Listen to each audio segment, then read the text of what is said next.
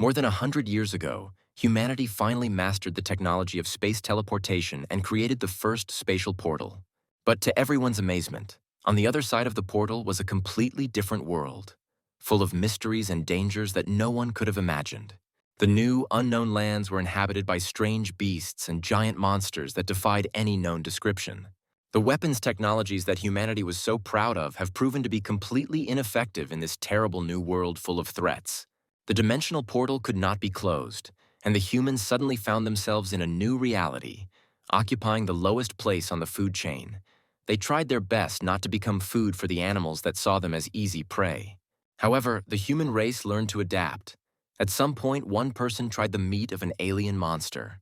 It was then that his body changed forever, and a process of genetic transformation began that gave him new and completely unknown powers.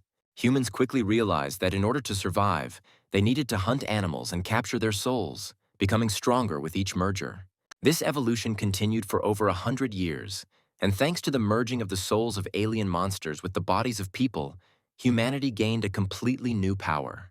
Only by continuing to evolve and genetically change did humanity have a chance to survive in this new world, where the weak perish and the strong sometimes reach the level of gods. In this world, known to people as the refuge of the gods, lives a young man named Hansen, who has an as yet undeveloped power. It's only been a month since he moved into one of the shelters, but in that short time, he's already become a target for the other people living there.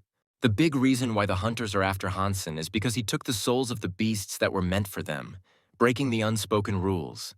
Perhaps many will consider this a shameful act, for which the young man deserves death. But we must not forget that in this world the weak eat the strong. Survival and evolution are the only law here. And if the hunters catch up with the guy, he will not be able to avoid death. Hansen believes that in this fight he will either gain everything or lose everything, which sounds simple, but for him it is a matter of life and death, because no one wants to die, including him. A month ago, Hansen arrived at the Steel Armor Vault, which is one of the most famous vaults of the gods. The guy slowly enters inside through a massive tunnel. Before his arrival, he had high hopes for this place. He decided to come here on the day of his 18th birthday, associating it with the beginning of a new life. However, he ends up in this world against his will. The shelter of the gods is a dangerous place where those who failed to enter the university are sent and become cannon fodder. Hansen's father dies suddenly. His mother is unable to work due to illness, and his sister needs money for her education, so he becomes the family's sole breadwinner. A passerby passes by Hansen. The guy immediately notices that this man is dressed in magnificent armor of the spirit of the beast, which looks so impressive that he dreams of having the same. Suddenly Hansen grabs his face. His left eye, which often hurts anyway, begins to cause him incredible pain. He cannot understand what is happening to him. The guy is very worried about this pain. He slowly moves along the street, completely unaware that there is a huge monster around the corner. The young man enters an alley, but suddenly stops, as he now sees a huge monster in front of him blocking his path. Hansen looks closely at the monster and begins to think that perhaps the pain in his eye was caused by the proximity of this monster. The guy gets very irritated, calls the monster all sorts of names, and is very indignant at how impudent they are to even sneak into the city, after which he grabs the hilt of his sword. He instantly rushes into attack, thrusting his warblade forward, hoping to strike the monster with one powerful and precise blow. The monster does not notice the approach of the young man, who sneaks up on him, after which he plunges his combat blade into the monster. The beast lets out a loud cry, and people nearby are surprised to see how the young man plunged his sword into the monster's butt. Suddenly, the energy fog clears, and Hansen sees that where the monster had just been is the girl he had stabbed in the soft spot with his sword. The young man is in a state of great amazement. He looks closely at the woman's buttocks and is very surprised that there is a person in front of him. The people nearby are very surprised by what is happening. They discuss with bewilderment how Hansen could dare to plunge his combat blade into the buttock of a girl named Xuan. Xuan slowly turns around and gives the young man a vicious look. The girl is the most influential woman in the steel armor shelter. The people around him can barely contain their laughter, laughing at the fact that the guy obviously doesn't know that many powerful hunters are capable of transforming into monsters. Xuan's eyes light up with a furious flame. She loudly curses and scolds the young man, asking him a direct and angry question about what he allows himself to do.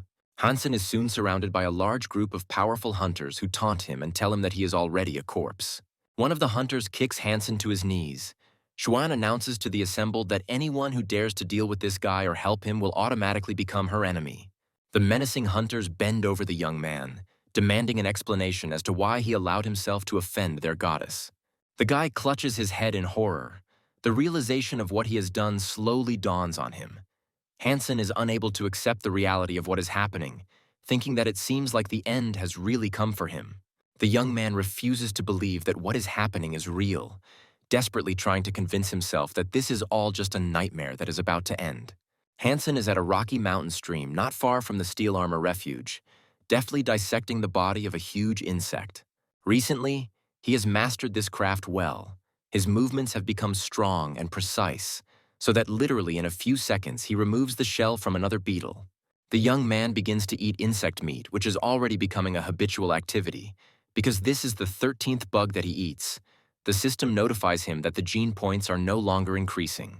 The system reports that he has received 10 random points, but the beast soul was not received again. The young man realizes that at this rate he will never be able to pass his first evolution and get the desired rank. In complete despondency, he clutches his head, realizing that the influence of the lower flesh on the process of physical evolution is practically zero. The young man had already spent a whole month in the shelter of steel armor, but he still had not been able to undergo a physical renewal, although he had recently been thinking about the possibility of hunting stronger creatures. He is overcome with despair, remembering that he was recently unable to defeat even a weak, low-ranked monster, which only makes his feeling of helplessness worse. In this fight, he almost lost his life, and he had to return to the shelter to heal his numerous wounds and recover. Hansen begins to think that it would be wise to find a group to hunt stronger creatures together, which would increase his chances of success. Suddenly, he begins to feel the familiar eye pain that is always a sign that a monster is nearby. And indeed, after a while, the darkness begins to be illuminated by a golden glow, which slowly but steadily approaches the young man. The glow becomes stronger and stronger. Hansen is at a loss to understand what this strange source of light could be. A huge black beetle, whose genetic origins remain unknown, moves towards the young man, adding to the tension. Hansen believes that this is clearly not an ordinary insect from those he has caught before, and so he decides to lie low, preparing for a lightning attack. The huge beetle doesn't seem to notice the young man and continues to slowly approach, illuminating the entire surrounding space with a bright golden glow. Hansen leaps out of ambush and approaches the massive insect at great speed before plunging his combat knife straight into its tough shell. The system congratulates the young man on a successful hunt, informing him that a black divine blood beetle has been killed, and the boy can receive the soul of a divine blood beast. Hansen is very surprised by this information because he cannot believe how this is possible, because usually souls of divine blood are not found in insects. There are 4 classes of beasts in this world: normal, primitive, mutant, and divine blood. With the latter class being the rarest and most valuable, the divine blood class is incredibly difficult to obtain. And even in the steel armor shelter, such trophies can be counted on the fingers of one hand. Hansen opens his profile and finds out that he received armor from an unknown divine blood class black beetle. The young man can't believe that his wish came true so quickly. The body of the dead insect begins to glow brightly, and a powerful column of energy bursts out of it, approaching the guy at great speed.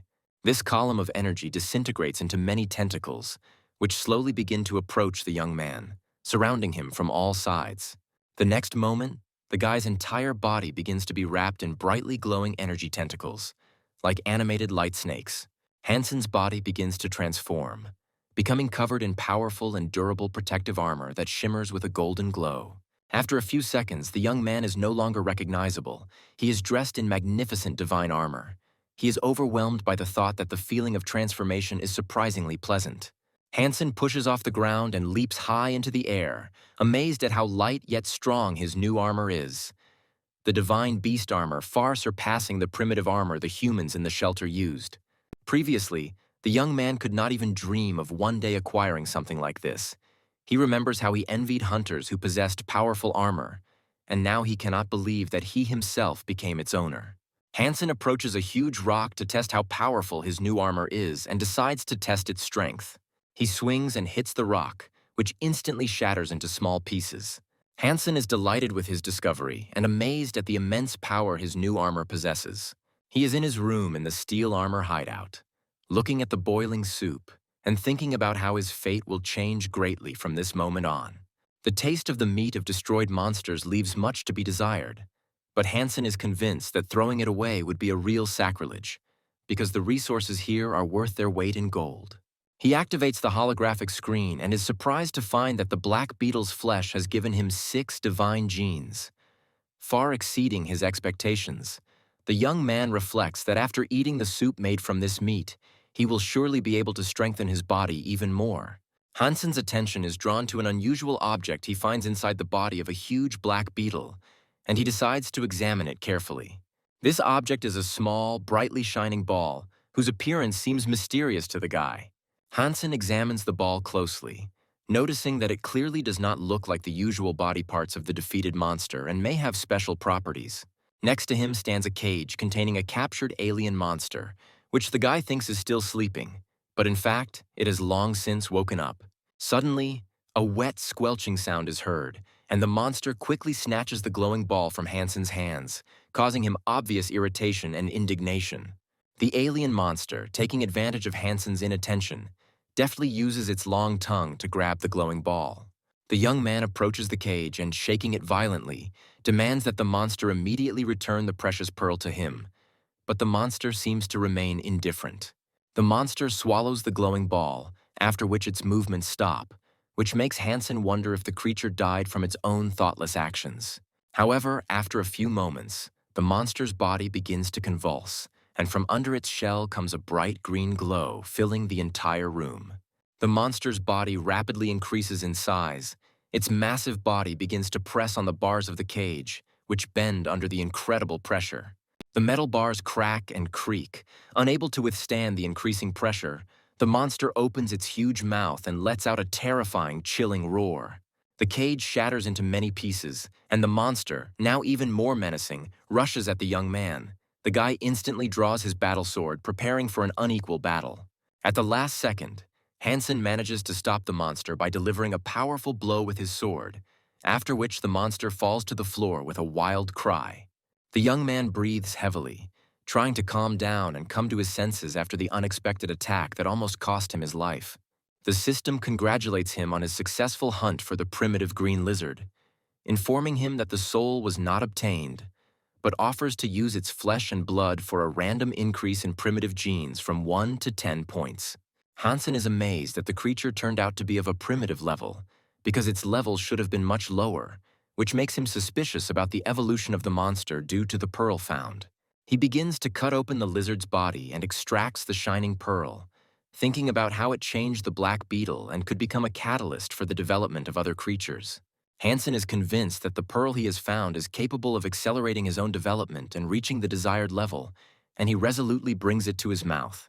Hansen's mother and her daughter are having a tense conversation with their relatives, who are expressing dissatisfaction with the fact that the entire inheritance of their parents ended up in the hands of a woman. The relatives insist that she return their share to them, claiming that this will allow her to continue living in the house with her daughter alone. Hansen's second uncle claims that the woman has used the house long enough and it is time to fairly divide the property among all the heirs. The first uncle fully agrees with this opinion, adding that he and his family received absolutely nothing from the inheritance, despite their equal right to it. The woman tells Hansen's mother that the house is worth 3 million and offers to give everyone 1 million each and take the house for herself. Mama Hansen tells those present that they are poor people and do not have 2 million, and if the house is sold, she will have nowhere to go with the children. The uncle angrily tells the woman that she is not the only one with problems. He reproaches her for the fact that her children received an education, unlike his, and now he needs a lot of money. The man, realizing that the conversation is reaching a dead end, declares that there is no point in talking further and suggests that the woman either sell the house or pay the money through the court. After these words, the relatives leave, and the woman, silently sitting on the porch of the house, plunges into anxious thoughts. Hansen is very angry with his relatives. He is outraged that they have the audacity to come here and try to take away the old house. The guy remembers how in a difficult moment his father helped them pay off the millions they owed. Mama Hansen recalls that her husband died for nothing, because he had a falling out with the star group at one time. Bitter tears appear on her face. The woman thinks that she is completely useless since she cannot protect the old house. Hansen asks his mother not to worry. He says that he asked for help from a lawyer who promised to take care of them. This news calms the woman down a little, and she begins to hope that no one will take their home away from them. Hansen is trying his best to contain his irritation. He's very angry that his relatives have the audacity to abuse his mother and sister and believes that they will have to answer for their actions. The action moves to the Star World Station, which is a transport station for a shelter called Steel Armor. A large number of people move along glass corridors, and loudspeakers announce that the president is completing the third evolution and has advanced to the fourth space of God's refuge in order to become a demigod. Hansen is in a bad mood. He has achieved nothing in life and hears on the loudspeaker that a genius boy has passed into the second space with 100 mutation points. The guy, having sat down in the carriage, involuntarily listens to the voice from the loudspeakers, which announces that the council member, having shown rare endurance and persistence, yesterday tracked down the demigod warrior and defeated him in an unequal fight, demonstrating his impeccable fighting skills. Hansen is frustrated that luck continues to pass him by. He feels that he is unable to achieve anything significant despite his efforts. But the guy tries to set himself up for victory, believing that with the new crystal, he will soon become the same as the demigods. However, the guy thinks that it is unlikely that he will score 100 points in the divine gene. Despite this, he believes that there is a chance to score these points in the original mutation. He decides that he needs to go to the Valley of the Winds. Hansen decides to fight the simplest alien monsters and use all his powers to earn more money. First, he needs 2 million to pay for the house. Bitter tears appear in the guy's eyes because he realizes that he has serious problems. But he hopes that with the help of the crystal, he will be able to earn enough money to buy a house. Suddenly, his thoughts are interrupted by a loud sound. The guy raises his head to the sky and sees a wind mantis rapidly approaching him. Hansen is glad that he noticed it first, because such creatures hide very well. The wind mantis, although it has a primitive level, has incredible speed, but its body is very poorly protected, making it vulnerable to attacks. Hansen rushes into a swift attack on the monster, believing that only its blood will be enough for him. The praying mantis notices the young man approaching. He flies up a little higher into the air and hovers above the guy. Hansen is very surprised, as the behavior of this praying mantis seems extremely strange, because usually such creatures avoid direct confrontation. Instead of running to safety, the mantis spreads its many legs and quickly rushes to attack, stunning the guy with its unexpectedness and aggression. Hansen fails to dodge and is hit hard by the alien mantis, feeling each paw slam into his armor, causing him to lose his balance for a moment. He begins to think that perhaps he was too hasty in his attack, because this insect has surprisingly high speed, and he did not expect such a powerful rebuff. The boy looks closely at his armor, unable to believe that it remained undamaged after such a powerful attack, and his surprise becomes more and more obvious, because he expected the worst. Hansen feels deep satisfaction that his armor has withstood such a brutal test, and, filled with confidence, decides that with such protective gear he will be able to achieve incredible heights in battle. At this point, the system notifies him that the hunt was successful and he has eliminated a primitive-level wind mantis, which only strengthens his confidence in his abilities. Hansen looks up, his amazement growing as he notices a multitude of new wind mantises in the sky, causing him to instantly wonder what he should do now. The guy is convinced that with his new armor, death is not a threat to him, and that he is now able to confront many monsters. The praying mantises continue to attack the guy, but their efforts are in vain, because with the new armor he is not afraid even of mutated monsters. All their blows are broken by his defense. Wielding his combat sword with skill, Hansen cuts down entire hordes of attacking wind mantises, his strikes precise and deadly, and his protective armor gives him a complete advantage in combat.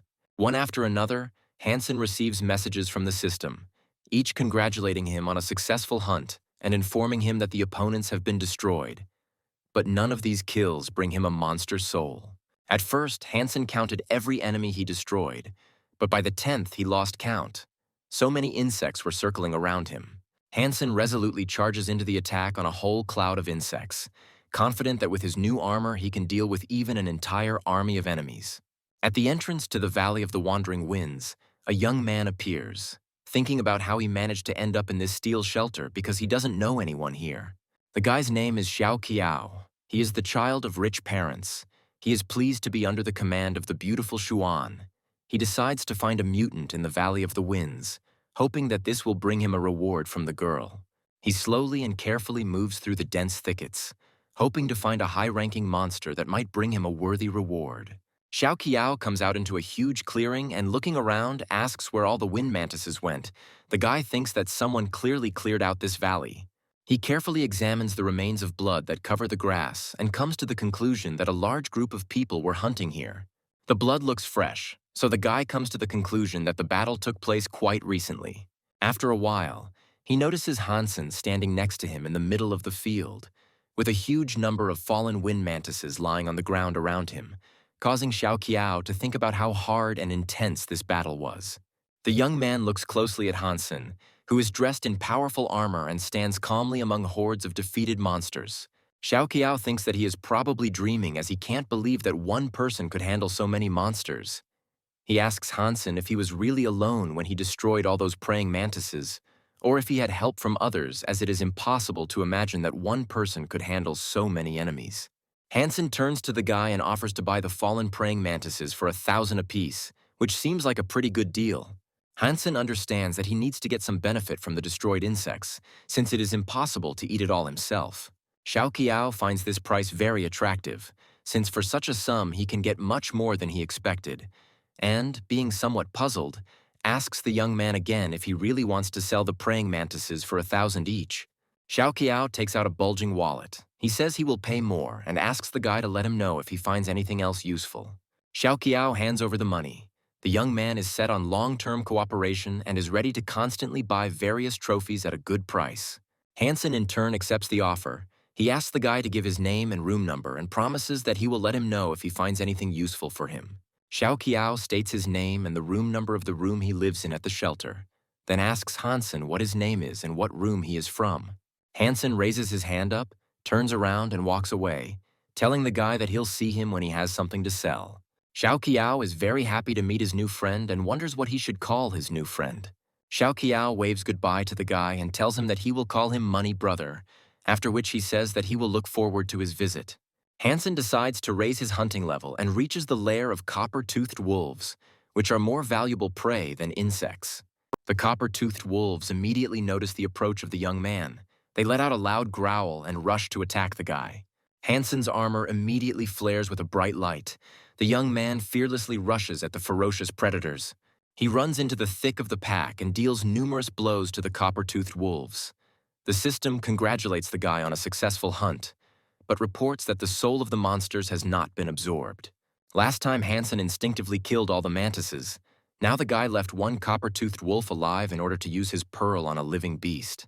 He gives the beast a pearl to swallow and then destroys it.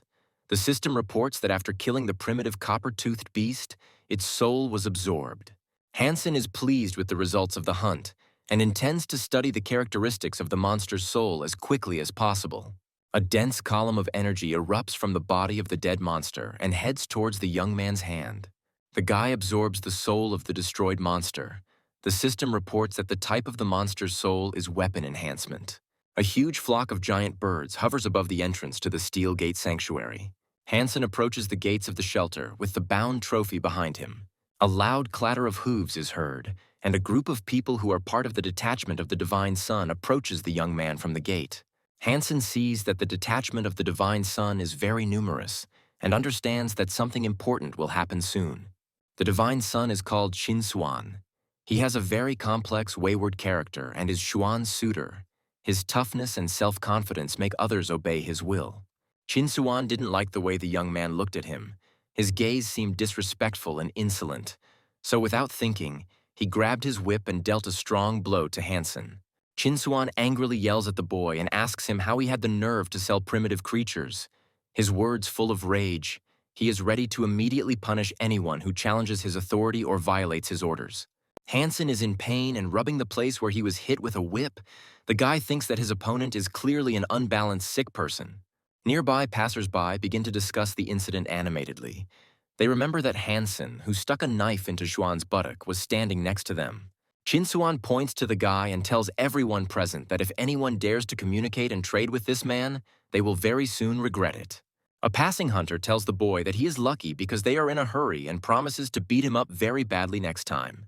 Hansen silently calls the hunters freaks, thinking that he needs to increase his strength as quickly as possible with the crystal in order to take revenge for such a disdainful attitude in the future.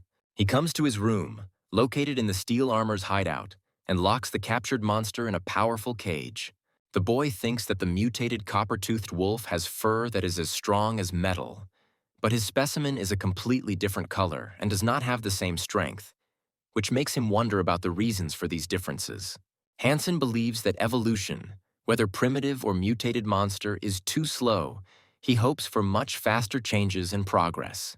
Suddenly, he is distracted by a conversation coming from the next room, people discussing that many people have already died. Hansen, coming closer and eavesdropping through the crack, learns that 3 large clans have gathered on the mountainside because a huge beast with divine blood was discovered there. Without wasting a second, Hansen goes to the mountainside. He is sure that such luck happens very rarely, and he must get a creature with divine blood. Hansen is at the top of the slope and trying to catch his breath. The young man hopes that he got there in time and it is not too late. He peers into the valley and notices that a powerful battle is taking place there, the echoes of which reach him.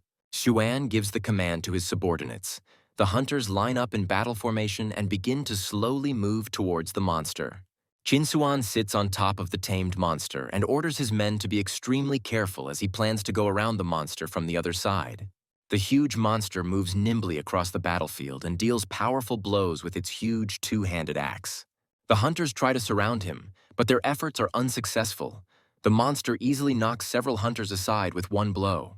Hansen watches the fight unfold in amazement, impressed that a creature with divine blood is so strong.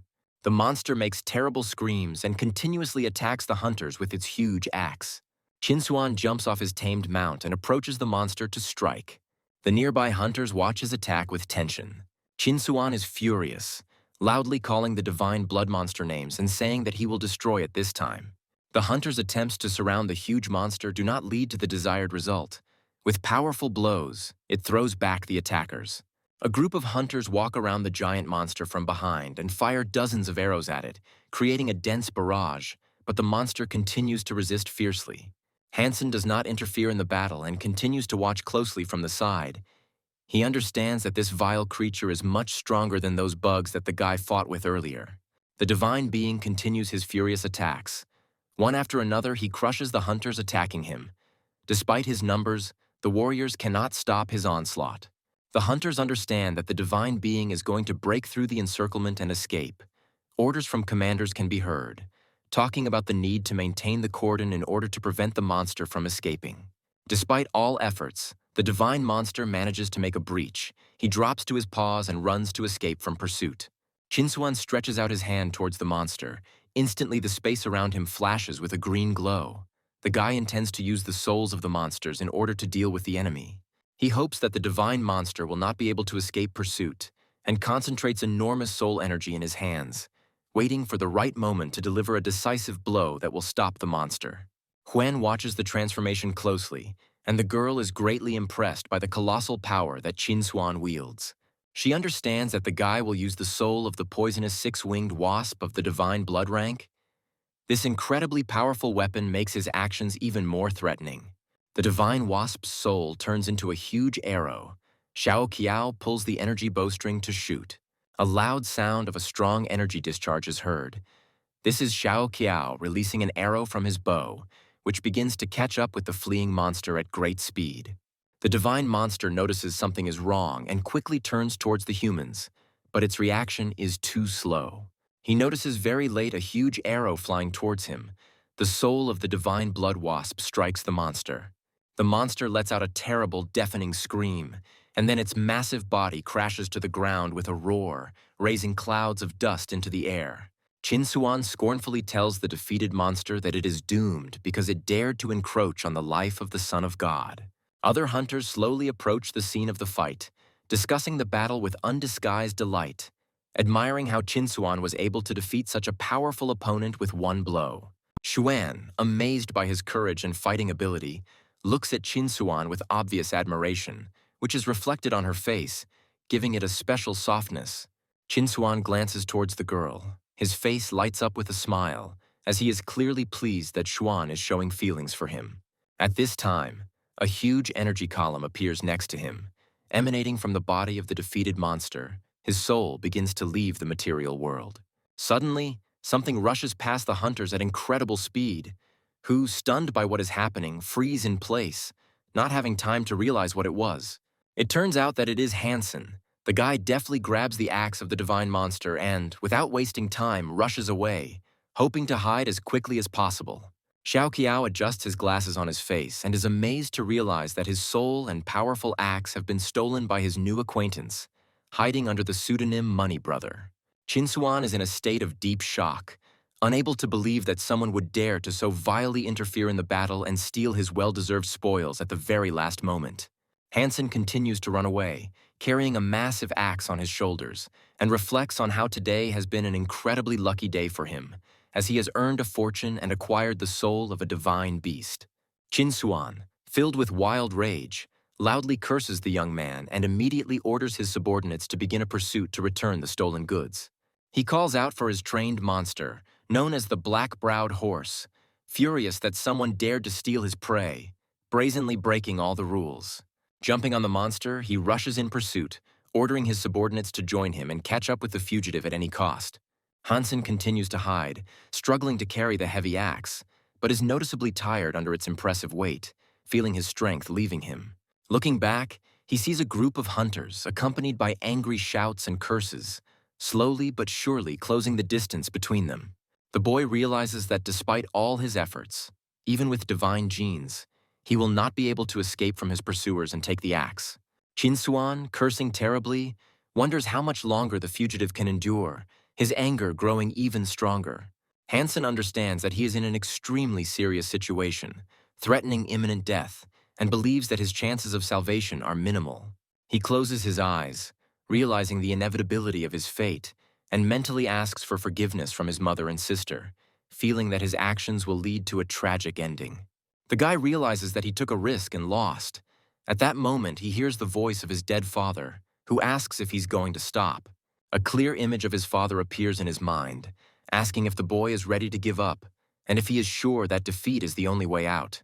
Hansen remembers training with his father as a child, when the man told him that giving up was unacceptable, because everything in life is just a game. Father suggests Hansen to climb to the top of the mountain to destroy the NPC located there and go up 2 levels. But the boy is afraid, because the mountain is full of monsters, and the path to the goal seems too dangerous. At the top of the hill, the NPC is surrounded by monsters that are constantly trying to get to him. The voice of the father reminds that danger is inevitable, but living in fear of it is not an option. The man draws his bow with a container attached to his arrow and says that genetic evolution is an exciting adventure available to everyone. After a precise shot from the bow, the father takes out his combat blade and fearlessly rushes to attack the monsters surrounding the hill with the NPC. The container at the end of the arrow activates, releasing a strange gas that begins to disperse around. Meanwhile, Father Hansen continues to methodically move forward, dealing crushing blows to the giant monsters with his sword. After some time, the man destroys most of the monsters and, having overcome all obstacles, climbs to the top of the hill. He confidently points his weapon towards the NPC, demonstrating his determination to finish what he started. The father turns to Hansen and asks how he plans to survive if he spends his life being afraid to take risks and avoid difficulties. The man and his son take up a circular defense and say that in order to develop, you need to use all available opportunities, because in this game, people are at the bottom of the food chain, just like in real life. He reveals a secret to Hansen. If you want to survive, you need to become stronger, and the faster this happens, the better. Hansen recalls with excitement that this was an incredibly strong psychological overload for him, which he could hardly withstand. The father, looking at his son, thinks that he is too kind and naive to think about such difficult things. But understanding reality is inevitable. The man explains that in the game he can support his son, but in life Hansen will have to deal with problems on his own.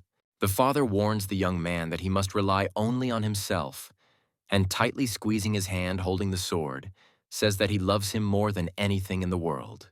After these words, the man, showing incredible self-control, plunges the Hansen sword into his chest to transfer power to his son. Hansen screams in horror, not believing what is happening. At this moment, the game system informs him that he has successfully moved on to the next level. His father's words echo in his head, reminding him that if he wants to survive, he needs to become stronger, and that's the whole secret. Realizing that he still has a chance, Hansen decides not to give up and starts running as fast as he can from the hunters, who are getting closer to him with every step.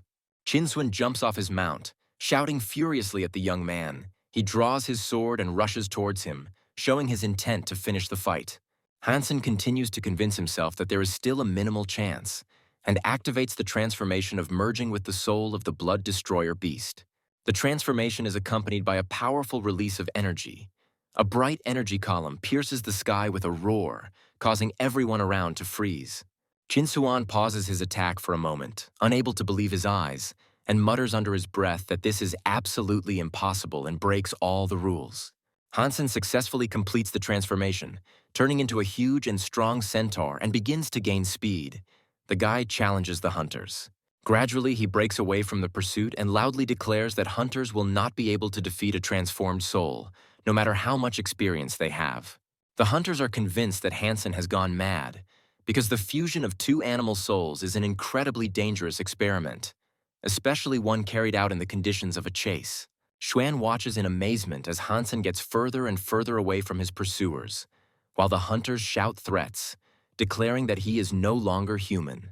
The hunter reports to his commander that continuing the pursuit is extremely dangerous, because ahead of them lies a difficult mountain serpentine, where it is extremely difficult to catch the thief. Xuan, watching the events, feels sincere admiration, realizing that the young man not only stole the golden axe, but also managed to absorb the soul of the vile creature, taking it right from under the nose of the Son of God. The hunters decide to give up the pursuit and move on to discussing the young man, believing that their commander wasted the divine beast's disposable arrow, failing to gain anything, while their opponent escaped from a dangerous situation, miraculously escaping death. Meanwhile, Hansen, having reached the forest lands, falls exhausted to the ground and tries to catch his breath, realizing that his ability to transform is limited to only 7 to 8 minutes. Wiping the sweat from his forehead, Hansen realizes that he was indeed lucky. If the gods were chasing him, they would not have let him leave alive. Now he is worried that the axe cannot be hidden, like the soul of a beast, and he has made the Son of God himself his enemy. Hansen reflects that it is not possible to sell the soul of the beast, but he hopes to get 2 million for the axe. Gradually, fear gives way to joy from a successful hunt, which became a humiliation for 3 families at once. The hunters, standing at the main gate of the refuge, continue to discuss the young man hiding in the forest, and contemptuously consider him a pathetic coward, although they understand that he has caused them serious inconvenience. Hansen also approaches the gates of the shelter. He's going to forget about the huge axe for a while and concentrates on the acquired soul of the beast. At the entrance to the shelter, the young man is stopped by a hunter who informs him that a search will now be carried out. His partner says the man is wasting his time because the guy doesn't look like a smuggler or someone who has money. The hunter listens to his partner's words, casually pushes the guy aside and orders him to get lost immediately. A small smile appears on Hansen's face. The young man pleased with how easily he had outwitted the hunters guarding the entrance to the shelter. The guy slowly walks along the streets. Around him, he hears numerous conversations of passers-by who are already aware of the events and are discussing that some stranger named Money Brother has fooled the son of the gods. The locals are discussing this news with great enthusiasm. They say that the Son of God was simply beside himself with rage. The guy even destroyed his house out of anger, because the stranger had fooled the elite group. These conversations bring undisguised joy to Hansen. He finds it funny that no one knows his real name, and everyone talks about him as the unknown Money Brother. Xuan is in her secret room and talking to her interlocutor. She says that the guy is very lucky, because she stood up for him. Otherwise, he would have been tortured. The girl immediately demands that her interlocutor tell her everything he knows about the Money Brother and how he met him. Xiao Qiao tells the girl that he doesn't know him personally. They just met one day one-on-one in the Valley of the Winds, after which he bought several animals from the guy and gave them to his friends to try. Xuan tells the guy that she does not blame him for anything and is not going to punish him. She asks him to convey her message to the Money Brother. The girl is ready to pay generously for the soul of the divine beast and his weapon. Xiao Qiao happily agrees. and the girl's voice is heard, strictly forbidding him to talk about this meeting and demanding that this conversation remain between them. Hansen is deep in the mountains. The system congratulates him on his successful hunt for a primitive-level green scaly beast and informs him that the beast's soul has not been absorbed, after which it offers to eat the beast's flesh in order to obtain 1 point of the original gene.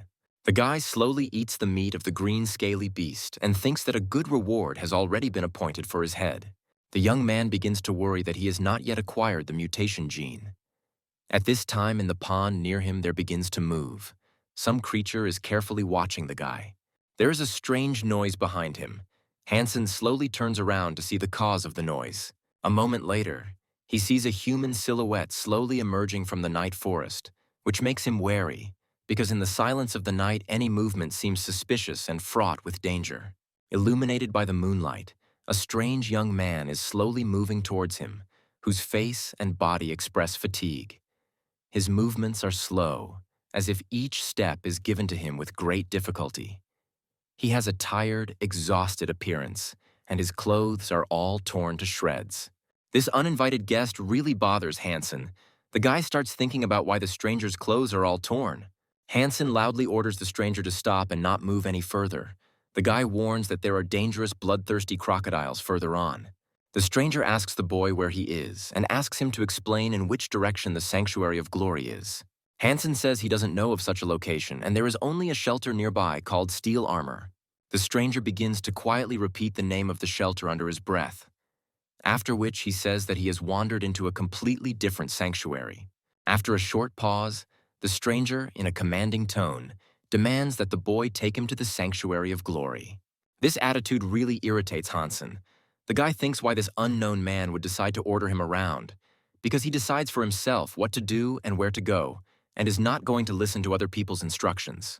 He tells the stranger that he would be better off moving south from here, and if he goes quickly, he will be able to get out of the forest before dark, while Hansen confidently states that he himself is going to go hunting and has no time for useless talk. Hansen thought that in this way he would be able to get rid of the annoying stranger who was bothering him. But the next second, the young man received a powerful blow in the back. The force of the impact was so great that Hansen was thrown several meters to the side, which upset his balance and he fell to the ground, hitting his head on a rock. He slowly gets to his feet, holding his head with his hand, trying to recover from the blow and, barely containing his anger, asks the stranger what the hell he is doing. The stranger, in an impudent tone, orders the boy to listen to him better and take him as quickly as possible to the place he spoke of, as if not realizing that this can only cause anger. Hansen is extremely angry at this behavior. The young man instantly activates the soul of the beast. A bright energy flame flares up in his hands. The next second, this energy flame transforms into a powerful magical spear. Hansen confidently informs the stranger that he will not tolerate such treatment.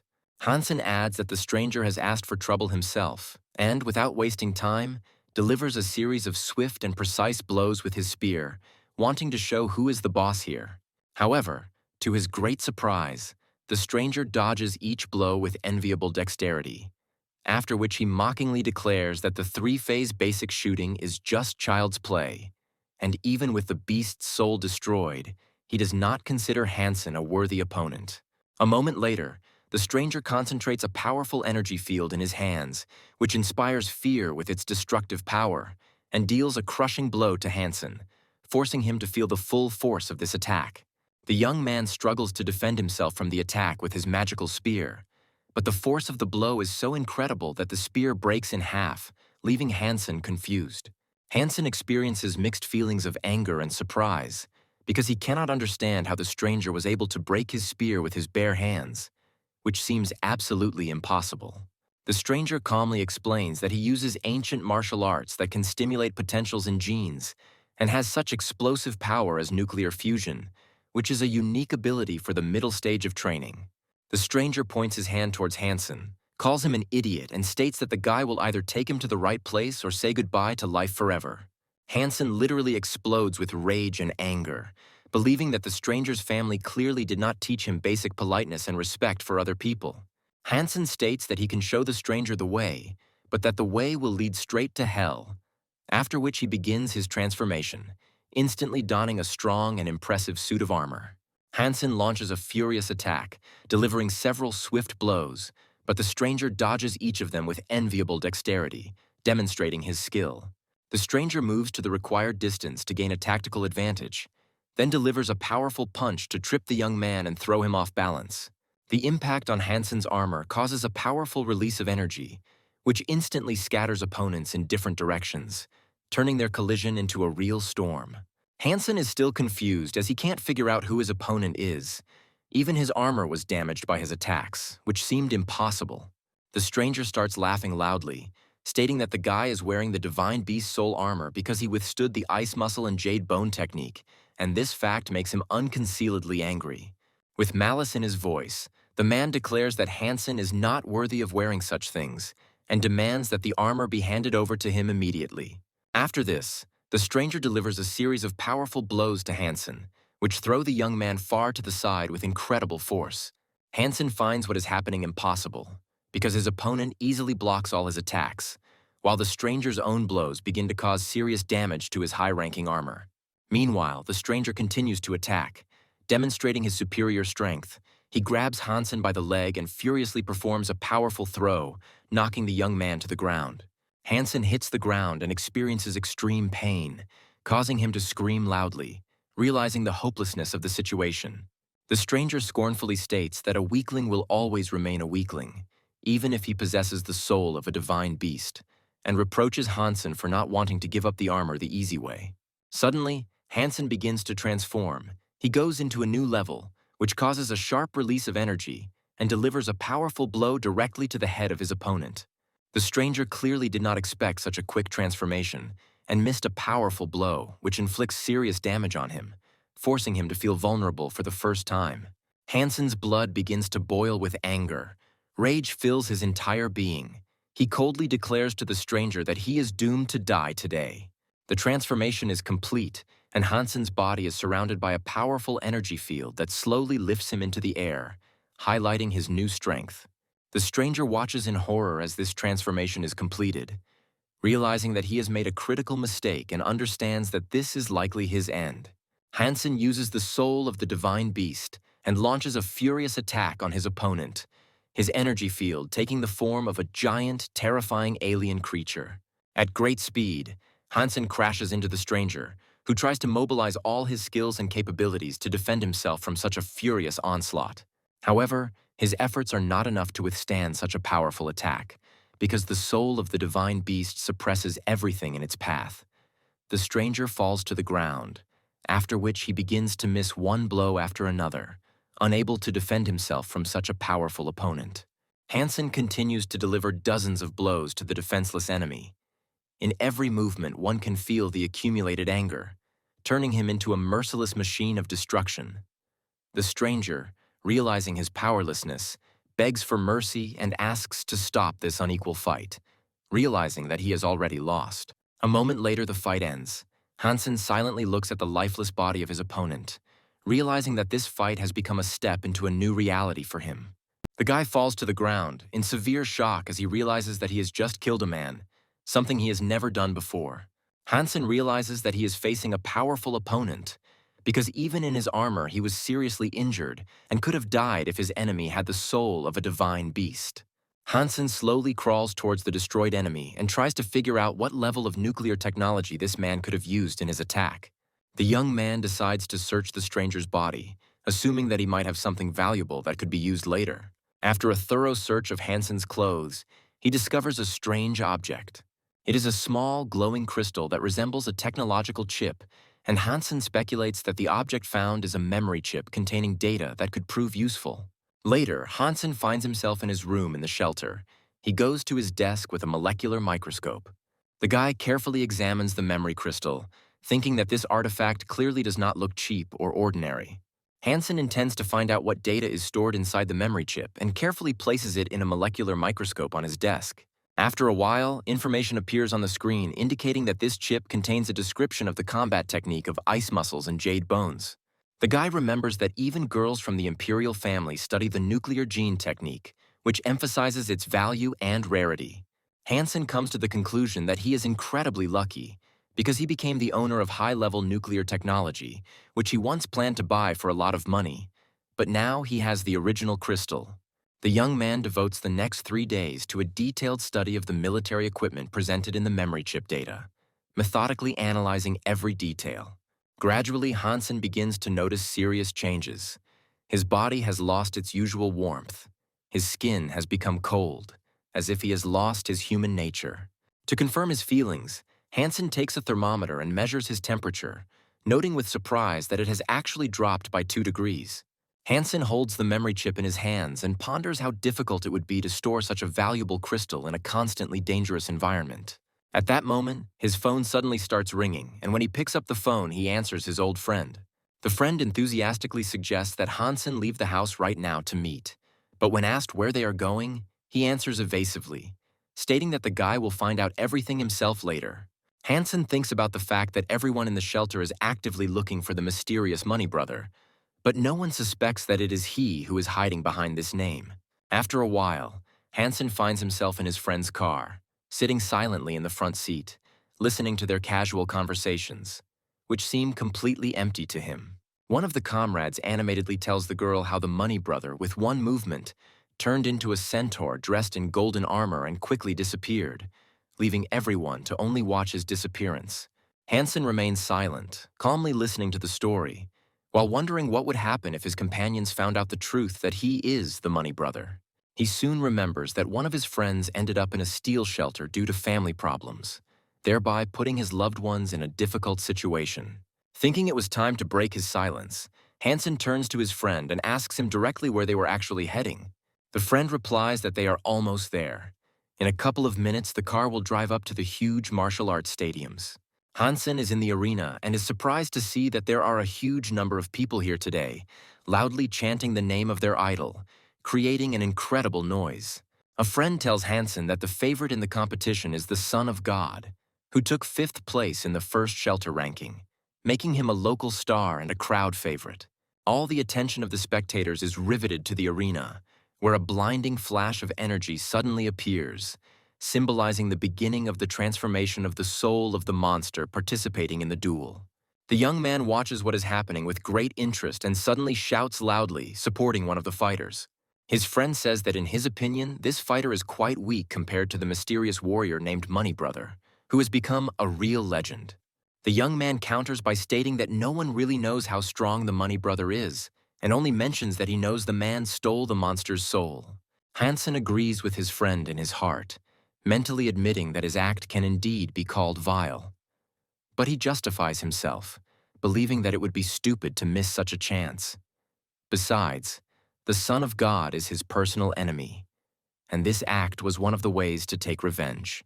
Hansen realizes that no one can know that he is the Money Brother. 2 weeks fly by unnoticed. Hansen, in his room, sits next to the cage where the captive monster is, which he carefully examines. The guy realizes that the copper-toothed beast is now a mutant, and he really wants to eat it to improve the genetic mutation. But he has to hold back because he urgently needs money. Hansen decides that it is time to meet with Xiao Qiao to sell him a quality product that can bring him the money he needs. Late in the evening, the young people meet in a deserted clearing in the Valley of the Winds. Hansen hands the guy a heavy package. Xiao Qiao asks what the asking price is for the mutant jerky, to which Hansen confidently repeats that the price is 2 million in cash. Hansen adds that he is not a fraudster and the price is fully justified, as this mutant meat is extremely valuable and corresponds to the declared quality. Xiao Qiao agrees with his words, hands over the money, and says that it is really a pleasure to work with Hansen, after which, as if by chance, he says that Xuan asked him to pass on a message. Hansen learns that the girl wants to buy from him the soul of the divine blood beast and the golden axe that he took. The guy replies that she must offer a decent price if she wants to do business with him. On the edge of the forest there is a deep cave called the Bottomless Pit. Hansen, with a full bag of loot, slowly descends through the winding labyrinths of the dungeon. He is in a good mood because he has good prey behind him. And besides, in his armor, the poisonous crystal scorpions are not scary to him, and he killed almost all of them. Suddenly the young man stops, as he sees ahead the silhouette of a man sitting on a stone, and a female voice is heard calling him Money Brother. These words have a strong effect on Hansen. The guy stands rooted to the spot, unable to move. The girl, noticing his confusion, asks again whether he is really a money brother. Hansen ignores the girl's words and walks past, not wanting to waste time on unnecessary conversations. Xuan calls the guy a money brother and asks to take her away from here, feeling that in this situation she cannot do without help. Hansen turns around and asks the girl how to do this. Does she really want him to carry her away in his arms? Xuan tells the guy that this is the only option, since she has very serious problems with her leg. Her request is not a whim, but an urgent need that Hansen must understand. Hansen tries not to panic and calm down. He begins to think that at the moment he is in armor and the girl will not recognize his identity. In addition, the girl is wounded and is unlikely to be able to attack him, which gives him confidence that he can act more calmly. The young man asks how a person stung by a scorpion can still speak.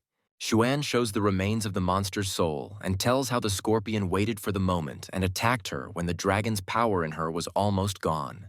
The young man approaches the girl. She instantly pulls out a combat blade and tells the guy not to hope to take advantage of the moment, since the dagger in her hand is made from the divine soul of the poison heart butterfly, and its armor is unlikely to withstand such a blow. Hansen replies with surprise that he hadn't even thought about anything like that. And besides, the girl herself asked him for help and he doesn't intend to attack her. Xuan says that she will pay the young man generously if he gets her out of this cave safe and sound. Hansen says he doesn't need the money now, but later remembers the scorpion the girl mentioned and asks if it's dead. Xuan doesn't understand why the young man needs a scorpion and says that it is here, after which he looks at his bag filled with the bodies of killed scorpions. She doesn't understand how the guy dealt with a huge number of monsters and didn't even get hurt. A satisfied smile appears on Hansen's face. The young man says that as payment he will take the soul of the mutant, after which his gaze falls on the body of the destroyed monster. The guy adds that he will also take the defeated scorpion for himself. The young people are in the forest next to a bottomless pit. The guy slowly walks forward, carrying Xuan on his back. The girl asks the young man to carry her to the doors of the shelter. The guy replies that this is a bad idea since he does not want anyone to see them together. Xuan recalls how the young man ate the crystal scorpion meat as if he was constantly doing so. She thinks it must be very unpleasant. Hansen stops and tells the girl that the shelter is very close. He wants her to ask someone to help her get there. He holds out his hand and says that she must pay him for the work.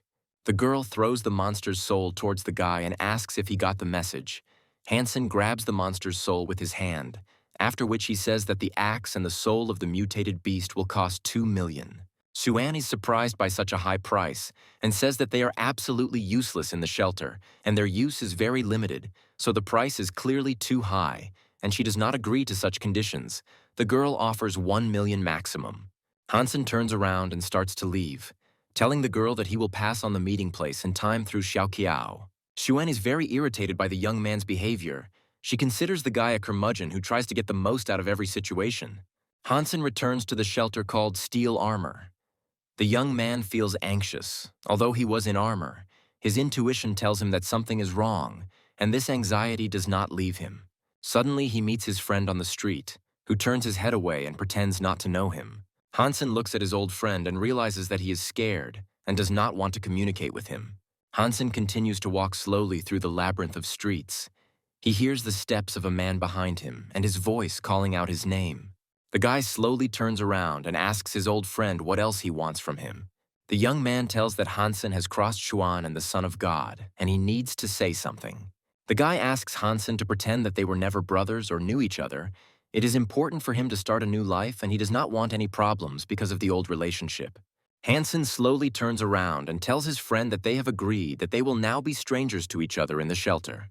Hansen is very upset by this statement, but he doesn't show it, deciding not to show his emotions, although in his thoughts there is an understanding that he and his friend were never really friends. Hansen is in his room. He carefully examines his rich loot. On his desk lies a huge number of useful artifacts and 2 briefcases filled with cash. The young man takes the bundles of banknotes in his hands and, without hiding his great joy, says that now he and his family will definitely live well, because they have never had such opportunities before. To begin with, Hansen, along with his mother and sister, is going to take a walk around the city, wanting to arrange a pleasant day for his loved ones, to distract them a little from their usual worries. They approach an expensive restaurant. The young man tells his sister that she has long dreamed of trying sapphire ice cream, which she has so often seen in the windows. A joyful smile appears on the girl's face. She tells Hansen that he is the best brother in the world because he always tries to make her happy. The mother tries to stop the young man, reminding him that this establishment is very expensive, and they should save the money that he earned with such great difficulty. Hansen tells his mother not to worry, assuring her that now that he has the gene mutation, he will be able to become stronger and earn even more money so that the family will never experience need and live in abundance. This pastry shop is a very expensive establishment. The Hansen family is going to go up to the second floor to enjoy all the delights of the restaurant. However, on the stairs in front of them, an employee suddenly appears, blocks the way, and says that they cannot go there. The attendant points to an information board and states that the second floor is reserved for celebrities and aristocrats, making it clear that access to this area is restricted to the elite only. Hansen did not expect this situation because he thought that having money opens all doors. But in this situation, he understands that money does not solve everything. Mom asks Hansen not to worry and suggests that he buy ice cream for his sister while she and her daughter wait for him outside. She tries to calm the young man down and relieve the tension. Hansen tries his best to hide his intense irritation. He realizes that he needs to become a celebrity or an aristocrat in the near future so that such obstacles will never arise in their path again. At this point, he gives himself a firm oath that in the future he will have enough influence so that no wooden tablet can limit him or his family. The vault is a large conglomeration consisting of many districts, connected by an overhead railway that passes through all key areas. Hansen is in a crowded train carriage and cannot understand why the train is always packed to capacity at this particular time. Suddenly, the locomotive brakes sharply, causing instant confusion among the passengers inside, turning into panic. Due to the sudden braking, Hansen loses his balance and crashes hard into the girl standing next to him, realizing that he is in an extremely awkward situation. The young man is confused because not only did he accidentally bump into the girl, but he also accidentally touched her chest with his hand, which makes everything even worse. Hansen tries to apologize to the girl but doesn't have time to finish speaking because he gets a powerful blow to the face, causing him to stagger back. Hansen clutches his face, feeling a sharp pain, but despite this, he still apologizes to the girl once again, trying to smooth over the unpleasant incident. The girl turns out to be Xuan, who in a fit of anger begins to insult the young man, and is surprised to notice that this is the same man who had previously caused her a lot of trouble. The guy, rubbing his bruise, asks Xuan in surprise what she is doing in the train carriage. Xuan says that she can no longer tolerate his antics, adding that at first she thought the young man was a fool, but now she is sure that he is a real pervert and a scoundrel. The passengers in the crowded carriage begin to whisper quietly, discussing the incident. They noticed how the young man accidentally touched the girl's breast, and they actively discuss what happened. Hansen tries to explain the situation, claiming that it was all just a misunderstanding caused by the sudden braking of the train, which caused him to lose his balance and fall. Xuan replies that she might have believed him if it had happened for the first time, but she vividly remembers the time he managed to stick a knife into her buttock. The investigation takes some time, during which time the high-speed train arrives at the station, diffusing the tense atmosphere in the carriage. The girl warns the young man that she will tolerate his behavior for the last time, and if such incidents are repeated, she promises that she will personally send him to prison. Xuan steps out of the carriage onto the platform, where she is met by a guard of honor. The military salute her and call her their mistress, emphasizing her high status. This unexpected information greatly surprises Hansen, who did not even suspect that the girl was the head of the local garrison. The guy grabs his head, realizing that now her subordinates can monitor his every move, which threatens the disclosure of his second personality. Hansen decides that from now on he will avoid meeting Xuan at all costs, so as not to expose himself to unnecessary risks. His thoughts are suddenly interrupted by a rough male voice, which calls the young man an idiot and orders him to come to him immediately. Hansen turns around and notices that the man is actually addressing him. He rudely demands to come over and says that he has some questions. Hansen is nervous, but tries to diffuse the tension with a joke, stating that the men are probably busy and he doesn't want to waste their time. The next moment, the man roughly grabs the guy by the jacket, coldly declaring that he did not ask his opinion and orders him to follow him. The group of people that Hansen joins are moving at a fast pace through an abandoned mountain forest. Along the way, the men discuss their progress, noting that the gods had been especially generous today, as they had managed to catch a large number of monsters. Hansen has been with this group for several days now. The men have been carefully combing the forest, but have not yet encountered a single high-ranking mutant, which causes them slight disappointment. A group of hunters climb to the top of huge cliffs. Hansen ponders why the Son of God brought so many people with him, because only small creatures live in this forest. The group suddenly stops and everyone turns their gaze to the enormous cave located at the foot of the cliffs. The subordinates report to Chinsuan with obvious respect that the sought-after place is located right here. The senior hunter points his finger sharply at several men, giving the order to immediately go on reconnaissance. He brooks no objections. The man notices Hansen standing nearby out of the corner of his eye, casually nudges him in the shoulder and adds with obvious mockery that he hopes the guy won't let them down. Hansen is displeased to find that the Divine Sun's men are using them as expendable material, sending them into a cave where danger may await them. The reconnaissance party, lighting the way with torches, slowly moves deeper into the dark cave, discussing the current situation and assuming that they have gone too far. One of the more experienced hunters suggests slowing down, warning that an attack could occur at any moment. The man of the Divine Sun irritably raises his hand with an energy whip, painfully lashes those who are lagging behind and orders them to stop chatting, demanding that they speed up since money has already been paid for their work. The reconnaissance team moves forward cautiously until they reach a wide-open space where the road ends at the edge of a huge underground lake. The surface remains mirror-smooth and eerily still, and the hunters stop, amazed by the sight of the lake. One of the mercenaries approaches the man of the Divine Sun with the message that there is no way further, since there is only water in front of them. The man confidently throws his hand forward, and small objects appear in the air, which instantly turn into inflatable boats, after which he orders the mercenaries to immediately cross to the other side. One of the mercenaries cannot hide his surprise, because he had never even heard of such items before. Hansen watches silently as this unfolds, noting to himself that the Divine Sun's men clearly have more information and have been thoroughly prepared for this mission. A group of mercenaries carefully board boats, which slowly begin to cross a majestic and ominous underground lake. Hansen immediately notices that the people of the Divine Sun remain on the shore. He's alarmed by why there are only mercenaries in the boats, which seems strange to him. Suddenly he hears a strange sound, accompanied by a loud splash of water. He tenses up, realizing that this does not bode well. His fears are confirmed. The next moment a huge monster appears from the water. It lets out a piercing roar and begins to rise to the surface, scattering boats in a powerful wave. Hansen is overcome with fear. He tries to understand what kind of monster is in front of him, and around him he can hear the cries of frightened mercenaries begging for help. Chinsuan is clearly pleased with what is happening and watches everything with a smile. He says with satisfaction that finally the divine blood beast has shown itself. Meanwhile, the monster, which turns out to be a rare black dragon, emerges completely from the water, carefully examining the people as if choosing its next victim. The black dragon suddenly rushes forward and instantly bites through one of the mercenaries who was caught off guard, tearing him into two pieces. There are panicked screams all around, people desperately trying to swim back to the shore, while the dragon, with eyes burning with hellfire, continues to look out for its next prey.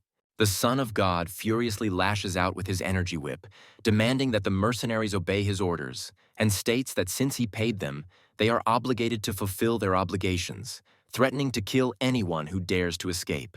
Chinsuan had been hunting for this powerful divine blood creature for a long time now, and he had absolutely no intention of letting some weaklings disrupt his operation. The mercenaries, quietly talking among themselves, discuss the current situation and, despite their fear, decide to take a risk and try to reach the other shore, using their numerical advantage. Hansen considers this idea to be extremely reckless, since it is obvious that the people of the Divine Sun are deliberately sending mercenaries to certain death. The black dragon disappears underwater for a moment, giving the mercenaries a chance to rush forward, hoping to swim across the lake before the monster reappears. Hansen rows with all his might, realizing Chinsuan's true intentions. The Divine Sun intends to distract the dragon by sacrificing the mercenaries to fill his stomach. The young man firmly decides that he is not going to die in this senseless operation and is obliged to save himself at any cost. A huge shadow appears under the water and moves rapidly towards one of the boats. The next moment, a massive black dragon bursts out of the depths. It strikes the boat with incredible force and throws its passengers into the icy water. Taking advantage of the chaos and confusion, Hansen transforms, dons his battle armor, and decides to use this chance to escape while it still exists. Some of the mercenaries manage to reach the other side of the lake, and they realize with horror that out of 40 people, only 7 remain. The hunter reports to the divine sun that it appears the creature has eaten its fill and it is now safe to swim across the lake. Shinsuan believes that this is indeed the case and orders his subordinates to board boats to cross to the other side. The divine sun's plan worked. The black dragon satisfied its hunger and did not appear again. The group of hunters reached the other side of the lake without incident. Their path is illuminated by bright torches, and they continue to move forward, carefully and slowly. After some time, the hunters find a hidden crevice containing 2 huge eggs. Shinsuan's face takes on a vicious, demonic appearance as he stares at the 2 divine blood creature eggs and thinks that he can now increase his gene count. In a rude manner, he orders 2 mercenaries to immediately approach the crevice and take the 2 eggs lying in it. The mercenaries meekly carry out Shinsuan's order, take the eggs in their hands, and notice with surprise that they are incredibly heavy. At this time, a wild roar is heard, which echoes throughout the vault of the cave, and a huge dragon appears next to the mercenaries, opening its terrible mouth. The mercenaries, unable to move, hold the valuable eggs in their hands and, as if spellbound, look at the black dragon.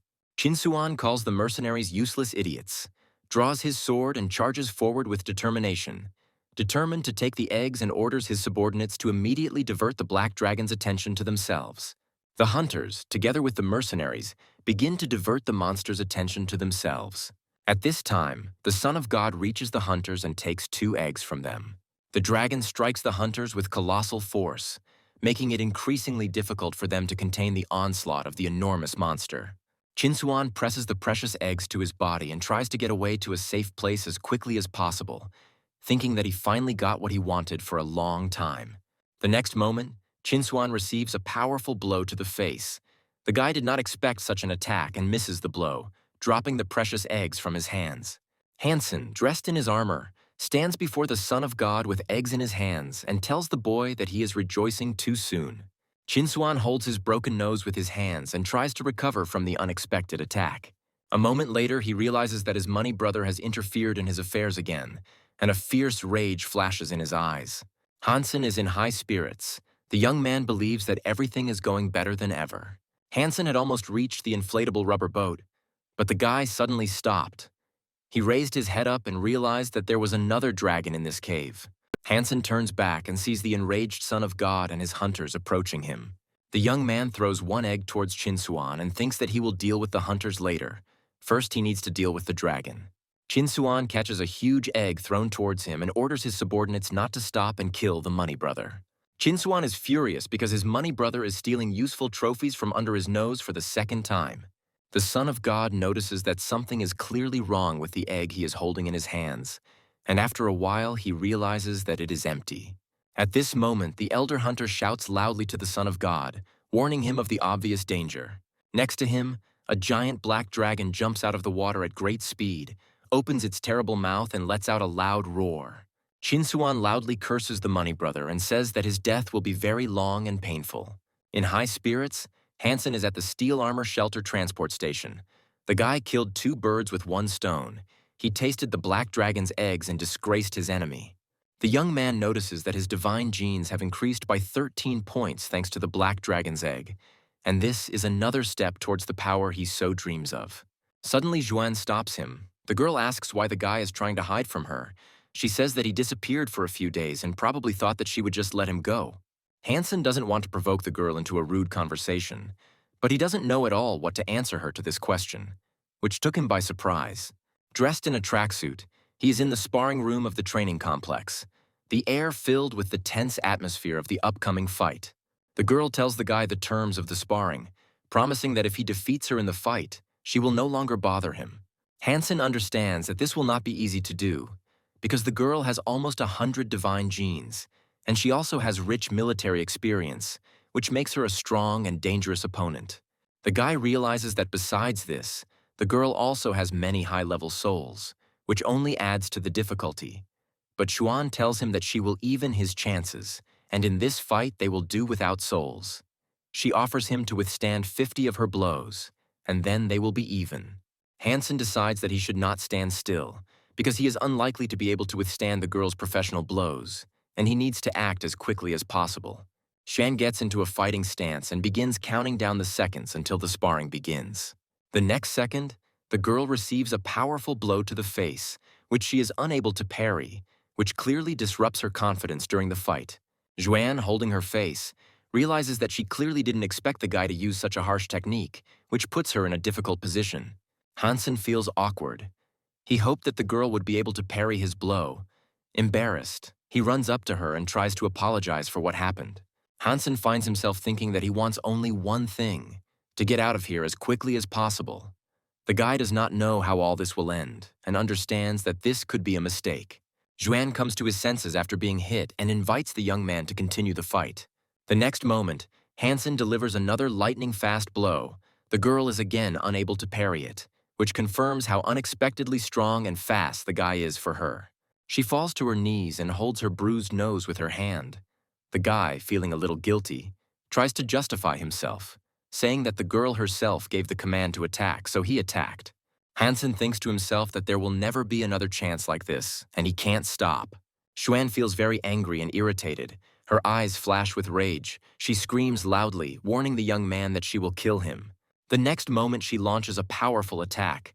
The young man dodges her blows with the last of his strength, realizing that now he needs to rely only on his speed and endurance to stay alive in this fight. Xuan is beside herself with rage. Her body takes on a demonic appearance. A bright field of energy flares up around her, as if reflecting the full force of her anger and desire for revenge.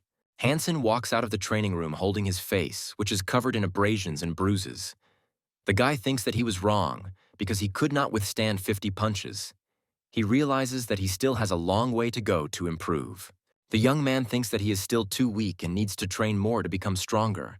Every unsuccessful experience makes him realize how important preparation is. Xuan is taking a shower. The girl feels a little strange about today's sparring, thinking that even though the guy attacked unexpectedly, she still couldn't parry his 2 attacks, which becomes an unpleasant surprise for her. She decides to check something out, and after a shower, she goes into her room to watch the video recording of the fight. Xuan thinks the guy has some good punches, but he's also too formulaic, which she thinks could be used against him in their next fight. She continues to watch the video and notices that the young man has explosive strength and acts very decisively, which makes her wonder how serious an opponent he could become in the future. This gives the girl an interesting thought. She believes that the guy is behaving like a professional killer, concentrating all his strength in one blow. She makes the assumption that Hansen uses his awkward appearance in order to mislead others. Xuan doesn't know whether the young man's skills are innate or learned, but she is certain of one thing. She finds him too vile and too disgusting to forgive for his actions. The older man sat comfortably in his chair, explaining that they had courses for beginners, intermediate and advanced, and that he could offer a variety of disciplines such as wushu, weapons, and harder styles. The man is very surprised that the young man chose a technique called evil ghosts, because it is not just an advanced fighting style. You need to be very physically prepared for it. This makes him wonder how serious the guy is. Hansen asks the man not to worry and hands him a plastic card with 1 million on it, assuring him that he will have no trouble coping with this challenge. Hansen thinks that he has become much stronger recently after learning the ice muscle and jade bone techniques, but he still thinks that he needs to gain more experience to fully master these techniques and become even more dangerous. Hansen spies on the training sessions that take place in the sparring room, and what he sees greatly surprises the young man. What is happening before his eyes does not look like serious training, but rather resembles clumsy scratching, touching, and hugging. In a word, it is a disgrace. The guy grabs his head with his hands and thinks that he would never have thought that it would be so terrible. What makes him even worse is the thought that Xuan will be furious if he decides to use these strange techniques on her. Hansen believes that there is nothing to be done and he will have to start training, since he has already paid money for this course, and it is too late to back out now. The boy trained for a few days with the new master and now feels like he has become like that old, clumsy man. He hopes that the technique he learned will be useful in the future when he faces stronger opponents. He looks at the monster that is in his room and realizes that the crystal has worked. The animal begins to mutate faster and faster, and perhaps in the future it will turn into a divine beast. This lifts the young man's spirits, as it opens up great opportunities for him that he could not have expected before. Hansen is in the forest near the shelter and thinks about how he hasn't seen the Son of God or his people for a long time. While there is time, He decides to test and study the spirit of the beast that he received from the girl, curiously waiting to see what might come of it. Suddenly, a cute little kitten materializes from the energy field that was on his hand. Hansen can't help but wonder what kind of strange spirit beast this is, because he expected something more. Hansen is very surprised by this beast spirit because apparently the girl was simply mocking him. He begins to wonder what such a tiny ally could do in battle. He was hoping for a fighting or wild spirit, but instead he only got a cute kitten. He looks at the cute little kitten in his hand and wonders what use he could possibly have for such a pet spirit beast that clearly has no strength for fighting. Hansen extends his hand forward and in a commanding voice gives the order to the three-eyed mutant cat to attack the monster that is in front of him. The huge monster, which is located near the young man, stops chewing grass and carefully watches the guy and the three-eyed mutant cat, which is moving towards him. The cat growls loudly and attacks the monster, but receives a powerful kick from it, which throws him back to the feet of the young man. Hansen is surprised at how weak the spirit was, because in this fight the three-eyed cat could easily have died. The kitten sits at the feet of the young man and meows pitifully. The guy understands that he is unlikely to become a powerful hunter, because this helpless little animal is not capable of anything serious. He picks it up with 2 fingers and thinks that the girl had tricked him by handing him a very small and helpless animal that turned out to be useless in battle. Hansen realizes that he will not get any benefit from a home spirit that was created solely for beauty, and he will have to do everything himself. The guy draws his combat dagger and resolutely rushes at the monster standing nearby. Hansen takes a huge piece of meat from the fire and tells the little kitten that it looks very tasty. The guy hands the kitten a small piece of fried meat. The cat looks at the treat with delight and drools, which undoubtedly surprises the young man. Usually spirits are content to return to the void to recuperate, but this one eats real food, which makes the boy think that there might be something unusual lurking within this spirit. The young man notices that his spirit has an excellent appetite, consuming even more food than he does. In principle, everything is not so bad, because despite the fact that the new spirit does not help him in hunting, it is fun with him, and that is already something. A loud scream distracts the young man from playing with his cat. Someone is calling for help. A moment later, a young man runs out of the nearby bushes and heads towards Hansen. The guy screams loudly and asks for help, desperately trying to attract attention. A few seconds later, a loud stomping sound is heard. Clouds of dust rise into the air, and Hansen realizes that the guy is being pursued by a pack of huge monsters. The young man, in horror, asks Hansen to help him and promises to pay him a lot of money. The anxiety in his voice resembles a desperate desire to survive. Hansen instantly jumps to his feet and starts running.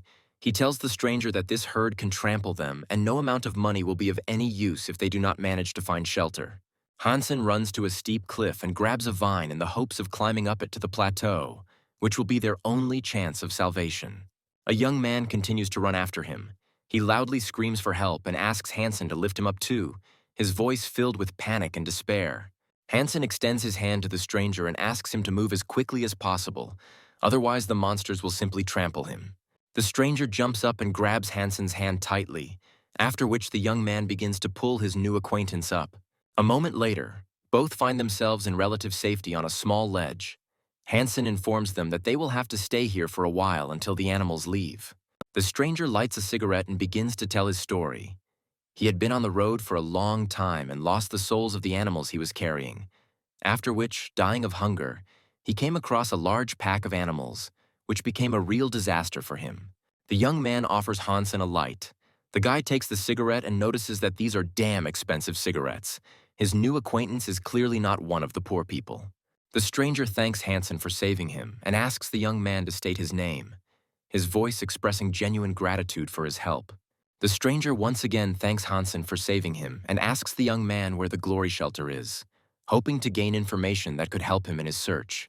Hansen reports that there is a steel armor vault 2 days' walk away, but he has never heard of a glory vault. The stranger asks the name again, after which he begins to get very angry because he has lost his way and ended up at a different shelter, which causes internal irritation and disappointment in him. He looks down to where the pack of angry beasts is and tells Hansen not to worry, promising to pay him well when they get out of this mess. The stranger asks the young man if he has water and food with him and says that he has not had even a crumb in his mouth for several days. Hansen places a glass of water and a piece of dried monster meat in front of the young man, after which he informs him that this treat will cost 10,000. The stranger is clearly unhappy with this proposal. He tells the guy that this is a real robbery, and thus they are unlikely to get along with him. Hansen says that if a stranger doesn't like the conditions, he can eat somewhere else. The young man calms down and offers to give him food and water on credit, promising that when they arrive at the place, he will thank them for the treat and pay 3 times more, which is a kind of compromise in the current situation. The young people have been on the mountain ledge for several days now, unable to descend, as aggressive animals are still waiting for them below. The stranger rudely calls the animals below and wonders why these animals are still watching them and are not going to leave, his irritation growing with each passing day. Hansen realizes that there is no point in waiting any longer, as their supplies are running low, and decides to take action, intending to climb the mountain and try to descend from the other side. Finding a strong vine, Hansen begins to carefully climb the steep cliff, slowly moving upwards, concentrating on every move to avoid making a mistake. The stranger, watching the young man, asks him to be careful and adds that he should under no circumstances leave him here alone. After some time, Hansen reaches the top of the mountain, realizing that he had never thought before that he would have to engage in such dangerous rock climbing to get out of this mess. Almost immediately, he notices that on the top of the mountain there is a huge nest, in the center of which is an egg of impressive size, which causes him mixed feelings of curiosity and apprehension. When examining an egg, Hansen wonders what size the parents who laid it must have been, and this causes him an inner trepidation. Without wasting any time, Hansen takes out his dagger, resolutely approaches the egg, and with great effort tries to pierce its shell. Using a tube, Hansen carefully sucks out the contents of the egg, thinking that the creatures that live in these steep cliffs may well be the carriers of the divine blood that he so desperately needs. His suspicions are confirmed when the system notifies him that the hunt was successful and a divine bloodstorm phoenix was killed, for which he receives 1 gene of this rare power. Meanwhile, the stranger spends time alone on the mountain ledge, regretfully observing that the wild animals have not yet left and continue to watch for them below. He makes a firm promise to himself that he will never touch such animals, even if he is dying of hunger, because their presence only causes him fear and disgust. Meanwhile, Hansen, having successfully completed his descent from the mountain, finally returns to the ledge. He is greeted by a stranger who was clearly worried about his long absence. He says that he was very worried about the guy and was afraid that something serious could have happened to him. The stranger's attention is immediately drawn to Hansen's unusually swollen belly, and without restraining his curiosity, he ironically asks if the young man is expecting a child. Hansen hands the stranger a glass, explaining that it contains the egg of a divine-blooded creature known as the Storm Phoenix. The stranger accepts the treat with joy and pleasure, accompanying his action with jokes. The guy snatches the glass from Hansen's hands with a sharp movement, and without thinking, drinks its contents in 1 gulp, not hiding his delight. Hansen calmly asks the stranger what a phoenix egg tastes like, and immediately adds that he has now received 1 divine gene. The stranger's face instantly changes. He begins to joyfully call Hansen sir and sincerely thank him for such a generous gift, assuring him that he is touched to the depths of his soul. He promises to reward Hansen for such care, but the guy sullenly notes that his reputation in the shelter is far from the best and advises the stranger to stay away from him. The stranger, clearly not agreeing with this attitude, firmly states that Hansen has treated him as a friend and he intends to repay him in kind. Moreover, he vows to deal with anyone who dares to show disrespect to Hansen, promising protection and support.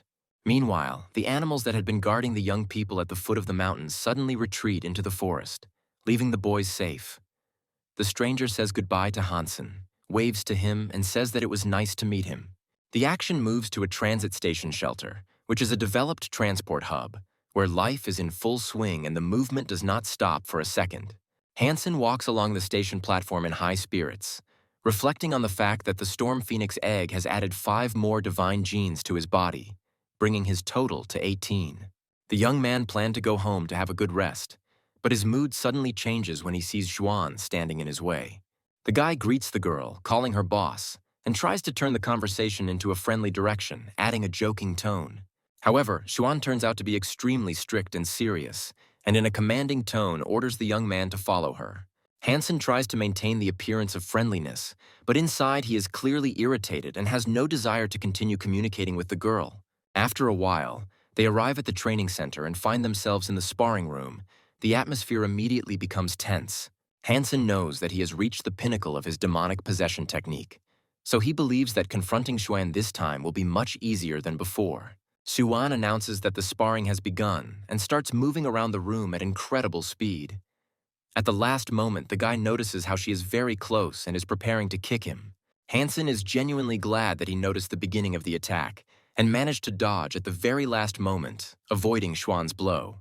The girl, having studied her opponent's technique well, realizes that the guy is capable of sudden attacks and has the potential for decisive explosive force, so she decides not to give him the opportunity for unexpected actions. However, Hansen manages to anticipate her movement. He quickly moves away from the line of attack and firmly grabs the girl by the leg, interrupting her maneuver. The next moment, the young man performs a powerful and hard throw, knocking the girl to the ground, and immediately moves on to a painful hold, bending her leg. With a sarcastic tone, Hansen addresses Xuan, calling her mistress, and asks if he can be considered victorious in this fight.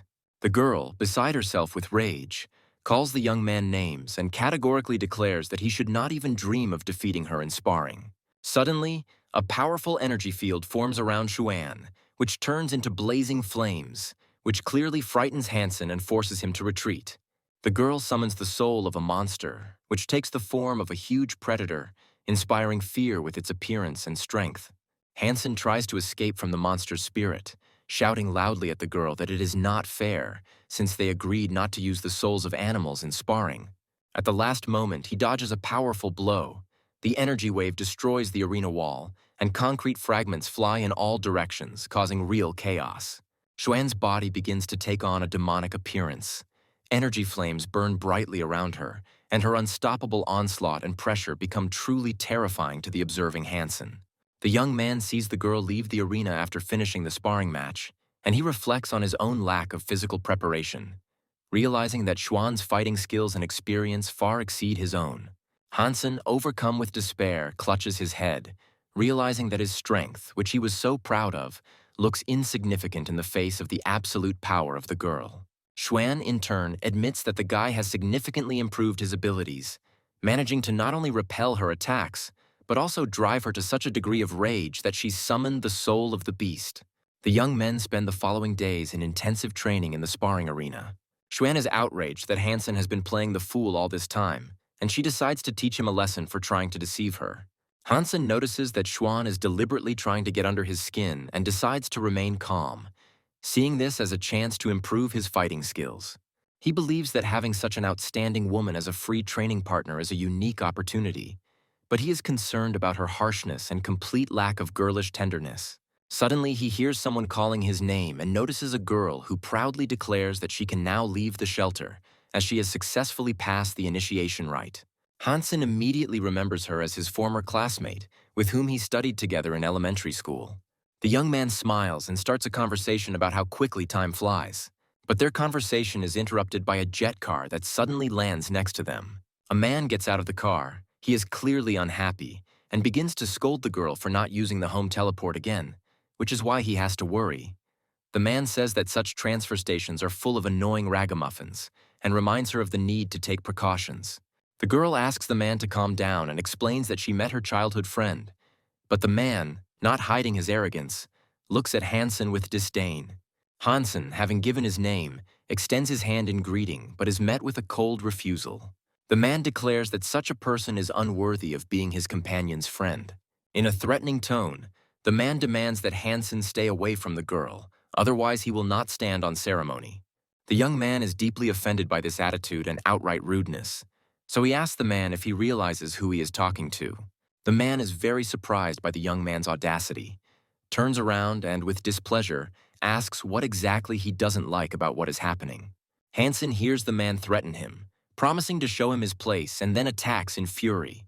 However, all the training he went through was not in vain, as Hansen mastered the close-quarters combat technique demonic possession, which gives him the opportunity to avoid such attacks in time. He deftly dodges the blows and, instantly closing the distance, grabs the man by the collar. Then with precision and power, He makes a spectacular throw, sending it to the ground. The girl screams loudly and worries about the man. She asks Hansen to let him go immediately. Hansen loosens his grip and tells the girl not to worry, because the man is much stronger than glass and is unlikely to break. Hansen says he didn't mean to cause harm, but merely gave the man a gift to get to know him. The young man says that it is already late and he is going home, after which he tells the girl that they can have dinner some other time. The man feels very angry and cannot calm down because of the loss. He repeats the young man's name and intends to take revenge on him in the near future. A man's voice is heard telling the girl that her friend is quite interesting. The girl asks him not to cause trouble for Hansen. A sly smile appears on the man's face. He asks the girl to invite her new acquaintance to dinner sometime. The man believes that Hansen gave him a generous gift, and he simply has to repay him. The girl agrees to this proposal, but she thinks that the man is clearly up to something bad.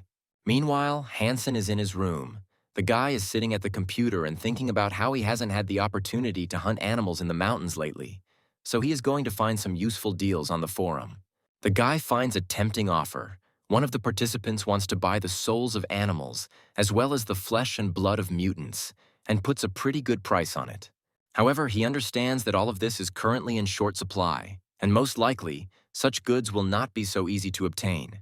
He is attracted by an advertisement that someone is hiring an escort for a good fee, the only requirement being the ability to single-handedly deal with 10 primitive creatures. The guy thinks that he needs to respond to this offer. Hansen begins to think that he will need a proper weapon. In the last battle, his bronze crescent spear was broken. Hansen finds a Black Knight series jewel alloy bow and Demon's Edge series arrows. The young man thinks he has found a great lot. The combination of this bow and arrow has enormous killing power. On the market, they would ask $7 million for it. But this ad has been hanging for a long time, and no one has bought it. Hansen continues to study the characteristics and learns that this bow has a maximum range of 800 meters and can pierce armor in no time from a distance of 300 meters. There is a small problem, though. According to association standards, you need to score more than 7 power points to get it. The young man hopes that his ice muscle and jade bone techniques may help him achieve the required score. Hansen has only 1 million left. The guy answers the ad. For several hours, there is no response to the request. The young man thinks that most likely the ad is old, or perhaps the seller is not happy with the amount he offered. However, soon a notification comes that the seller has agreed to the deal. The guy rejoices with happiness, since it is an incredible success to buy such a curiosity for only $1 million. The next day, a transport company employee comes to Hansen's room, hands the young man a shipment, and asks him to sign the documents. As soon as the transport company worker leaves, the guy immediately opens the box and tries to check his new bow as quickly as possible. Hansen pulls the bowstring tight, the thought flashing through his mind that with this weapon he won't have to risk close combat the next time he faces a being of divine blood. The guy remembers that he has already managed to snatch the prey from the Son of God twice, and this thought pleases him. He hopes that he will take revenge on his enemy more than once. Hansen responded to the vacancy of an escort and is now preparing to meet potential future employers. He thinks about the fact that he has 23 arrows from the Thunderstorm alloy and another 20 from the Airflow series. The guy thinks that this will be quite enough for the time being. He arrives at the meeting place indicated in the advertisement and is surprised by how many people have gathered there. A stranger points his finger at Hansen and tells him that he recognizes him, after which he calls the young man an ass maniac and adds that the bow on his back really suits him. Hansen notices an old acquaintance among the crowd who pretends he never knew him. The men ask Hansen why he came to this fair. Was it really to get hired as a bodyguard and escort? The young man continues to joke and once again calls Hansen an ass maniac. He is very amused by the story when Hansen got into an awkward situation and stabbed Xuan in the buttock. Hansen tries not to escalate the situation and tells the guy that if he thinks he is not worthy of protecting him, then he will leave. However, the young man, without thinking, says that this is not at all the case, and in a commanding tone tells Hansen that he will stay here and be his bodyguard. The people around him ask the young gentleman if he is sure of his choice and if it is not a waste of time. The young gentleman says that the decision has already been made, hands Hansen an employment contract and orders him to sign it. One of the young gentleman's guards has an extremely negative attitude towards Hansen.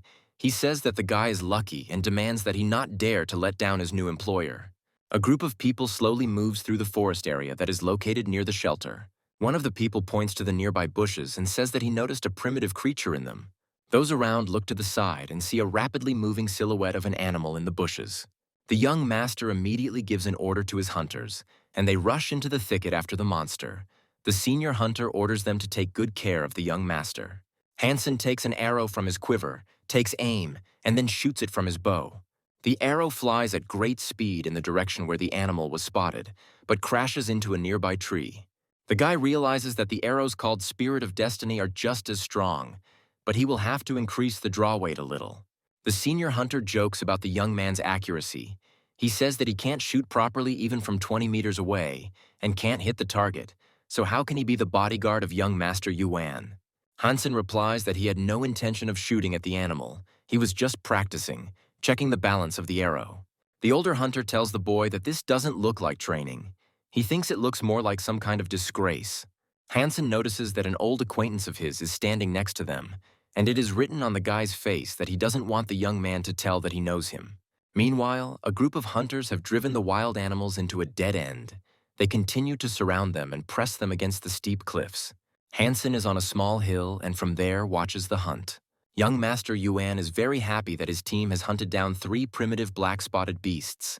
The surrounding hunters ask him to be extremely careful. Yan lunges at the predators and delivers a series of blows with his pain blade. Hansen thinks that in reality, young masters are very well prepared. They only need protection because they lack experience. The hunters have the necessary skills. They dealt with the primitive creatures in a matter of minutes without any problems. The young hunter examines the corpses of the destroyed monsters and cannot hide his joy at the trophies he has received. The young hunter gets closer and closer to the fallen animals, but does not notice that one of them pretended to be dead and is carefully watching the man. When the young hunter gets close enough, the wounded predator jumps into the air, opens its mouth, and pounces on him. The faces of the hunters surrounding the young man reflect fear and surprise. They did not expect that one of the primitive animals was alive. The predator is getting closer and closer to the young hunter, but those around him cannot protect him because they are far away. The sound of a bowstring being released is heard, after which the arrow cuts through the air at great speed. It flies within centimeters of the young hunter and hits the wounded primitive creature in the head. The young man is still in shock. He screams loudly and tries to crawl away from the already killed monster. The hunters standing next to him instantly rush towards the monster's body and begin to furiously strike with their weapons.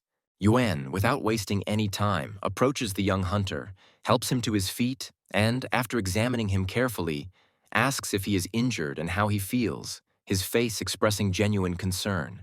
The guy, having difficulty coming to his senses after what he had experienced, replies that he is fine. But despite this, he was scared to death. The senior hunter, unable to contain his emotions, loudly curses at Hansen, accusing him of shooting like a maniac and almost killing their comrade with his shot. The hunters begin to get very angry at Hansen, and the voice of the young master is heard, ordering them to get away. The senior hunter, not hiding his displeasure, asks Hansen why he is still here since the young master ordered him to leave. Suddenly, the young gentleman approaches the elder hunter, grabs him by the throat and, with icy calm in his voice, informs him that he was the one who told him to get out. Yuan, beside himself with anger, tells the elder hunter that he pays him to provide security and asks where he was when one of the people was attacked. The young gentleman continues to scold the hunter, accusing him of not reacting to the attack and now slandering the only person who saved his comrade. The senior hunter says that he can leave without any problem, but reminds him that according to the agreement, Yuan is thus breaking the contract. The hunter, continuing his conversation, informs him of the need to pay a penalty. The young gentleman, without thinking, takes a wad of money out of his pocket and throws it into the air, and then, with contempt, informs him that he is useless and orders him to leave immediately. The older hunter, passing by Hansen, casts an angry glance at him, his eyes full of anger and indignation. The man is clearly ill-disposed towards the young man. The hunter thanks Hansen for saving him, who, smiling modestly, replies that these are just trifles for him, and he is glad that the young hunter was not hurt. Yan, noticing the bow called Doomed Soul in Hansen's hands, wonders if the guy is at least level 7, since that's how much one needs to be to wield such a weapon. The young hunter, without doubting his conclusions, claims that Hansen has a level of at least 7. The young master believes that the guy's level is much higher, because he simply pulled the bow and shot with perfect accuracy. He believes that his strength should be at least 8. After which he shakes Hansen's hand and tells the guy that he hopes for a long-term cooperation with him in the future. Hansen, feeling a little proud of his position, is pleased with his new employer, believing that such a wealthy, insightful, and intelligent person is very difficult to find. 2 days later, Hansen returns to the shelter and is met at the gate by a group of hunters, one of whom asks if he managed to earn a lot of money. This man turns out to be the older hunter, who was thrown out by the young gentleman, and coming closer, he sarcastically tells the boy that he is unhappy with his presence here. Suddenly, the older hunter draws his knife and lunges at Hansen, his cry that he will now teach the young man a lesson breaking the silence.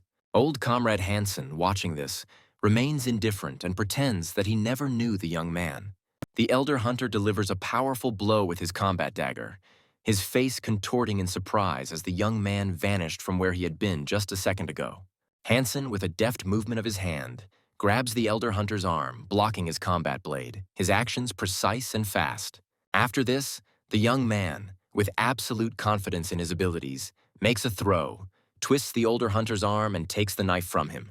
An old acquaintance of Hansen cannot believe his eyes. He does not understand how his former friend, with whom he was once on equal terms, suddenly became so fast and agile.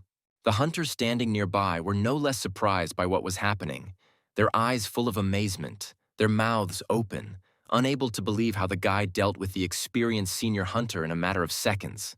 The senior hunter, lying on the ground, shouts loudly at his comrades, his voice full of anger and disappointment.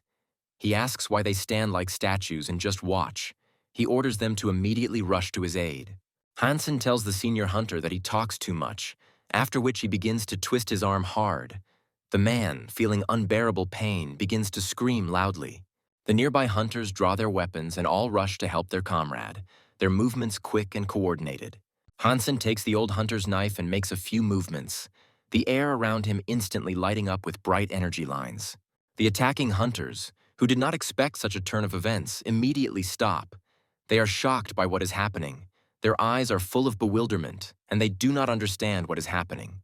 Hansen, noticing this, looks at the knife in his hands with surprise and realizes that it is a rather expensive item, a knife from the Ruby Steel series, the price of which can be more than $1 million. Hansen's voice is heard, saying that he needs just such a short dagger.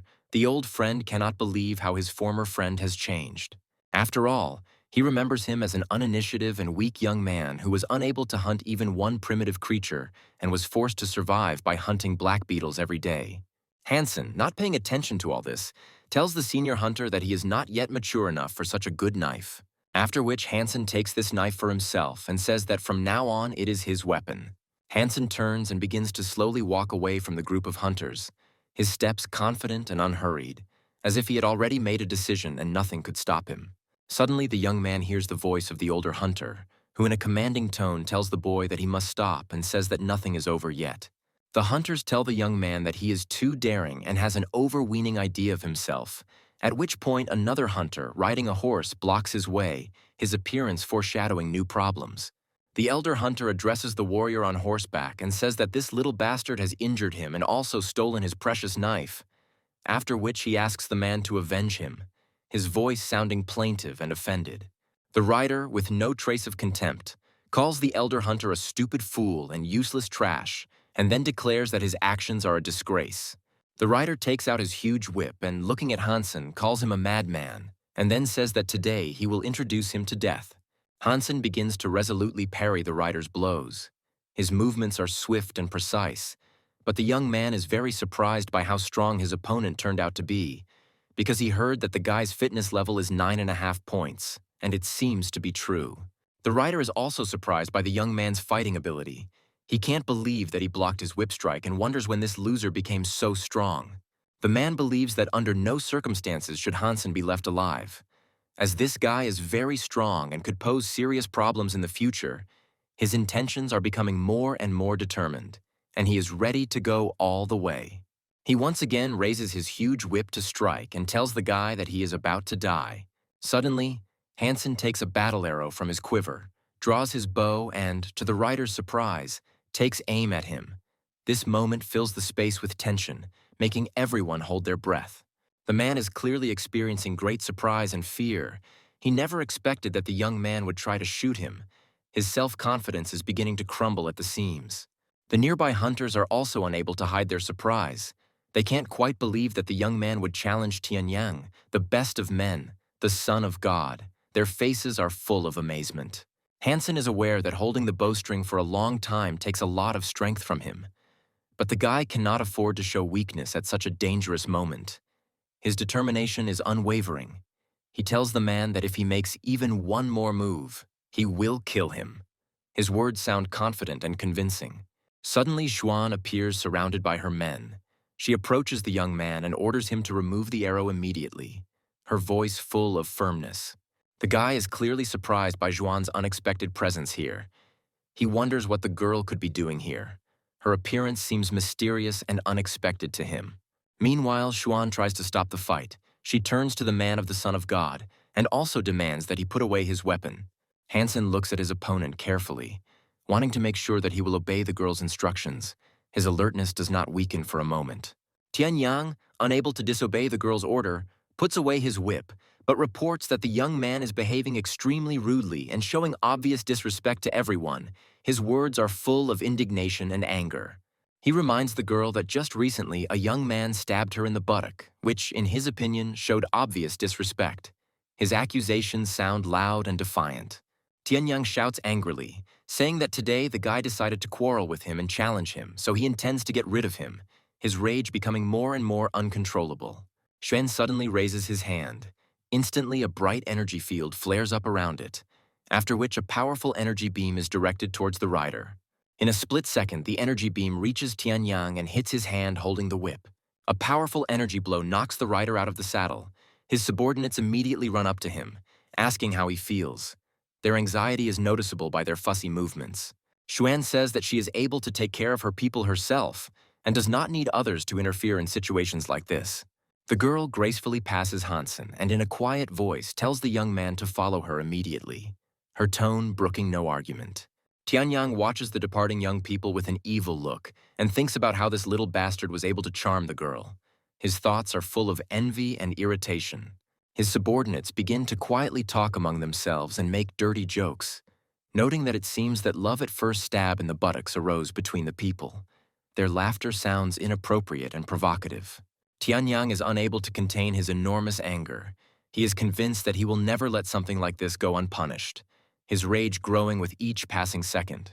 The guy learns that Xuan wants him to join her shooting team, but he is not very keen on doing so. His mood clearly does not coincide with the girl's plans.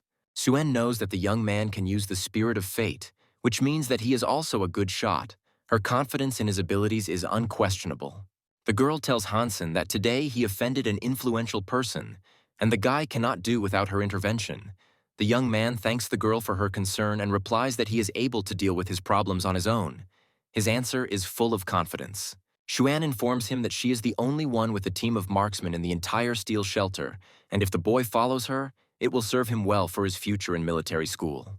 Hansen asks why the girl thinks he wants to go to military school, and then tells him that he doesn't have the physical fitness to reach level 10. Xuan believes that this standard is, of course, very strict for an ordinary person, but she is convinced that for a guy, it will not be a big problem. Hansen gives the girl a surprised look before asking what she means by saying such things, his voice sounding suspicious and slightly worried. Xuan believes that from the outside, the young man may seem like a newbie, but she knows the truth about what he is. The girl is sure that his increased abilities can play a significant role in her team. Hansen asks the girl if she is angry about the incident when he stabbed her in the buttock. This question makes Xuan wildly furious. She starts screaming loudly and demands that the young man never mention it again. Her emotions are out of control. Xuan thinks that without a military education and a noble title, a young man has no future in the army, and he has no chance other than becoming a private soldier. Her thoughts sound harsh and realistic. Hansen has no intention of being cannon fodder and asks the girl why she is so sure that he will not receive a noble title. The guy is determined to continue practicing the icebone technique, obtain higher levels of genetics through crystals, and in this case, he is confident that he will quickly achieve a noble title. His confidence sounds like a challenge to fate. The girl grabs the young man by the lapels and begins to shake him violently. Believing that her statements should not be questioned, she demands that he immediately join her squad. Hansen thinks that it is not worth angering the girl, agrees to her conditions, and says that he will join her group. His words sound calm but decisive. Hansen has been very tired these past few days, and as he lies on his bed, he thinks that Xuan has a fighting spirit, and if she wants to kill him, it will probably be difficult for him to fight back. These thoughts worry him. His thoughts are interrupted by a knock on the door. Opening it, the young man sees his mother on the threshold, after which he asks how he can help her. Mom tells Hansen that she has things to do tomorrow and asks the young man to take his sister to school. The guy is happy with the news that his mother has enrolled her little sister in school, and a smile lights up his face. Hansen had been very busy in the shelter the last few days, and the woman had no time to tell him that the money he left last time was enough to send his sister to an expensive school. Hansen happily agrees to the request, thinking that the school his sister will attend is one of the best in the city, integrating cutting-edge educational methods. The next day, Hansen and his sister go to the new school, and on the way, he asks the girl how she likes the atmosphere there and whether she has made any friends. The little sister says that she still feels uncomfortable because she is a newbie and still does not dare to talk to her classmates. She admits that she is shy. The young man gently strokes the girl's head and says that everything is fine. He asks her to be polite, get along with others, and not rush into choosing friends. A kind smile appears on the girl's face when her brother asks her to tell him everything, especially if someone tries to bully her. His words fill her with confidence and calm. Suddenly, Hansen notices familiar people. His gaze catches on figures in the distance. He looks closer and realizes that this is his first uncle, who also accompanies his child to this school. The young man looks closely at his relatives. He begins to feverishly go through possible conversation scenarios and understands that the meeting does not promise anything easy. The uncle is clearly surprised to see the young man here.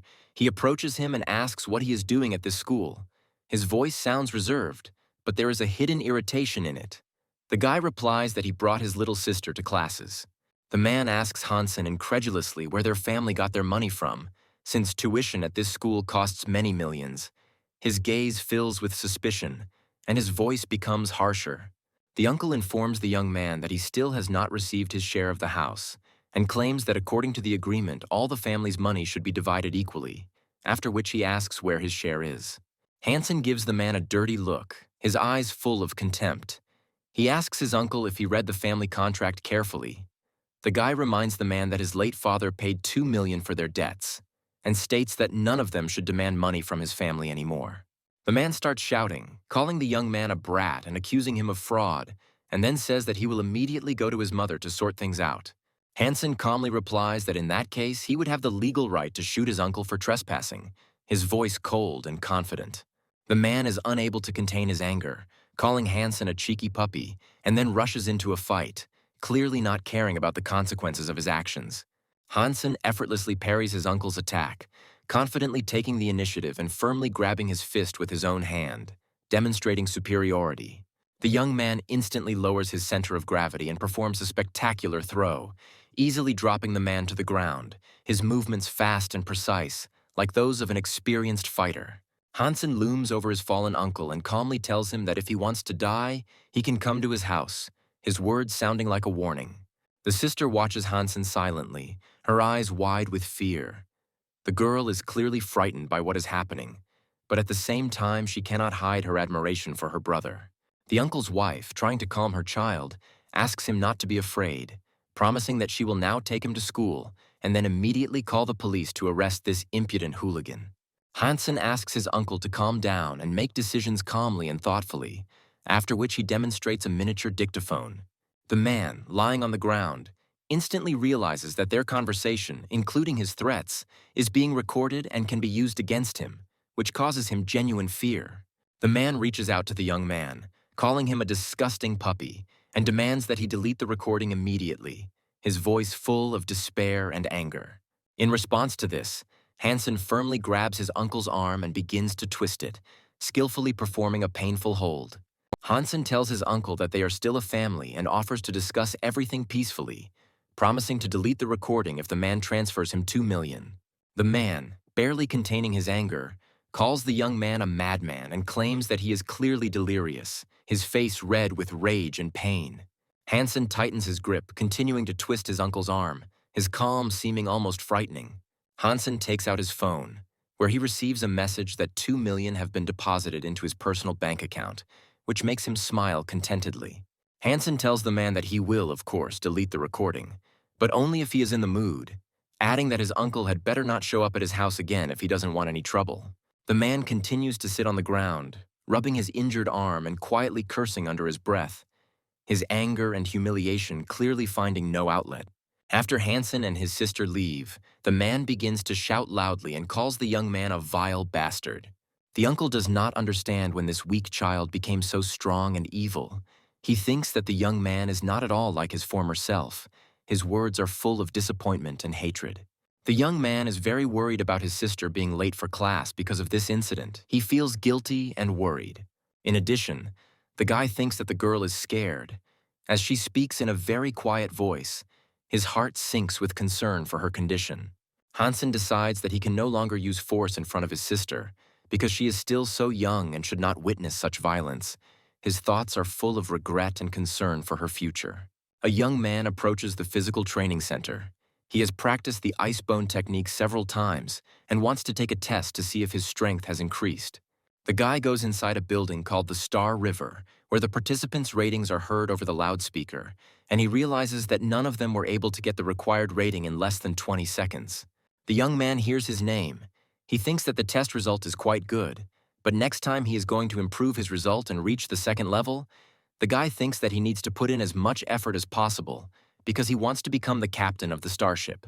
He deliberately waited until the test room was empty, but the doors were closed, and someone managed to get ahead of him and occupy the training capsule. Participants have the opportunity to observe what is happening inside. The young man is eager to see who caught the moment when there were not so many people in the center. What he sees greatly amazes him. He sees how a participant, testing his strength, uses the soul of a beast to break through combat robots. However, he thinks that it is still useless. 60 meters is not a bad result for a person with undeveloped strength.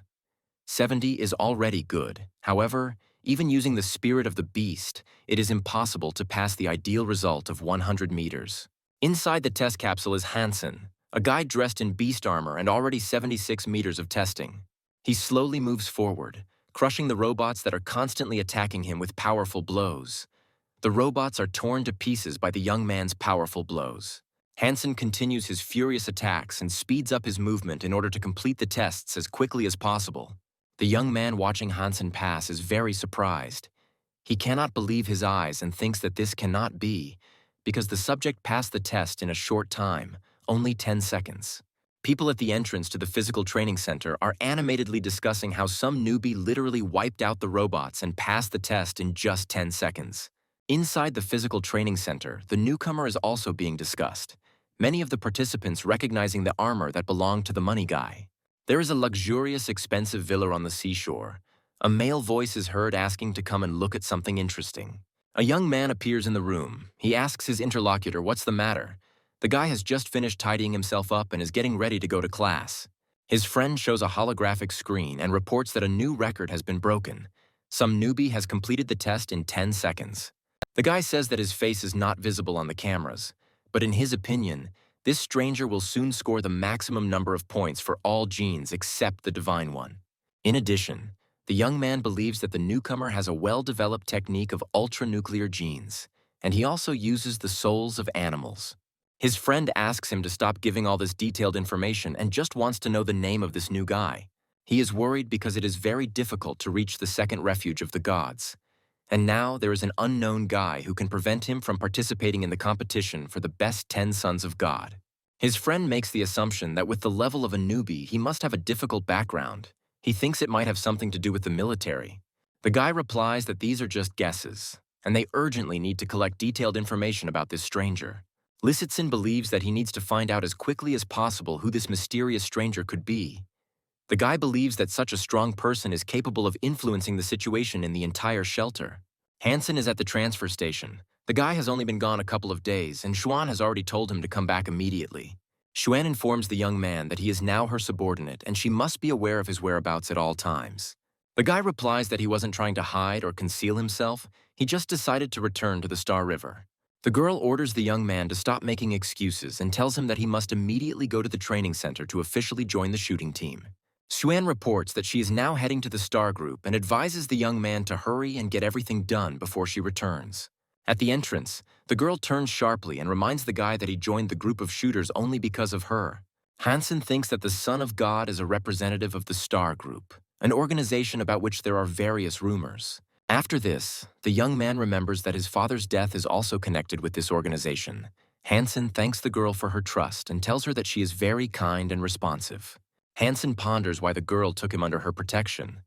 The guy makes the assumption that perhaps she likes him as a man.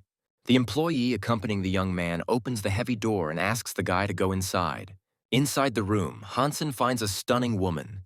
The young man gives his name and says that Xuan asked him to come to her.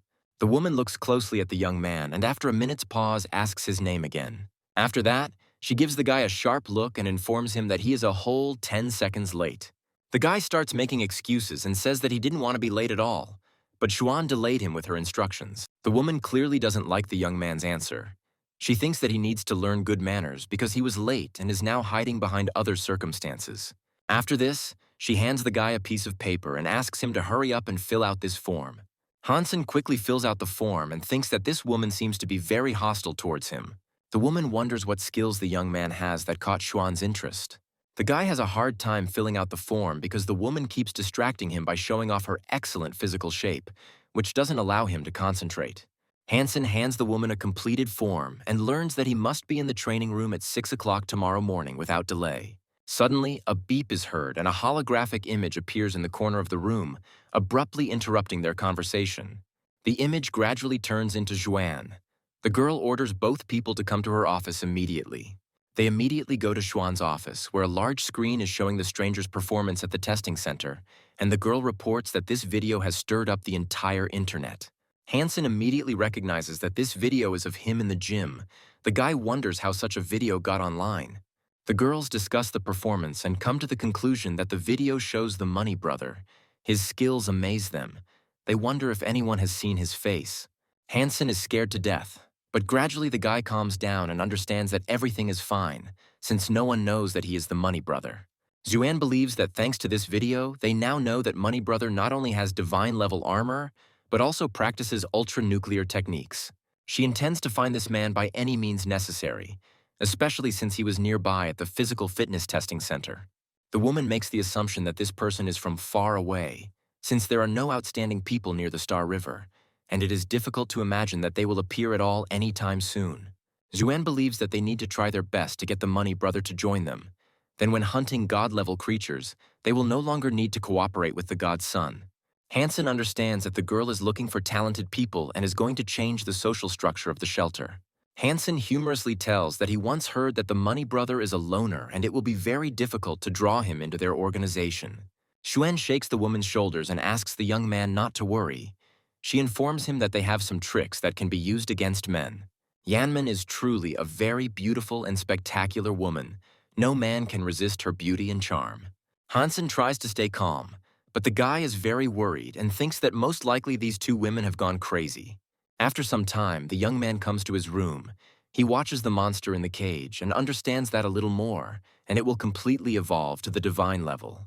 Hansen believes that he only needs to wait a few more days until that moment. The next day, the young man arrives at the rifle group training camp. He watches as a large number of shooters train non-stop on special stands. Hansen notices an old acquaintance among the shooters and then calls out his name. Xiao Qiao stops what he's doing and turns around abruptly, asking the young man in surprise how he knows his name. Hansen immediately realizes that he is in a very awkward situation, since the guy only knows him as his Money Brother. Hansen tries to get out of this situation and tells Xiao Qiao that everyone knows him because of his connection with the Money Brother. Xiao Qiao is clearly pleased with his fame and popularity, and then tells the young man that training here is quite difficult. Xiao Qiao decides to warn the guy and quietly tells him to be careful, as the head of the shooting group is a real sadist and pervert. Hansen says that he has already had the good fortune to communicate with the senior rifle group. At this moment, a loud female voice is heard. The woman rudely asks the young people what they are doing there. Yanman approaches the boys, clearly irritated that her subordinates are being distracted from their training, her eyes instantly flashing a demonic red light. The young men were clearly scared. They didn't want to join the senior rifle group at all, and this situation was already starting to look like a far from successful meeting for them. Xiao Qiao is very upset because the woman, as punishment for their conversation during training, ordered him to hit the target 1,000 times using a level 7 bow.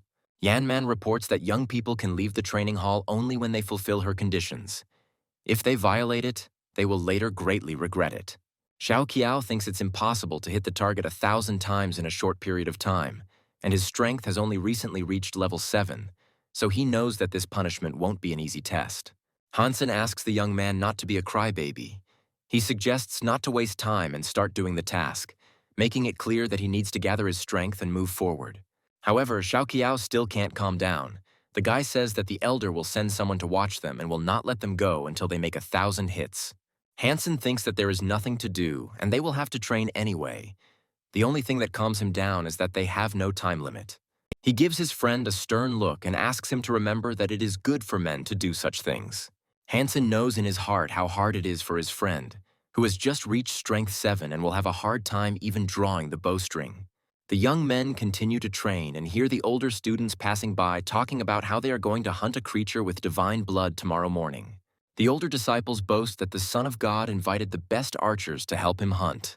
Hansen doesn't show it outwardly, but he listens attentively and remembers all the information about the upcoming hunt. Suddenly, an instructor appears nearby and demands that they immediately stop chatting and continue training hard. Xiao Qiao hands the instructor a wad of money. The guy asks him to put in a good word for him and talk to the leader so that he can be taken on the hunt. However, unexpectedly, the instructor pushes the guy's hand away and asks him not to dare to give him a bribe, after which he tells the young man that he is a very bad shooter.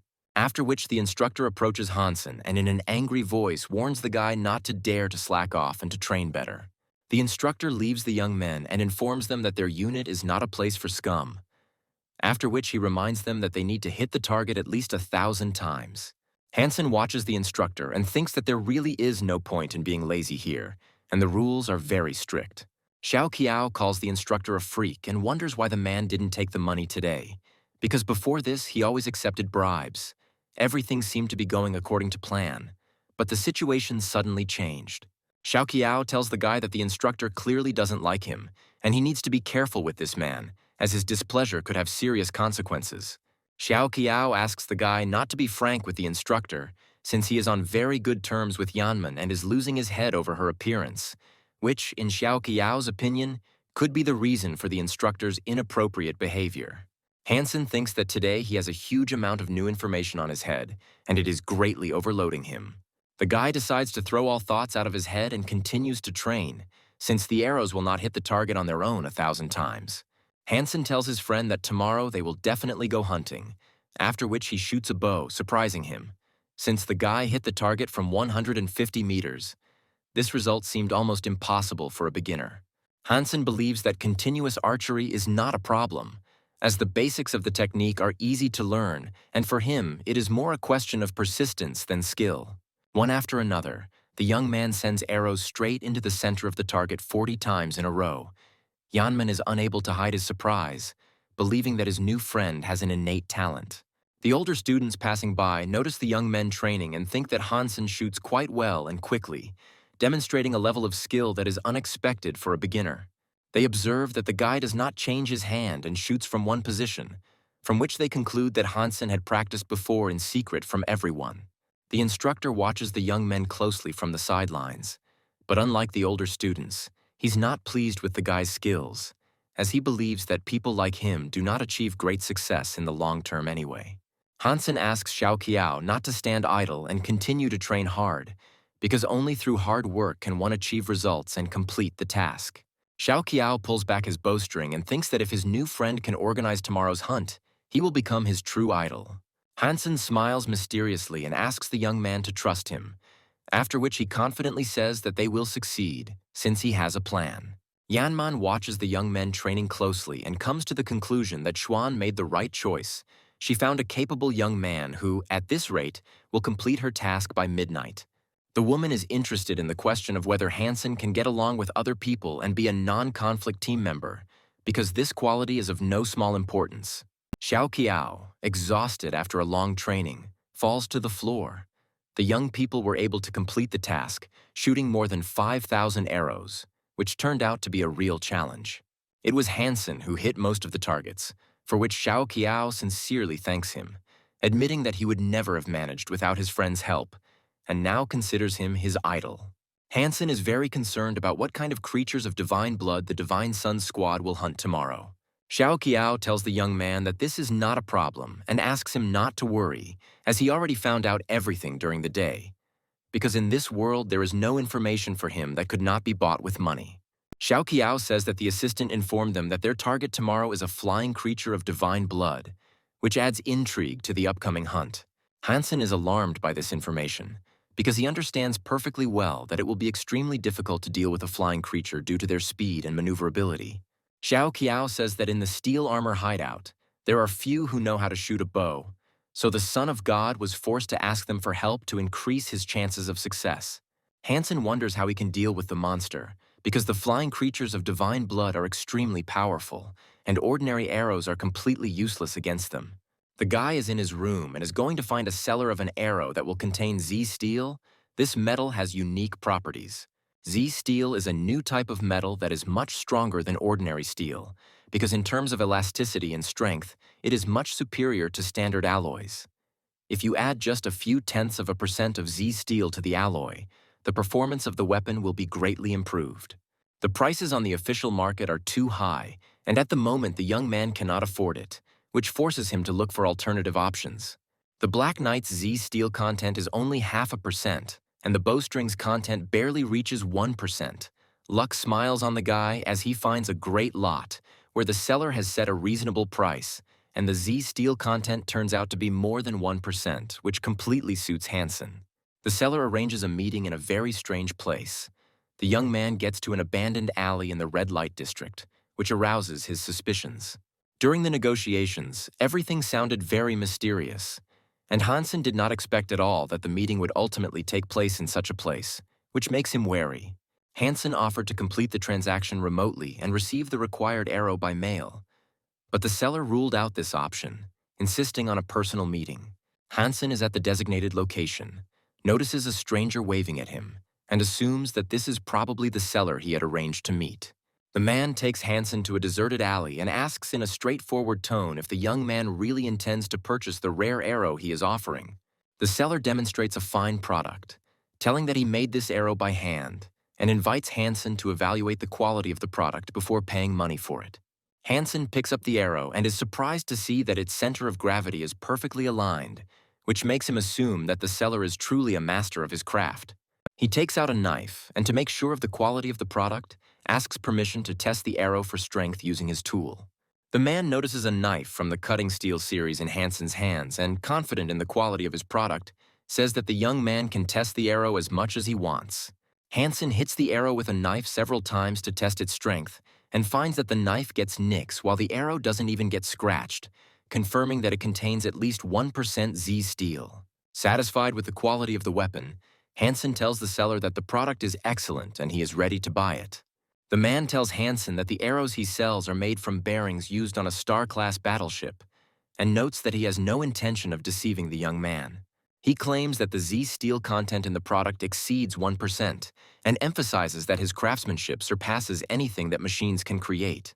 Initially, Hansen treated the offer with a fair amount of skepticism. However, after testing the arrow for strength, he calmed down a little and began to trust the seller.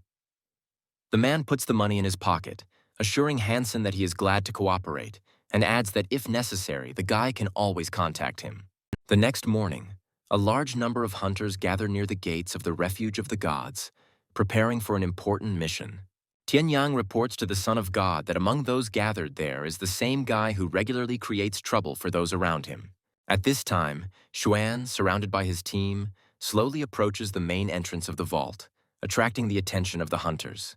The Son of God greets the girl and confidently declares that they will deal with the divine being with one blow, to which the girl promises that her shooting group will show its best side. Tianyang abruptly stops Hansen, throwing him a rude question about why the rifle team accepts people like him, and calls him a freak. Xuan immediately intervenes in the conversation, reminding Tianyang that she had already informed Hansen that he was her person, and adding that she should remember things like that better. The Son of God, noticing the escalation of the situation, intervenes and asks Tianyang not to embarrass the girl with his attacks, to which he reluctantly agrees. Tianyang stops verbally attacking Hansen, but instead makes a quiet, contemptuous remark about him being nothing more than trash hiding behind a woman. Xiao Qiao is wary of Tianyang's presence and fear that he may cause them trouble, to which Hansen indifferently replies that it doesn't bother him, since this person is only capable of barking loudly but not biting. A group of hunters are positioned at a height. The lookouts report to the Son of God that they have reached their destination, and everyone is ready for action. Xuan and his team take up position at the foot of the mountain, following the pre-arranged plan of the Son of God to begin tracking and driving the creature out of hiding. Qinsuan proudly tells Yanman that he has specially prepared something for her shooting team. Tianyang opens the tight cases filled with arrows with apparent importance. At this moment, the confident voice of the Son of God is heard, who orders that 100 arrows, each containing 1% Z steel, be distributed to each of the shooters. After this, the Son of God turns to Hansen, points his finger at him, and with obvious hostility declares that the arrows will be distributed to everyone except him. Hansen remains calm, believing that he has a significant advantage, because no one around him suspects that he is a money brother. Yanman asks the Son of God why he refused to include the young man in the list of arrow recipients, and she reminds him that Hansen is also a member of the shooting group. Qinsuan arrogantly explains to the girl that he provides these arrows completely free of charge and, as their giver, has the right to decide who can use them. Yanman is forced to accept the arguments of the Son of God, humbly adding that since he is in charge of the operation, his orders are not subject to discussion, and they will carry them out without question. The girl, without further ado, orders her subordinate to find the 5 best participants in the last test and give each of them 20 arrows because, in her opinion, their arrows are in no way inferior to the star ones. Yanman is convinced that the Son of God has a grudge against Hansen and is deliberately ignoring her, which disgusts her so much that she wants to beat him to death. The senior warriors give instructions to the rest of the participants, demanding that they speed up and set up an ambush according to their plan, with priority given to the elite fighters, who must take key firing positions. Tianyang points contemptuously at the young men and announces that they are not part of the elite, and therefore should position themselves near the nearest boulder, away from the main positions. Hansen asks Xiao Qiao to ignore the injustice, and emphasizes that in the current situation, they need to obey orders to avoid unnecessary trouble. The young men take their assigned position. Xiao Qiao is extremely irritated by this attitude. He is sure that they are being deliberately humiliated, as if they are second-class citizens. He believes that the Son of God is deliberately putting a spoke in their wheels by refusing Hansen the star arrow. Hansen, in turn, does not see anything surprising in this, because he is firmly convinced that he has long been a thorn in the side of God's Son, and this is just another confirmation of his thoughts. Xiao Qiao asks the young man why he is not angry at all, to which Hansen replies that he is, of course, angry, but prefers not to show his feelings, keeping his cool. The guy is sure that in order to gain the approval of the senior players, he needs to speak to them exclusively in the language of force, because only then will they begin to be taken seriously. So he decides to kill this creature and try to take possession of its soul. Xiao Qiao believes that this is absolutely impossible, because on the opposite side of the cliff there are people of the Son of God, who will definitely shoot the creature as soon as it appears. After carefully examining his arrows, Xiao Qiao comes to the disappointing conclusion that normal weapons are completely useless against such a powerful monster. The next moment, a loud, terrifying scream is heard in the mountains, echoing throughout the area. This causes the young men to instantly focus as they realize that the hunt for a powerful creature has begun. The Divine Son's people lured out the Divine Being, which turned out to be a purple-scaled dragon. Yanman gives a command to her archers, ordering each one to aim carefully and fire a volley solely on her command in order to achieve maximum effectiveness. The archers immediately follow the girl's instructions. They take out their arrows, draw their bows, and, holding their breath in concentration, wait for the command. After a while, Yanman gives the order to fire, and dozens of arrows instantly rush towards the purple dragon. However, the dragon's powerful scales easily deflect the fired arrows, and although some of them hit it, they do not cause significant damage to the creature. Xiao Qiao observes the situation and comes to the conclusion that the star arrows may be of low quality, as they are completely ineffective against the purple dragon, and do no damage to it. Hansen reaches for a star arrow from his quiver, knowing that if he misses the monster's eye, the attack will be completely useless and will have no effect. The boy draws back his bowstring and takes careful aim, knowing that an arrow containing more than 1% Z steel should be able to penetrate the purple dragon's powerful defense. Xiao Qiao realizes that the Divine Sun's men have made a feint attack to lure the dragon out of ambush and distract its attention, after which they are going to deliver a precise strike. The Divine Sun leaps high into the air, takes out the star arrow, and prepares to fire the decisive shot that will end this battle. Qin Suan is confident that luck is on his side and he will easily destroy the purple dragon, which will bring him well-deserved glory. He fires a star arrow that hits the dragon, causing severe damage and rendering it unable to fight back. The huge dragon, feeling great pain, lifts its terrible mouth and lets out a loud, terrible roar that echoes throughout the area and makes even the most cold-blooded warriors shudder. Hansen is in no hurry to make his shot at this time, believing that the right time has not yet come, because the dragon's defense has not weakened, and he needs to wait a little.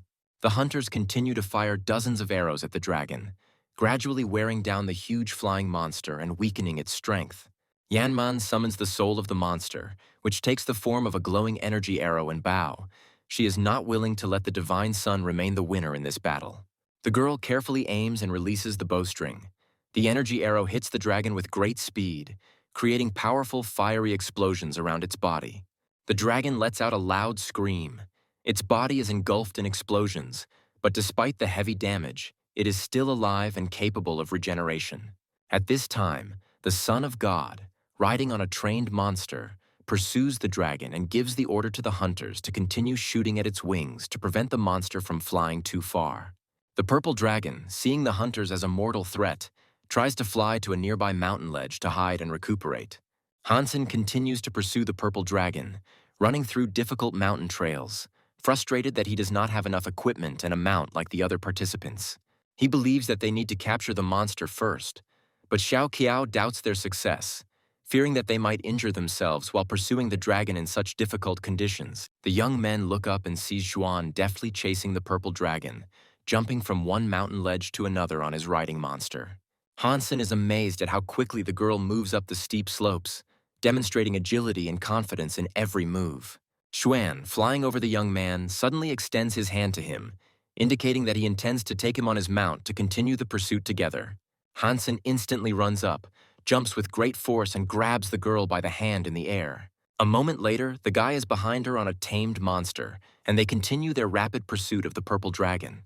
Xiao Qiao extends his hand forward and pitifully asks the girl to take him with her, clearly unhappy at being left behind. Hansen, sitting behind the girl, feels awkward as he is too close to her and involuntarily notices how thin her waist is. Xuan immediately guesses what the young man is thinking and sharply orders him to focus on the task at hand, sternly warning him not to let his hands get loose. She explains that she took him with her for only one reason. Her assistant told her that the guy is an excellent shot and could be useful in battle.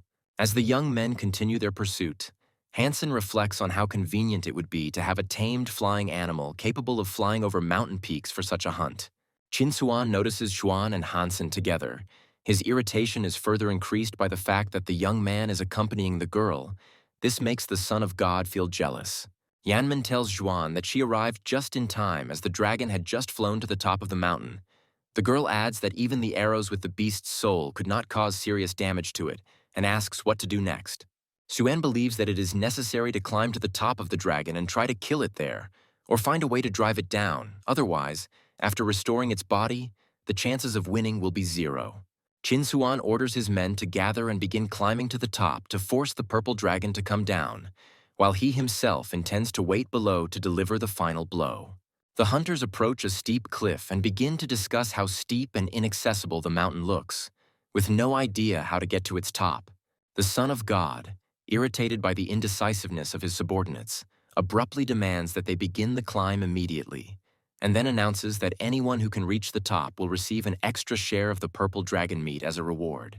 The hunters look at each other, pondering the offer of the Son of God, and come to the conclusion that this is an excellent opportunity to get a large piece of dragon meat, as well as significantly increase the number of their genes.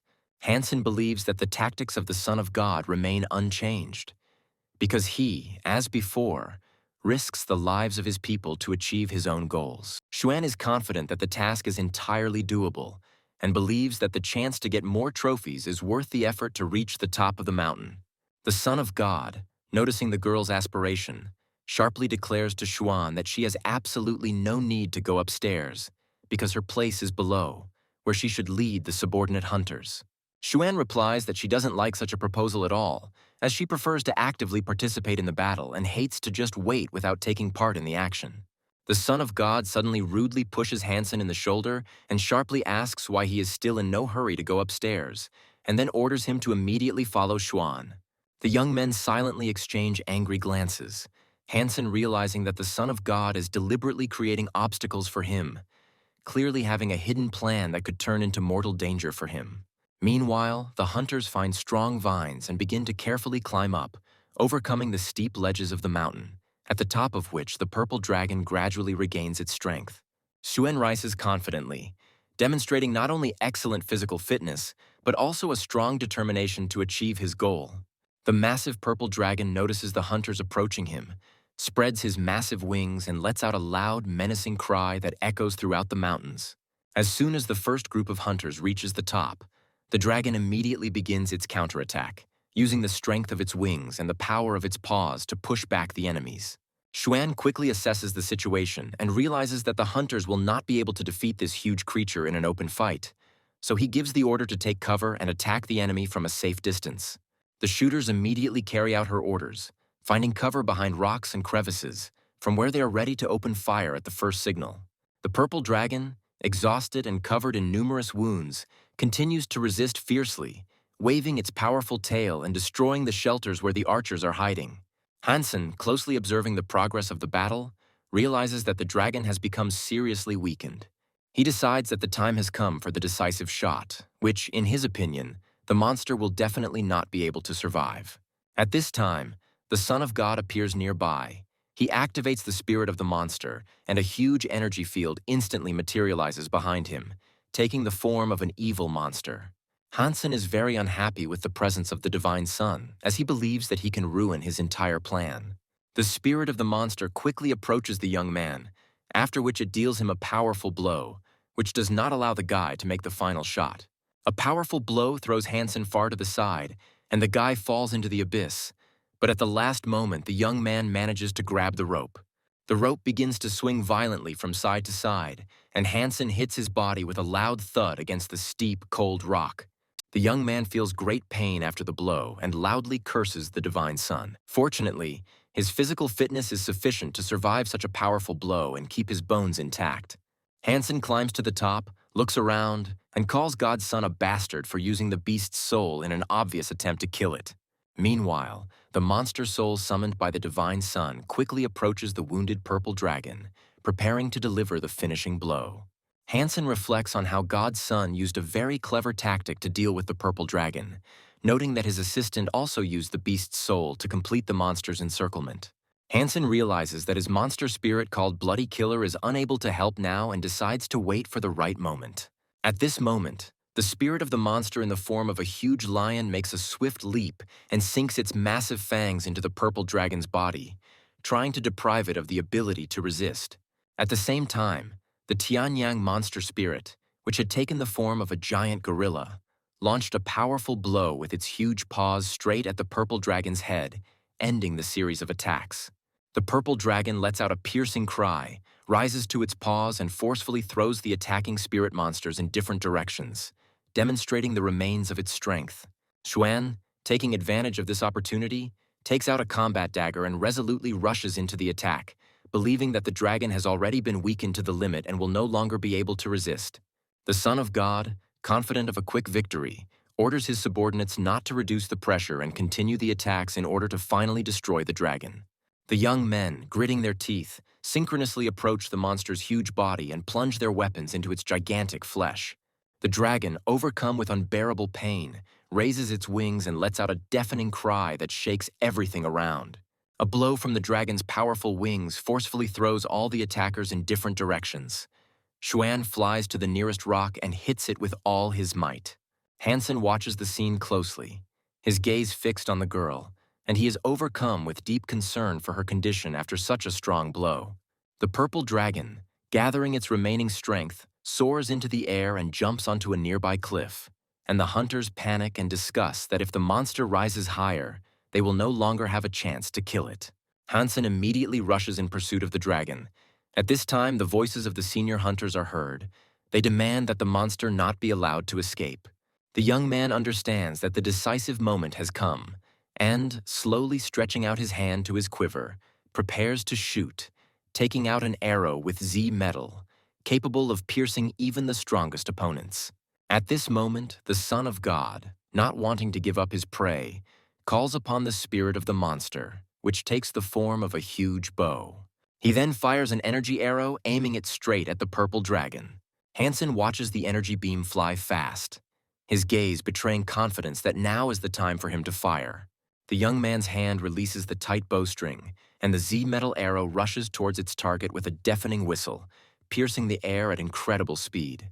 Within a moment, the arrow reaches the energy shot of the Son of God, collides with it, and then confidently overtakes it, heading straight for the purple dragon.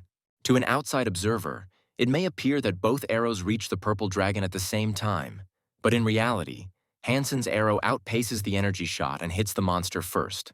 The purple dragon lets out a deafening cry before its massive body crashes down onto the mountain plateau, causing the surrounding hunters to stop in confusion. The hunters, along with the Son of God, express obvious irritation, lashing out at Hansen with reproaches and calling him a fool, as it becomes clear that it was his arrow that ended the hunt. Xuan, recovering from a strong blow to the rock, looks at Hansen in confusion. Wondering how he managed to defeat such a powerful creature, the girl does not believe her eyes. The Son of God, overcome with rage, suddenly grabs Hansen by the clothes, demanding to know if he received the soul of the blood beast, his voice sounding like an order. Hansen calmly replies that of course he would like to take possession of such a valuable trophy, but regretfully notes that this time he was unlucky and did not get any souls. Xuan, looking at the young man with slight distrust, asks the same question.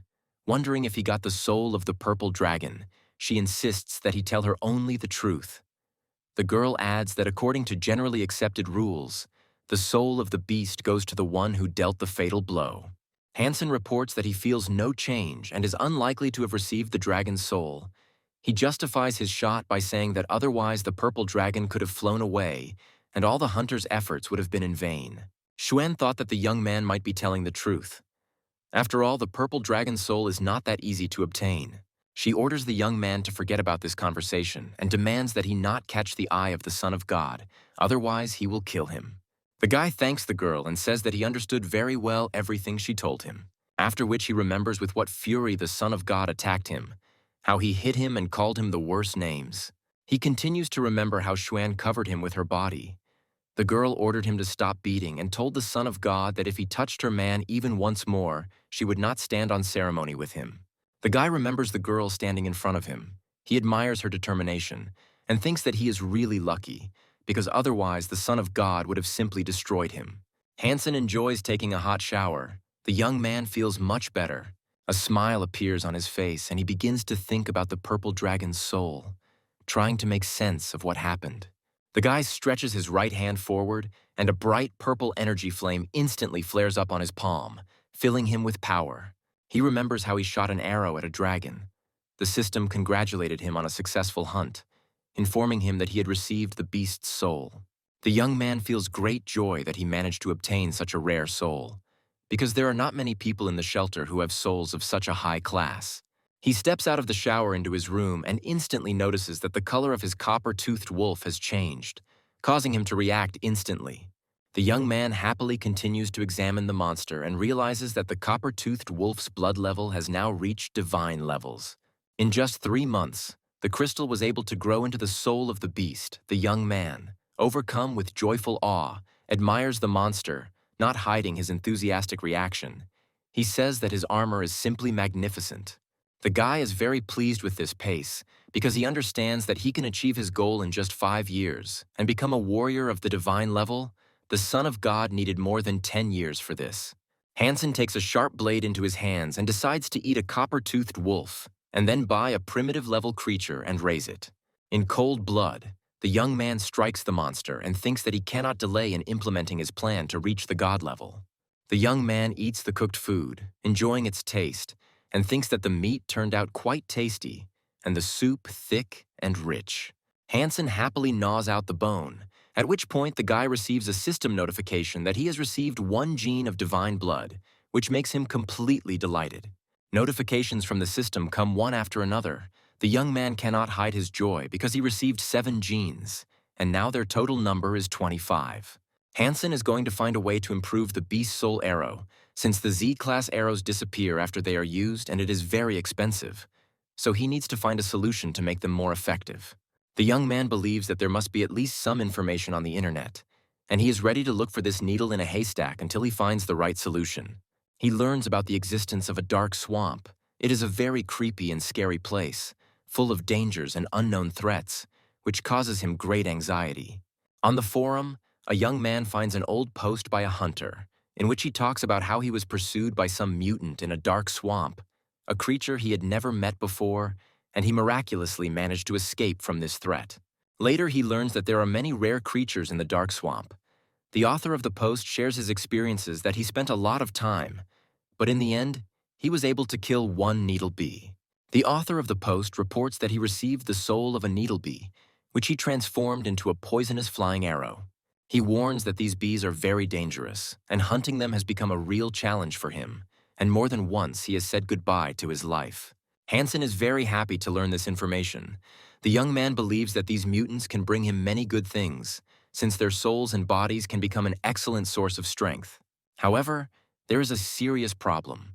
The post did not indicate the specific location of the dark swamp, and the guy understands that finding it can take a very long time, which creates additional difficulties for him.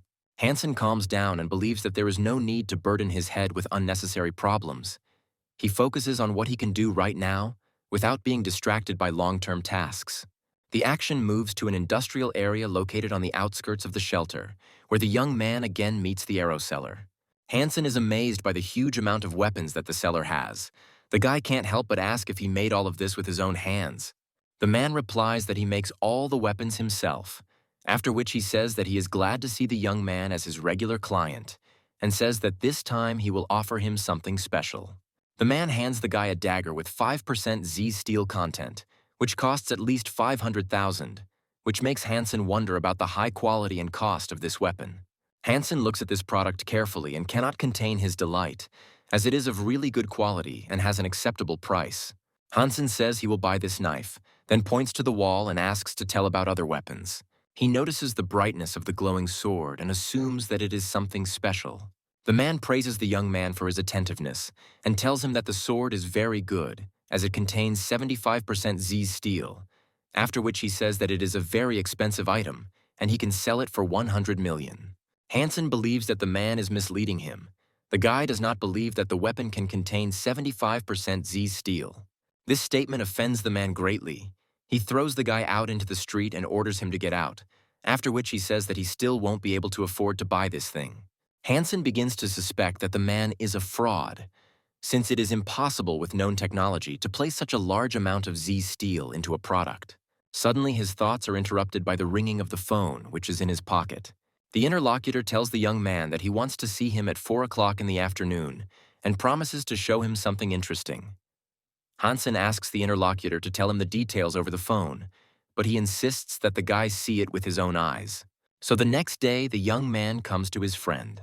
Hansen is very intrigued. His friend asks the guy to wait a little and says that he will soon see everything for himself. They enter the room. Hansen notices that there is an old friend in it who disowned him. This friend doesn't show it, but he greets Hansen and asks the young man how he is doing. Hansen wonders what his former friend Ming Hao, who disowned him, is doing here and why he respectfully called him brother.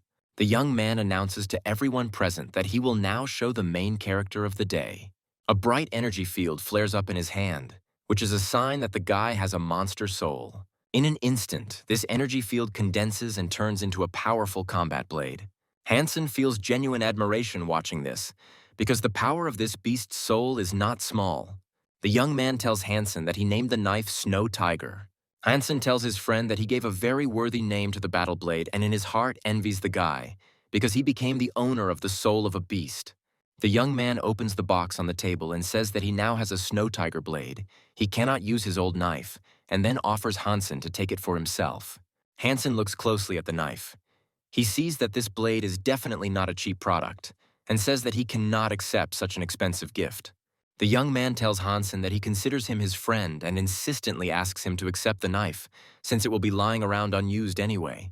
Hansen is grateful to his friend for such a relationship and believes that in the future he will have to repay the guy for his generosity and kindness. Minghao watches the conversation of the young people very carefully. He envies his friend and in his heart hopes to return the relationship with Hansen. Minghao has a selfish goal. He wants to join the shooting club, so he approaches Hansen and tells him that he has a small favor to ask. However, the guy doesn't have time to say anything because someone knocks loudly on the door, and a loud female voice is heard calling the young man a little brat. The door of the room suddenly opens. An irritated woman enters it. In a loud voice, she tells the guy that he needs to attend a banquet that his sister is hosting.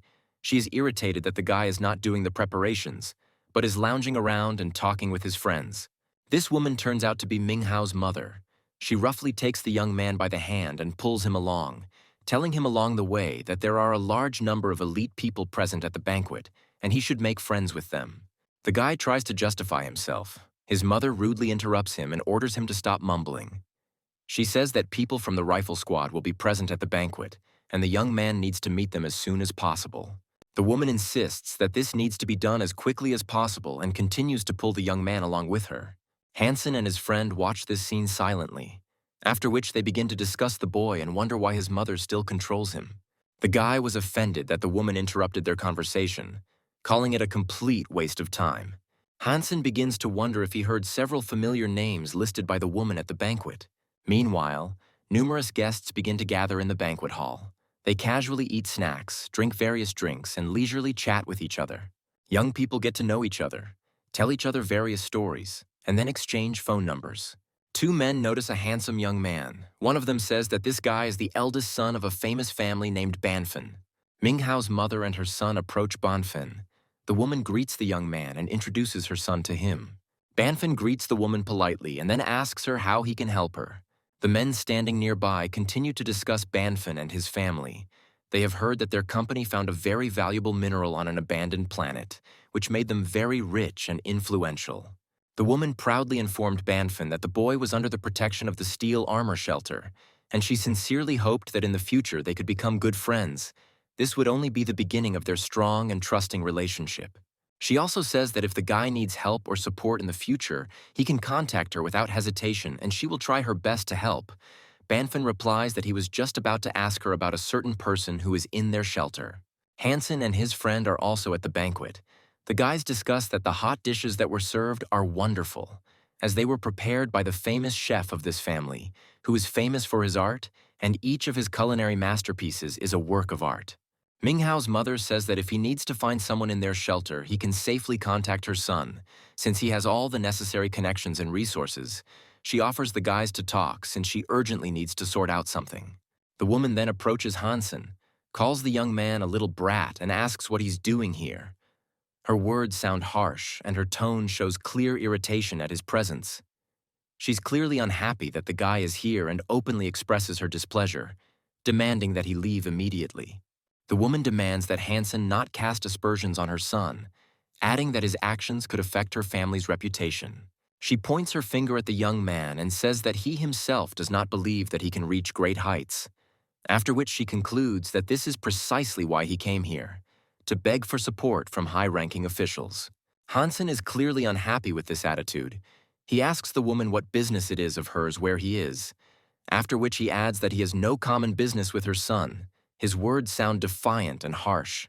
Such statements greatly irritate the woman. She begins to get angry and with obvious indignation reminds the guy where he is. She says that he clearly chose the wrong place for his impudence.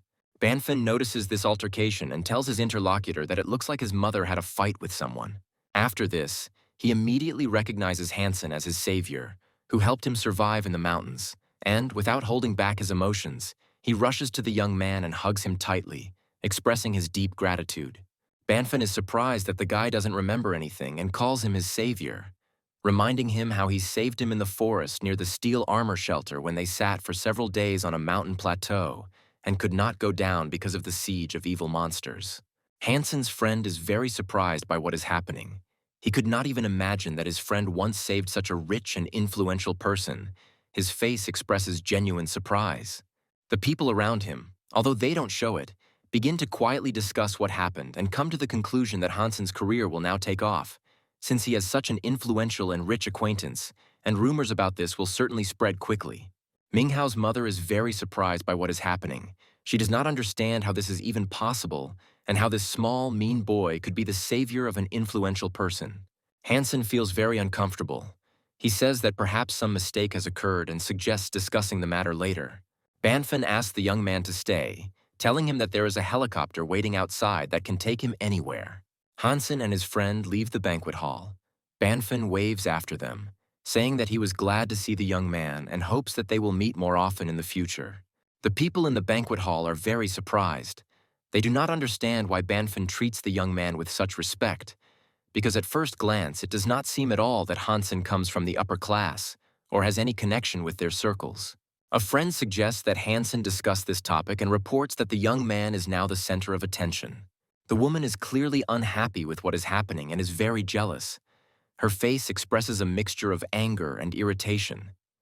Minghao in turn also feels strong envy, because he always believed that his past friend was just a dark, worthless person who was used to relying exclusively on women in his affairs. Hansen walks slowly down the street, thinking that he did not expect to meet Banfen at all, and even more so did not expect that he would be a representative of a wealthy family.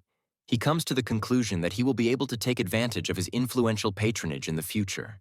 Hansen thinks that his new acquaintance is very rich, and thanks to this, he does not have to worry about his money, because if necessary, he has a resource that can be used. The young man's attention is instantly drawn to a huge explosion that occurred in a large skyscraper in the neighboring block, and this sight immediately makes him wary. Hansen opens his mouth in surprise. He is very shocked by what happened and cannot understand what it could have been. Hansen receives a system notification that an unknown object is attacking people and asks him to be careful, after which the young man rushes towards the explosion, meeting along the way a huge number of frightened people trying to quickly leave the danger zone. The guy learns that the fireball that hit the skyscraper came from an aircraft. He immediately understands that only the Asura clan can have such a weapon. The Asura clan is humanity's only enemy in the near outer space, and their attacks always bring chaos and destruction. Warriors, clad in powerful knightly armor, quickly line up in battle formations to repel the attack of alien monsters.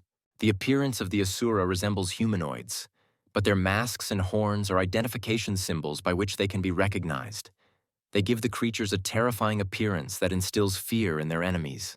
Humans and the Asura clan have been fighting each other in space for hundreds of years, and thanks to their physically advanced physique, the Asura clan creatures have consistently emerged victorious, forcing human troops to retreat and lose ground. Hansen continues running towards the skyscraper, thinking that only in the last 200 years, since humanity discovered the sanctuary of the gods, the situation has begun to stabilize, although the long war still continues. Hansen cannot understand why the alien invaders attacked their refuge, because the Star River has always been considered the rear of the Alliance, protected from direct attacks and hidden from enemies. A huge explosion has severely damaged a high-rise building, and a large space object is now visible from the breach, clearly indicating the alien origin of the threat. A little girl hangs in the air next to an alien capsule, crying loudly and desperately asking for help, her voice merging with the chaos of what is happening, but Hansen cannot ignore her. Hansen notices a girl in mortal danger and loudly calls on those around her to help her immediately. At this time, the alien creature in the capsule delivers a powerful kick to the doors, which fly off to the side with a loud crash, breaking everything in its path. Asura emerges from the space capsule, holding a huge sword in his hands, his eyes glowing with a furious red fire, emitting a terrifying glow. Hansen looks closely at the alien and realizes that he is in the presence of the Golden Horn of the Unicorn, an aristocrat of the Asura clan, known for his incredible strength and cruelty. The alien monster freezes for a moment upon hearing a loud child's scream, before slowly turning its head towards the girl hanging on a piece of wall, her cries echoing throughout the ruined neighborhood. Asura approaches the little girl, his movements full of menace.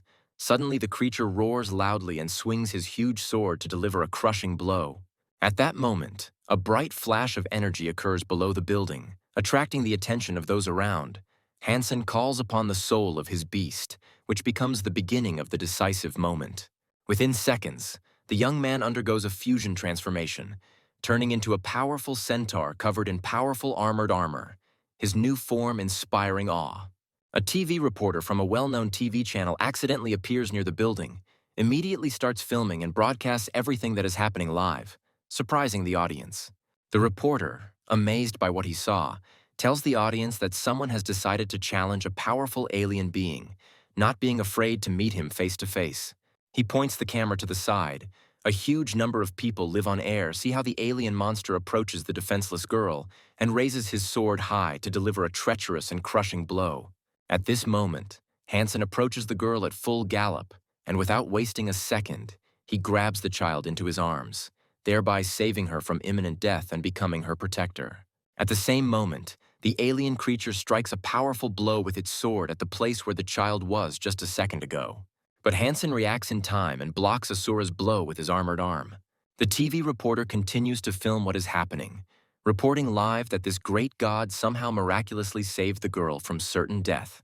Hansen hugs the little girl to himself and, realizing the danger of the situation, tries to leave the destroyed area as quickly as possible. The young man turns around, glaring at his powerful opponent, and realizes that Asura's weapon would easily pierce his armor, so he decides to avoid direct combat. Asura, filled with rage, decides to catch up with the daring opponent who challenged him, and, pushing off from the capsule with force, makes a giant leap after him. The alien creature quickly catches up with the young man and deals him a powerful blow with its huge sword. Hansen increases speed and begins to deftly maneuver between buildings, hoping to confuse and break away from his pursuer. The young man covers the girl tightly, protecting her from the blow, and then crashes at full speed into the glass window of a neighboring building. A loud sound of breaking glass is heard, and he finds himself inside the building. Hansen asks the girl to calm down and stop crying, and then orders her to hide in one of the secluded corners and not make a sound so as not to attract attention. The reporter adjusts the focus of his camera to capture the approach of Asura, which moves purposefully towards the building where Hansen is hiding. The alien creature bursts into the room and immediately begins a furious attack, delivering many powerful blows with its huge sword, smashing everything around. Hansen takes another devastating blow, feeling his armor begin to crack under the onslaught of attacks, and realizes that they won't be able to withstand this kind of pressure for much longer. The reporter watches the scene with alarm and does not understand why Hansen, whom he calls God, did not dodge one of Asura's powerful blows. The man begins to doubt whether he did the right thing by starting a live broadcast and fears that viewers will witness a demonstration of the death of the human god. Hansen, realizing the danger, intends to protect the defenseless child at any cost, even if it costs him his life. Asura goes into a mad rage, continuing to attack randomly, while Hansen muses that if such a powerful attack continues, his chances of survival are zero. The reporter, overcome with concern for the young man, shouts loudly about avoiding direct hits from the sword, although he understands that Hansen will not hear him. Asura lets out a terrible battle cry, focusing all of his power, and delivers another devastating blow, the energy wave from which flies across the entire area. Hansen manages to dodge in time, deftly dives under the alien enemy, and straining all his strength, firmly grabs the monster. Using all his strength, Hansen makes a desperate leap, dragging Asura out with him, rushing downwards at great speed. Their figures are enveloped in a bright energy field that flares up around them, creating a dazzling spectacle. Moments later, they reach the surface, colliding with it with colossal force, causing a gigantic explosion that instantly destroys everything in the area. The reporter immediately rushes to the crash site, trying to make his news the best in the world, although in his heart, he does not want to record the death of a human hero. The smoke and dust that rose into the air after the devastating explosion begin to settle, revealing a giant crater formed by the impact. When a reporter reaches the epicenter of events, he immediately points the camera and starts recording everything that is happening in order to instantly broadcast it live. As soon as the smoke finally clears, the camera lens captures the mutilated body of an alien monster lying in the very middle of the funnel. The man is deeply shocked when he sees the dead alien invader. He begins to look around nervously, not understanding where the human hero could have disappeared to. His attention is drawn to the noise coming from the broken window of a skyscraper, where numerous children's screams can be heard. The reporter instantly points the camera at the scene, capturing every moment of what is happening, trying not to miss a single detail that can be shown live. Through the lens, he notices a whole group of rescued children gathered at the window. At this moment, it dawns on him why Hansen did not attack Asura. A direct confrontation with the monster could have harmed or even killed the children nearby. This heroic battle becomes the top news on all television channels. The footage of Hansen's battle with the alien invader is broadcast on numerous talk shows and programs, causing delight and admiration of the audience. Meanwhile, the guy is in his room, bandaging his numerous wounds, thinking about how lucky he is that he did not receive fatal injuries. He feels how his body, improved by the latest changes in genes, quickly recovers from the injury. Hansen knows that everything that happened was recorded on video cameras, and he can't help but wonder if people will be able to uncover his true identity after seeing his actions on screen. As he bandages his wounds, his gaze falls on the huge sword he took with him as a trophy, and the thought flashes through his mind that this is a very valuable item. He evaluates the weapon, feeling that it is far superior to anything humans could create. The Asura clan's weapon-making technology is far superior to human achievement, and the sword itself was clearly created by a noble from the Golden Horn clan. Hansen knows that he won't be able to use the weapon openly, as it is too conspicuous and would immediately attract attention, especially after it was seen on TV screens. The young man decides that he needs to upgrade this sword to make it less noticeable. He begins to examine the weapon closely, and at that moment, a small plate shoots off from it. Hansen quickly realizes that it is a memory chip, and he feels that it is quite a nice gift. He decides to study the contents of the chip and discovers that it contains a secret technique of the alien invaders known as the heartbeat. The young man feels great joy, realizing that this martial art can greatly enhance his abilities. With the help of the instructions on the memory chip, he begins to master this technique and soon begins to deliver powerful slashes with the alien sword, instantly filling the room with a bright energy flame. Hansen is delighted by how wonderfully the heartbeat works. This martial art seems simply superb to him. Suddenly the phone rings. Hansen picks up the receiver and starts a conversation with the person he is talking to. It turns out to be Banfin, who invites the guy to come to his hideout and attend the competition. But the guy says that he is a little busy right now. Hansen is in Yanman's office. He thanks the girl for her kindness and generosity, but tells her that they need to discuss an important topic. The young man states that he does not want to enroll in Blackhawk Academy and expresses his desire to study at Star River Academy. The girls look at each other, very surprised at why the guy refuses such a lucrative offer.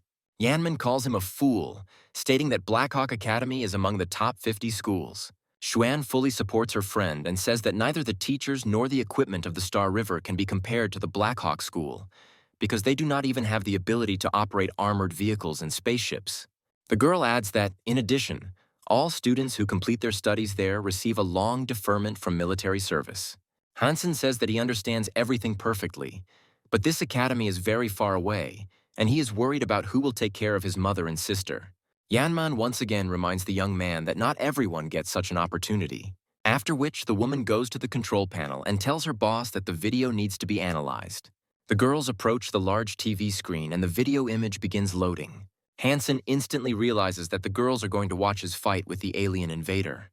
Hansen becomes very angry at the reporter who was in the wrong place at the wrong time and filmed this battle. The guy feels a strong desire to beat him up. Yanman asks his superior if she notices anything special. The girl, after a short pause, reports that this divine warrior is most likely a fool. Hansen doesn't show it outwardly, but he thinks why this woman said that he is a fool. The guy doesn't understand what kind of claims she has to such a handsome man, meaning herself. The girls continue to analyze the video and notice that the divine warrior's strength and speed are at the highest level. He has powerful wings, and he shoots well at long distances. However, despite this, Xuan thinks that the divine warrior's tactics are quite stupid. He was just lucky that the alien invader was injured, otherwise the warrior could have died at his hands. Hansen appreciates the analytical skills of women. He believes that they deserve to be called the best women in the army. Yanman wonders who this divine warrior could be, as this is the second time he has been caught on camera, and she recalls the stranger's ordeal in the gym. Xuan says that the warrior's armor and wings were transformed by the fusion of the beast's soul and divine blood, but she wonders why the divine warrior didn't use a bow and arrow. Hansen suddenly intervenes in the conversation and asks the girls how they can analyze the actions of a divine warrior. Xuan doesn't like the young man's comments at all. She tells the guy that he can go and suggests that he think about the Black Hawk Academy. The guy thinks that girls use him like a punching bag. He is not even 20 years old, and he has to serve in the army. He thinks that if he is really sent to Black Hawk School, he will not be able to help his family. The guy believes that in the near future, he needs to earn money and leave enough money for his mother and sister for a carefree life. A young man calls on the phone and asks if they have sent him the blade with the 5% Z steel content that they agreed on earlier. The interlocutor says that he will send him a rare blade, since his family cooperates with a steel manufacturing company, and then asks the guy if he wants to take it with him. The interlocutor says that he will not be a burden and can definitely help the young man. Hansen informs them that it will be very dangerous there, and therefore they should not take risks. But he promises to pay handsomely, and if he is lucky, he will give them the mutated creature as a thank you. Evening falls. Hansen, with a heavy bag on his back, is at the exit of the shelter in steel armor. He walks slowly into the nearby forest and walks slowly along a narrow forest path. After several hours of travel, he reaches a deep, densely forested canyon. 2 days pass unnoticed, and Hansen gets to the right place. The guy activates the souls of his monsters and believes that he has found the mysterious dark swamp that many people talk about. He remembers that many hunters told him that an animal containing the soul of the arrow, which he so needs, was hiding here. The young man decides that no matter how dangerous the path may be, he will not stop because he intends to become stronger. The guy believes that he is on the right track, since this swamp is really different from other locations, and the mutated creatures of this place are much larger and more ferocious. He only regrets one thing, that he can't destroy all the monsters in a row. He needs to concentrate and choose just one target. Hansen watches as some movement occurs underwater. The young man looks closely and realizes that these are some strange snakefish. Hansen transforms. His body is clad in powerful armor, after which the guy flies into the air and aims at the snake with his bow. The sound of the bowstring is heard and the arrow is shot at great speed towards the target. The guy thinks that he only has 2 hunting arrows and he can't just take them and lose them. The shot is accurate. The released arrow pierces through the mutated creature living in the pond. The snake, pierced by an arrow, lets out a terrible cry, after which it rises high above the water. Hansen is pleased with himself because the system congratulated him on a successful hunt, informing him that a king snake was killed, and by eating its flesh, the young man can receive from 1 to 10 random mutant genes. The young man releases his second hunting arrow, which also hits the target accurately, killing a rare fish. He begins to pull on the line attached to the arrow, thinking that the more mutated creatures he hits, the more inspired he becomes. The wounded fish tries to escape and begins to pull the young man hard on the fishing line tied to the arrow. However, the guy quickly copes with his prey. The system congratulates him on a successful hunt, informing him that a sawfish has been killed, which brings him the soul of a monster as a trophy.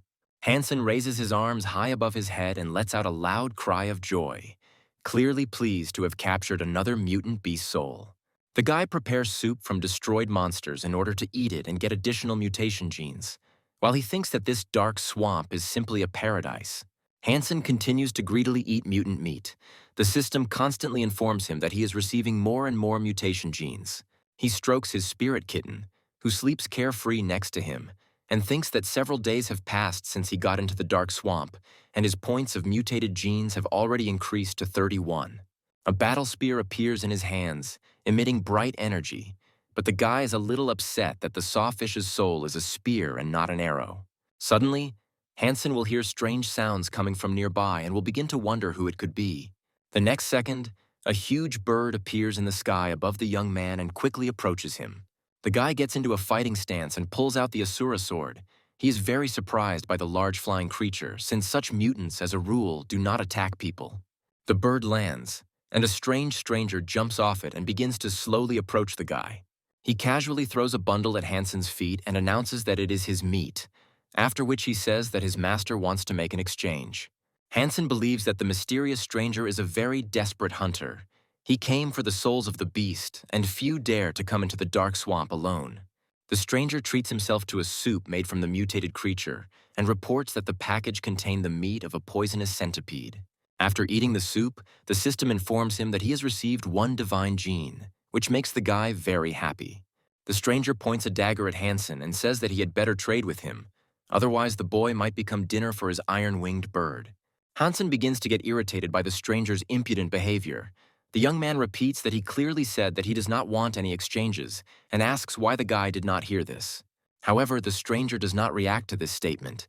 He points his combat dagger towards the young man and says that if he does not want to exchange in a good way, then he will have to act in a bad way. He strikes at Hansen and is surprised to see that his steel knife has done no damage to his opponent. Hansen summons his monster spirit. A bright energy spear flashes in his hands. The guy is very outraged that the stranger is using some primitive weapon against him. He deals a powerful blow to the stranger and tells him that he must first learn the fighting abilities of his opponent, and only then rush into the attack.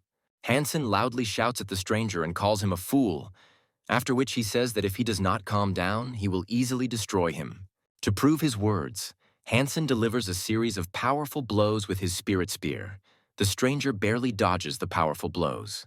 He jumps to the side to a safe distance and freezes, watching Hansen carefully, after which he touches his face and notices that there is a small and deep cut on it. The stranger realizes that he has no chance of defeating Hansen in a direct confrontation. He jumps on his huge bird and angrily tells the guy that he will pay for everything he did today. Hansen is very angry about this behavior. He's going to show this stranger that he will not go unpunished even if he rises into the sky. The young man begins to feel fear. He understands that Hansen is pursuing him, and at such a huge speed he will surely catch up soon.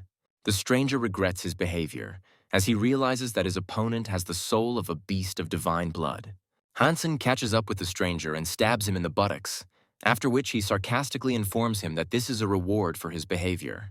Hansen starts laughing loudly and says that the guy looks quite fashionable and could do with some new piercings. The stranger screams loudly in pain and asks the young man to stop stabbing him in the buttocks with a knife. He admits his mistake and asks for forgiveness. The young men are at the fire. Hansen tells the stranger that his life is now in his hands and orders the guy to help him, after which he asks where the black mutant bee is. A genuine fear appears in the guy's eyes. He says that the black mutant bee is a very dangerous animal, and it lives in a terrible place where he would not dare to go. In the dark swamp, there is a small grove containing numerous hives of mutant black bees.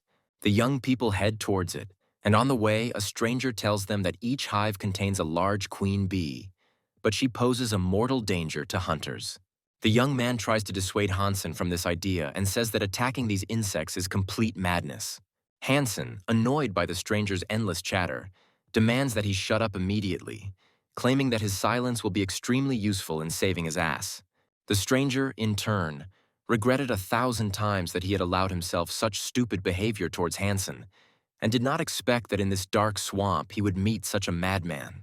The huge bird, on which the stranger is riding, approaches the beehive at great speed, after which the monster delivers a powerful blow to the cocoon with its clawed paw. An angry swarm of black mutant bees flies out of the broken hive, rushing quickly after the bird. Hansen, holding tightly to the Asura sword, realizes that now is his chance. He decides to take action, performing a complex turn in the air, after which, at great speed, he begins to approach the swarms of black mutant bees, preparing for the decisive blow. Hansen, with incredible precision and dexterity, cuts into the thick of the insects, starting to deliver multiple blows, cutting the aggressive mutants into small pieces.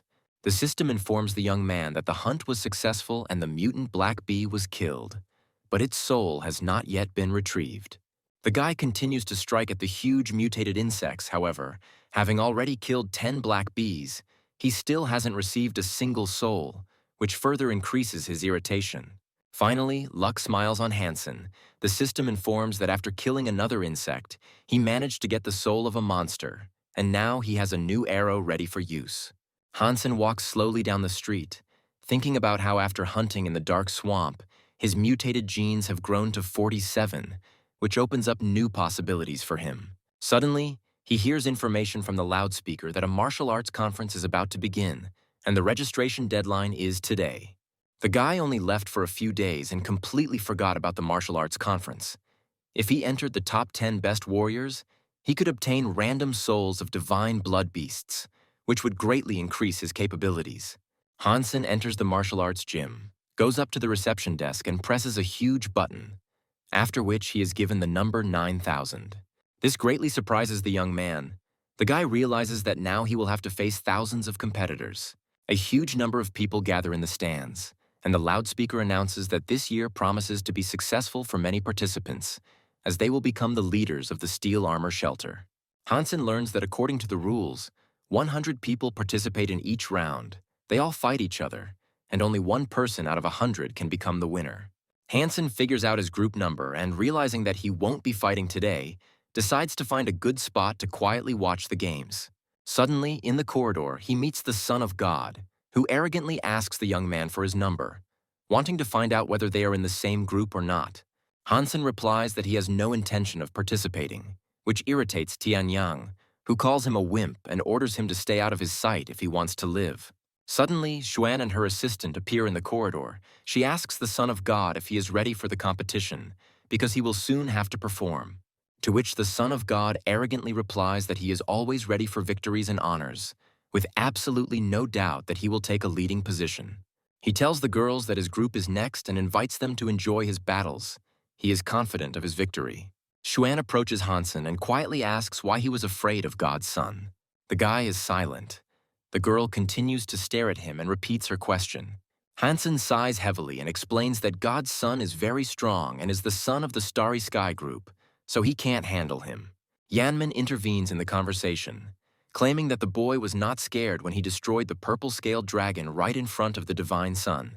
Suddenly, the girl realizes that Hansen is not afraid for himself, but for his family, as they may be drawn into hostile showdowns with the divine sun, and that is why the young man constantly tries to avoid the powerful enemy, striving to protect those who are dear to him. Hansen looks the girl in the eye and realizes that she has hit the nail on the head, accurately noticing that his concern is not about himself, but about the safety of his family. Xuan thinks that it is good that the guy cares so much about his family, and adds that in this case it will be beneficial for him to enter the Hawk School, but for this he will have to pass an exam. Hansen wonders what kind of exam this is and what difficulties might arise along the way. Xuan asks the boy not to worry about his loved ones, assuring him that after he enters the academy, it will determine his special team and his family members will be under the protection of the military, and no one will be able to harm them.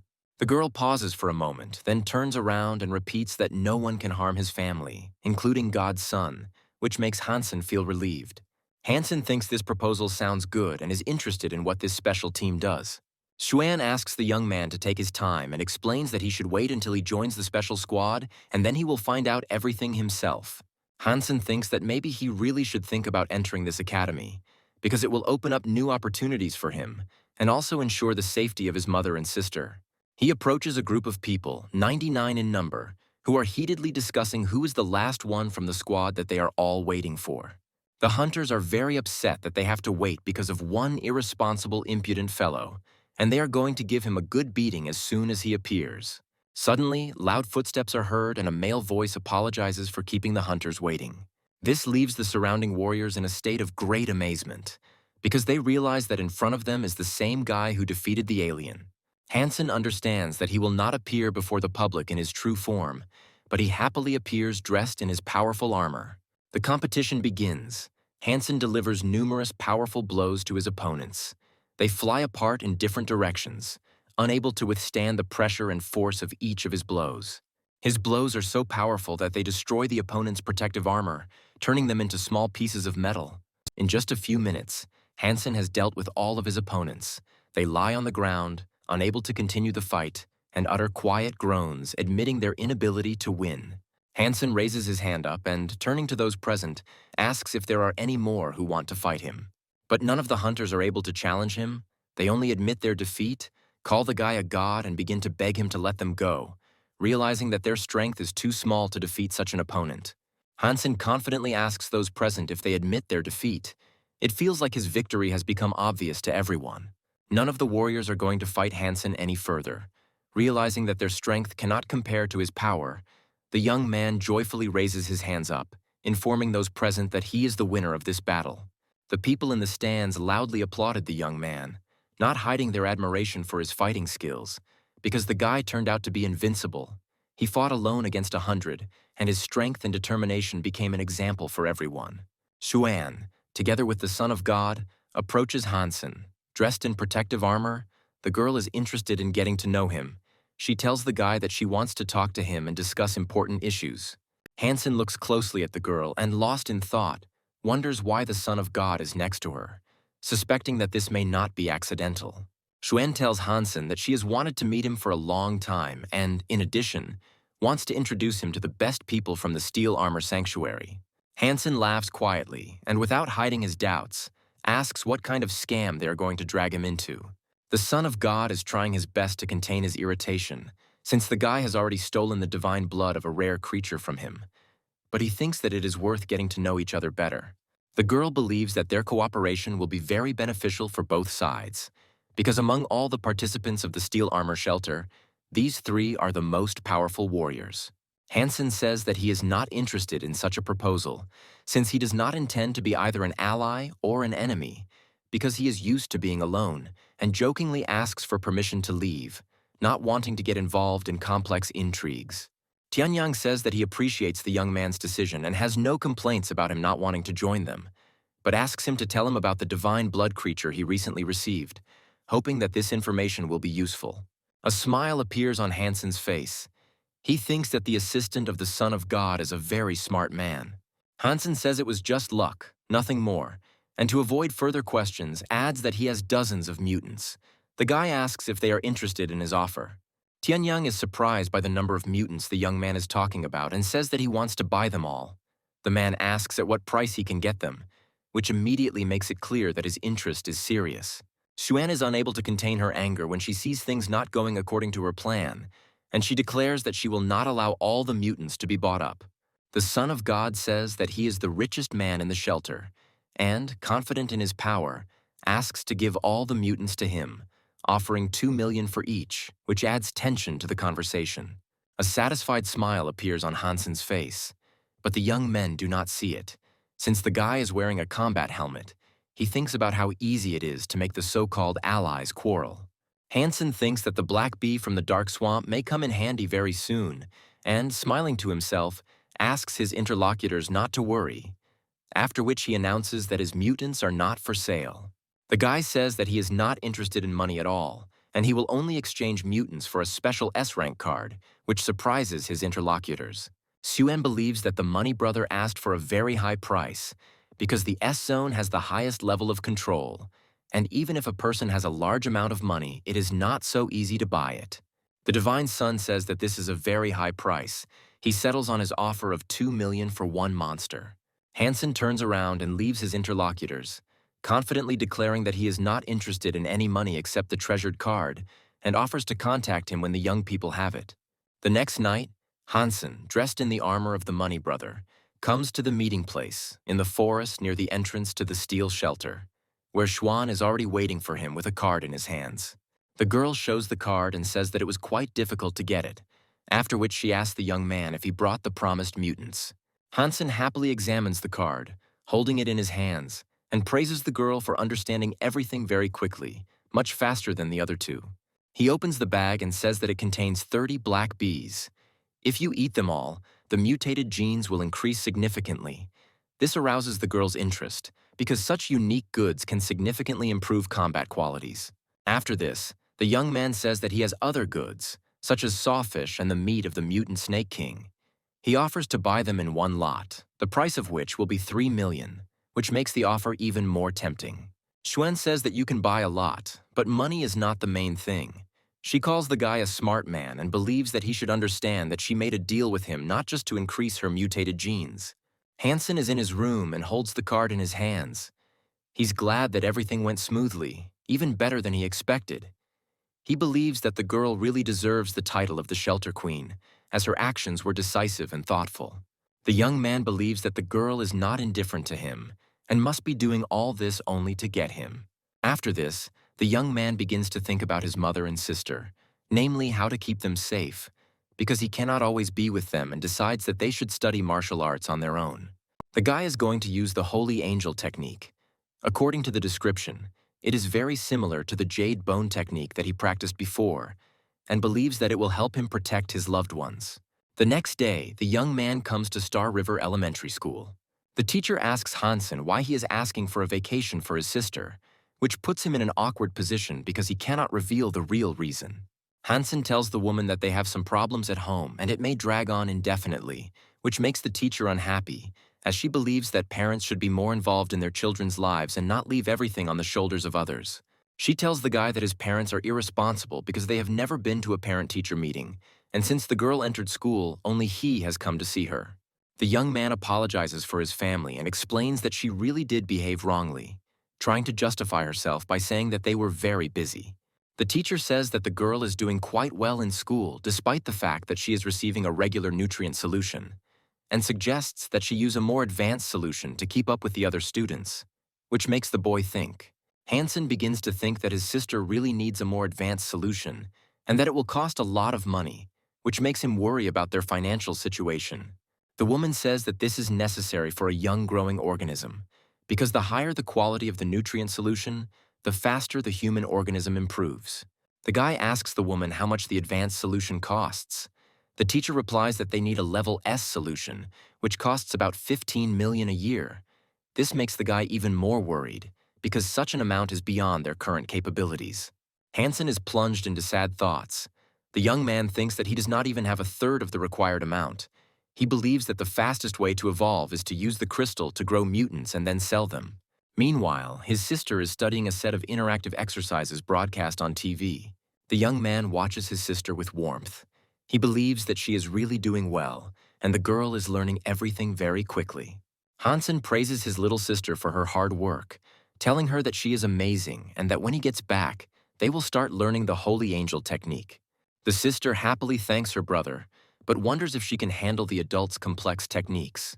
Hansen tells his sister that there will be no problem with this, but he strictly forbids her from telling anyone about the Holy Angel technique. He tells his sister that this will be their big family secret and thinks that when he buys the right grade of solution, her progress will grow even more. Yanman asks his boss what she's going to do next, and the girl tells him not to worry and says she has a plan. Despite this, she is very irritated and says that a lot of time has passed and this guy still hasn't answered her, which makes her very angry. A small capsule appears in her hands, and a girl's voice is heard, telling her that this man is not worth fighting for at all. Hansen and Xuan are in a combat training room. The girl furiously attacks the young man and deals him a series of blows. Hansen does not understand the nature of the girl's rage. At times, it seems to him that she simply wants to destroy him. At this time, he misses another attack. Xuan delivers a crushing kick to the young man. Xuan stands next to the young man. She tells the guy that his progress is too slow and she had placed too much hope in him. The girl casually throws a bottle of water at Hansen, then asks him to drink it and says that they will take a break and then continue training. Hansen silently looks at the girl and once again returns to the thought of what makes her attack him so fiercely, after which the young man opens the bottle and begins to greedily drink the liquid inside it. After some time, he feels strong changes that occur in his consciousness. The girl seems fantastically attractive to him. For a moment, the young man has visions. A voice in his head tells him that evil can never penetrate people with a flawless body. The guy begins to gradually lose control of his mind. He falls to the floor and realizes that there was some kind of drug in the bottle, after which he wonders what the girl is going to do. Xuan leans over the boy, her voice soft and sophisticated, asking him if he thinks her body is beautiful. Hansen, barely understanding what is happening, notices how the girl says something to him, but his mind is in complete confusion, and it seems to him that her words sound like permission for something that he cannot fully understand, but desperately strives to make out. The guy continues to struggle not to lose consciousness. The girl's question is perceived by him as extremely provocative. He cannot understand what she really wants to achieve with this question. Hansen, increasingly losing control of himself, tries to somehow answer and, with difficulty pulling himself together, tells the girl that she really has a stunning, stunning figure.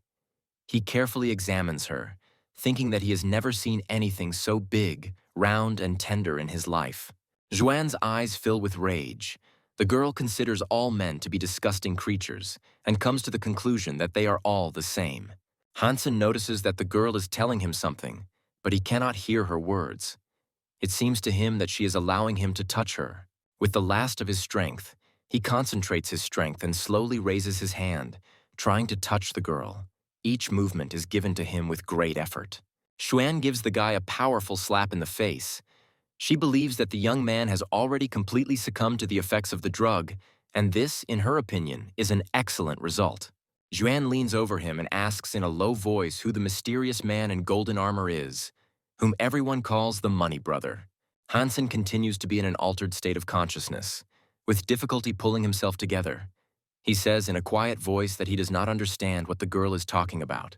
Xuan continues the interrogation and asks the next question, wondering why the boy doesn't want to enroll in Black Hawk Academy, her eyes closely watching his reaction. Hansen replies that Black Hawk Academy is too far from home, and if he goes there, he won't be able to take care of his mother and sister, which is much more important to him than any ambitions. Xuan remembers that the young man said the same thing last time and begins to think that he really does care about his family. Suddenly, Xuan changes the subject and, with interest, asks the young man what kind of girl is currently living in his heart. Hansen, despite the fact that it is very difficult for him to speak in this state, gathers his last strength and with difficulty tells him that Xuan is the girl of his dreams. He keeps repeating that Xuan is the most beautiful girl he has ever met in his life. Xuan can't hide her surprise because she clearly didn't expect such confessions from the young man. Her reaction shows that his words were an unexpected turn of events for her. After this, she suddenly lunges forward and delivers a powerful blow with her hand to the guy's head. Hansen instantly comes to his senses. His rage grows, and he asks the girl what she did to him, because what is happening seems strange to him. Hansen reports that he doesn't remember anything, and the last thing he remembers is when he drank the water the girl gave him. Xuan tells him that they had been training intensively, and after the young man became overtired and passed out, she simply woke him up. Xuan finds herself thinking that she is very nervous about everything that happened. She thinks that the guy was obviously telling the truth. Her inner anxiety is growing. Hansen thinks that Xuan is just a woman after all and can't control such things. He thinks that she shouldn't doubt him now. The guy thinks that he can use her for his own purposes. He thinks that he can use the girl as a cover, gradually become stronger, and then demonstrate his new strength. The next night, Hansen meets his old friend in the forest near the shelter and tells the guy that he brought what he asked for. He opens the case, which contains a mutant sawfish. The young man promises that he will keep the deal a secret and will not tell anyone about it. Suddenly, the Son of God and his assistant emerge from the nearby bushes, as if nothing had happened, and he turns to the young people and asks what they are doing here. The young man answers the Son of God that Hansen is his old friend, and he knows that there has been a misunderstanding between them, so he wants the feud between them to end. Tianyang, hearing this, declares that he will now destroy both scoundrels, but the Son of God stops his assistant with a hand gesture, making it clear that he should act with restraint. The Son of God is about to leave and tells his assistant that they should not waste their time and energy, as they have an important battle with a powerful enemy ahead of them, and this must be their priority. Hansen suddenly realizes that in the second round of the competition he will have to fight the assistant of the Son of God, and this realization fills him with internal tension. The second day of the competition begins, and more people begin to gather around the martial arts hall. Xiaoqiao is clearly in high spirits. The guy confidently reports that the Money Brother will definitely win in today's fight. He takes his seat and immediately notices the strange man sitting next to him, feeling that this man stands out from the others. Xiaoqiao looks at the stranger carefully, surprised that he is wearing so many layers of clothes. He wonders if he is hot. The instructor sitting next to him expresses the opinion that the Money Brother has deprived the Son of God of a being with divine blood, and therefore he will use all his means to take revenge. Xiaoqiao disagrees with this statement, believing that Money Brother also has a lot of divine blood and beast souls, and that is why he will be able to defeat Tianyang. The instructor is not going to convince the young man, but instead offers him to make a bet. If the Money Brother cannot hold out for at least 1 minute, then the guy must give him his mutant beast. This bet makes Xiaoqiao think, because he really doesn't want to lose his monster spirit, Nightwolf, to whom he has already become attached. Yanman, listening to the conversation, thinks that men are really very boring creatures, since this competition has no meaning for them, and they put their things on the line, which seems stupid and unreasonable to her. At this moment, a loud gong sounds. The host announces the start of the competition. The stranger who had been sitting next to Xiaoqiao all this time instantly jumps up from his seat. To everyone's surprise, it turns out that it is Hansen, who is dressed in his battle armor, and everyone immediately recognizes him as the Money Brother. Yanman is genuinely surprised, as she didn't even notice how such a powerful warrior was next to her all this time. Xiaoqiao shouts loudly, declaring that Money Brother is his idol, asking him to defeat his opponent in 1 minute to win the bet and save his monster spirit. Tianyang calls his money brother a vile dog and hopes that he will soon see him suffer and die. Hansen, in turn, believes that he is well prepared for the upcoming fight. He is in excellent physical shape. He has 3 divine-level beast souls and 4 mutated genes, which makes him confident in his abilities. With a confident step, he enters the arena and begins to approach his opponent. The host announces the start of the competition and gives the signal for the fight to begin. Tianyang begins the fusion process and summons his monster's soul. A bright aura instantly erupts around him. He declares to his opponent that he will make mincemeat out of him. The energy field transforms into a huge, multi-meter gorilla, which aggressively emits a loud cry. Her body begins to grow metal armor, and a giant club appears in her hands, which only enhances the creature's terrifying appearance. The instructor believes that Tianyang is using his best spirit beast, assuring everyone that he will definitely win the bet. His confidence is beyond doubt. Xiao Qiao is very worried. His excitement is so great that he grabs his head with his hands, praying to the gods that the money brother can hold out for at least 1 minute, because he does not want to give his soul to the wolf. From the balcony where the VIP guests are, the divine son watches the fight closely, his gaze focused. He believes that he paid a lot of money for a reason. The guy acquired 1 divine soul of a beast and 2 souls of a mutant, which, in his opinion, will ensure victory. The Son of God believes that his greatest regret is that he cannot kill the money brother with his own hands, but he is comforted by the thought that his deputy will definitely destroy the enemy and avenge him. Hansen's armor begins to flare with a bright energy flame. The young man asks his opponent who gave him the right to be impudent. The next moment, Hansen transforms into a massive centaur and charges at his opponent with a furious roar, his spear flashing like lightning. He quickly approaches the gorilla and delivers a powerful blow with his huge spear with incredible force. A huge blow hits the gorilla's chest plate. It does not cause critical damage, but the monster feels severe pain. It emits a loud, piercing scream. The gorilla starts to counterattack. Its huge right hand finds its target. Hansen doesn't have time to react. His spear flies out of his hands, which makes the guy lose confidence for a moment. The instructor's mood noticeably improves. His voice sounds loudly in the arena. He is rooting for his player and enthusiastically reports that it was just a great hit. The Son of God is in anticipation of a quick victory. In a quiet voice, he orders his deputy to destroy the enemy. The gorilla opens its huge, toothy mouth, letting out a deafening roar, its body instantly becoming covered in a network of powerful energy discharges, creating an atmosphere of destructive force around it. After this, the gorilla rushes to attack, its massive body rapidly moving forward, causing the earth to shake under its weight. The young man decides not to retreat, and at great speed rushes towards his opponent. Hansen takes out the Asura sword and with incredible speed strikes with colossal force. The next second, a powerful energy flash occurs that blinds everyone in the arena. A powerful spirit creature in the form of a huge gorilla screams loudly. He was unable to parry the blow and received critical damage. A moment later, the huge creature begins to stagger on its feet and then falls with a crash onto the arena. The arena, which is filled with a huge number of spectators, instantly falls silent. An oppressive silence falls over it. People do not understand what happened and why the fight ended so instantly. The instructor is also shocked by what is happening. He is unable to believe that his player has lost and constantly quietly repeats that this cannot be. Yanman is impressed by the Money Brothers' technique and can't wrap her head around how the guy was able to kill a powerful opponent with just 1 blow. Xiao Qiao is genuinely pleased with his idol's victory, but he also can't believe his eyes and accept that Money Brother dealt with a powerful opponent so quickly. A moment later, he comes out of his stupor and begins to shout loudly, sincerely rejoicing at his victory and announcing to everyone that a new record has been set. The fight ended in just 9 seconds. Qin Suan is unable to contain his shock as the young man realizes that his personal servant, to whom he bestowed the sacred beast, has been defeated. A moment later, he comes to his senses, begins to angrily shout at his assistant, calling him a useless moron, and orders him to immediately get up and continue the fight. However, the soul of the sacred beast received critical damage.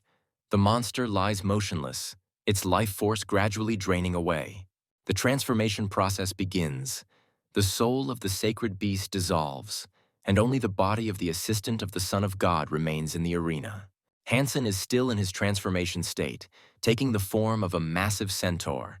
He gallops around the arena as the vast crowd of spectators, overcome with delight, loudly chant his name, hailing him as the god of war. Hansen looks at the VIP stand where the Son of God sits and feels deep regret that he was unable to finish the job today and destroy his sworn enemy.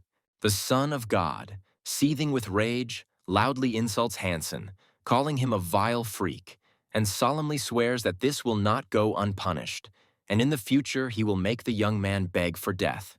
Xiao Qiao rides out of the arena, proudly mounted on his new beast of burden, and, smiling broadly, asks those present to pay attention to this magnificent creature, which he won in a bet with the instructor. Hansen is just nearby and thoughtfully ponders why all the laurels go to others.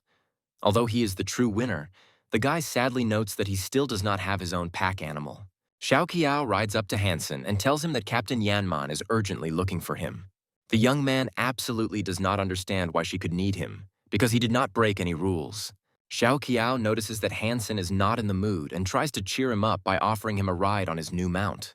But he politely declines, citing his busy schedule, although he is thinking about how he will soon have his own riding animal.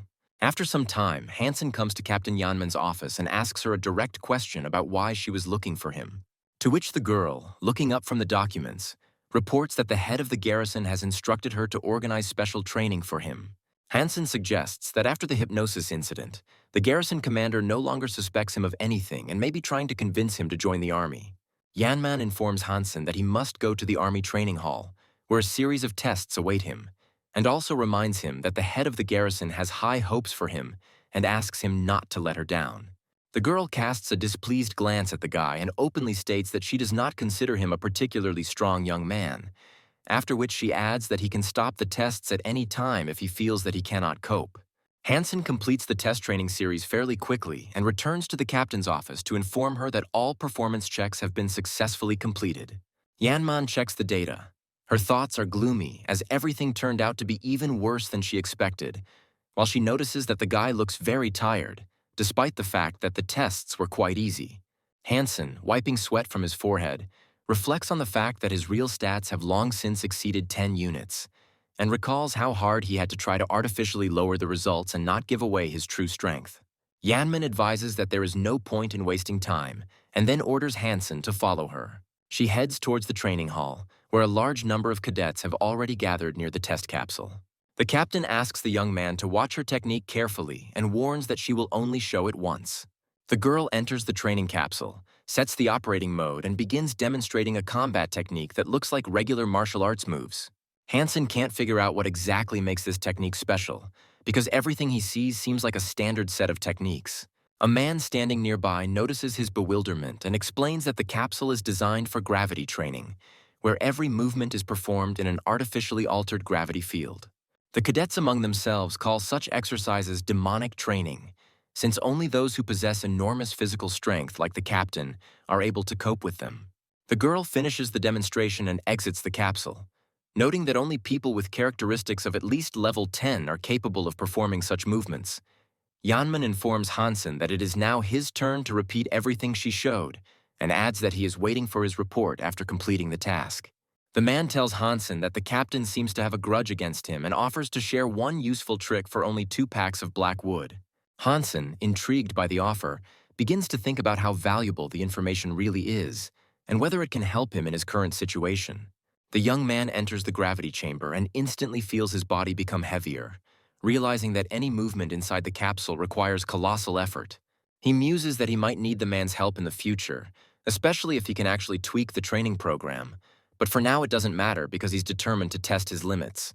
Hansen approaches the control panel and without hesitation selects maximum power, believing that only in this mode will he be able to discover the true limits of his powers.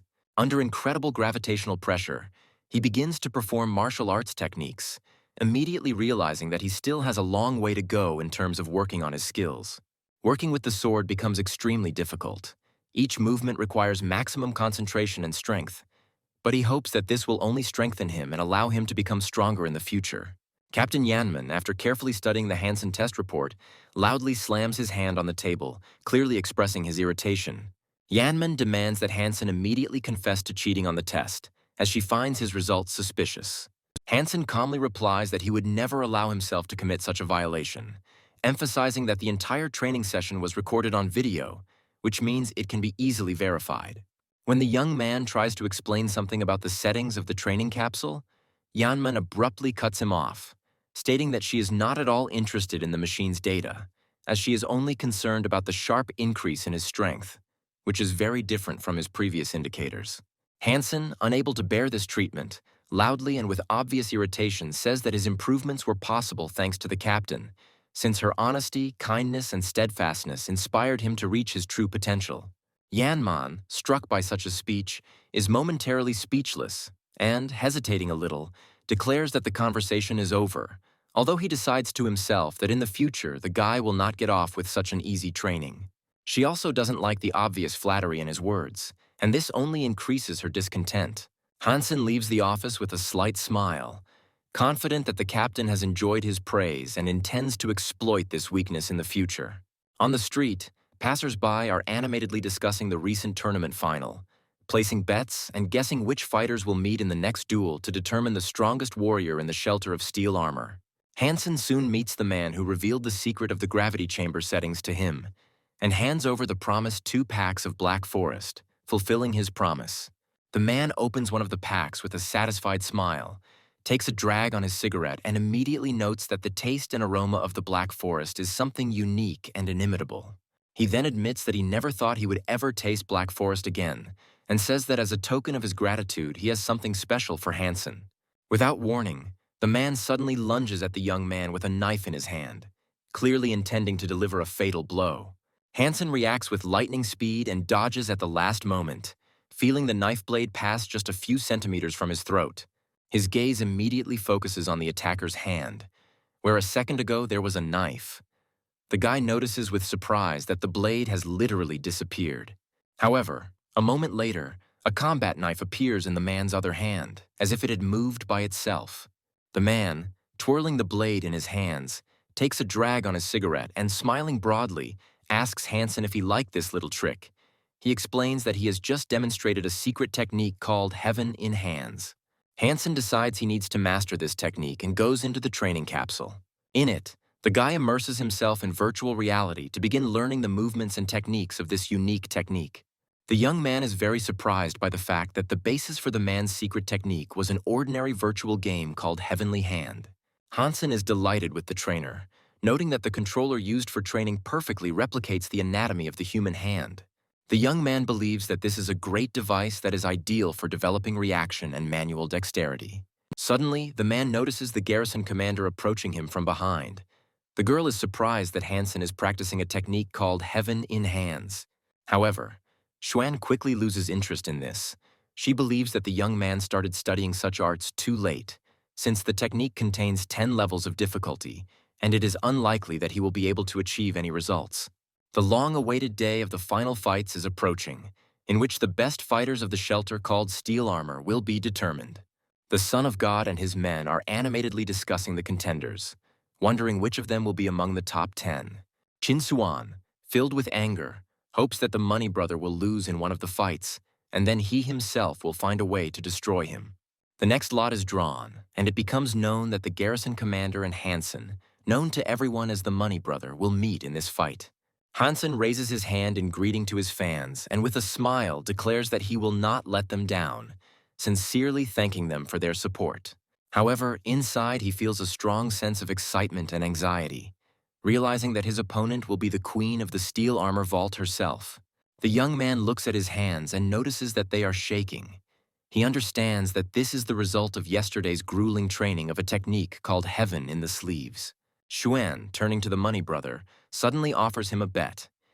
If he loses, he will become the deputy head of the shelter, which will allow the girl to go to the second shelter, leaving him as the new leader. Hansen is genuinely surprised. He clearly did not expect to hear such a proposal from the garrison commander.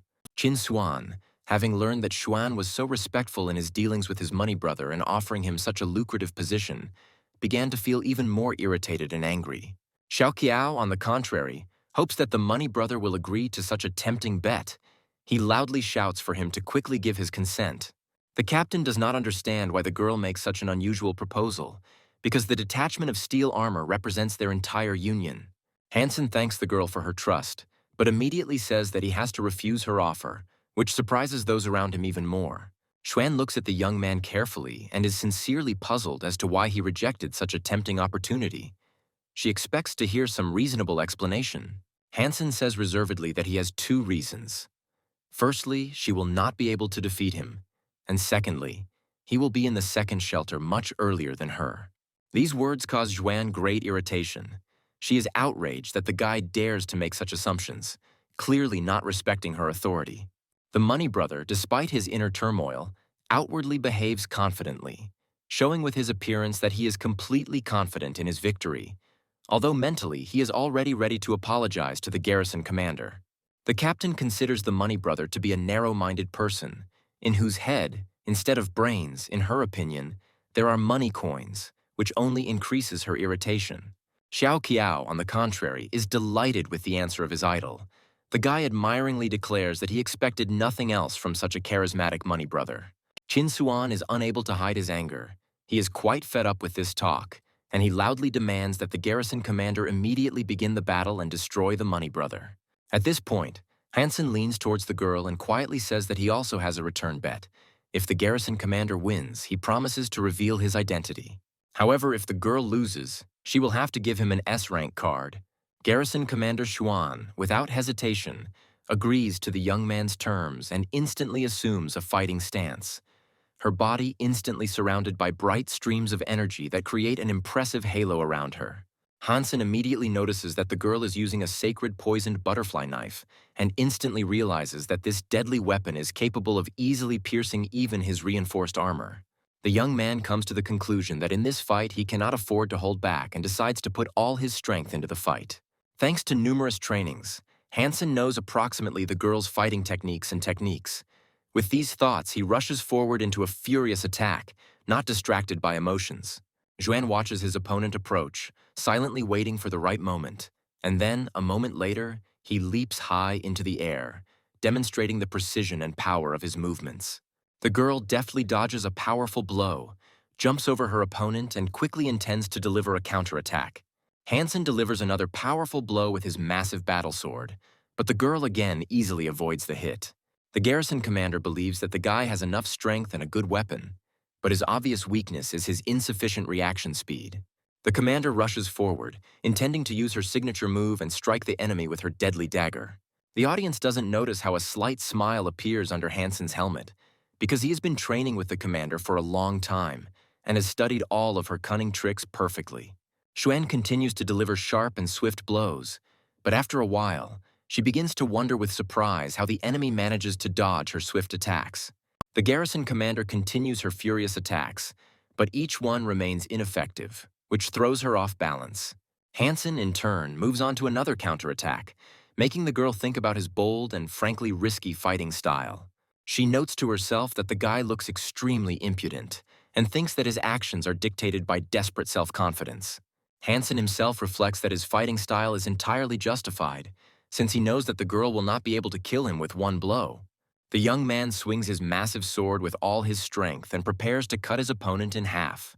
However, the garrison commander demonstrates incredible reflexes and easily dodges each blow from the young man. Hansen is amazed by the girl's technique, especially considering that she was able to dodge even his Asura attack, known as the reverse vortex.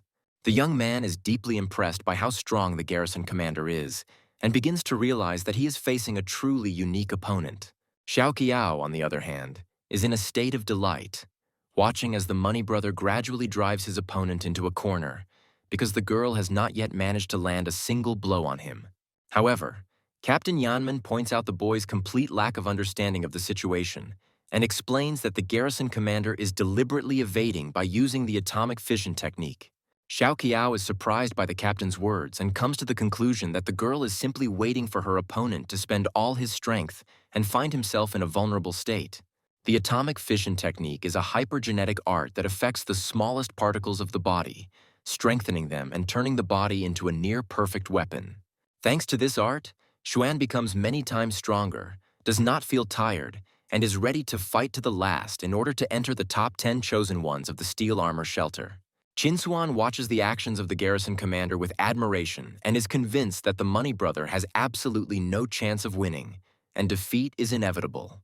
Suddenly, Qinsuan's thoughts are interrupted by the voice of a man nearby, who confidently informs him that everything will turn out completely differently. The Divine Son greets Lord Yuan and, with slight embarrassment, apologizes for not noticing his presence immediately. However, he tries to object to Yuan, claiming that he is too young and does not yet know all the intricacies of the art of combat to make such bold statements. Yuan replies that perhaps he really is not aware of all the nuances of the battles, but he knows one thing for sure. The money brother has already spoiled the life and reputation of the Divine Son a lot. Qinsuan tries his best to keep his composure, but he is overcome with rage mixed with a burning anger that he can barely contain. Yuan continues to speak, stating that Hansen's actions have already become a true legend for all the inhabitants of the steel armor shelter, and today will only strengthen this status. Meanwhile, Xuan begins to suspect that there is something strange about what is happening. Despite using the atomic fission technique, she is unable to gain the upper hand against her opponent. She is amazed that after such a long and intense fight, the young man remains absolutely unperturbed and does not show the slightest sign of fatigue. Her soul begins to be tormented by strong doubts, because she is no longer sure whether she will be able to emerge victorious from this tense duel. Hansen, as if reading her thoughts, calmly informs the garrison commander that he is not tired at all and is ready to continue the fight. The guy confidently states that his endurance is not surprising, because he strives to become the strongest warrior of the steel armor shelter, and therefore his body must be ready for any tests. Hansen has been training hard lately, learning the ice jade skin technique, which allows his body to remain in a state of calm and minimize energy expenditure. Moreover, after intensive training in the gravity room, he became even more resilient and is now ready to fight on equal terms even with the garrison commander. Xuan realizes that her usual methods are not enough and decides to use her unique technique. She calls upon the soul of the beast, and at that moment a powerful, bright energy field appears above her, which begins to transform into the silhouette of a powerful beast. The garrison commander's body suddenly explodes into a powerful stream of energy, blinding the entire space around and causing the spectators to hold their breath. Qinsuan looks at Xuan with hope as she has summoned her sacred beast, the legendary golden lion, known for its destructive power. Yanman is shocked as this is the first time she sees the commander use this technique, demonstrating it on the battlefield. Xiao Qiao watches the scene in fascination and remembers that the sacred beast Xuan is able to change its shape during a fight, making it extremely dangerous. He sincerely believes that Hansen was in serious trouble, especially after the beast spirit knocked the massive sword out of his hands using its overwhelming mental power. The golden lion's powerful roar echoes across the field, and the beast's massive soul lunges at Hansen, seeking to end the fight. Realizing that he can't dodge attacks from two opponents at once, Hansen makes a sudden decision. He transforms, spreads his wings, and instantly soars into the sky. This maneuver saves him from destruction, because the next moment the golden lion deals a powerful blow to the place where the young man had just stood. Xiao Qiao enthusiastically shouts in support of his idol, rejoicing that the wings saved Hansen from a fatal blow. Yanman turns sharply to Xiao Qiao, grabs him by the lapels, and shouts in rage, demanding to know whose side he is even on. At this time, Qinsuan, overcome with anger, curses his money brother, while Mr. Yuan reflects on the fact that Hansen, despite everything, is not inferior to her opponent even in the air. The furious battle moves into the sky, where the huge golden lion tries to catch up with Hansen and deal him a fatal blow. However, the young man, using his wings, deftly maneuvers, dodging the attacks, which drives the beast's spirit into a state of helpless rage. Xuan, watching this scene, is filled with rage. Her golden lion is unable to harm Hansen in any way. She is convinced that the young man is simply mocking her and her technique by using such tactics. Xuan furiously yells at Hansen, demanding that he come down immediately and fight fairly, accusing him of not fighting like a man. Hansen calmly answers the girl that he is not going to give in to her provocations, since the only thing that matters to him is victory, regardless of the means by which it is achieved. The guy sarcastically asks Xuan what she intends to do if the other contenders also have the ability to fly. He adds that he cannot imagine how the garrison commander would run after the enemy, shouting and begging them to come down to the ground. Mr. Yuan, watching what is happening, agrees with Hansen's arguments and states that it is impossible to demand that your opponent adapt to your preferred fighting style. After this, he confidently turns around and leaves, loudly declaring that for him the fight is over and the outcome is predetermined. Chinsuan tries hard to remain calm, but his anger overwhelms him and he calls Mr. Yuan an impudent and rich freak. Xuan gradually realizes that she cannot reach Hansen, and even if she can, she is not sure that she will defeat him. She decides to stop the fight. A bright flame of energy flares up around her, and she loudly announces her defeat. This statement stuns the audience, as no one expected such an outcome. Hansen expected to defeat the girl in battle, and also finds himself surprised by this decision. He raises his hands up in victory, and the voice of the competition host officially announces the new champion of the tournament, a participant named Money Brother. Xiao Qiao couldn't hold back his emotions, whistling loudly and rejoicing, because his idol, in 10 days, will become the representative of the steel armor shelter in the Tournament of the Gods. After the battle ends, the garrison commander approaches Hansen and quietly tells him that if he wants to obtain an S-rank card, he must come to the Steel Armor Squad office. The tournament ends, and the spectators gradually head towards the huge screen to watch the updated ranking of the top 100 warriors. Hansen notices that his nickname now ranks first on the list of the best warriors. He's well aware that the garrison commander is probably still unhappy with her defeat in the final. The guy thinks that visiting Xuan under the identity of the Money Brother can be a very risky decision. He decides to put this issue off until later, because the main thing now is to prepare for the Tournament of the Gods, which is very close to the time left. Hansen is in the archery practice room, watching his friend practice closely. Xiao Qiao wonders why Hansen continues to train so hard, since he believes the young man already has all the necessary skills. Hansen responds to this by accurately firing another arrow at the target, and calmly notes that there really is no limit to perfection. The man stands near the gravity room and watches Hansen's training closely, considering him a real hard worker. He carefully watches the young man's movements, noticing that he has already moved to the next level of difficulty without even realizing the change.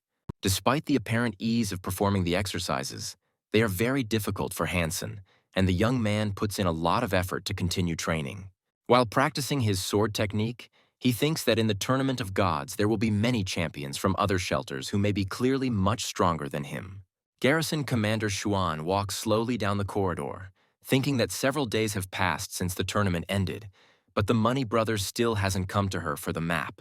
As she passes the training pods, she notices that someone is continuing to train after hours. The girl watches the young man closely and understands that he is quite good at practicing a technique called Heaven in the Sleeves. She decides to look through the information and is very surprised, because the young man is at the skilled level and cannot understand how the guy moved forward 3 positions. She had never seen a person's technology grow so much in just a few days. This was a very high rate of development, since even she needed several years to grow like that. Hansen continues to train diligently and notices that his agility has increased significantly when using the Ice Jade skin technique. The training system informs the young man that the next level has been successfully completed, after which the guy takes off his virtual reality mask and breathes out with satisfaction. Suddenly he cries out as he suddenly notices the garrison commander behind him, who hands him a bottle of water and praises the guy for his excellent work. Hansen looks closely at the offered bottle of water and does not even know if he should drink this water. He clearly remembers the previous incident after he accepted water from the girl's hands. For the sake of decency, the young man takes the bottle from the girl's hands, but thinks that she is clearly up to something again. The commander is still glad that the young man is on her side, because even with his current abilities, he can serve the organization well. There is very little time left before the Tournament of the Gods. The young man catches himself thinking that he is noticeably nervous. Hansen carefully studies the candidates and realizes that, judging by the description, only 2 participants pose a danger to him. The technique of one participant is familiar to him, but the second candidate is a big mystery to the guy, and judging by the description, he has enough power to enter the second divine refuge. Suddenly, his thoughts are interrupted by a phone call. The young man tries to understand who is calling him. The guy picks up the phone, introduces himself, and asks who his interlocutor is. The interlocutor introduces himself to the young man. Hansen begins to remember where he might have heard this name. The interlocutor tells the guy that he found him through a man who told him about the secrets of the gravity room, and then adds that they urgently need to discuss the upcoming Tournament of the Gods. After this, the stranger comes to the window and tells Hansen that he has a friend who can generously reward the young man for his help. Hansen shows a strong interest in such information, as it is directly related to the upcoming Tournament of the Gods. The stranger fights fiercely against multiple opponents, using his technique that allows him to easily win any fight.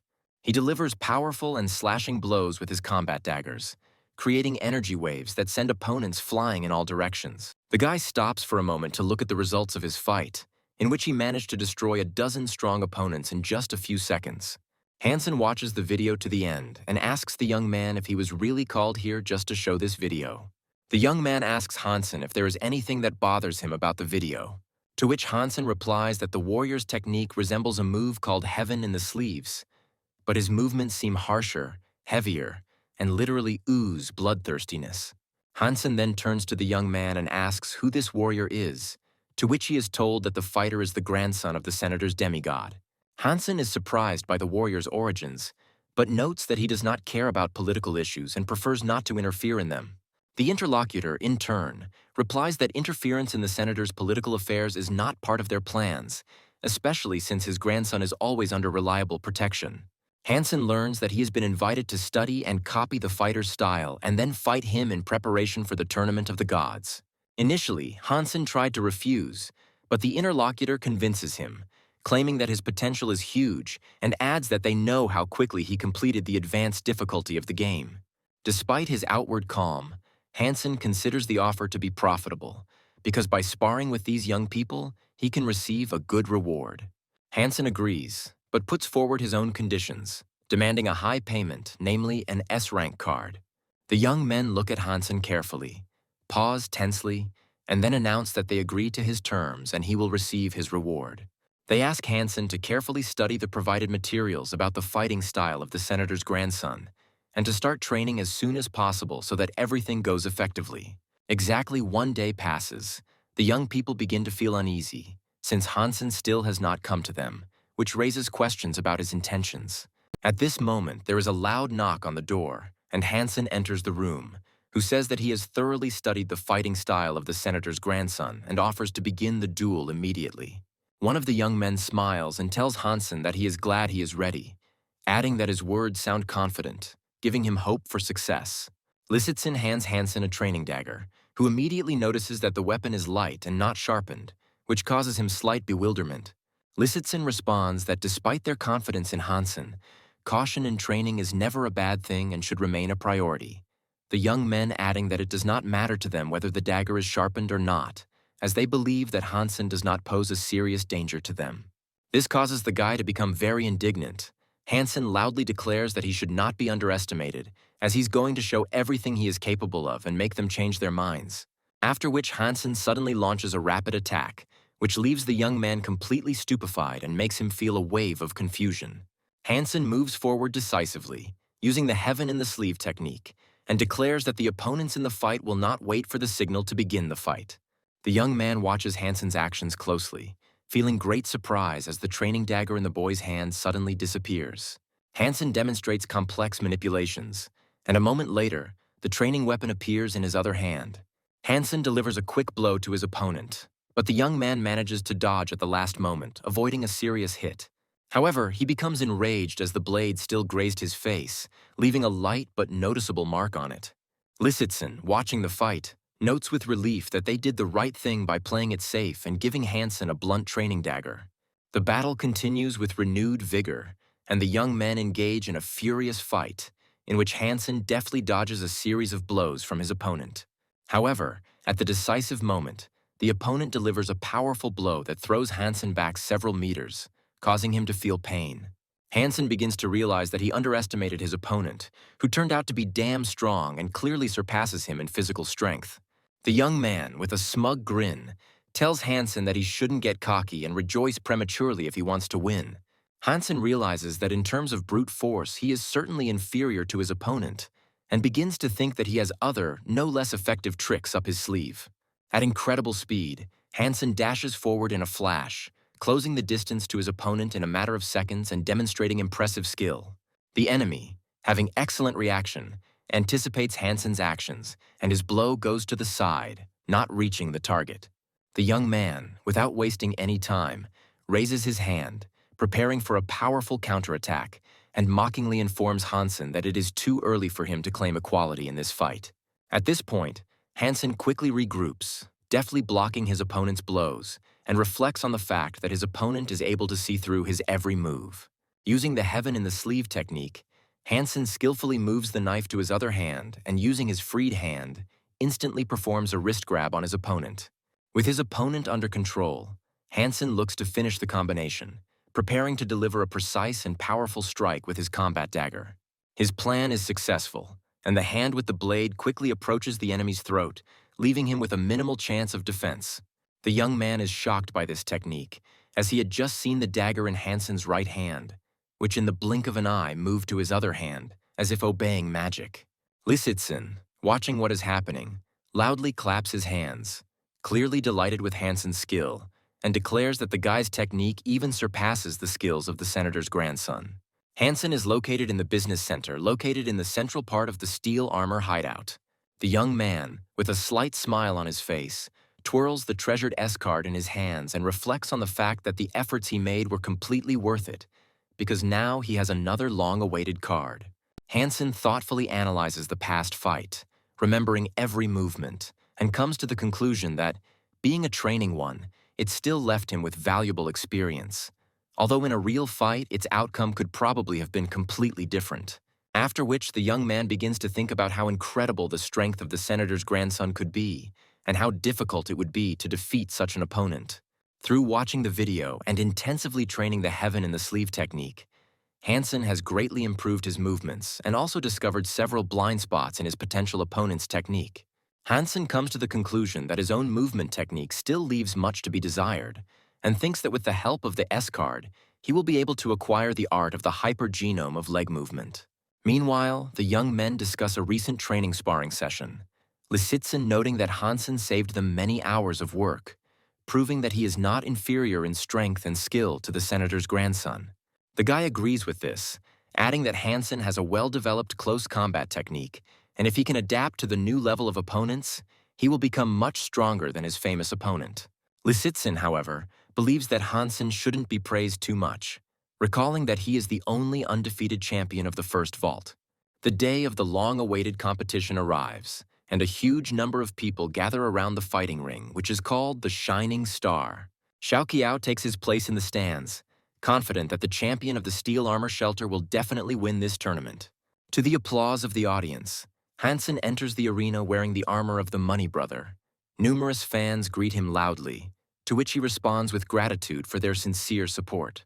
Hansen is genuinely surprised by how many people came out to support him, and concludes that it was the Money Brother image that managed to attract such a huge number of fans. Hansen looks around the shining arena and muses that the garrison commander most likely didn't come out of resentment over her defeat. He begins to carefully study the opponent's table, realizing that studying his enemies in detail can play a decisive role in his performance. Hansen is surprised to realize that according to the chart, if he does not lose, then in 10 rounds he will have to fight the senator's grandson. The young man assesses his chances and understands that this will be an incredibly difficult fight.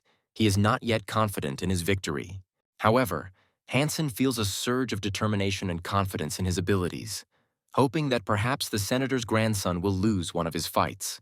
The tournament begins and the fighters enter the fray, each showing their best skills in the hopes of winning. Hansen watches the fights from the stands, closely studying the style of his future opponents and noticing that many of them prefer a strategy of dominance through constant pressure on the opponent. Lisitsin, wiping sweat from his forehead, finishes his fight, at which point the host's voice is heard announcing that this particular fight was chosen for the audience vote. Hansen notes that Lisitsin fought at the limit of his abilities, but despite this, he considers him to be the second contender for victory in the tournament. Hansen notices that the guy has a strange energy that creates a sense of uncertainty about his strength, which makes him stand out from the rest of the fighters. The young man reflects on the fact that he shouldn't jump to conclusions and that he needs to study the next fights in more detail in order to understand the true potential of his opponent. Suddenly, in the corridor, he runs into Lisitsin, who confidently walks straight towards him. Lisitsin greets him, calling him a money brother, and, introducing himself, says that he is glad to meet him. Hansen understands that his true identity remains unknown to Lisitsin, so he modestly states that he is just an ordinary warrior from the Steel Armor Sanctuary. Lisitsin replies that you shouldn't underestimate your abilities, reminding that every strongest champion started out as a simple warrior. After a short conversation, both of them part ways, but each of them has the thought that their meeting in the final of the tournament is inevitable. Meanwhile, the surrounding participants and spectators, trying not to attract attention, whisper that, most likely, it will be the Money Brother and Lisitsyn who will meet in the decisive duel. Hansen suddenly turns around, looks closely at the back of the departing Lisitsyn, and reflects on the fact that this opponent clearly has an unpredictability that could become his main advantage. Hansen reflects that anything can be expected from Lisitsyn, especially given his intimidating and unusually powerful energy. Meanwhile, the tournament continues, and the best fighters from different shelters enter the arena, ready to prove their superiority. In one of the battles, the senator's grandson fights a dragon warrior. Spectators believe that the dragon warrior was among the best fighters in the last tournament and has never lost in this one. However, the audience's expectations are in vain, as the fight ends in literally a matter of seconds. The senator's grandson easily deals with the dragon warrior. Hansen watches what is happening with great surprise, bordering on fear, and cannot understand how the senator's grandson managed to destroy such a powerful enemy so quickly. The dragon warrior lets out a loud scream, and then his lifeless body falls to the arena with a crash, shocking the spectators. The senator's grandson performs a complex pirouette in the air, gracefully approaches the body of the defeated enemy and delivers a finishing blow, emphasizing his complete superiority. The host announces the end of the fight, naming the senator's grandson as the winner, and dissatisfied shouts begin to be heard from the stands because the fight was too short. Many viewers are shocked by how quickly and easily the dragon warrior, who was considered one of the strongest, was defeated. Hansen remains calm on the outside, but inside he is filled with surprise, as the dragon warrior fell from just one blow. Lisitsyn continues reading his book as if nothing happened. The guy is absorbed in reading and does not pay attention to the conversations around him. A friend tries to get his attention and begins to discuss the event, saying that most likely this dragon warrior was not real. Lisitsyn, without being distracted from the book, says that they made the right choice and prepared well for the meeting with the senator's grandson. He relies on the plan they built. A friend invites him to go get a bite to eat, but the young man declines and says that there is another fight that they cannot miss. One of the most powerful archers, known for his skills in using an unusual bow, appears in the arena, which immediately attracts the attention of the audience. In this dangerous battle, he is confronted by Hansen, who barely repels his opponent's blows. The guy thinks that in this tournament there really are no weak opponents, and each of them is unique in their own way in their strength and skill. Hansen continues to deflect the endless arrows aimed at him and notices with horror that they are laced with some kind of special poison. The archer, without releasing his pressure, suddenly sends out the sacred beast soul arrow after the normal arrows. Hansen dodges and deflects the arrows with great difficulty, but one of them misses his face by just a few centimeters. The arrows of the sacred beast's soul are homing. They circle around the arena and come in for a second attack. Hansen, with the last of his strength, dodges them, feeling how every movement is difficult for him. A friend, watching what is happening, asks Lisitsyn what is special about this fight. He does not see anything extraordinary in how the archer performs a standard technique. He simply crushes his opponent. The audience watches Hansen's actions closely and begins to doubt that the guy is the best representative of the steel armor vault. Hansen uses transformation and, to the surprise of the audience, instantly defeats his opponent. The young man considers this technique to be evidence of Hansen's weakness, since he used the transformation to fight an ordinary archer. The recording of the competition broadcast is posted online, and the girls carefully study Hansen's fight. The garrison commander does not agree with the fact that the presenters praise the guy. The girl considers his equipment to be very mediocre. Yanman states that in these fights, the Money Brother did not have any outstanding victories or uses of rare techniques. The garrison commander believes that the Money Brother is simply obliged to win this tournament, especially since he took her place. Yanman suggests watching another video that surprised everyone. It happened at the beginning of the tournament in the corridor. The video shows the Money Brother meeting Lisitsyn in the hallway, and they agree that their paths will cross in the tournament final. Xuan goes into deep thought, realizing that the situation is actually much more complicated than it seems at first glance, and that many of the tournament participants are hiding their true intentions and strengths. Yanman, with a grin, says that people make fun of the couple, claiming that a complete weakling would date someone who always comes in second place. The second day of the Battle of the Gods competition begins, and spectators watch as the senator's grandson slowly climbs into the arena. Hansen, wearing the armor of the Money Brother, is in the arena and watches carefully as his opponent approaches. The senator's grandson approaches his Money Brother and declares that he will kill him today, which causes the guy to react. Hansen is deeply hurt by such statements and understands that he must win to reach the top 10 and prove his strength in this tournament. The guy decides not to waste time and performs a transformation, turning into a powerful centaur, after which he rushes to attack his opponent without hesitation. The spectators, watching what is happening, are very surprised by this turn of events. They believe that the Money Brother is using extremely dangerous tactics, because the senator's grandson is a master of close combat. A wicked smile appears on the senator's grandson's face. He believes that his opponent is running to his death, after which he tells the boy that he respects his determination. A second later, the senator's grandson begins to transform. A huge energy field forms around him, which soon materializes into a giant creature. A bright ball of energy flares up around the young man. The soul of his monster rushes into attack, forcing all the spectators to hold their breath at what they saw. Lisitsyn, watching this, wonders why the senator's grandson does not use a sacred level of transformation, the same as the one the Money Brother used, believing that it could strengthen him in battle. The next second, the guy realizes that the senator's grandson specializes in close combat and quick kills, and that he does not have the human transformation to use all his power to the fullest extent. In order to use his full power, the senator's grandson would need to lower his rank and remain humanoid, but he believes that the current tactics will be effective enough to win, especially considering that his monster spirit is equipped with a sacred dagger. The huge creature of the senator's grandson jumps high into the air and raises the sacred dagger for a decisive blow that should inflict mortal damage on the enemy. The Money Brother, in the form of a centaur, manages to dodge this blow at the last moment and continues the fight. Meanwhile, the soul of the senator's grandson's monster does not stop in its furious attacks, delivering powerful energy blows to Hansen, trying to break his resilience. Hansen, despite the blows, maintains his inner calm. He is confident that he knows his opponent and will not make a mistake, even in such a tense situation. He swings his massive battle sword and launches a furious attack at the senator's grandson. The opponent, unable to contain his surprise, realizes that this fighting style is familiar to him. The guy clearly did not expect to face such a powerful opponent.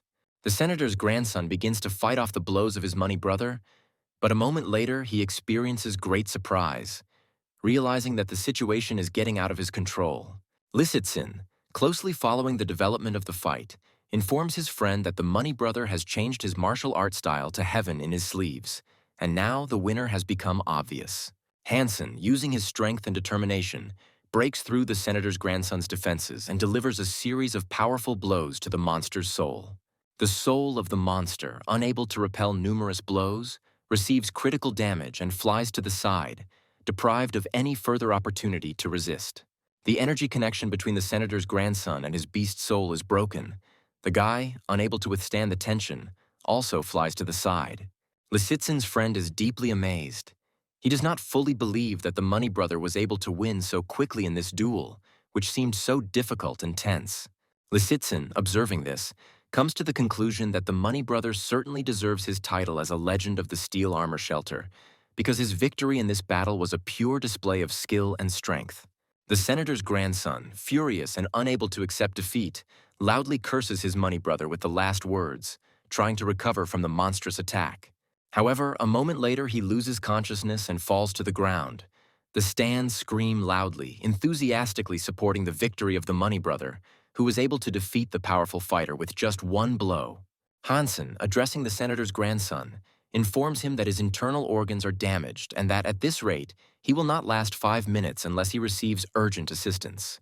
The senator's grandson regains consciousness, continuing to curse his Money Brother and angrily announces that next time he will definitely kill him. The presenter announces the victory of the Money Brother. Hansen, raising his hands up, expresses his joy, after which the stands begin to shout loudly, celebrating his triumph. Yanmin is in her office. She informs the garrison commander that the second part of the Battle of the Money Brother has been aired and has already become incredibly popular, gaining tens of millions of views. Yanmin believes that the Money Brother did not let down the shelter of steel armor, as he was able to deal with a rather famous and powerful warrior, demonstrating his outstanding abilities in battle. Xuan, thinking about what is happening, wonders who could be hiding under the guise of the money brother. Meanwhile, Hansen, in his room in the shelter, analyzes his fight on video and, despite his victory, comes to the conclusion that he needs to train his legs more, because if he had better developed movements, he could have defeated the senator's grandson even faster.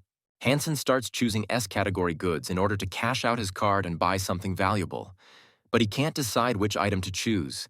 The guy gets lost among the many options. Hansen gets a call from his friend Lisitsin.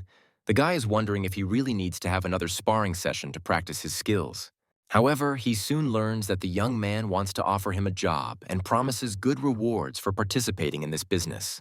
Hansen, interested in the offer, wants to know all the details, but Lisitsin says that he will tell him everything personally.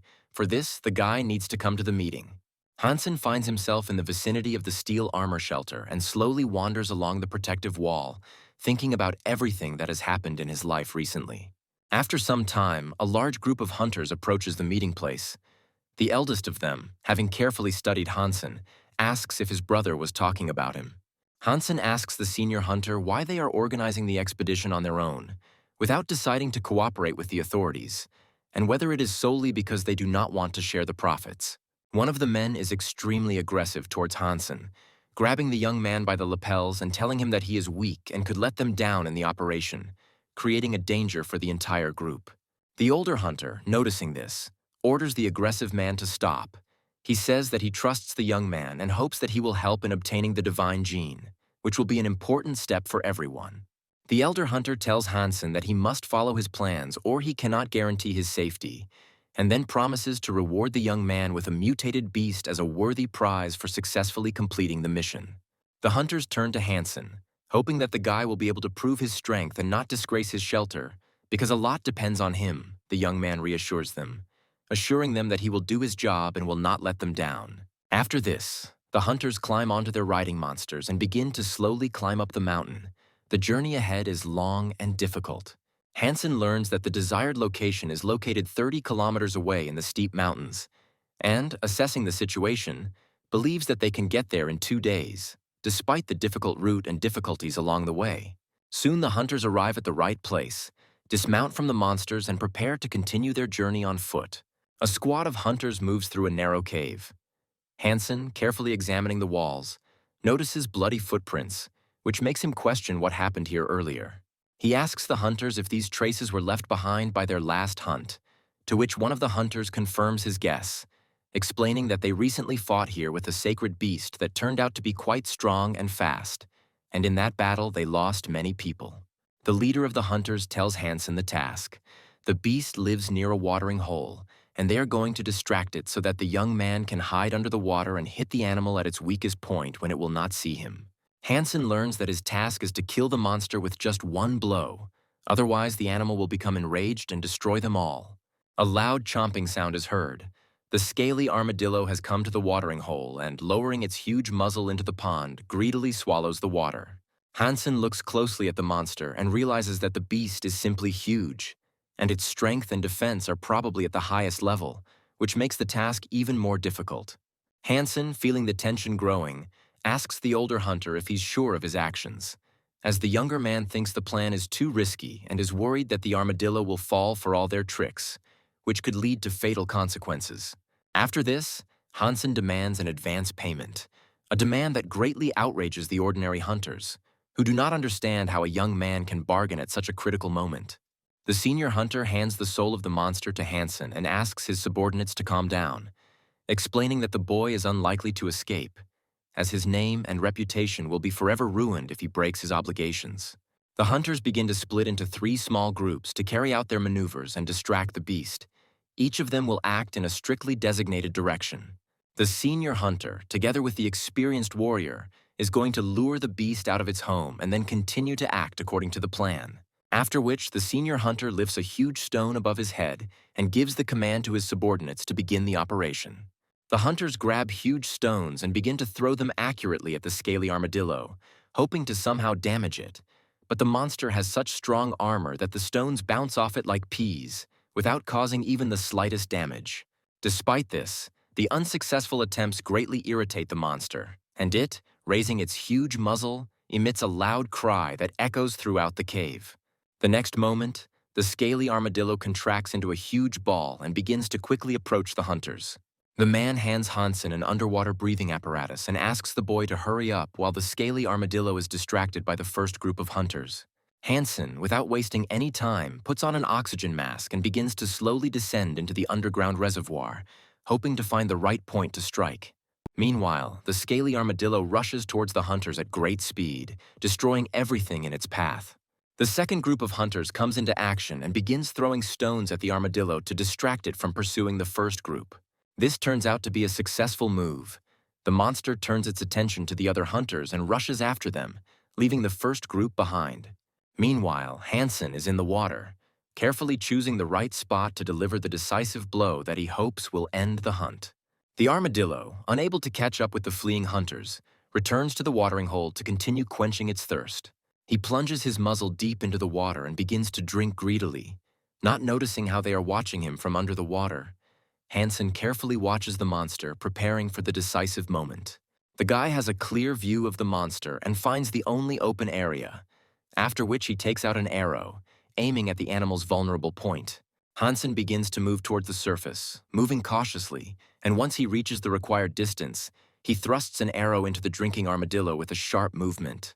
The monster, feeling pain, throws its huge head back and begins to scream loudly and eerily, creating a truly frightening sound that echoes throughout the cave. After this, it turns around and begins to deliver powerful blows with its tail on the surface of the water, trying to destroy the attacker. Hansen has great difficulty maneuvering underwater, and the young man has great difficulty dodging the deadly blows of the armadillo's tail. The scaly armadillo, realizing that it is unable to reach its attacker, decides to curl up into a huge ball and begins to move away from the watering hole. The hunter commander, observing what was happening, immediately gave the order to his subordinates to begin the pursuit before the monster ran far enough. Hansen notices that the armadillo has left the pond and immediately swims to the surface, gasping for air as he begins to greedily gasp for air. Examining himself, the young man notices that he has a deep wound on his chest. He believes that this risk was clearly not worth it. The hunters try their best to catch up with the armadillo, calling him all sorts of names, not understanding why he is moving so fast, and assume that the young man missed, although this seems unlikely to them. Hansen believes that this cannot be, since the guy clearly saw how he hit the scaly armadillo right in the belly, and if the monster does not have immunity to the poison that the arrow was soaked with, then it should already be on its last legs. The scaly armadillo, despite its injury, hid in a network of mountain labyrinths, and hunters slowly continue to follow its tracks, trying to track it down. At this moment, a system message arrives, informing that the hunters have destroyed the scaly armadillo, and the victory reward, the sacred soul, has been successfully obtained. Suddenly, Hansen abruptly stops his run, sensing that something is clearly wrong.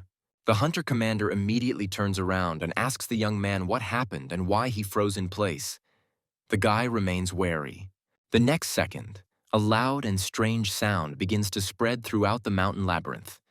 The hunters cannot understand where it comes from and raise their heads, not understanding who or what could be making this terrible cry. The advanced group of hunters slowly moves towards the ledge, trying to see who is making these frightening cries. They act with obvious caution. The senior hunter and Hansen try to get to the ledge as quickly as possible, realizing that the further outcome of the mission depends on their actions now. Hansen runs out into the open space and suddenly stops.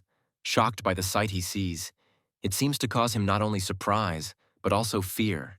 At the bottom of the labyrinth is a giant bird, which with its powerful paws is tearing apart the dead body of a scaly armadillo. The bird notices the approaching hunters, raises its huge head and lets out a loud, piercing cry, and its eyes flash with a hellish red light. The voices of the hunters are heard, filled with panic and growing fear. They are excited by what is happening and begin to run in different directions, realizing that they are faced with a monster that they have no chance of defeating. However, Hansen remains standing in place, as if he is not at all frightened by this situation. One of the hunters running past asks the young man in surprise why he does not leave. At this time, the giant bird notices the motionless Hansen, flies into the air, spreading its massive wings, and begins to rapidly approach him. Hansen notes to himself that in front of him is the white eagle, which is undoubtedly a sacred beast, and the hunters have invaded its territory, which enraged him. The guy realizes that the hunters simply won't have time to escape from the giant bird and decides to act. Hansen grabs an arrow from his quiver, aims at the monster, and starts screaming loudly to attract the bird's attention to himself. Hansen fires an arrow, but due to his haste, he fails to aim accurately, and it flies just a few centimeters from the monster's head, causing no damage to it. By inertia, a giant white eagle moving at great speed rushes past, throwing Hansen aside with its powerful airwave. The huge white eagle instantly turns around and furiously continues its pursuit of Hansen, not stopping for a second and attacking him with blows of its giant beak. Hansen notices a small ledge in front of him and, without thinking, makes a dash upward, hoping to hide on the elevation from the aggressive predator. The bird is almost catching up with him. Hansen feels in horror how its huge beak thunders right behind his back. Hansen gathers all his strength and concentrates on a quick dash forward, which allows him to increase the distance a little and gain a small advantage. The hunters, watching this, realize that Hansen deliberately distracted the deadly predator's attention onto himself, thereby giving them the opportunity to escape. The older hunter looks at the young man with respect and states that he is clearly no slouch and that his actions deserve sincere gratitude. The man watches closely as Hansen tries to hide from the giant bird and understands that he is now in his debt. Hansen muses that the white eagle probably won't be able to eat him on the go, and without thinking twice, transforms into the Money Brothers' armor. The giant bird continues its furious pursuit, destroying everything in its path. Suddenly, Hansen notices a small body of water in front of him and rushes towards it, hoping that the giant eagle can hardly swim. He is overcome with joy at the thought that salvation is near, and he only has a few dozen meters left to reach the water. A few moments later, Hansen reaches the reservoir, pushes off from the shore with force and, gaining speed, throws himself into the water, hoping to hide from his pursuer. However, the huge white eagle, even over the water, still gets Hansen, delivering several strong blows with its long beak. The young man feels relieved that he managed to transform and put on the sacred armor. Because this bird was able to kill the scaly armadillo with one blow, Hansen understands that without the armor he would already be dead. In the depths, Hansen suddenly spots a giant swordfish and is surprised to realize that for the first time in his life he is happy to meet a monster. He instantly grabs her upper fin and literally begs her to swim away as quickly as possible, realizing that now his life depends on this underwater monster. At this time, Lisitsyn sits quietly and reads a book, and his friend diligently trains on the treadmill. Suddenly the guy stops abruptly, interrupting his run, and turns to Lisitsyn in bewilderment, asking why he is laughing. Lisitsyn says with a smile that he is not laughing at the young man at all, but is simply in a good mood because he is expecting something important. The guy, not hiding his irritation, asks Lisitsyn if he wants to fight the Money Brother to test his strength. To this, Lisitsyn calmly replies that the Battle of the Gods is organized according to a point system, and the Money Brother could well not have earned enough points to participate in the finals. Hansen feels a strong, piercing pain that makes him slowly open his eyes.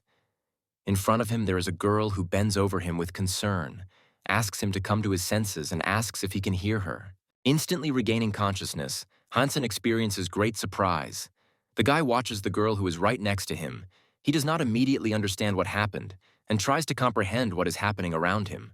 The girl happily tells the young man that she is happy to see him conscious, and adds that, in her opinion, the medicinal herbs she used were still able to help. Looking around, Hansen notices a man sitting quietly by a nearby fire. He asks the man where he is, to which he explains that they are now in the forest near Slava's shelter, and he was pulled out of the river when he was on the verge of life and death. The young people set off on their journey, and the man reports that they are only 7 kilometers from Slava's shelter.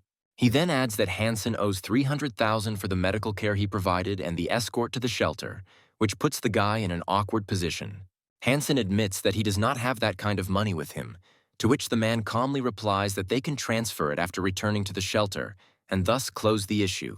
The girl expresses her dissatisfaction and tells the man that it is wrong to act this way, because people need to be helped out of sincerity and spiritual kindness.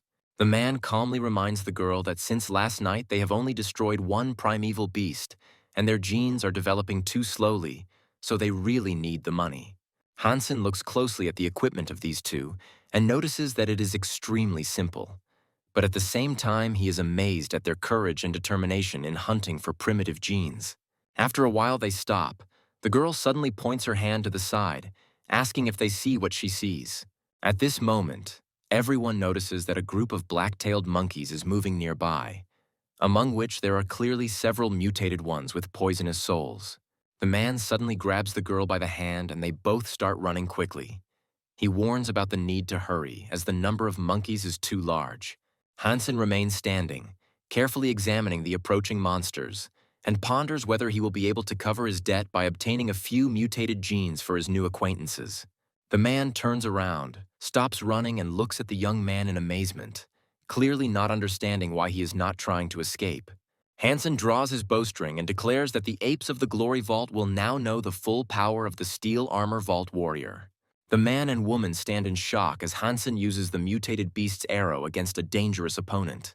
Hansen calmly takes another arrow from his quiver and then fires it towards the black-tailed monkeys. Despite the arrows flying towards her, one of the monkeys, instead of retreating, takes a fighting stance and begins to scream loudly, demonstrating its strength. The man screams in horror at Hansen, warning him that this mutated monkey is much stronger than the usual ones, and suggests that they flee immediately. Hansen asks the man not to worry and assures him that the power of his arrows is enough to deal with this monster. The monkey does not react at all to the arrows fired at it, and continues to scream loudly, after which it begins to move rapidly towards the young people. Hansen's arrows make 2 circles around the massive black-tailed monkey and land squarely in its head.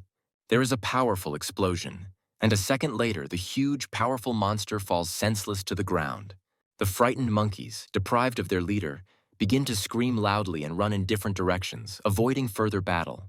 Hansen, calmly holding the mutated beast's arrow in his hands, reflects on how easily he managed to defeat this powerful monster.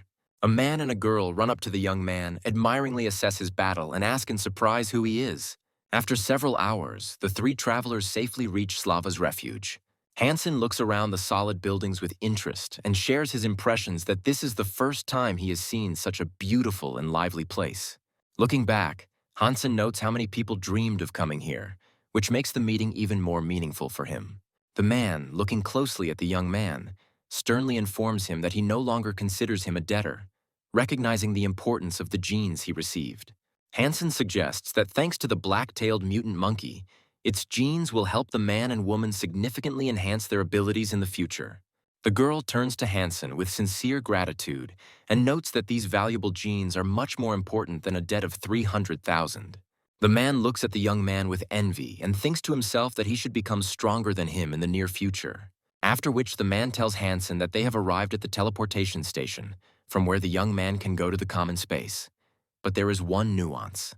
Hansen learns that this station is connected only to an external teleportal, so he will have to go further on foot. That is, he will not be able to get directly to the shelter of steel armor. Hansen considers this to be very bad news, as it looks like he won't make it to the finals of the Battle of the Gods in time. But the guy is not too upset, as he hopes that he will still get into the top 10, and he will be given a random sacred beast soul. Hansen says goodbye to his new acquaintances and heads towards the spatial teleport. The girl, in turn, thanks the young man for his help and wishes him a safe journey. Hansen doesn't know that at this time in the stadium arena, the host announces that Lisitsyn is the main champion of the Battle of the Gods this year based on the number of points. Lisitsyn slowly descends from the arena and sadly thinks that in this championship he never fought with the warrior named Money Brother. Spectators are actively discussing the information about why the Money Brother did not show up for the competition and missed the final fight. A huge number of reporters immediately surround Lisitsyn. They are interested in only one question: why, in his opinion, the Money Brother did not come to the fight. They make the assumption that his opponent was simply scared. Lisitsyn tells reporters that he thinks this is not the case.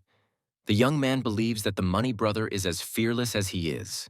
The reporter asks another question. He's interested in who would emerge victorious from their battle. Lisitsyn replies that this is unknown, and in order to find out, he must personally fight with the Money Brother. Lisitsyn's friend is very upset that he was not in the spotlight, even though he took second place this year, but everyone completely forgot about him. Lisitsyn wonders why the Money Brother didn't come to the fight, and he doesn't have a single answer. However, the young man knows one thing for sure. Now he is even more eager to fight with his Money Brother. Hansen, meanwhile, is leisurely strolling through the teleportation station. The young man considers himself damn lucky that the white mutated eagle did not eat him. A little later, Hansen contacts the hunters and informs them that he will definitely give the elder hunter the soul of the beast when they meet. The interlocutor says that this should not be done. Most of the animal's carcass was eaten by an eagle, and the senior hunter was able to collect enough goods, and his divine gene is at its maximum, so he will soon begin preparing for the second shelter. After which the interlocutor thanks Hansen for his courage and heroism. The guy is upset that he did not have the sacred bow and arrows with him. Then he would have definitely killed this eagle. The young man quietly repeats the words sacred bow and arrows, after which he begins to think that there is some kind of coincidence here. Hansen learns that the elder hunter is about to sell his sacred bow as he no longer has any use for it. The young man asks to be honest whether Hansen received the soul of the armadillo beast. The guy answers that this is indeed the case, and from it came a very strong, prickly soul shield. The young man considers this to be excellent news, as such a shield is just what the senior hunter needs, and he asks Hansen to keep the shield and keep it with him at all times, after which he promises to assist in exchanging it for the sacred bow. Hansen thanks his friend for his assistance and says that it was a pleasure to do business with him. Out of the corner of his eye, Hansen suddenly notices the garrison commander standing next to him. He says goodbye to his interlocutor and says that he can no longer speak. The girl immediately attacks the young man aggressively, not hiding her displeasure, and in a sharp tone asks where he has been all this time, as if his absence has become a real problem for her. After which she informs him that the exam for admission to the Black Eagle Military Academy will begin in just 3 days. She says that he should be ready for it, then hands him a tight package, and then states that she has already managed to talk to people from the academy. Inside this package is his ticket. The girl gives him the order to hurry and go to the spaceship, which in 3 days will arrive for the exam at the Black Eagle Military Academy. She then abruptly grabs Hansen by his clothes and threatens that if he, like his money brother, runs away at the last moment, she will stop at nothing and will pull him out from under the ground to tear him to pieces. Hansen, despite her rage, feels genuine joy in realizing how much he can irritate the girl. Hansen is at his family's home, where he tells his mother that he is going to the Black Eagle Military Academy and promises her that she and his sister will be under the protection of the military. The sister is very upset that her brother is leaving for a long time and anxiously asks how long it will be before he can return. Hansen tries to calm the girl down by explaining to her that the military academy is very strict and that after he enters, he will only be able to come home for the holidays, which sounds like a hard consolation to her. Hansen's mother wipes tears from her face as she reflects on how her son has become such a grown man and decides that she will not hold him back, hoping that he will succeed at the military academy. The mother is sure that if his father saw him now, he would be proud of him because he has become a real man. Hansen, in turn, promises his mother that he will not disappoint his family and will strive for success, despite all the difficulties. A few hours later, Hansen arrives at the planet's interplanetary airport, mentally prepared for his important trip. The young man passes through the security system, his ticket is confirmed, and an automated voice congratulates him on a successful flight, which relaxes him a little, making him feel like the journey has begun. This place was completely new to him. He was very impressed by the huge warships and the advanced equipment of the spaceport, as if he had entered a completely different world. Standing next to the giant military liner, Hansen thinks that being here is every man's dream, because a spaceship of this size is inspiring. At this moment, he feels that his life is just beginning. He then climbs aboard the ship and begins to walk around the cabin, looking around carefully to find his seat according to his ticket, when suddenly he notices a girl sitting next to him. She is immersed in working on the holographic screen, and as he immediately understands, her attention is completely occupied by the game, which makes her unusually focused. Hansen, watching his fellow traveler closely, immediately notices that she is wearing the Black Eagle Academy uniform, which makes her presence even more interesting to him. The girl is completely absorbed in her studies and does not pay any attention to Hansen sitting next to her. The young man immediately recognizes the game called Heavenly Hand that the girl is playing. He had played the game before, but only in the single-player version, and he had never played against real people before. The girl suddenly throws her hands up and shouts joyfully, announcing that she has won, having won 10 times in a row, and now she has a huge achievement that she has been looking forward to.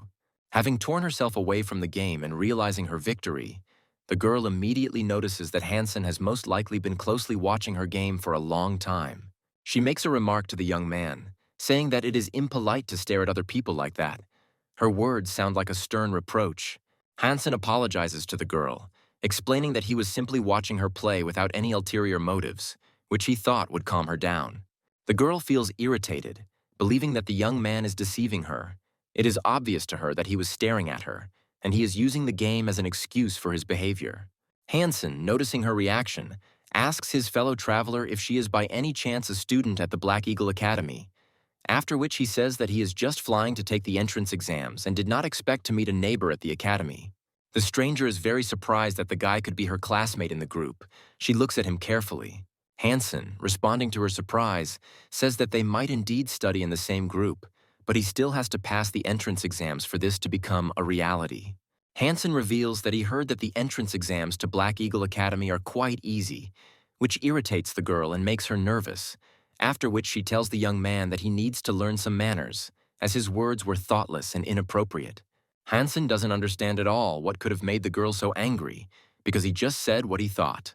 Suddenly, the girl offers to play Hansen in the game Heavenly Hand, and sets the condition that if the guy wins, she will become his girlfriend, which is a rather unexpected and strange offer. The spaceship takes off and heads towards another planet, while Hansen wonders if the girl is really telling the truth. The girl says that her name is Jian, and she always keeps her word, to which the young man replies that he has never played against other players before, but only in single-player mode. Jian happily suggests that the boys start with 5 training matches, explaining that in order to enter the Black Eagle Academy, a newcomer must learn to handle any weapon after only 3 training sessions with it. Hansen is very surprised by the girl's reaction. He thinks that she is extremely confident in her victory, that she even tries to teach him, and pretends that she is not angry with him at all. Hansen suggests skipping the training regimen as he is about to enter the Black Eagle Academy and must master this game.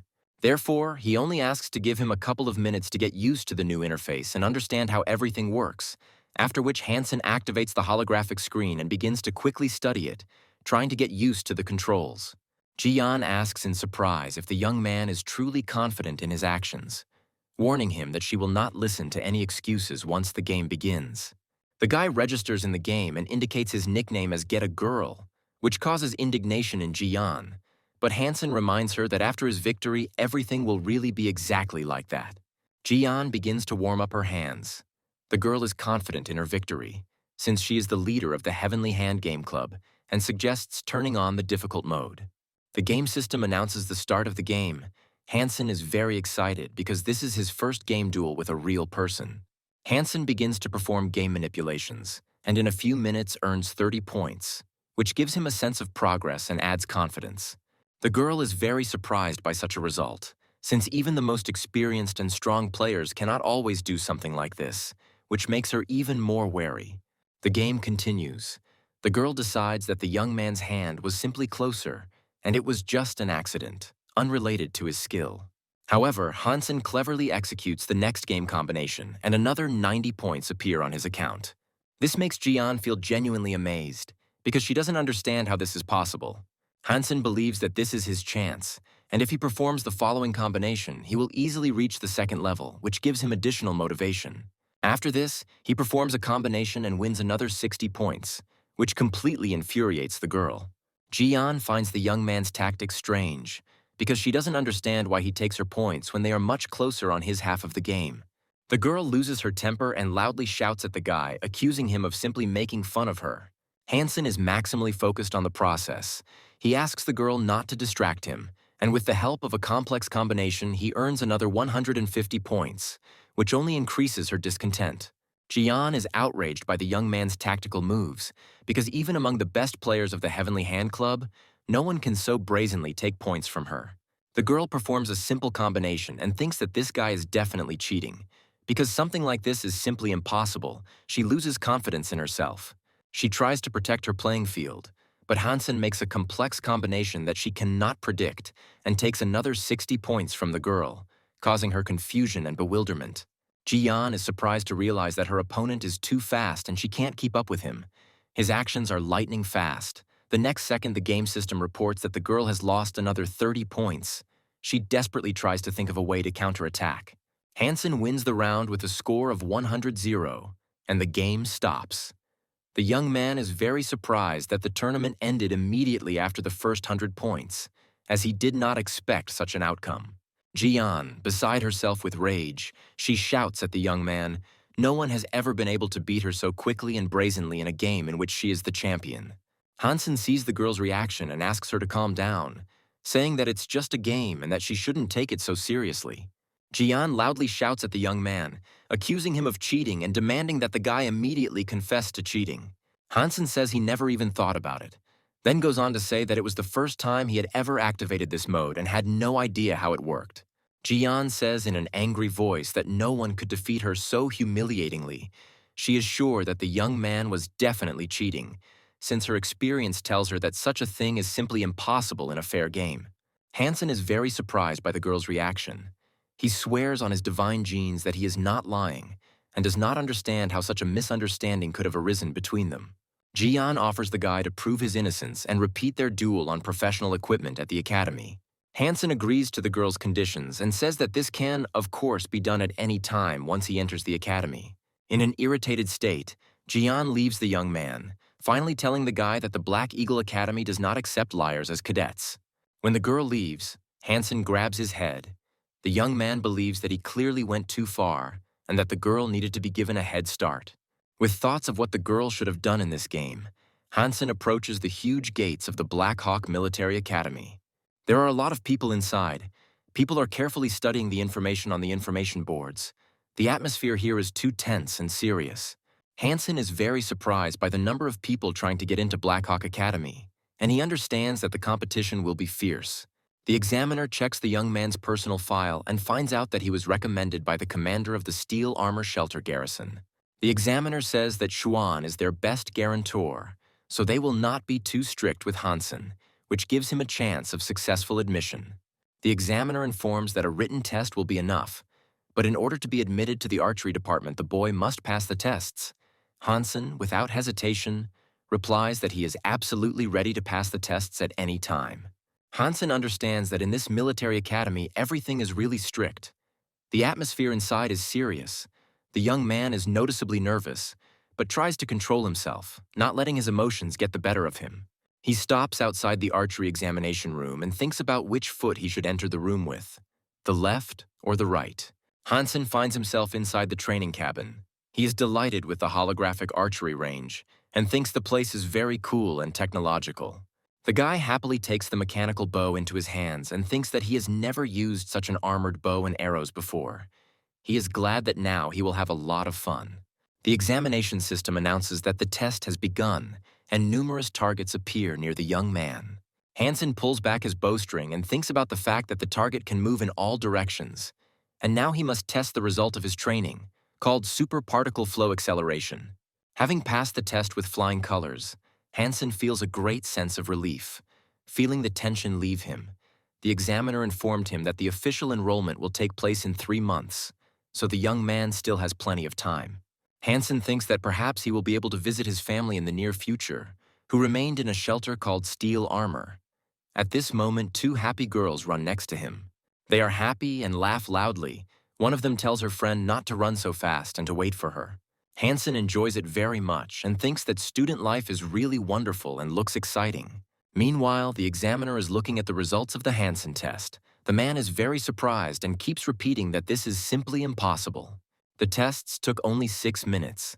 Shooting from a stationary position, shooting on the move, and shooting in levitation scored a total of more than 300 points, which is simply an excellent result. Xuani's pleased with the exam results. She is very pleased that the academy management thanked her for such a student. The girl believes that sending Hansen to the Black Hawk Military Academy was the right decision. Yanman plans to contact Hansen's family soon. The girl wants his mother to receive a military certificate. She then asks the garrison commander if it is worth including Hansen in the squad's main roster now. Several days pass, and the events move to the surrounding mountains near Slava's refuge. Hansen is all alone and activates the souls of mutated monsters. The young man wants to get to his steel armor shelter, but the fastest way back lies through the dark swamps, which are not very familiar to him. Hansen intends to use a mutant riding beast that his friend lent him. The guy thinks that it would be a great idea. A few days later, Hansen reaches his room in the steel armor shelter. The young man is very tired and does not want to wake up at all. Suddenly, he is awakened by a loud knock on the door. Hansen is very unhappy with the early guest. He slowly gets out of bed and grumbles loudly, wondering who could have come so early. The sound continues to increase in volume, carrying with it a powerful vibration. For a moment, Hansen thinks it is an earthquake. The young man is visibly agitated and runs towards the front door. With a sharp movement of his hand, he opens the doors and freezes in place. What he sees greatly surprises him. At the threshold stands the beast he bought last time. This monster has transformed over time into a creature of divine blood. Hansen begins to remember the chronology of events. He left the Refuge of Glory 10 days ago. The guy had almost no rest. And yesterday, returning home, he immediately fell asleep. Luckily, this monster hasn't escaped into the wild, and the guy intends to make up for lost time in one big meal. With a precise, sharp movement, he delivers a powerful blow with an arrow to the mutated monster. Hansen prepares the monster meat. The system informs him that the hunt for the beast of divine blood was successful, but the guy did not receive the soul of the beast. Having had his fill, Hansen receives several more messages from the system, which notifies him that he has gained several points towards his supergod genes. Hansen has increased his supergod gene count to 34 points in the last 6 months, and after eating a black-tailed poison monkey, his mutated gene count has reached 52 points. Thus, the young man becomes much stronger. Others do not even know about it. Hansen believes that soon he will amaze everyone with his capabilities. Suddenly, Hansen remembers that he did not receive the supergod beast spirit that was supposed to be his reward in the God of War competition. The young man is instantly sent to a martial arts field where a huge crystal sparkles on a huge monument at the top. The martial arts field was closed after the competition, but Hansen plans to sneak in under cover of night. Hansen slowly walks through the main hall. He thinks about how he could forget his reward of the God of War, although he was not in first place, but it is still the soul of a beast of divine blood. Touching the crystal, Hansen realizes that if he receives this reward, he will no longer be able to enter the battlefield of the gods this year and will have to wait until the next tournament. The soul of a divine blood beast is given out at random, and the young man wonders what he will get. A bright energy flame flares up in his hand. Hansen still doesn't know what kind of soul it is, and wonders if it will be a weapon or a mount. Suddenly, a spirit in human form appears before him. The girl respectfully calls the young man Sir. A protuberance separates from its bright energy field and rushes at great speed straight towards the young man's forehead. Suddenly, a huge amount of energy begins to flow through his body. The guy receives a system notification that the spirit of a divine blood beast called the Empress has been received. The spirit of the beast merges with the young man. Instantly, Hansen's body is transformed. The guy is dressed in new steel armor and his appearance has changed slightly. Hansen turns to the Empress and feels that this fusion has given his body considerable strength, and he also feels a harmonious sense of balance. Hansen thinks that maybe the Empress is not as good as the achievements of the Black Beetle of Divine Blood, but he feels a completely different feeling, and he has confidence that this armor has great potential. Hansen's eyes have changed. The guy peers into the distance without any problems and notices that he can see everything from afar, even small details. He looks at a small bird located at a distance of hundreds of meters and can discern even the smallest details on it. In addition to his keen eyesight, his perception of movements has also changed. The young man carefully watches the flight of an insect, and its movements seem very slow. Hansen is pleased with the powers the Empress has given him and wonders why he doesn't have wings. Hansen believes that there is no need to find fault with such a gift. The most important thing is that the Empress's armor has colossal potential, and in the future he will study its detailed functionality. There are 3 young men in a room in a men's dormitory, arguing loudly about which of them will be first. At this moment, Hansen enters the room. The young man states his name and says that from today on he will live in this room, as the commandant has ordered. The last cadet immediately casts a displeased glance at Hansen. The young man does not understand why the guy is so angry towards him. Hansen notices angry looks from other cadets and wonders what happened. Suddenly, the big guy says that he is finally here, after which he grabs Hansen by the hand and forcibly drags him into the room. The big guy explains the situation. It is very important for them to choose a room leader who would embody the image and spirit of the worldview of room number 304. The second cadet adjusts his glasses and tells the big guy that strength is not important.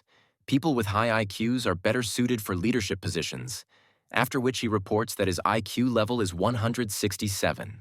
The third cadet approaches Hansen and asks the young man what he thinks about martial arts leadership in this matter.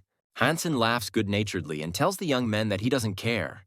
He doesn't claim to be the head of the room, so he suggests that the guys decide everything themselves. One of the cadets holds up the room leader's badge and announces that they are all from the archery department, after which they propose to hold a competition. The big guy and the cadet with the high IQ exchange attentive glances, after which they turn to their neighbor and announce that they are ready to take part in this competition. Hansen praises the young people for their intelligence and says he thinks the approach is very fair. The guy suggests not to waste time and immediately go to the training ground, where they're going to compete for the choice of the leader of their room.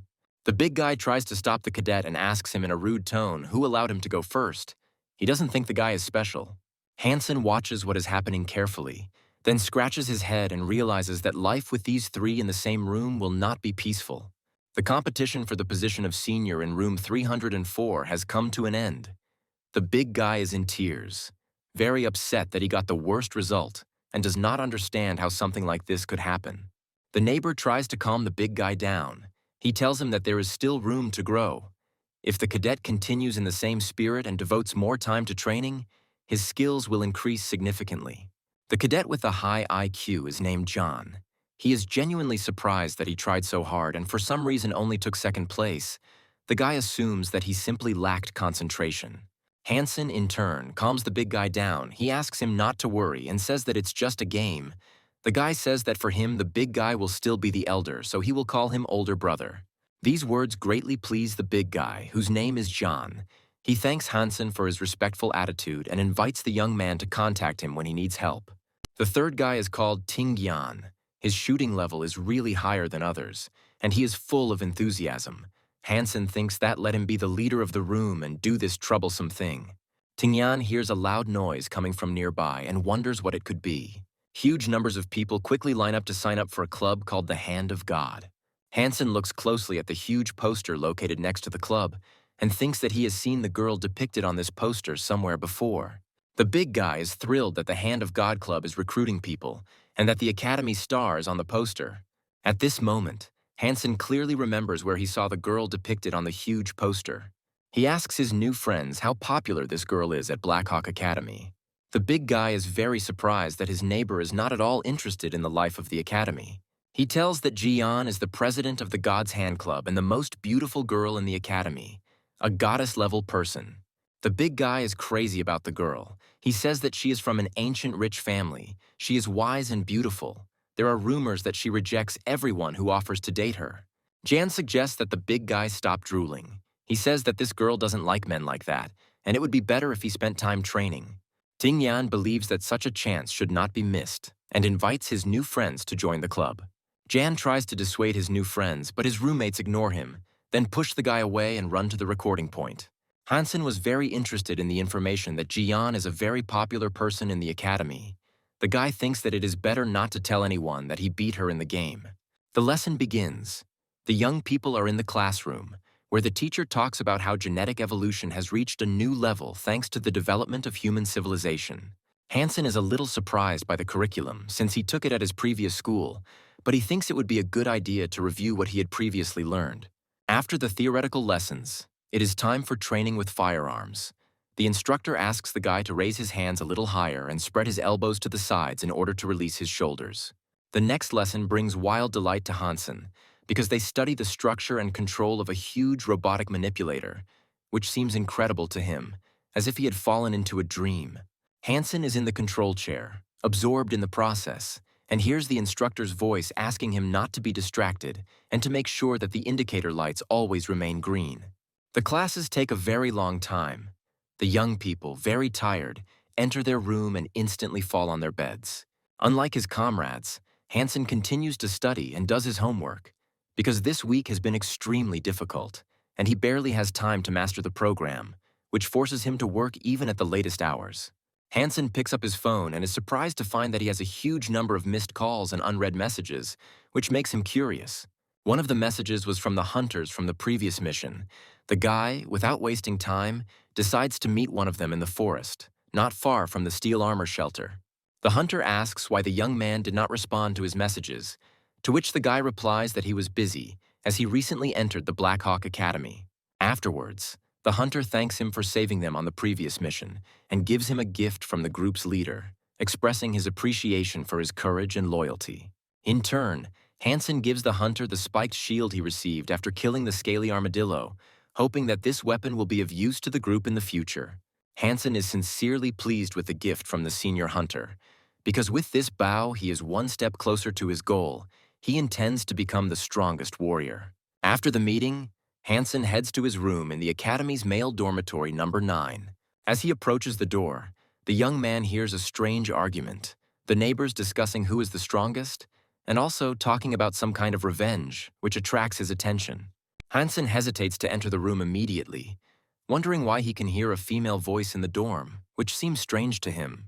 He walks into the room and asks the big guy who he's talking to which the big guy, in an irritated state, says that his game has just been ruined. Jan asks the boy if he would like to play into God's hand, and then asks the young man to punish his opponents for their behavior. Hansen is not particularly eager to play, but agrees, deciding to help his new neighbor, who is clearly in the mood for the game.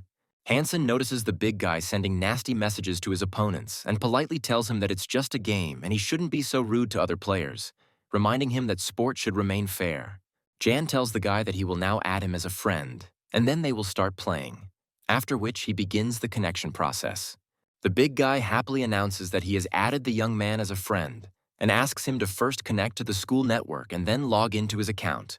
Jan is very surprised by the name of the young man's account because it sounds like My Girl Jian, which causes him shock and bewilderment. He doesn't hesitate to ask if Hansen is afraid that people from the academy will find him and beat him up badly for such a bold name. Hansen tells the big guy that he only has half an hour and suggests that they stop chatting and get to the game as soon as possible. The game system signals the start of the game. Hansen decisively moves his hand towards the holographic screen to perform the first game combination. He makes a few successful moves and immediately earns 40 points, not giving his opponent a chance to respond. Jan is genuinely surprised by the speed with which the young man performs combinations and admits that he cannot track the movements of his hands.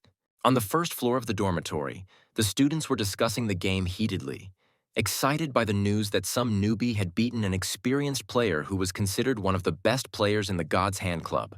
The cadet considers the new player to be very impudent. He is outraged by the way he called himself, and promises to find and punish the impudent man for his behavior. The cadets are confident that the newcomer poses a serious threat, as he has moved up the rankings and is now in 7th place. Jian slowly moves around the academy grounds. Suddenly she hears someone loudly shouting her name. Her friend catches up with her and says that she has something important to tell her. Jian says that she is in a hurry and has no time to chat. The girl tries to catch her breath and then asks Jian a question. She is interested in whether her friend has a boyfriend. Jian is very surprised by such a question. She asks the girl where she got this idea from. The friend shows the phone, on which one of the players has a nickname called My Girl Jian. Jian is very angry and says that he has no idea what kind of bastard plays under this nickname. A friend asks Jian to stop pretending. She wants to meet the girl's boyfriend soon. Jian turns around abruptly and starts to leave, telling the girl to stop believing all the rumors and once again telling her that she doesn't have a boyfriend. Hansen's roommates are constantly praising him for his excellent performance, and they are amazed that the boy managed to hide such potential, and this time he attracted the attention of the entire academy. The big guy happily reports that Hansen almost crashed the academy's internal network with his game and invites his friends to look at the huge number of views. Jan thinks that Hansen is being very smart in hiding his real name, power, and achievements to avoid trouble. The young people continue to heatedly discuss the game and do not notice at all how Jian approaches them. Jian passes by Hansen and does not recognize the young man at all. Her thoughts are occupied with only one thing: to find the impudent stranger and teach him a lesson. A few days later, Hansen comes to the transfer station to move to the steel armor shelter. The garrison commander tells Hansen that he is about to receive his first assignment and mistakes are unacceptable. The girl has arranged a day off from the academy so that the guy can go on the assignment. Hansen is not against new adventures, however. He has not yet heard a single word about the details of this mission. Xuan pauses for a moment, then a barely noticeable smile appears on her face. The girl informs the young man that he will be a nanny. Hansen is very surprised by such a proposal. He asks the girl again if he heard everything correctly. The garrison commander explains that they are responsible for protecting some children with special status. Hansen carefully studies the documents and understands that he can receive a unique reward for protecting the object. And this sounds very tempting to the young man. From the personal file, he learns that the protected object is a young girl named Baimo, who lives in a desert location. The next day, Hansen arrives in the desert, still hearing in his head the words of the garrison commander, who told the boy that if he failed this mission, he would be expelled from the Black Hawk Academy and severely punished. Baimo is very happy that the academy sent her a guard in the person of Hansen. The young man modestly tells the girl that he is just a simple archer.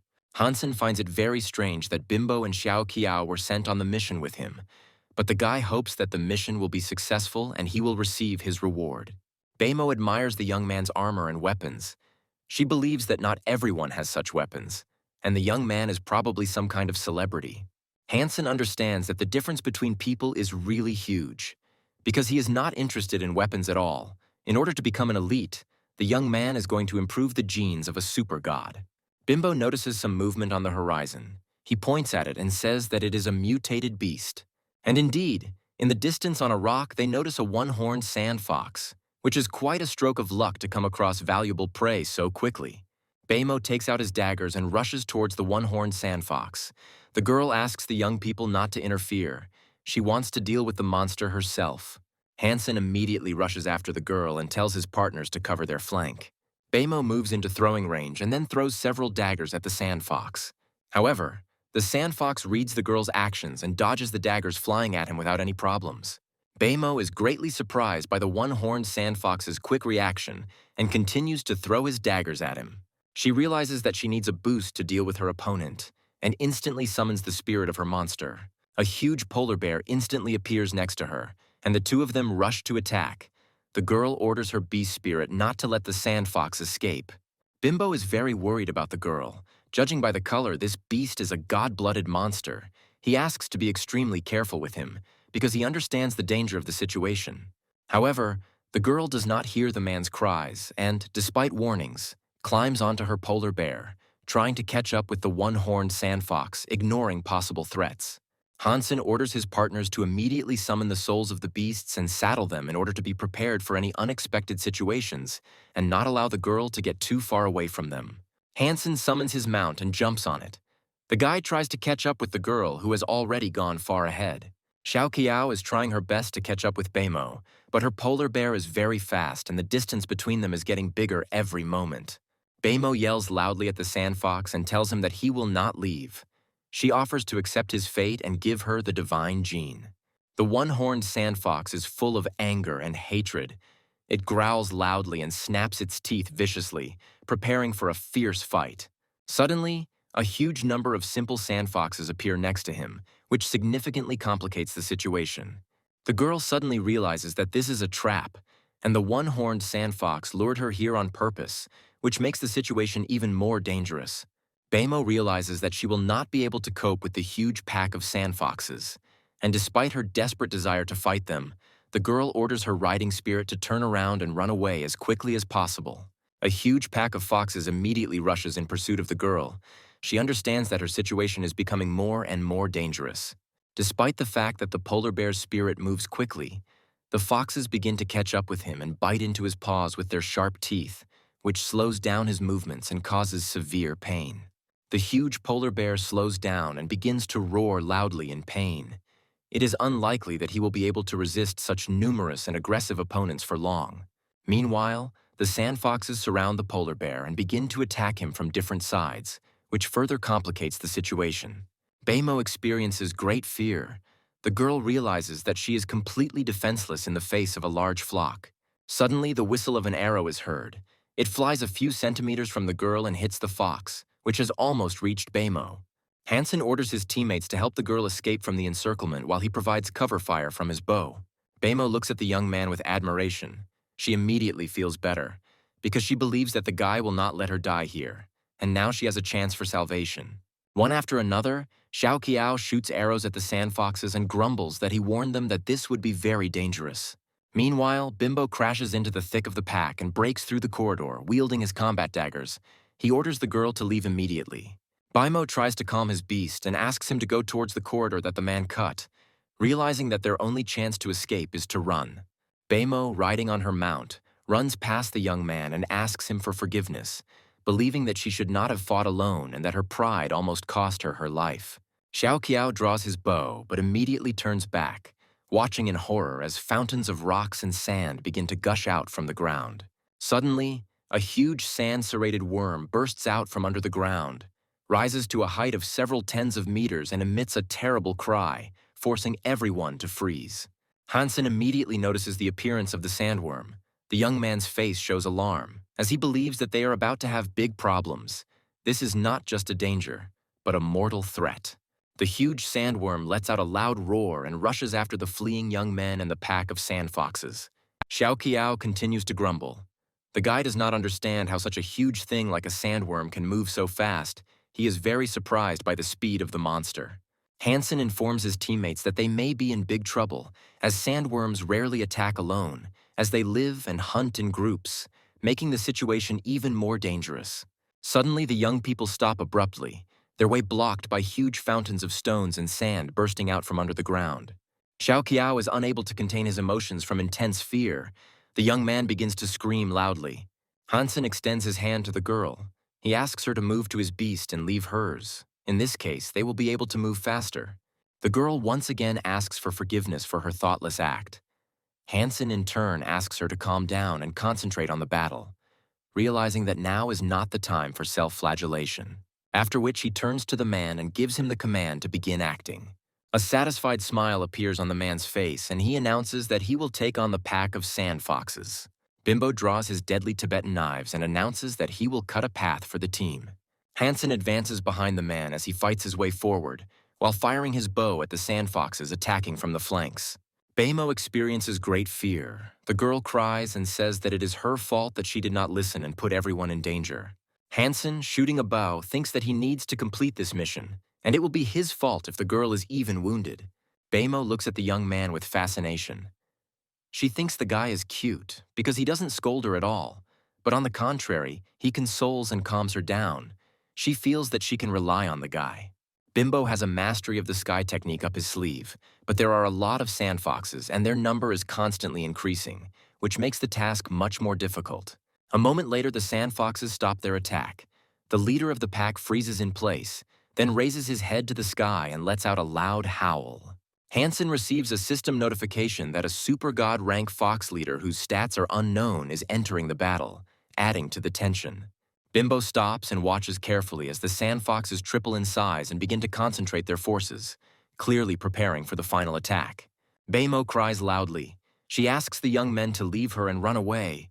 The girl blames herself for the fact that because of her, everyone got into such a mess. Hansen does not let the girl finish speaking and forcefully pulls her off her mount. He tells the girl that it is too early to give up and asks her to get her daggers. Then he asks if she has ever fought while sitting on her back. The next moment, Hansen begins to transform. His appearance changes, and the guy appears in the armor of the Empress. He asks the girl to close her eyes if she is very scared. The young man rushes forward, trying to clear a path, and orders his partners to cover his flanks. Hansen slowly but surely advances through the dense pack of sand foxes, dealing powerful and deadly blows, each of which reduces the number of enemies. The movement speed of enemies is slowed, allowing Hansen to strike more accurately, although the guy knows that this slowing effect will last no more than 10 minutes. Baimo hugs the young man tightly. She thinks that her savior is a very handsome man. Her heart is filled with gratitude and admiration. Meanwhile, the leader of the sand foxes lets out another loud howl, calling for more of his relatives to help. Bimbo has already destroyed several dozen monsters, but their place is instantly taken by new ones. He thinks that the leader of the pack is damn cunning. He does not interfere in the battle and saves his strength, while they waste their strength on ordinary monsters. Xiao Qiao struggles to get away from the sandworms. He shouts loudly that he is out of arrows and doesn't know what to do next. Hansen believes that the main fox is just waiting for them to run out of steam. The guy decides that he needs to be dealt with first. He draws his bow and takes aim. The risk is worth it, because if he kills the lead fox, it will turn the battle in their favor.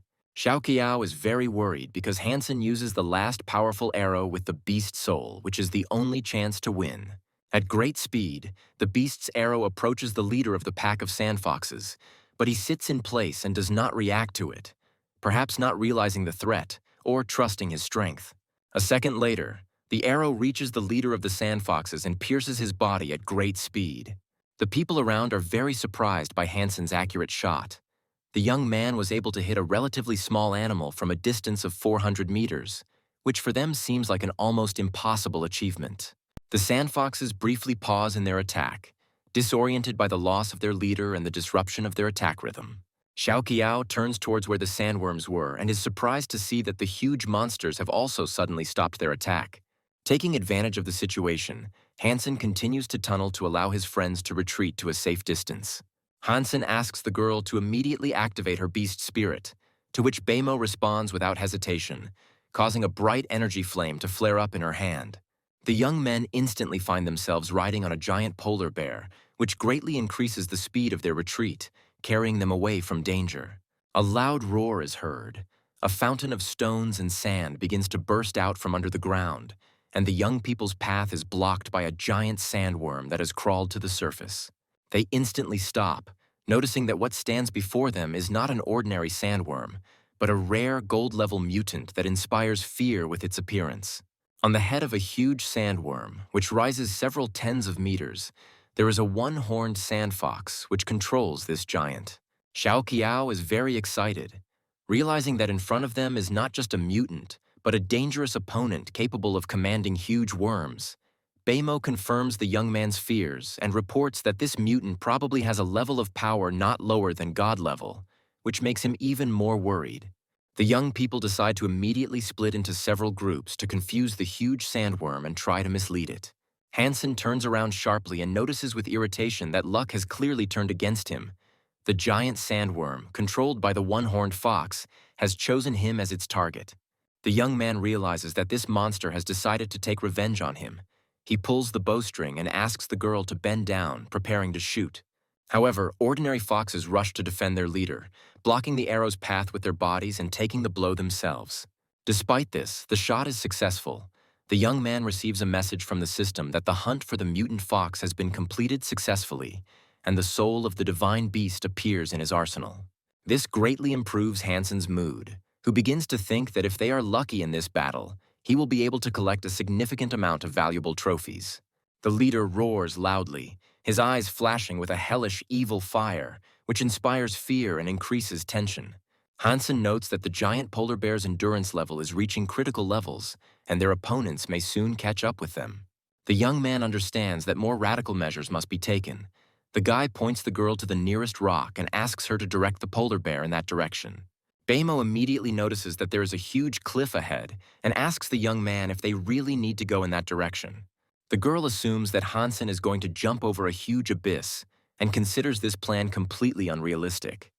Hansen, in turn, assures her that nothing is impossible and orders the girl to hold on to him tighter. Beimo accelerates his huge bear. The spirit beast pushes off the rock and makes a powerful jump across the abyss, demonstrating incredible speed and strength. Hansen prepares to fire his bow and in a loud voice orders the girl to call off her beast immediately. The young man releases the taut bowstring and his arrow approaches the fox sitting on the head of the sandworm at great speed. The fox manages to jump to the side in time, but a powerful arrow hits the sandworm's head, causing serious damage. The huge monster lets out a wild roar and, finding itself in a state of agony, begins to rush between the rocks, destroying small stones with its massive body, turning them into small rubble. Suddenly, there is a bright flash of energy, and a huge polar bear disappears from space. The girl screams in panic that her beast spirit did not jump. She is sure that they will crash now. After a few seconds, Beimo opens her eyes, which she had closed out of fear, and is surprised to realize that she is experiencing a strange sensation. They are not falling, but flying. The girl remembers that she had previously heard about people who possess the souls of monsters, which can give them the ability to fly. The young men fly over the cliff and land on the other side of the rock. The guy instantly transforms into his normal human form. Meanwhile, the girl opens her eyes and asks where the wings are, because she just saw them. Hansen is not going to tell the girl the truth. He says that she imagined it all, and it was most likely a shadow from the clouds. Beimo is not going to believe what she heard. She tells the young man that it could not have been clouds. since she definitely saw the shadow of large wings. A moment later, a loud roar is heard. The sandworm is still alive and it continues to pursue the young people, descending from the steep cliff. The giant sandworm is on its last legs and losing its last strength. But its anger has blinded it so much that even in this state it continues its furious attack. Hansen watches the weakened worm's slow movements closely and suggests that the girl return to the others, as he believes it is too dangerous here. A minute later, the system informs the young man that the hunt for the super god-level golden sandworm has been completed successfully, and he has received the soul of the god-blooded beast. The experienced fighter continues his grueling training and practices punches, and his powerful blows shatter wooden dummies into tiny pieces. The girls watch the young man's training closely and enthusiastically discuss the guy. They consider him handsome, young, and influential. Each of them wants to charm him. Suddenly, a young man appears behind the girls. He calls them rude freaks and orders them to immediately disperse and make way for him. One of the girls starts talking about how impudent the guy is, but her friend shuts her up and apologizes to the young man, after which she says that they will now leave. The young man's name is Fengliu. He is the main hunter for Jian's heart. Rumor has it that he is a powerful fighter, but he has not participated in the games, so he has no rating. The girls start to whisper about him. They have mixed feelings. On the one hand, they are angry at the guy for calling them ugly. On the other hand, they really like the young man.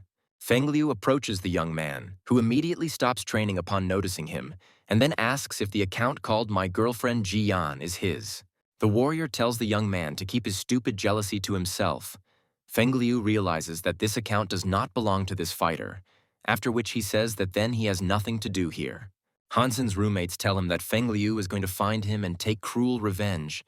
The young man does not understand why the guy would do this. Tingyan talks about how everyone in the academy knows that this guy is in love with Jian, and he was really angry about how Hansen named his account. He hands Hansen the phone and asks the young man to see what fantastic emotions are bubbling up on the forum about this. Hansen thinks he will accept the challenge and punish the impudent young man. But first he's going to take a shower and thinks that he can use the S-level card for his own purposes. He recalls that the garrison commander, despite the praise of the teachers, still did not give him the card. And now he has to use the cards that he earned while in the guise of a money brother. Hansen activates the 2 beast souls he received in the desert and decides to test them immediately. One of the souls he receives turns out to be a riding animal, which does not cause much delight in the young man. Since he already has such an animal, he decides to sell this soul, expecting to get decent money for it. The guy hopes for a second soul of the beast, but he is in for a big disappointment. The system informs him that the soul of the golden sandworm is just the soul of a pet. Hansen feels despair mixed with irritation. He's very angry that the god-blooded beast turned out to be a pet, and he will soon have to accept the challenge of a jealous rival. He decides that today is clearly not his day, and thinks about how he can get out of this difficult situation. The cadets are carefully studying the information on their gadgets. The battle begins in 10 minutes. It will be a duel between Fengliu and a stranger with the nickname My Girlfriend Jian. Jian, along with her friend, also looks closely at the clock and, with excitement, realizes that there are only 5 minutes left before the game. The girl happily asks her friend if she believes her boyfriend will win, to which Jian rudely replies that he is not her boyfriend. She believes that she must find this impudent fellow in the near future and teach him a good lesson for such an act. Fengliu sits behind the holographic screen and eagerly awaits the appearance of his opponent, while his friends standing behind him speculate that his opponent might not even show up because he was scared. A satisfied smile appeared on Fengliu's face, thinking that if this person publicly apologized to him, perhaps he would forgive her. Suddenly, he receives a game system notification that a player with the nickname My Girlfriend Jian has entered the room. The host of the competition immediately notices this information and happily informs the numerous spectators that the competition will begin very soon. The man respectfully addresses the audience, calling them ladies and gentlemen, and tells them that a grand competition awaits them, after which he invites everyone to watch this long-awaited battle. He announces that a battle will soon begin between the strongest player and a strange guy whose identity remains a mystery to everyone. The first round begins, and the host's voice is heard, announcing that the true strength of the mysterious stranger has yet to be revealed. Fengliu starts the game actively and executes a complex combination. His hand movements are incredibly fast and almost impossible to follow. At this time, Hansen calmly sips juice and carefully watches his opponent earn 5 points, but the guy remains calm and is clearly in no hurry to start playing. Fengliu can clearly see that his opponent has not yet touched the playing field. He thinks that he is scared, and thinks that, most likely, he is just a self-confident newbie.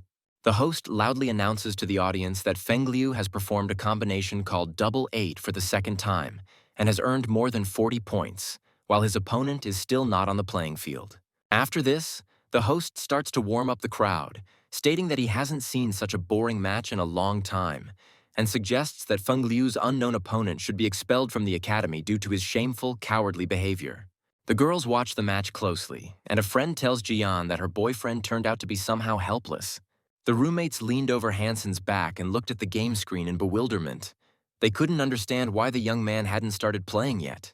The guy reports that his opponent is playing too slowly, then tells his roommates that it's time to show off some real hand speed.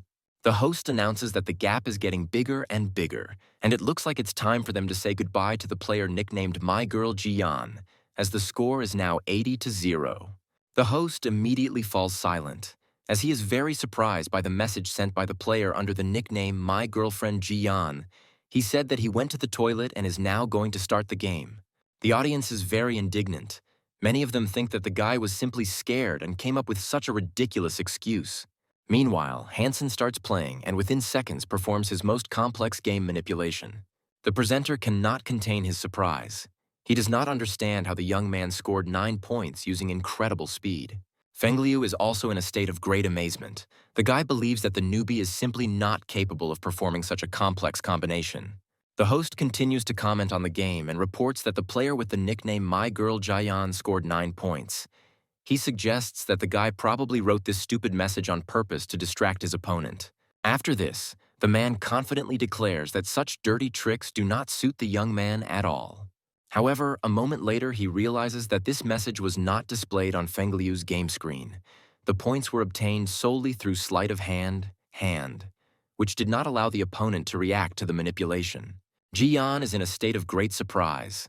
The girl does not understand what is happening, because the stranger begins to quickly earn points and catch up with Fengliu.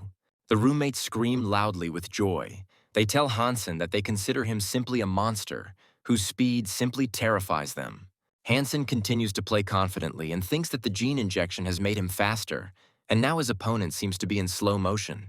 Hansen, in a split second, performs a complex combination, after which he overtakes his opponent and scores 100 points. The game system reports that he is the winner, and the game is over.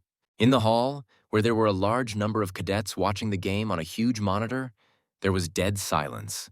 The girl can't believe that the Academy's strongest player was defeated so quickly, even though he was leading the entire game. Fengliu is unable to contain his emotions. The guy is furious and screams loudly. He thinks that this is impossible and cannot believe that he lost. The young people are happily celebrating the victory of their new neighbor. The big guy declares that today he will get very drunk, especially since Hansen is paying for dinner. He tells the young man that he has become a real star today, and now the entire academy is talking about his amazing game fight. Ian tells the guy that there are a lot of people looking for the owner of the strange account right now and tells Hansen that if he treats them like he did today, it will be considered payment for silence. Hansen smiles falsely at his new friends, thinking that he will hardly be able to feed such a gluttonous squad. Suddenly, a girl appears behind Hansen and asks the young man if it is really him. The girl greets the young man warmly and says that she did not expect to see him here, which suggests that their meeting was unexpected for her. Hansen greets the girl in a friendly manner, but his mood does not encourage further communication because he does not plan to share his personal experiences with anyone. Meanwhile, the big guy, noticeably tipsy, grabs the guy by the neck and asks him what he was doing behind their backs and when he managed to pick up such beauties.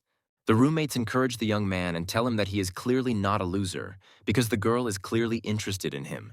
Hansen tries to calm the young people down and tells them that everything is not as they think and that there is simply a misunderstanding behind it. The girl smiles cheerfully at the young men, after which she tells them that she has just one request. The big guy tries to impress the girl, after which he tells her that he will do everything she wants for her. He wants her to pay attention to his manly actions. The girl laughs loudly, realizing that the guy fell for the trick, and says that her club is short of manpower and she would not refuse help.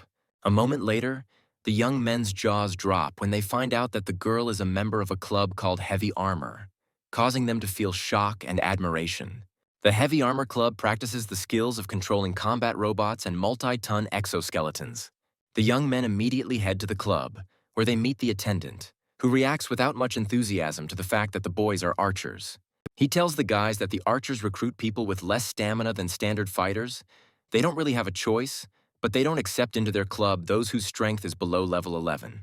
Much to the surprise of those around her, the girl takes Hansen by the arm and tells the duty officer not to worry, as this young man, in her opinion, will not disappoint them. The young people follow the girl and end up in a hangar, which amazes them with its size. They are very surprised by what they see and hope that this is not a dream.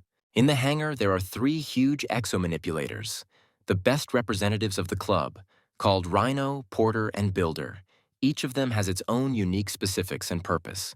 The manipulator called the Builder is especially powerful and protected. It has extensive functionality and powerful armor, which makes it unsuitable for beginners, as inexperienced users may have difficulty controlling such a device. Young people quickly learn that there is a virtual gym in the next room where they can train at any time. The girl notices the joyful gleam that has appeared in the eyes of the young men, and with a smile says that she will only be for daily training, since the club plans to organize competitions in the near future. Hansen, having assessed all the possibilities, believes that this is a great chance to study robots, since at the academy they have to stand in long lines to train on such machines, and here they are given the opportunity to practice without limits. The instructor questions the director as to why the cadets were allowed to use Warehouse 7 as a training ground, given that it was not intended for such purposes. The director says that he doesn't see anything wrong with this. He believes that young people can handle complex machines because they study well and are disciplined. However, the instructor does not share the director's point of view. He thinks that these spoiled cadets are most likely the children of rich parents, and that is why the director treats them with such favor.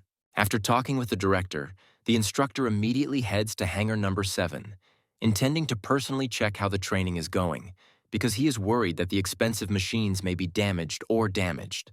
A man enters the hangar and is surprised to see someone diligently training on a complex exoskeleton called the Builder. His first thought is that inside the machine is the new trainer of the Heavy Armor Club, who is apparently training the cadets to operate such heavy machinery. The man appreciates the combat robot operator and decides to watch him closely to determine how strong and experienced his skills are. In fact, Hansen is inside the Builder combat exoskeleton, and it only took him a few days to master this complex mechanism. Suddenly, a message comes to the robot's control panel that another robot has been activated nearby and is quickly moving towards it. Hansen immediately concentrates, imbued with the thought that perhaps he is about to be attacked. The fears are confirmed. The robot quickly approaches the Builder, inside which Hansen is located, and begins to deliver a powerful series of blows. The instructor, watching this, experiences real joy, because in front of him, finally, appears a worthy opponent, capable of performing a wide range of offensive and defensive manipulations. Hansen realizes that the porter that attacked him is not designed for combat, and quickly comes to the conclusion that it is being piloted by a very skilled pilot. Meanwhile, the porter activates additional manipulators, and one of his arms transforms into a massive rotating saw. Hansen feels a slight sense of unease as he realizes that his opponent is becoming increasingly aggressive. The enemy rushes at the Hansen robot and attacks it with his huge saw, which is capable of cutting through even the strongest steel structures. Hansen realizes that the enemy robot has significant power and understands that he needs to quickly dodge to avoid damage to the body of his mechanism. The young man manages to get out of the line of attack, and the robot carrier's blows intended for him go into the void. The instructor, who controls the robot carrier, experiences genuine joy. He literally screams with delight, thinking about the fact that he has not participated in such an exciting fight for a long time. Then he activates additional manipulators. In addition to the saw, the robot gains massive hooks and other devices for causing serious damage. Hansen comes to the conclusion that he needs to retreat temporarily, as he believes that the pilot is using too harsh a technique, against which he cannot yet give a worthy response. The young man concentrates and uses all his skills to dodge the devastating attacks with quick and precise hand movements, combined with the strength of the robot. He manages to avoid all of the robot carrier's attacks, after which he decides to counterattack himself, relying on his own strategy. Huge and heavy mechanisms engage in a furious battle. Loud blows of metal on metal and piercing screeching sounds are heard everywhere. The instructor, observing Hansen's actions, is greatly impressed by his tactics and is confident that the young man used an extremely risky but masterfully executed move. The instructor concludes that the pilot who controls the construction robot has no place in this club, because having such talent and staying here is a real waste of time. Hansen, inside the construction robot, delivers a powerful blow that the instructor barely manages to dodge.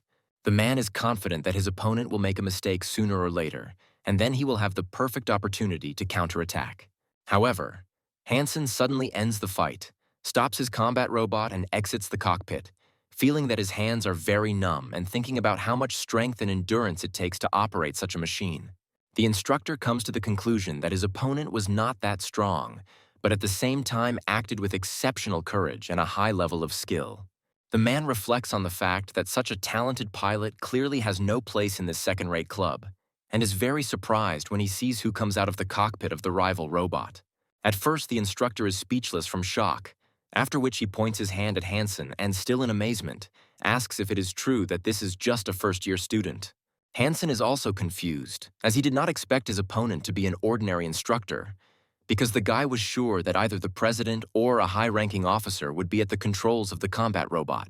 The young man decides to introduce himself to the man. The guy confirms that he is indeed a student, and then tells him that he recently joined the club, after which he begins to sincerely praise the instructor for his skill. The man continues to look at the boy with genuine surprise and wonders if he has driven similar cars before, or perhaps had professional training. Much to his surprise, Hansen replies that he had no experience and had only trained on cars at the academy. After this, the instructor asks which unit the young man is from, to which Hansen replies that he is an archer. The instructor repeats the question of whether the guy is really an archer, while he himself thinks that in front of him is a real genius among the freshmen. Hansen, citing being very busy, says goodbye to the instructor and suggests meeting next time. He leaves the man completely bewildered, as he does not understand how an ordinary archer can have such outstanding skills. For a moment, the thought comes to the instructor's head that this guy could be a spy. The next day, the head of the robot club announces that the championship will start in a few days and invites the participants to see what free categories are available for their participation. The girls unanimously express the opinion that they have no chance of winning in the combat categories and suggest choosing something less difficult, such as loading or transportation. Hansen asks what the prizes will be for winning this competition, to which one of the girls replies that the top 3 participants will receive new armor from the Star Beast and Emperor series, the cost of which on the market is estimated at many tens of millions. Hansen is delighted with such impressive prizes and decides that he must not miss this rare opportunity under any circumstances. Ian has no doubts about the young man's talents, but still believes that participation in competitions of this scale is clearly too much, reminding that these competitions are quite serious and require significant effort.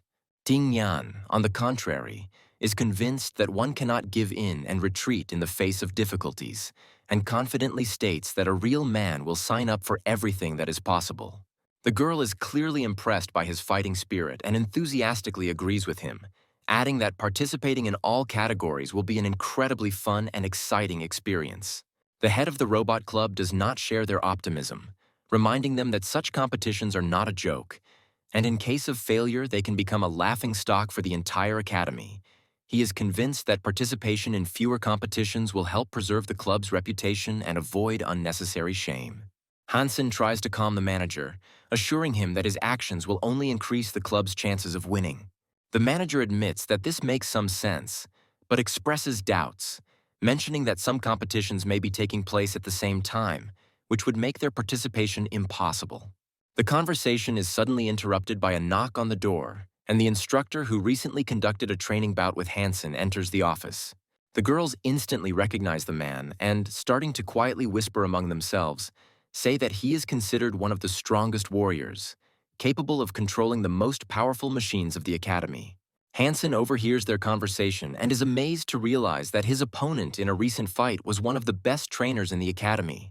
The instructor greets Hansen and then says that he highly appreciates his skill level and would like to invite him to his club. Hansen's friends are amazed by such an offer. They are perplexed and do not understand why the instructor could like him, because the requirements in his club are incredibly high. The girl, without wasting time, informs the instructor that Hansen has already been enrolled in their club, and therefore a transfer to another club is not being considered. The man smiles good-naturedly, and then, turning to the girl, says that Hansen is a very promising and talented young man, and in their club he will not have the opportunity to develop and achieve high results. The head of the Heavy Armor Club is confident that Hansen will agree to such a lucrative offer, because many cadets dream of getting into the instructor's club. However, to everyone's surprise, the young man declines the invitation, sincerely thanks the instructor for his trust, and says that he is already a member of the Heavy Armor Club. The surrounding cadets react violently to Hansen's answer. Some are genuinely surprised by his refusal, while others are happy, considering him true to his principles. The man is genuinely surprised by this decision and asks the guy why he is making such a choice, because with his help, he could achieve victory in the championship in a short time. Hansen calmly replies that he likes this particular club, not the instructor's club. The man begins to raise his voice, emphasizing that winning the championship would improve the guy's graduation rating and help strengthen his status and rank. Realizing that it is impossible to convince Hansen, the instructor still asks him not to refuse so quickly, adding that no one knows how the future will turn out. Leaving, he stops at the door and quietly tells the guy that he knows where to find him if he changes his mind. Hansen's classmates ask him to reconsider the offer, warning him that he might regret refusing. But Hansen, remaining completely calm, asks his friends not to worry, assuring them that everything is under control, and says that he needs to train. After this, the discussion stops, and everyone heads to the dining room together as it is lunch break. The last bottle of soda water remains near the distribution point, and two hands reach for it at the same time. Hansen manages to snatch it first. He notices that his rival turned out to be Jian, and, smiling, tells the girl with surprise that they haven't seen each other for a long time. Jian tells the young man that she recognized him, adding that he is the same guy who tricked her on the ship, and asks why he is still studying at the academy. At this point, Fengliu approaches them, asking Jian what is going on and assuming that the brazen stranger is harassing her. The girl reacts rudely to this and tells Fengliu that it is none of his business, after which he asks him to leave her alone. The young people look at each other silently, exchanging cold and hostile glances.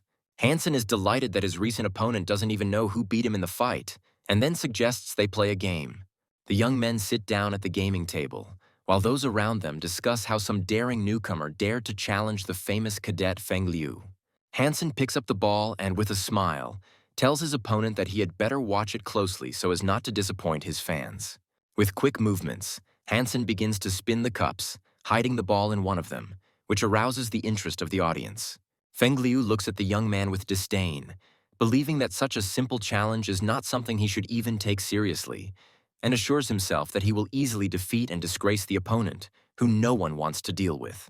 Jian asks Fengliu in surprise why he is so aggressive towards the guy, since he did nothing bad to him. After this, Jian turns to Hansen, who is clearly in a happy and playful mood, and asks why he is acting like this. In response, the girl hears from the guy that she will date him if he wins, which really irritates her. She asks what kind of nonsense he is talking about. Hansen stops spinning the cups, telling his opponent that he must now guess which cup contains the ball.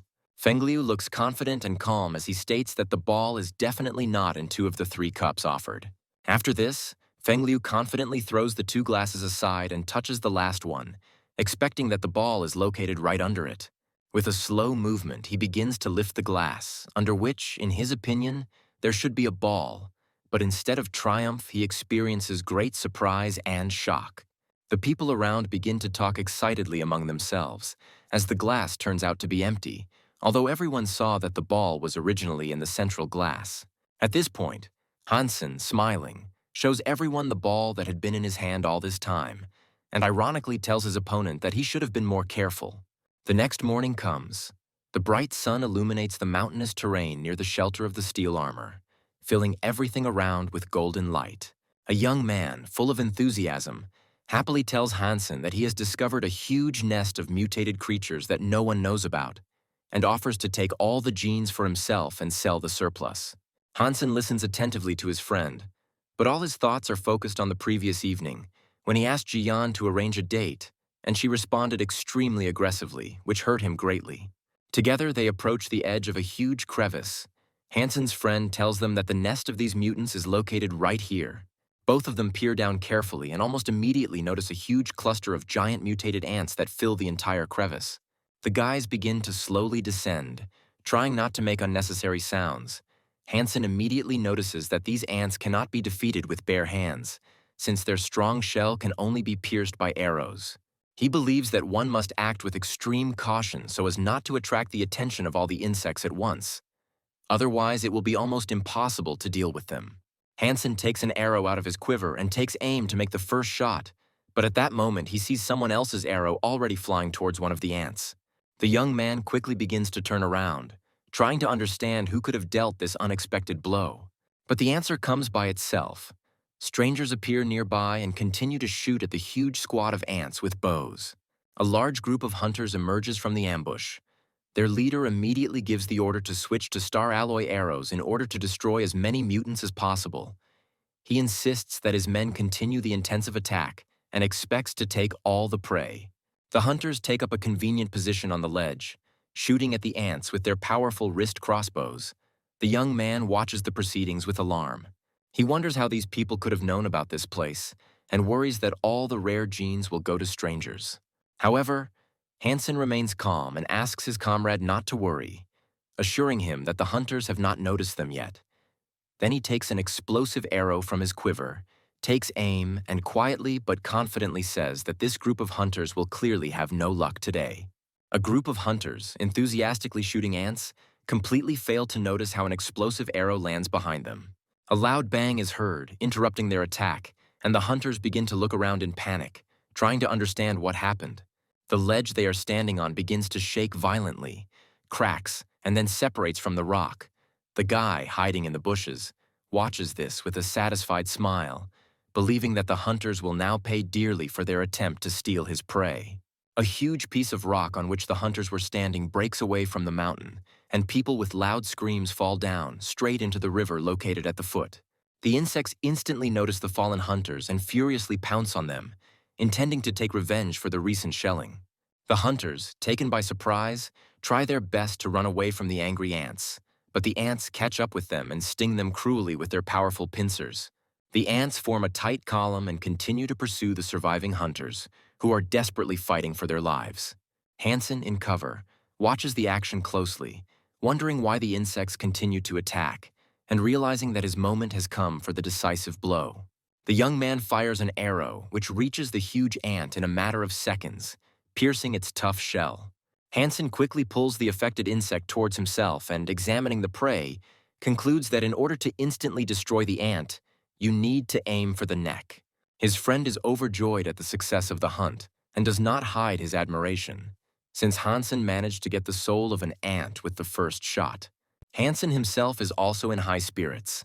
The guy did not expect that his first shot would be so effective and bring him such a rare catch. Hansen continues to shoot the ants with renewed vigor, using arrows with taut lines to pull the prey towards him. Young people greedily eat the destroyed insects to increase the number of their genes, fully understanding the value of such prey. One after another, Hansen receives messages from the system, informing him that he has received mutated genes. He does not hide his joy, because there are already 64 of them, and their number continues to grow rapidly. Suddenly, loud sounds are heard, causing the young people to become alert, and soon they notice a huge leader ant in the colony. Hansen immediately realizes that this is a divine blood-level insect in front of him, and now it becomes obvious why the ants were distracting the hunters. They were deliberately leading the people away from their powerful leader. The guy hides in the shadow of the nearest ledge, realizing how lucky he was that such a rare and powerful mutant came into his hands. The huge insect slowly climbs onto a nearby rock, completely unaware of the arrow flying towards it at great speed. The next second, the arrow hits its powerful shell, and it becomes obvious that it did not cause any damage to the ant, but only angered it. The boy experiences great fear, realizing that the leader of the ants has now noticed them and is afraid that this insect not only has impenetrable protection, but also high intelligence. Hansen orders his friend to take shelter in a safe place, assuring him that he can handle the insect on his own, after which the young man pushes off from the rock and soars into the air. His comrade does not dare to argue. He quickly goes into hiding, but as he says goodbye, he insistently asks Hansen to be extremely careful. Hansen begins to approach the leader of the ants at great speed. On the way, he transforms and dons the Empress's armor, instantly feeling that with the help of this armor and the lessons of accelerating the flow of superparticles, he has become much faster. Having broken through the rank-and-file ants, Hansen jumps high into the air and fires another arrow at the leader of the insects. The armor greatly helps the young man in hunting. He watches as the ants move very slowly, as if in slow motion. This time, a powerful arrow hits the head of the ant leader and tears it apart, and a message from the system immediately arrives, congratulating him on a successful hunt and reporting that the ant's soul has been received. The young man is very jealous of Hansen. He says that the guy is clearly loved by the goddess of fortune and asks to sell the soul of the ant to him. Hansen in turn says that he himself still lacks souls of divine blood and the genes of a super god. The young man's face becomes serious. He offers to exchange the insect's soul for super biological armor, which costs a lot of money. Hansen is clearly interested in such a deal. The guy has never heard of such a thing and asks again what kind of super biological armor it is. The guy starts telling that this is the latest military development, which only exists in a few copies. His father's company supplies rare metals to the military, and he has a test sample. Hansen decides to check how functional the given instance is and whether it is ready for use if it is a test one.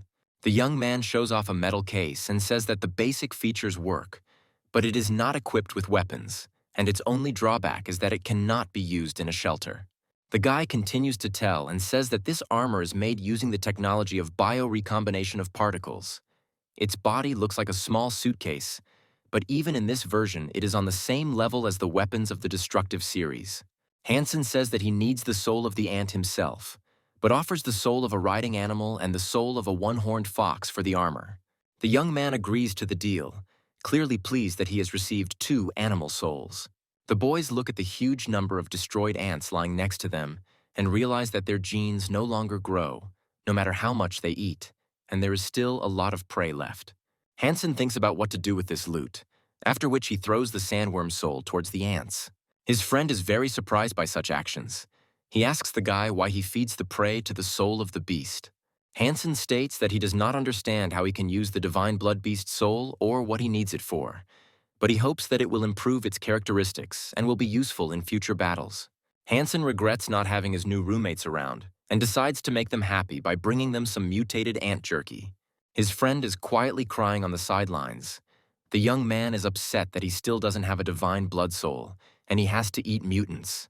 The next day, Hansen comes to the forest to examine the new armor he traded with a friend. The system informs the young man that the scan is complete, and the armor called the Silver Death Machine is activated. Suddenly, the armor particles that were in a liquid state in the suitcase begin to move towards the young man's body. In a matter of seconds, these particles envelop the guy's body, forming a thin, high-tech film around him. A few seconds later, Hansen's body is encased in powerful armor, and the young man feels a huge force filling his body. Hansen is eager to try out this new armor and rushes forward. After a few seconds, he stops and is surprised to notice that he has covered a large distance in a short period of time. He did not expect the acceleration to be so noticeable. The guy is very happy that this armor increases the warrior's strength many times over, and this is only a test sample. He thinks that he made a very profitable exchange with his friend. A famous reporter is preparing for an academic competition, and in the meantime, he talks to his cameraman and asks him what the standings are among the leaders. The operator says that one of the strongest teams is the Black Hawk team, which has been in first place in recent years. The reporter asks if there is anyone else, to which the cameraman replies that the others are not so outstanding, but the God's Hand group has been making significant progress lately. The reporter asks if he knows the unknown player who defeated Fengliu in the game, snatching victory from him in the final minutes. The operator reports that the name of this person is unknown, but he believes that the guy should not be paid attention to, since this player was from the rifle squad, and they do not pose any competition to other units. The man suggests taking a break and getting something to eat. He's going to head to the Black Hawk mess hall, which is open 24 hours, and gather some information about the cadets there. The men come to the canteen quite late. They notice Hansen there and ask the young man why he is eating so late. The guy in turn asks who the men are. He thinks that the teachers are late. The reporter is clearly upset by such a remark, because millions of people watched his broadcasts, and even more people read his articles. He wonders how it is possible not to recognize such a famous person. The man sits down next to the young man and asks him what competition he is preparing for. Hansen reports that he has completed general physical training. Hansen thinks this is a good answer, since he clearly isn't going to tell anyone that he just tested new armor. The reporter praises the young man for training so hard and asks what competition he is preparing for. In response, the guy says that he is an archer and is a member of a club called Heavy Armor. The man is very surprised that the young man signed up for all the competitions that are somehow connected with robots or exoskeletons. Hansen doesn't see anything special in this. He says that he will try to compete in all competitions and hope to take first place in all of them. The operator is skeptical about such statements. He thinks that the guy is taking on too much, and it would be better to take on simpler competitions, for example, archery. Hansen gets up from the table and says goodbye to the men, saying that archery is too boring an activity, and that he is always lucky in new things, and has already beaten the best player by 20 points. The reporter doesn't show it, but he immediately understands that this student is the stranger who was able to win Feng Liu. He carefully examines the young man leaving and thinks that this guy is not as simple as he seems at first glance. The cameraman asks the man what he is looking at so intently, and the reporter says that he thinks he has material for a sensational report. The next day, Hansen meets Jian. He greets the girl in a friendly manner and tells her that they haven't seen each other for a long time. Jian ignores the young man and walks past silently, thinking to herself that she is being followed by bad luck and that she has once again run into a man she doesn't want to see. Hansen grabs the girl by the hand and does not let her leave. He tells her that she is very rude, since last time she slapped him and did not even apologize for it. The girl tells the young man that she is very angry with him because he didn't even ask whether she wanted to go on a date or not. Hansen asks the girl why she is offended. Is it because he called her his girlfriend? Jian resolutely demands to stop talking about it, otherwise she promises to hit the guy. Hansen asks the girl if she will agree to date him if he wins the championship. Jian thinks that winning the championship is not an easy task. She suggests that the guy first take first place in 5 competitions, and then she will think about his proposal. Her face takes on a mysterious look. The girl thinks about seeing what the young man's words are really worth. Hansen reminds Jian that she already deceived him once and does not want it to happen again. To which the girl extends her phone towards him. She offers to conclude a contract and secure it with her accounts. The young man gladly accepts these agreements and hopes that this time the girl will definitely keep her word. The first day of the interacademic competition begins. The cameraman asks the presenter why he is so interested in the guy they met in the cafeteria.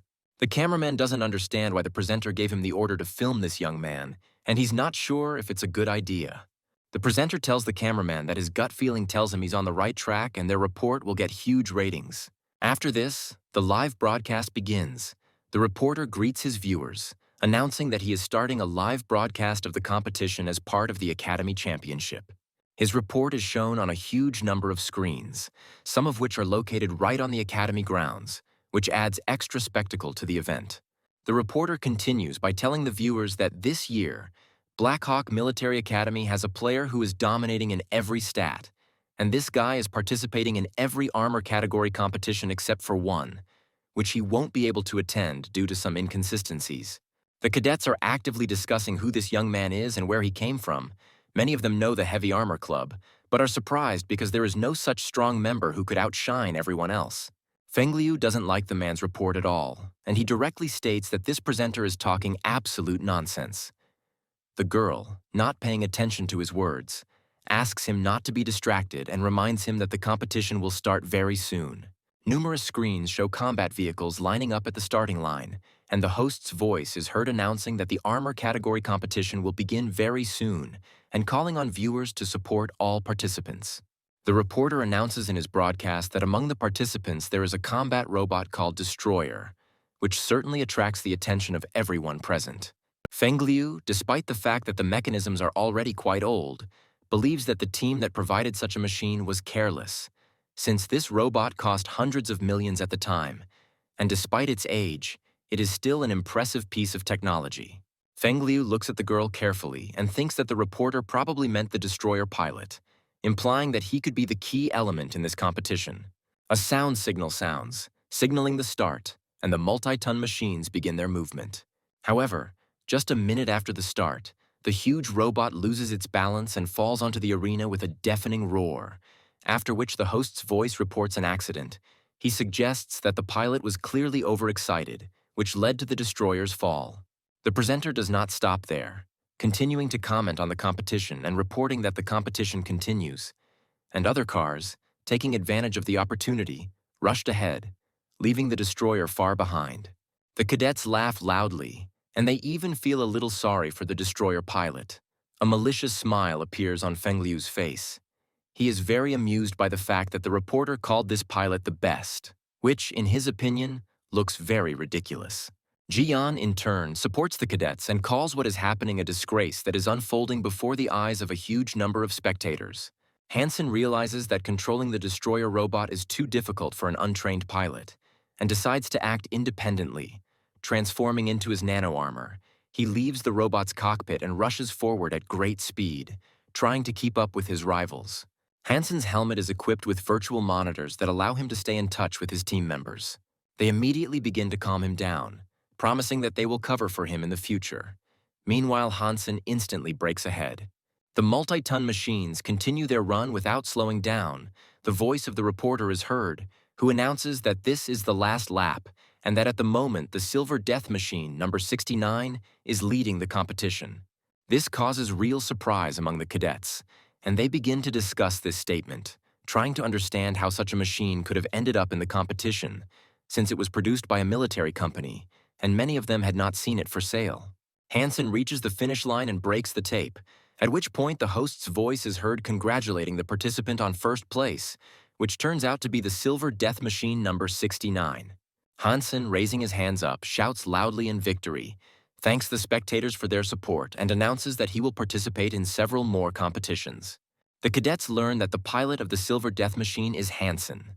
The girl, having heard about this, begins to worry a lot because she made a promise, and now all her hope is that the guy will not be able to win in other competitions.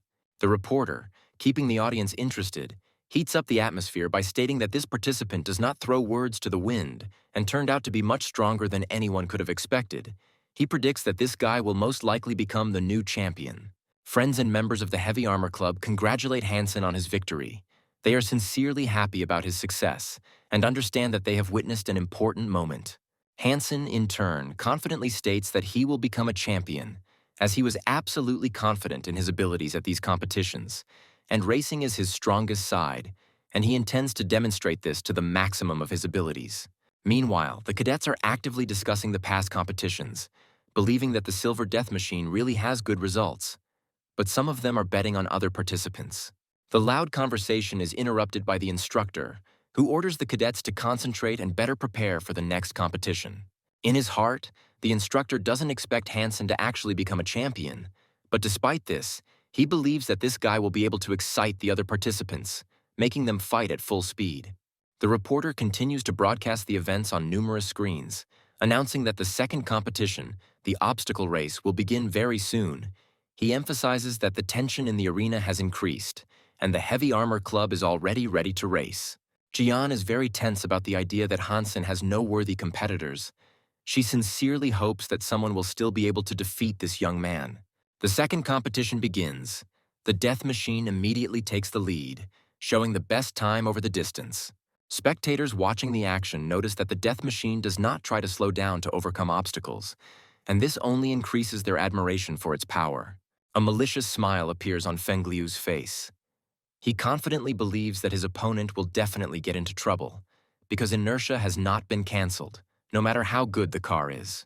However, Hansen has no intention of slowing down, and with great acceleration he crashes into the obstacle, powerfully smashing the concrete wall into small fragments.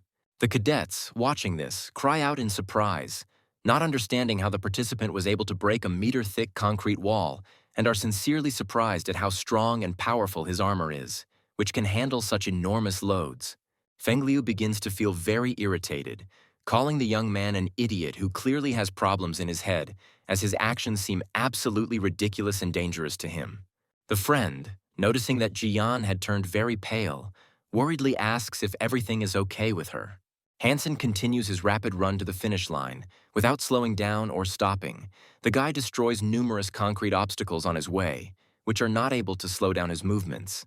The young man, with determination, destroys the last obstacle and crosses the finish line, at which point the voice of the presenter is heard congratulating him on his victory, stating that they have a new winner who has demonstrated exceptional speed and strength, becoming an example for other participants. Feng Liu cannot understand how his opponent passed this test so quickly, because such results seem completely impossible to him, and he feels perplexed by the strength and technique of the participant. Jian thinks that it is an outright disgrace that experienced players are losing to some freshmen.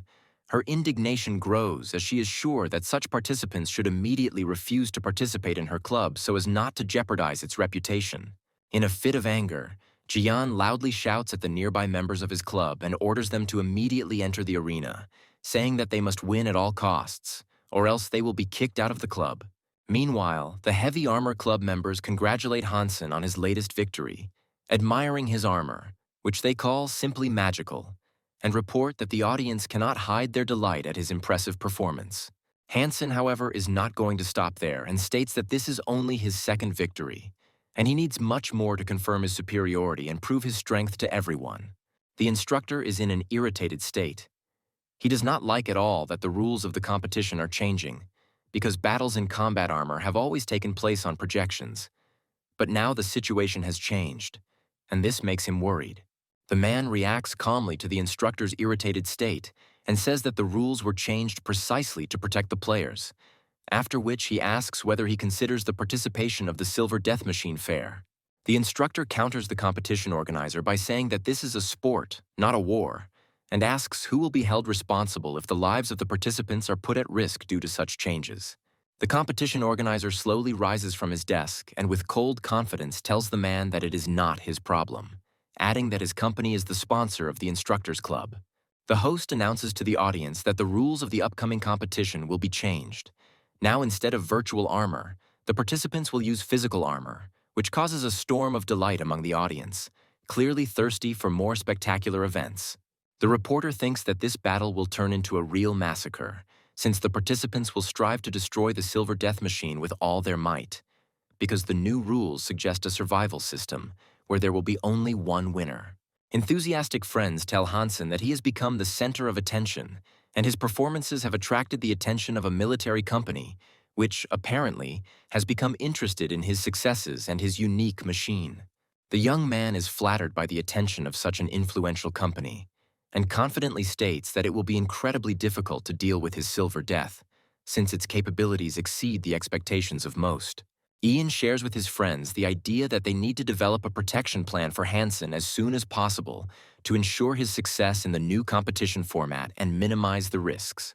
He says he has an idea. They should break into the opponent's line to force the participants to interfere with each other, which could make Hansen's job much easier. Ian notes that Hansen's biggest challenge will be breaking through the opposition's defense, a plan that the rest of their club are willing to sacrifice themselves to achieve. The girls step forward and declare that they are happy to accept the proposed plan and will also take on the task of suppressing the enemy's firepower to clear the way for Hansen. Hansen expresses his sincere gratitude to his friends for their support and confidently states that they must put up a real fight and snatch victory at any cost. Team members begin to arrive in the armored battle arena, their massive machines filling the battlefield. Ian, adjusting the manipulators of his war machine, notes with irritation that his fears have been confirmed. All participants have united against them, which creates a serious threat. With a loud sound signal that announces the beginning of the duel, huge multi-ton robots rush forward. The girls of the Heavy Armor Club, inside their combat vehicles, open fire with powerful weapons to create a solid barrier and prevent opponents from approaching Hansen. Their main task is to protect the Silver Death Machine and not give the enemy the opportunity to seize the initiative. Hansen, in his machine's armor, confidently maneuvers between massive robots, moving forward with a precision and speed that is awe-inspiring. Meanwhile, the girls spread out, continuing to fire continuously to clear the way for their leader. Ian, moving in the second echelon, transmits an alarming message to the team that there are too many enemies and they are starting to attack from the right flank. Despite this, he gives a clear order to all participants to strictly follow the plan and instructs Hansen to move exclusively in the center, taking the right flank upon himself. Hansen activates the additional capabilities of the Empress's armor. It seems to him that his opponents move incredibly slowly, like slow-motion snails, which only increases his confidence in victory. Tingyan and his partner resolutely step forward, taking on a barrage of fire from a huge number of opponents, demonstrating true bravery. Hansen meanwhile activates his energy weapons, which appear in the hands of the Silver Death war machine. With cold determination, he opens fire, accurately hitting the opponents who try to block his movement. At this moment, the voice of the host is heard. He emotionally informs the viewers that the Heavy Armor Club has shown incredible courage by taking the initiative into their own hands and going on the offensive. The reporter comments on Hansen's actions with a satisfied smile, calling his strategy brilliant and emphasizing that he does not at all look like the inexperienced player he was previously considered to be. The organizer of the competition slams his fist on the table in rage, wondering how such a powerful group is unable to defeat a small club and the Silver Death Machine.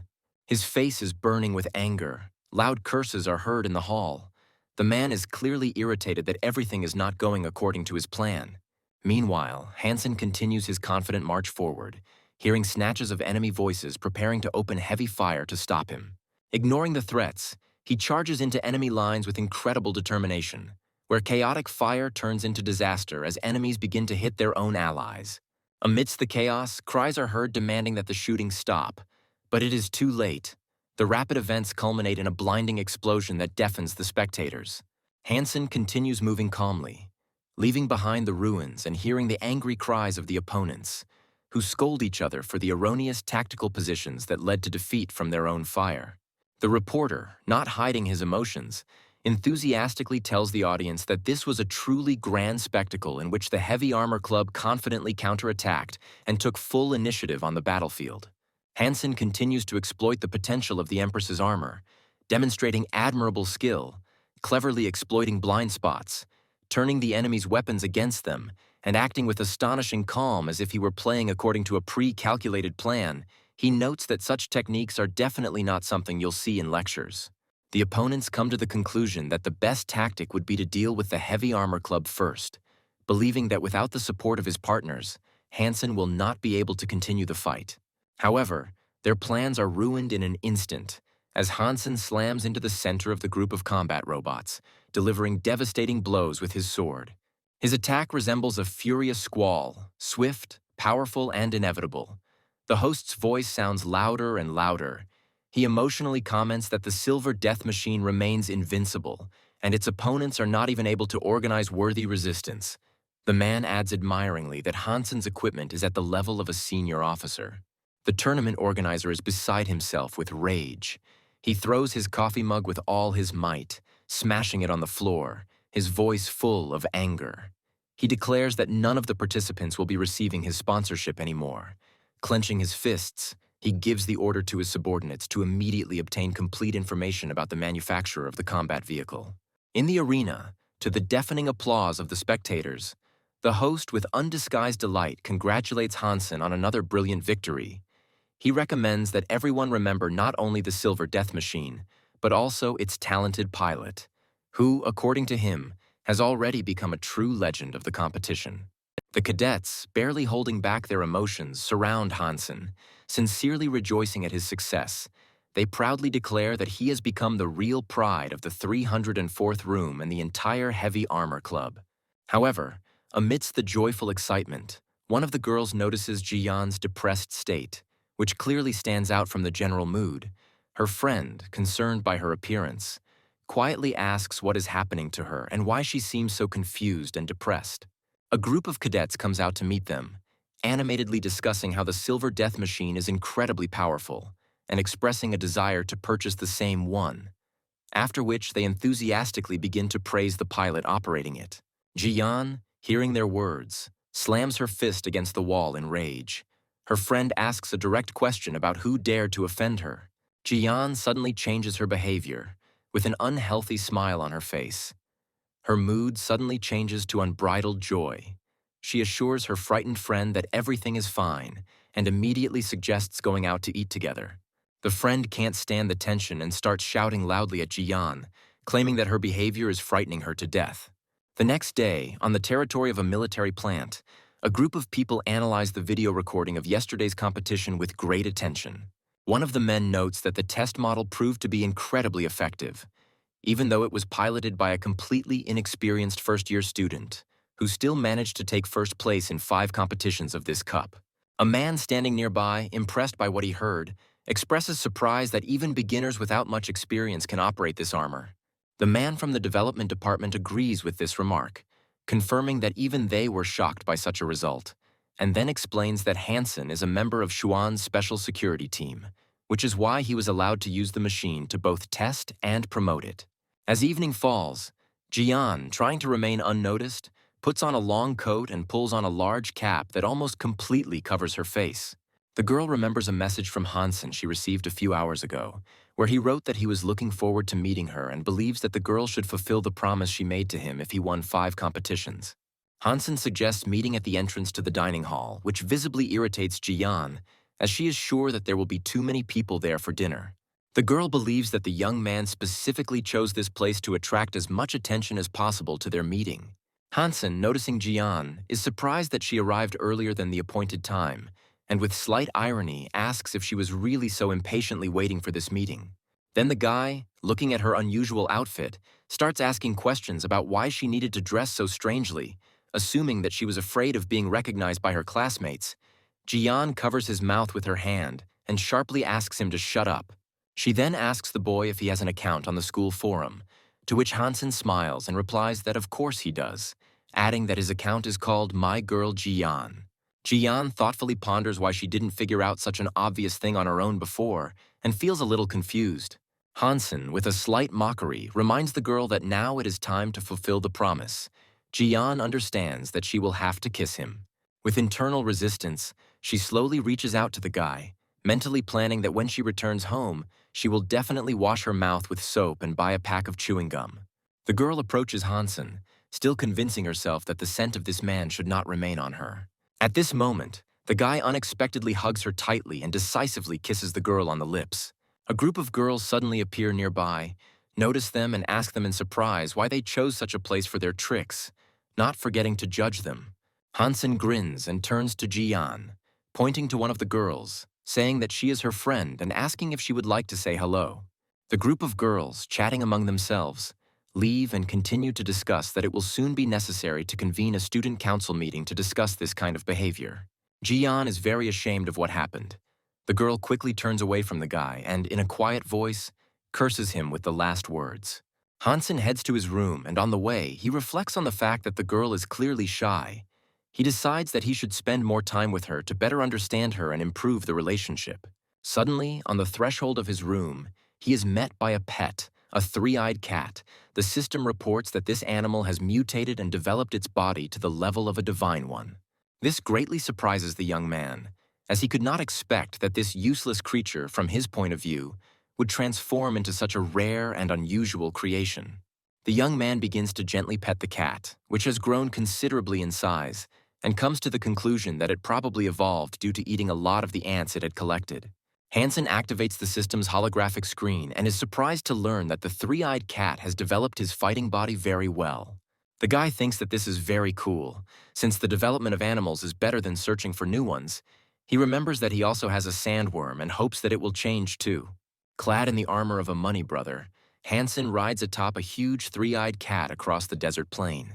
The guy decides to check how useful his pet has become in hunting.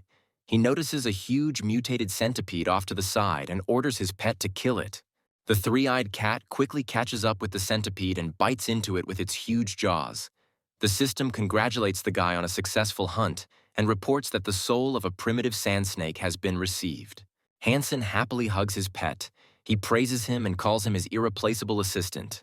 The guy hopes that in the future his power will only increase. Hansen looks around the deserted area and wonders why it is empty now, when last time it was full of worms and desert foxes. He walks forward a little and notices dead sandworms. The guy wonders who could have cruelly dealt with them there. He calls off his 3-eyed cat because he thinks he could be easily spotted and is going to deal with it himself. Hansen begins to follow the blood trail and soon begins to think that he begins to hear sand foxes. After some time, he notices a large group of hunters under the command of the Divine Sun. They loudly rejoice at the successful hunt and believe that luck is on their side today. Hansen immediately notices the strange, huge stranger. He has not seen him before in the detachment of the Divine Sun. He is impressed by the warrior's characteristics, as well as his club, is clearly of divine level. The divine son praises the huge warrior and tells him that he is once again convinced of how good he is. A squad of warriors of the divine son has cornered a small group of sandfoxes and their leader in a dead end, believing that the animals will not be able to escape and are doomed. A vicious, bloodthirsty smile appears on Shinsuan's face, and he orders his subordinates not to interfere, as he wants to personally enjoy this hunt. Hansen believes that the leader of the sandfoxes is a very cunning mutant. The guy thinks about whether he will lose so easily. And indeed, the fox demonstrates good intelligence. He finds a small crack in the rock and instantly rushes into it. The divine son is greatly irritated when he realizes that the beasts had an escape plan, and orders that the fox leader not be touched, telling his men that he will catch him himself. Hansen begins to feel a strong sense of joy when he realizes that Sand Fox will not give up so easily. The huge warrior begins to feel a strange vibration. He does not understand where it comes from and what to do next. The Son of God orders his men to retreat immediately and take cover in a nearby shelter. The hunters watch as strange golden sand begins to approach from different directions. Hansen is well aware that this is no ordinary sand. These are golden ants that eat everything in their path, and the hunters will soon become their dinner. The Son of God tries to leave the danger zone as quickly as possible. He turns around and sees how golden ants instantly devour one of his hunters. The huge warrior boldly swings his club and moves forward. He tells the other hunters that these ants are very fragile and suggests that they not be afraid and follow him. A satisfied smile appeared on Shinsuan's face. The Son of God once again thinking that it was not in vain that he took this huge warrior into his squad. Hansen is impressed by the fighting characteristics of the huge warrior. The guy believes that this hunter is as strong as a steel machine. Shinsuan thanks his new hunter for saving him and tells him that without his help, they would all have surely died. The huge warrior begins to say that there is nothing special about this. At this time, the other hunters rush at him at the signal of the divine son and begin to stab him in the back with knives. They twist the giant's wounded body and say that he was just lucky because he got a divine-level club. Hansen believes that the Son of God and his hunters are worthless and is worried that such a strong man trusted these scoundrels. Shinsuan demands that the huge warrior hand over his club, in which case he will consider letting him go. The giant starts shouting and says that he will not do this even under threat of death. The hunters hold the man tightly, while the Son of God hits him in the face with his palm and tells the giant that he asked for it. After which, the subordinates of the Son of God drop the huge warrior to the ground and joyfully announce that his end has come. Hansen believes that it is necessary to help the stranger as soon as possible before these scoundrels torture him to death. The Son of God hears a strange sound and begins to wonder what it could be. The next moment he notices that there is a beast of divine blood next to them. He orders 2 of his men to stay with the wounded captive giant, and together with the rest of the squad rushes in pursuit of the monster. The hunters follow the order without question and inform Shinsuan that they will keep an eye on the giant warrior. The hunters begin to mock the giant and ask him if he had not recently boasted of his strength, after which they once again offer to give him the club of divine power. At this moment, Hansen appears next to them. The guy asks the hunters what kind of men they are if they commit such vile acts. After which, at great speed, the young man approaches one of the hunters and strikes him with a sword. The slain hunter falls dead to the ground, and his partner, in horror, tries to save himself by crawling towards the nearby rocks. The young man tries with great difficulty to get the giant back on his feet and asks him to hold on. The Son of God noticed the money brother in the sky and returned back with his detachment. He cursed the young man and called him a scoundrel who again poked his nose into other people's affairs. Hansen helps the wounded giant to walk. Behind them, the voices of the hunters from the Money Brothers team are heard. They say that the fugitives will not be able to go far, since the huge warrior is wounded and cannot walk quickly. Hansen considers his pursuers to be rather stupid people, after which he summons his 3-eyed cat. He places the wounded warrior on the back of his trained monster and orders him to carry the giant to safety. The hunter is very surprised. He thinks that the Money Brother has tamed the beast of divine blood. He is abruptly interrupted by Shinsuan. He orders the hunter to shut up and says that this is not a beast, but an ordinary pet. The Money Brother bids the hunters farewell in a sarcastic tone. Shinsuan sends angry curses and tells the young man that sooner or later he will get him. Hansen and the wounded warrior retreat to a safe distance. The giant asks the young man why he saved him. He believes that the guy is also going to take the God-level club from him, But Hansen replies that he has no such intentions and just likes to do good deeds. However, the guy says that he will still have to thank him for saving him. He offers the wounded warrior to pay what he can, and after that, he will send him home. The giant, in turn, says that the enemy of his enemy is a friend. After which he says that he cannot give up the divine club, but he has 2 mutated souls of animals. He offers to take these souls, one for salvation, and the second for escorting. Hansen says that this is enough and says that the deal suits him perfectly. 2 days pass. Yanman enters the garrison commander's office and asks why the girl was looking for her. The garrison commander asks her subordinate to contact Hansen and ask the young man to come to her tomorrow morning. The weapons company wants him to represent their new biological armor. Yanman is very surprised by this information. The girl asks again if the weapons company is really looking for a young man. She cannot understand why such a serious organization wants to make a first-year student its representative. Hansen declines the offer. The young man believes that acting in a commercial is not for him at all, and he also refers to the fact that he is very busy. The captain tells the guy that there is nothing complicated about it and that the Hansen Arms Company already considers him a star. She reminds him that no one from the Black Hawk Academy has ever received such an offer. The garrison commander intervenes in the conversation and in a rude, commanding tone asks to stop the useless chatter. The girl tells the young man that he has misunderstood everything. This is not an offer. It is a task that he is obliged to complete. The garrison commander says that the special group cannot refuse such an honor, and with a sharp movement hands the guy a piece of paper. She asks to read the contract and says that it contains simply excellent conditions. The young man realizes that this is an order and understands that he has no right to refuse. The guy studies the terms of the contract and finds out that the salary is quite large and decides to add another clause. The garrison commander asks the guy in surprise what point he is talking about. Hansen asks for a combat death machine as a reward, but not in the basic version, but with a weapons system, to which Xuan awkwardly says that he will talk to the management about it. The cadets are excitedly discussing the upcoming lecture. They have heard that the professor will invite 2 specialists today who promise to conduct a training demonstration. Hansen believes that today will be an excellent lecture because it will not be a dry presentation of the material, but an interesting lesson with rare specialists. The cadets continue to discuss what is happening animatedly. They are delighted that big people will be present at a regular lesson. Meanwhile, one of Hansen's classmates praises his performance at the competition and says that he didn't expect this from an ordinary first-year archer. A group of men slowly enter the classroom. The cadets immediately fall silent and look at them attentively.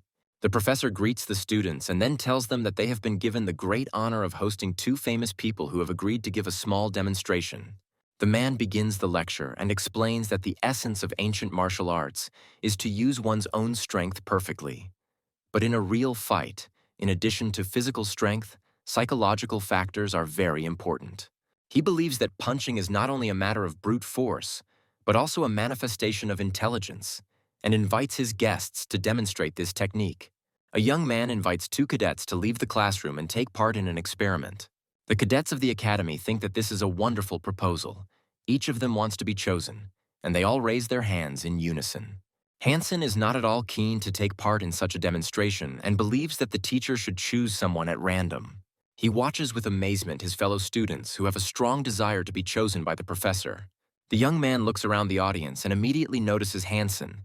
He thinks this is an interesting coincidence. The man tells the second specialist about Hansen and says that he knows the guy's strength, so he suggests not choosing him. The specialist takes this as a challenge. He tells the audience that one student did not raise his hand and asks Hansen if he is not interested in the secret technique. Hansen is surprised to realize that the specialist chose him. The guy considers this a rather strange stroke of luck.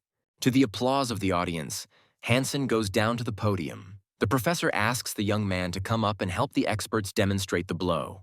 The specialist takes a close look at Hansen, concluding that this young man is apparently quite popular among students. The professor, meanwhile, explains to the audience that the secret strike is a kind of combination of a virtual strike and a physical punch, from which the opponent must defend himself. He adds that there are 2 main methods of applying this technique, each of which requires a special approach. The specialist quickly explains that the defender must instantly understand the trajectory of the blow and adapt to the opponent's actions, after which he suggests that Hansen begin the fight. Hansen makes a sharp move, approaches the specialist and delivers a powerful, sharp blow that surprises everyone present. The specialist is unable to repel the attack and misses a blow, the force of which throws him to the side. The professor praises the young man for choosing the right moment to attack, taking advantage of his opponent's inattention. But he notes that blows should have been aimed at the head to cause significant damage to the opponent. The specialist, in turn, comes to the conclusion that Hansen has enormous potential, and notes that the guy acts extremely decisively and unexpectedly, which commands respect. The professor, thinking to himself, realizes that Hansen has created serious problems for himself by choosing such a risky tactic, while Hansen takes a fighting stance, demonstrating his readiness to repel the attack of the specialist, who is carefully watching his movements. The specialist believes that Hansen's stance is nothing more than a show-off that is not capable of scaring an experienced fighter, and is confident that the guy is using a standard technique that he can easily counter. However, to his surprise, the specialist is faced with the fact that Hansen is delivering a series of blows that he is unable to parry. Hansen continues his furious attacks, recalling the professor's words that this technique is connected with the ability to deceive the opponent. And, apparently, the invited specialist did not succeed in this too much. The man retreats from the line of attack, trying to concentrate his forces, confident that this time he will be able to repel Hansen's attacks. However, his expectations turn out to be wrong, as the young man masterfully hides his blows and easily breaks through the specialist's defense, which causes him genuine surprise. The specialist realizes that he has underestimated the student and begins to think that Hansen really has a great future if he is already demonstrating such skills. He decides that it is time to go full throttle, not only to win the fight, but to show off all the strength he has accumulated over the years of training. The man begins his attack, but to his surprise, he notices that Hansen effortlessly deflects and blocks all of his blows, as if anticipating every move. The professor, watching this, is unable to hide his surprise, realizing that the student is head and shoulders above all the other cadets, and thinks that this is simply incredible. The cadets gathered around loudly chant and support Hansen, completely delighted that the young man managed to destroy the invited specialist's defense in just 3 attacks. Jian is having lunch with her friend in the cafeteria. The girl talks about what she heard about Hansen, who was rumored to have defeated a powerful fighter in a lecture. She expresses regret that she didn't see it with her own eyes. Jian, in turn, tries to show with her whole appearance that this news does not interest her at all, and states that there is nothing special about it, and the young man, in her opinion, is only pretending to be strong. Meanwhile, Hansen's classmates congratulate him on his impressive performance, asking him about the secrets of his strength, as they want to be like him, and even offer to treat him to a meal at the cafeteria as a sign of respect. A roommate tells Hansen that Jian is sitting at the next table with his girlfriend, and the guy thinks it's weird to meet in such situations. Jian is annoyed by Hansen's presence, thinking that the guy hasn't contacted her for a whole week since their last kiss, while her friend invites young people to join their table.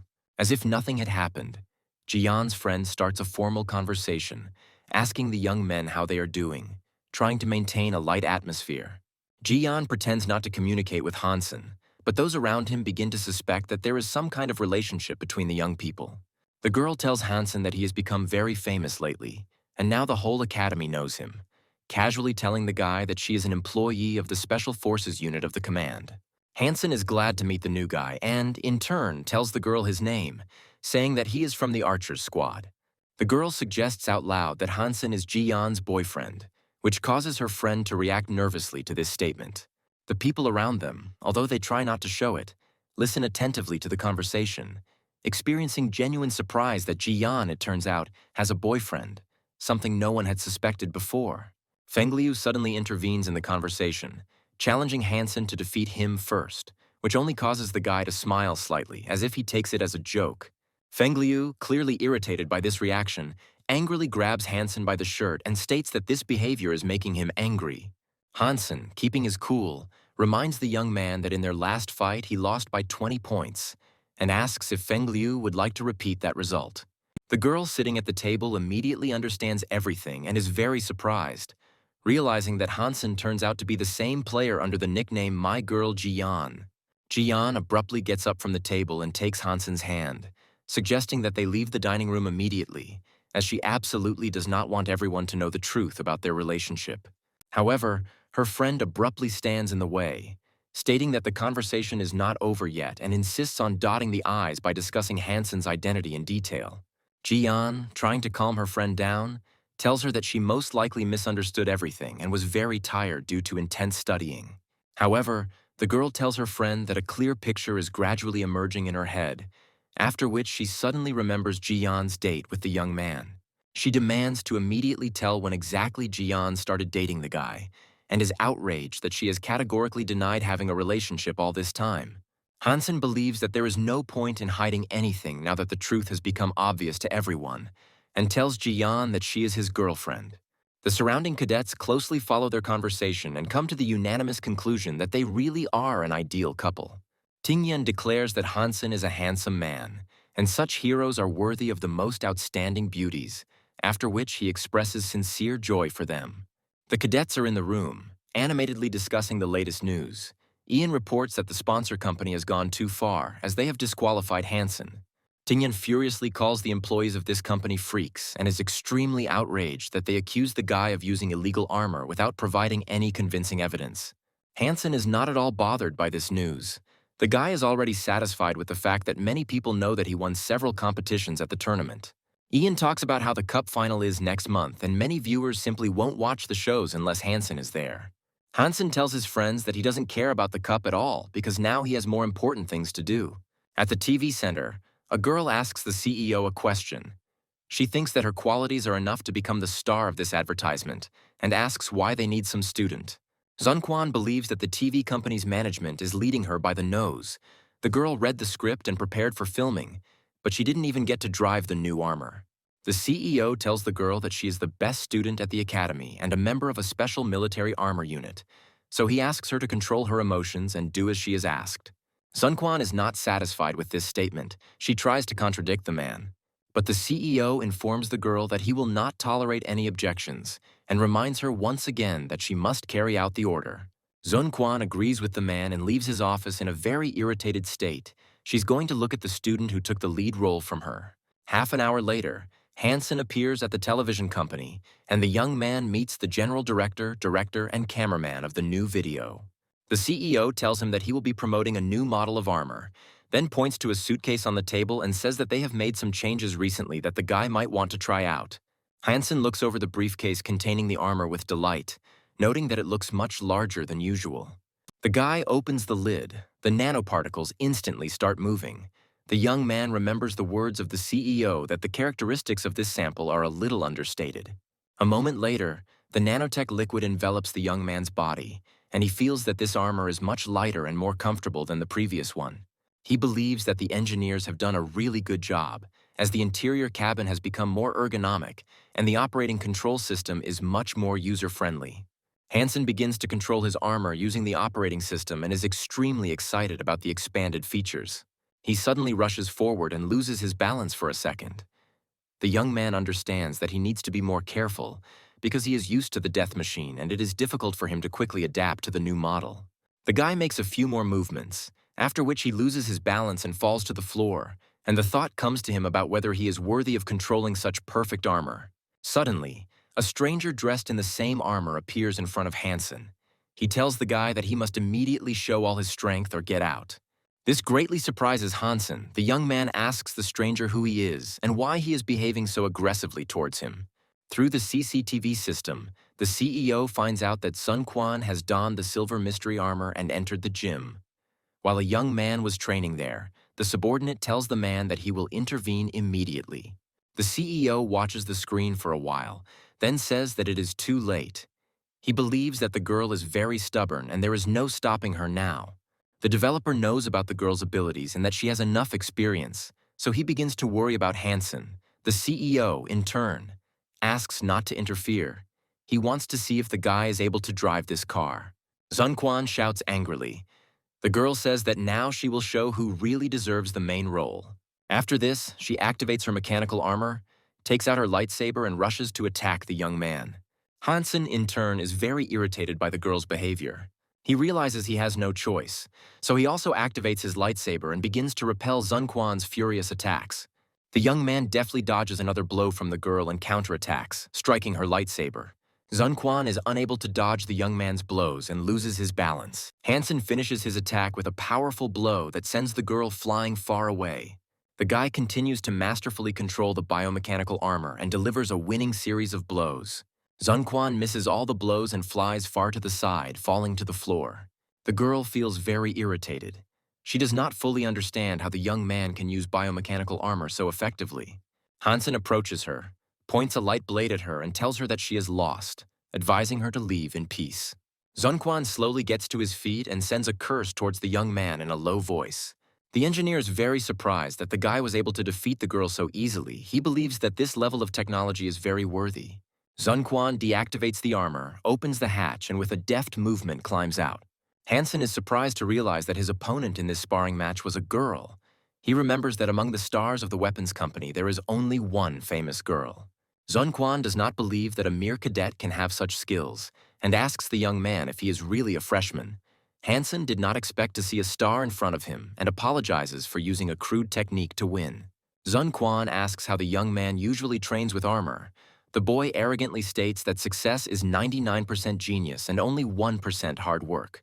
Zunquan gives the young man a nasty look and asks if he was mistaken. Maybe it was the other way around. Hansen smiles and replies that this may sound a little self-confident, but in his case, it is exactly as he said. Zunquan continues to feel very angry, intending to remember the young man's words about 99% of genius, after which she says that she hopes that they will get along on set. Hansen feels very awkward when he finds out that they will be filming together and thinks about why no one warned him. The guy understands why the girl is so angry, because he took the main role from her.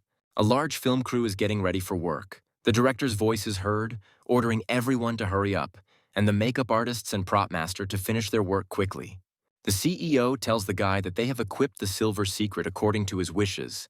The size is also adjusted to the body of the young man. The man believes that Hansen will be pleased. Hansen dons a new armor called the Silver Secret, which he didn't expect to be shrunk down and fit so well, and promises to take good care of it. The man says that the photographer liked the guy's photogenicity. He thinks that he will look good with Zunquan, after which he adds that in gratitude for the photo shoot, he is going to give him this armor. 2 special armor models are used for filming. The red armor belongs to the girl, and the Hansen armor is blue.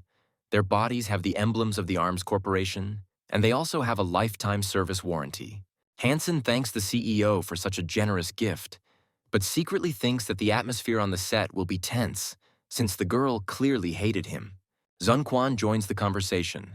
The girl says that the new armor looks amazing and she likes everything. She tells the man that it looks like their research has made great progress. The CEO replies that technology does not stand still, but for now, mass production will only be of the model called the Death Machine. Zunquan looks at the guy angrily and says that they simply have to fight in this new armor. The young man understands that the girl is still very angry with him. Their conversation is interrupted by the assistant director, who informs them that everything is ready for filming and they need to go to the set. The young people turn around and head to the set. The man looks after them and thinks that they look very good. He is looking forward to the next conference, which will take place at the beginning of the month. The CEO, in turn, believes that the results of his work will be simply amazing. A new conference begins. A new biological armor called the Silver Secret is demonstrated on a huge screen. The host announces that all those present will witness a historical event and enjoy an epical masterpiece. The official commercial for the weapons company starts playing. A girl sits in a quiet park and enjoys reading a book under the crowns of a huge tree. Suddenly, she is distracted by a very strange sound. She looks up and tries to understand where it comes from. Suddenly, she jumps up from the bench she was sitting on and realizes in horror that a silhouette has appeared in the air that looks very much like the armor of the alien invader's Asura. The alien invader lands on the ground, confidently walks towards the girl and begins to strike with his huge swords. The students experience intense fear, turning into panic. They try to escape, many of them screaming that they do not want to die and do not understand why Asura attacked their academy. Suddenly, the girl trips over a stone and loses her balance, after which she falls sharply to the ground. Asura immediately takes advantage of this situation. He approaches the girl, calls the humans damn rats, and raises his huge sword to strike. The girl screams loudly. Fear has completely paralyzed her. The alien invader's laughter can be heard off-screen. He tells the girl to say goodbye to life. The monster's huge hand is stopped by a neat metal suitcase, which crashes into it at great speed. Asura doesn't understand what's going on and looks closely at the metal case. A voiceover is heard asking the alien why he's bullying a defenseless girl. In the next scene of the commercial, Hansen appears. The guy opens a metal briefcase from which nanomatter instantly shoots out, which begins to surround his body. A huge number of viewers watch this commercial on large outdoor screens. They do not understand why an unknown young man plays the main role and where is their favorite actress named Sun Quan. Many students remember the young man who is in this commercial and say that the guy's name is Hansen. He was recently the winner of all the Academy Cup competitions. Meanwhile, the commercial continues to play, showing Hansen using the new armor and effectively attacking the alien invader. The guy delivers numerous blows, from which the alien invader is unable to defend himself. His voice is heard. He loudly screams that this is impossible. Sun Quan slowly approaches Hansen, who is in armor. The girl thanks the young man for saving her and asks who he is. The guy turns around and starts to slowly walk away. The girl asks him to stay and not leave her alone. Hansen tells the girl that now is not the time for talking. He slowly rises into the air and activates two huge weapons that appear on the shoulders of his armor. The next second, a powerful fiery volley occurs, which turns the alien invader into a fiery plasma ball. Other members of the alien Asura clan appear, intending to avenge their fallen comrade and wondering what kind of armor their enemy is wearing and why it is so powerful. As aliens prepare to destroy the lone defender, Hansen answers the monsters and asks them why they think he is alone. The next moment, a large number of warriors, dressed in new armor, descend from the sky. They slowly land next to Hansen and line up in battle formation. Warriors dressed in armor rush to attack alien invaders. Loud, pompous music is heard. The announcer says that we need to attack together in order to protect human civilization. The commercial ends with a voiceover stating that the armor called the Silver Mystery will protect humanity for thousands of years, and that it is the responsibility of the Weapons Corporation. The armored warriors destroy the remaining alien invaders. A voice is heard saying that this armor will shake up the market, and then announces that limited edition sales will begin soon. The presentation of the commercial ends. The huge audience is shaken by numerous loud applause. Then they fall silent. The presenter reports that this is truly amazing armor that meets all high-level military standards. The presenter says that the Silver Secret armor is a limited product, and if someone wants to buy it, they need to stand in line. Minghao's mom just watched the video of the new armor. She reports that one of the actors looks a lot like Hansen and wonders if the guy is worthy of being around such famous people. Minghao tells his mother that the actor does indeed look a lot like Hansen, and suggests checking it out later since the credits will be available at the end of the video. After a while, they realize that it is indeed Hansen. They feel very jealous and wonder what this guy did to get accepted into the military academy and become a superstar. The cadets at the academy are actively discussing the new commercial for a weapons company, which has received more than 500 million views, and discussing the main actors. Jian's friend tells the girl that there have been a lot of rumors about Hansen lately, which clearly irritates the girl a lot. Jian breaks down in hysterics. She calls the young man a freak because he has not contacted her for 2 weeks, and tells her friend that this man is dead to her. Jian and Hansen are talking to each other in raised tones.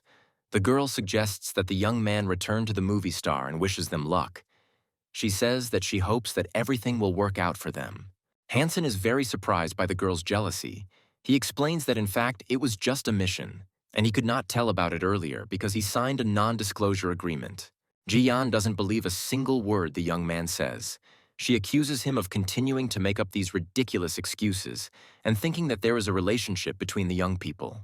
The guy says that this is not true at all and that he did not intend to do anything bad to the girl. The guy starts to say that her beauty cannot compare to Sun Quan's, but the girl suddenly grabs the young man by the throat and starts to strangle him. Hansen tells the girl that she shouldn't behave like that. He suddenly kisses her, which calms the girl down. Jian calms down, then calls the young man names and reminds him that he unexpectedly kissed her again. The garrison commander asks the young man a question. She wants to know why the guy refuses further cooperation with the arms company. Hansen understands that developing the product can really bring him a lot of money, but he doesn't want to become popular, and besides, it takes a lot of time, which he wants to use to improve his skills. The girl likes the young man's determination. She says that she will pass on his opinion to the company's management and reports that the sales volume of Silver Secret has exceeded all expectations. Hansen believes that he needs to concentrate on other things, namely developing mutated genes and helping his loved ones. Hansen is in the desert location. Beimo is glad that the cadet accompanies her on the hunt again. With the young man, she feels safe. The girl says that during this time, other people looked after her. They hunted a lot of primitive animals, and there were very few mutants. She hopes that in the near future, she will come across an animal with divine blood. Their conversation is interrupted by a loud scream. The young people raise their heads sharply and notice a huge flock of creatures soaring in the sky. Beimo tells the young man that there have been a lot of black-feathered animals in the area lately. Hansen asks a reasonable question. He thinks about why these black-feathered animals are watching them and not attacking, as if they are guarding something. The girl notices strange sounds, after which she tells the young man that there is a fight going on somewhere nearby. A few kilometers away, a group of hunters is fighting fiercely with black-feathered creatures. Beimo watches the group of hunters closely and then calls one of the girls by name. The guy is very surprised that Beimo knows them. Beimo explains that she knows a girl who is in the hunting party.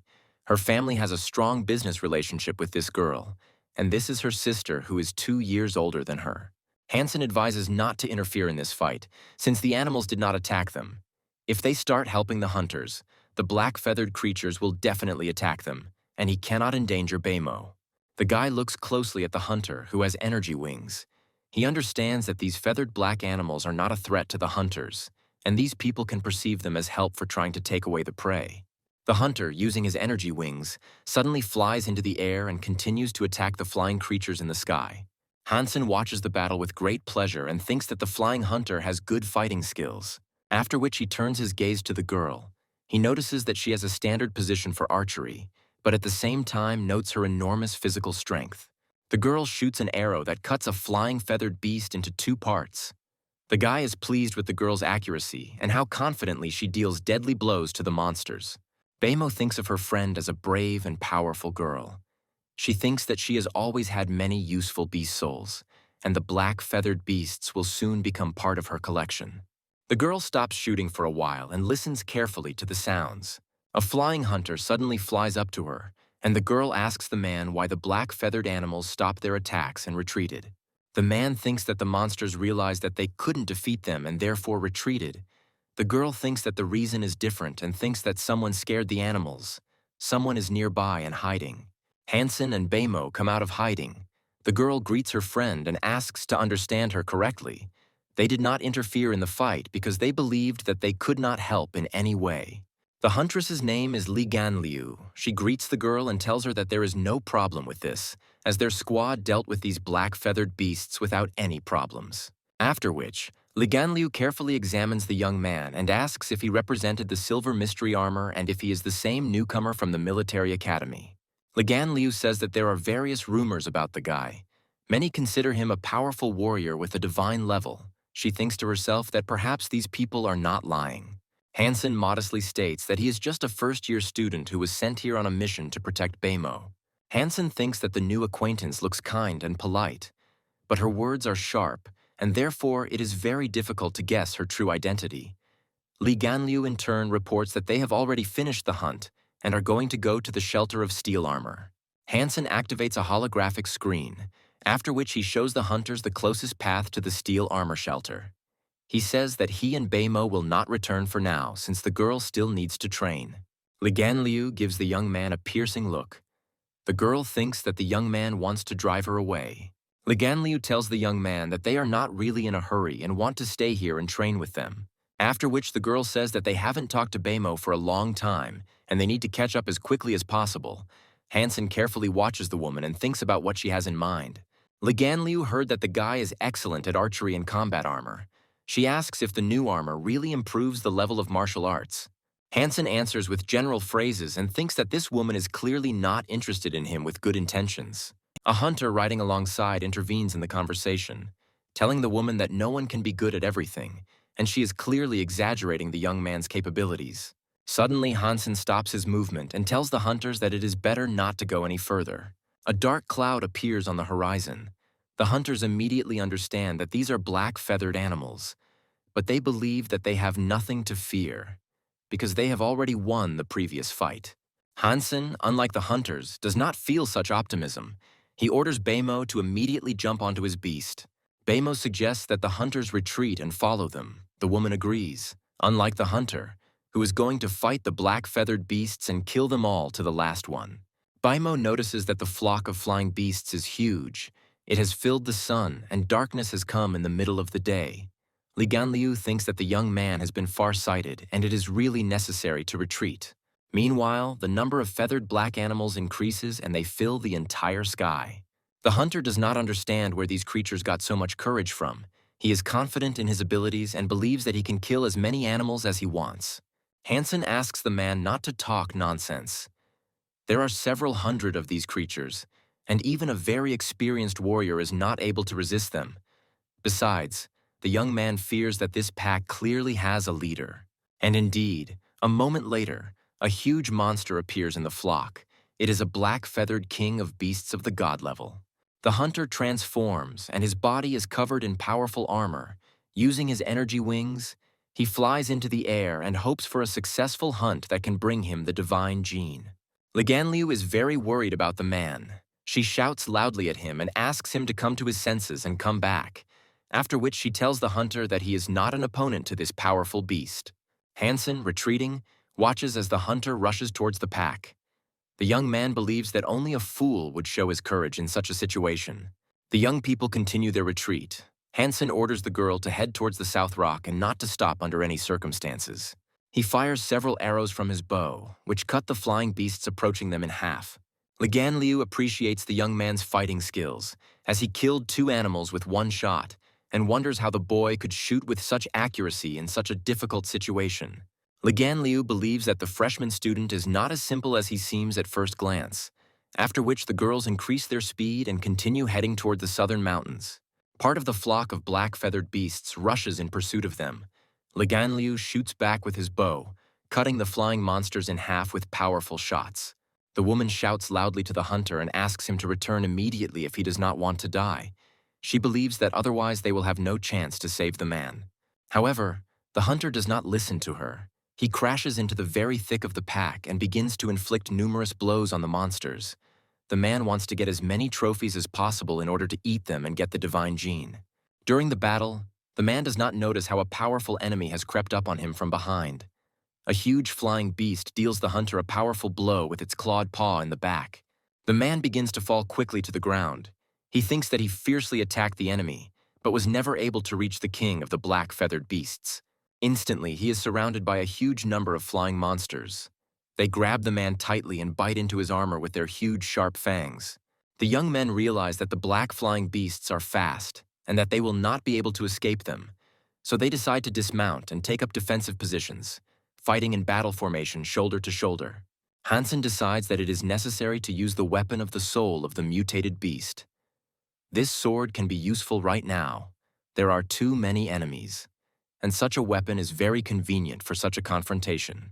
The young man strikes multiple blows at the aggressive monsters. One after another, he receives notifications of a successful hunt, but the soul of the beast is still not received. Li Ganliu fights off another attack and thinks that she still has doubts about the guy, but she thinks he is very strong. The young people continue to destroy the monsters that attack them, but so far they have not received a single soul of the beast. Suddenly they are distracted by a loud sound, accompanied by a bright flash. The young people turn around and see a bright beam of light hitting the ground from the sky. A moment later they realize that it was a dead hunter who fell to the ground, his head torn off by the animals. Baimo experiences terrible fear. The girl covers her mouth with her hand so as not to scream, and quietly repeats that what she saw was simply terrible. Li Ganliu is also in a state of severe shock. The girl cannot believe that her old partner was destroyed by these flying creatures. At this moment, the king of the feathered black flying monsters appears in the sky in front of them. He holds the severed head of a hunter in his paws and clearly provokes the young people with this. Li Ganliu is very upset that there are so many corpses of black feathered beasts around her, but none of them have a beast soul that could help in this fight. Hansen is nearby and desperately fights the monsters. The guy thinks that they are really hard to defeat, and he did not expect that it would be so hard. Hansen calls upon the soul of his beast. The girl asks what it is. The young man replies that it is the soul of his favorite beast. He's going to give it enough to eat so that it can help them clear the battlefield. The next moment, the small energy flame that was in the young man's hand transformed into a giant sandworm. The huge sandworm instantly pounces on the black-feathered animals and begins to devour them greedily. The young man tells Beimo his plan. The guy intends to lead the flock of black-feathered animals away and orders the girl to run away immediately. He asks her not to worry about anything and to return home. After which a bright energy flame flares up in the hands of the young man. He directs it towards the girl. Instantly, Beimo puts on the armor of the divine ant. The guy says that this armor will protect her. Liu is very surprised by the young man's decision. Not everyone can give away the divine blood armor. She thinks about how the guy will fight if he gave away his armor. Hansen understands that they need to act more decisively. This black-feathered king of beasts wants to finish them off, and if they drag out the fight, the situation could get much worse. He starts the transformation process, and within seconds his body is covered in the Empress's armor. The guy rushes into the thick of the pack and begins to deliver powerful blows with his sword. He believes that this weapon of the mutated beast is ideal for close combat. Hansen thinks that he needs to get through to the king of beasts, as he is wasting time and energy fighting ordinary monsters. Liu watches the young man closely and understands why the guy shared the armor with her friend without hesitation. Deep down, she envies him because he has several monster souls. The girl believes that attacking the Black King of feathered beasts in this way is complete recklessness. But Hansen thinks otherwise and engages in close combat with the powerful monster. Hansen is confident that the huge monster will not be able to defeat him in a fight and continues his furious attacks. The young man flies behind the King of Beasts and thinks that he would never have thought that one day he would have to use such a technique against such a freak. But now, these are forced measures. The girls are below and watch the young man's battle closely. They consider such tactics too dangerous and ask him not to fight the monster in close combat. Hansen climbs behind the huge monster and begins to strangle him. The beast tries to throw the guy off, but it is not so easy to do.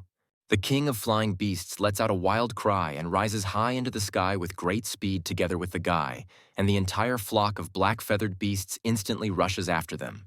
Beimo thinks that now is the perfect time to retreat and asks his friend to run away immediately. The girl is sure that there is no need to worry about Hansen, since he is acting according to his plan, and therefore persuades Liu not to worry. Liu is worried about the young man. She is upset that they abandoned the battlefield and left the guy alone in a fight with a powerful monster. Meanwhile, Hansen continues his fierce fight with the pack leader, wondering if the rank-and-file animals will have the courage to attack him now. He uses the full power of the Empress's armor and delivers a series of powerful blows to the massive creature. The king of the flying beasts tries to throw off the young man. He rushes across the sky and screams loudly, trying to get rid of the obsessive opponent. Hansen does not stop and delivers another series of attacks, after which the king of beasts loses consciousness, and along with him the young man begins to rapidly fall to the ground. Suddenly, Hansen realizes that the monster is not unconscious at all. It is deliberately heading into the sand dunes, and it seems that this is part of its plan. In a matter of seconds, they reach the surface of the earth and crash into the dense sandy soil with great force, after which a powerful explosion occurs, scattering a huge amount of sand and stones around. Hansen looks around in surprise and realizes that they are inside a cave hidden under the sand dunes. He comes to the conclusion that the black-feathered king of beasts knew about this shelter in advance and tried to escape here. The young man slowly approaches the defeated monster and calmly declares that he will regret meeting him, because now he is going to kill him and then eat him. The huge flying creature makes eerie screams and desperately tries to crawl away from the approaching enemy. Hansen notices bright blue flashes and soon discerns strange blue butterflies in their light.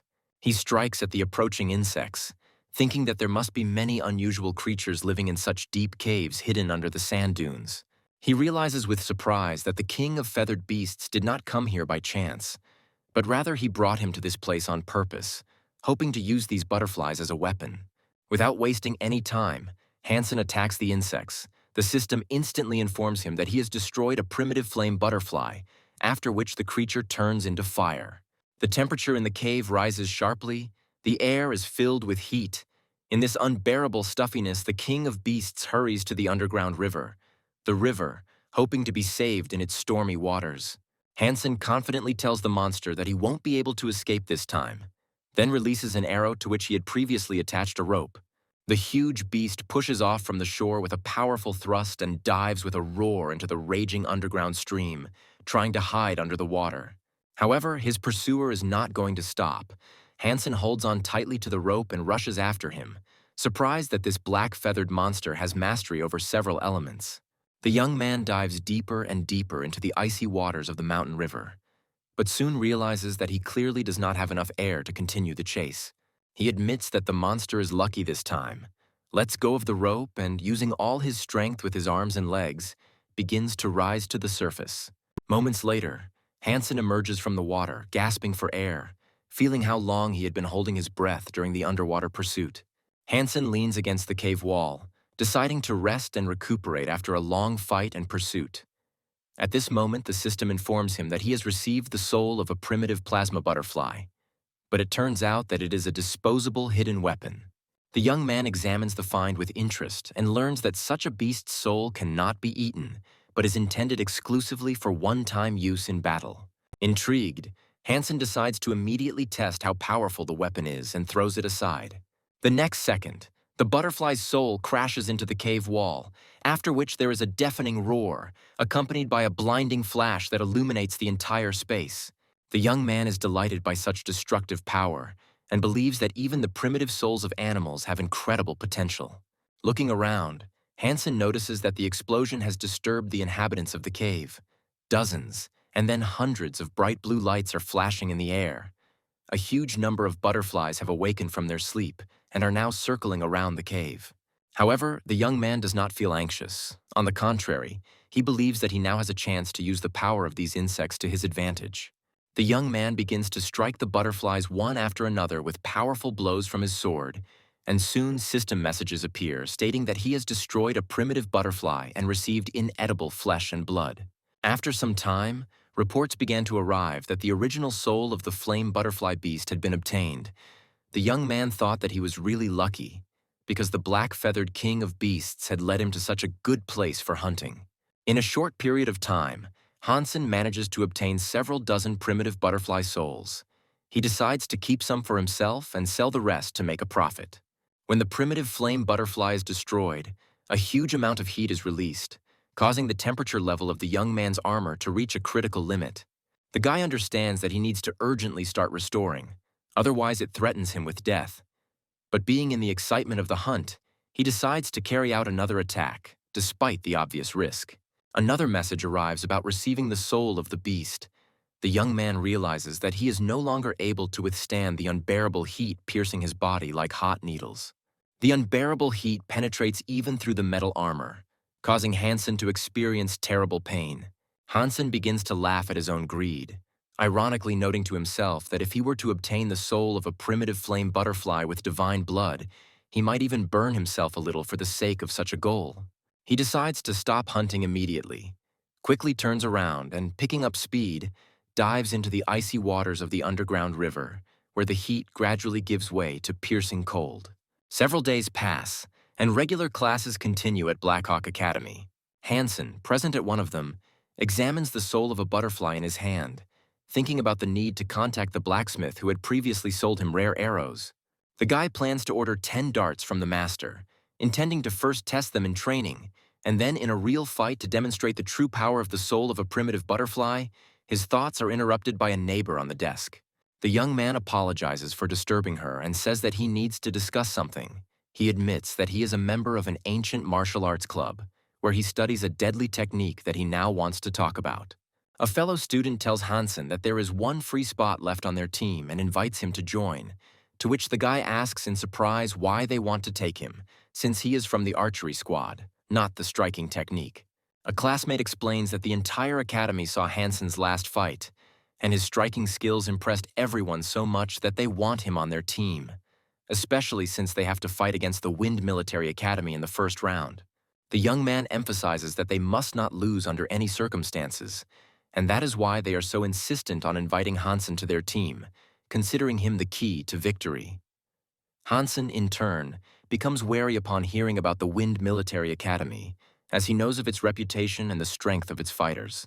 The classmate goes on to say that Blackhawk Academy and Wind Academy have been bitter rivals for the 3rd year in a row, and that the latter has always won.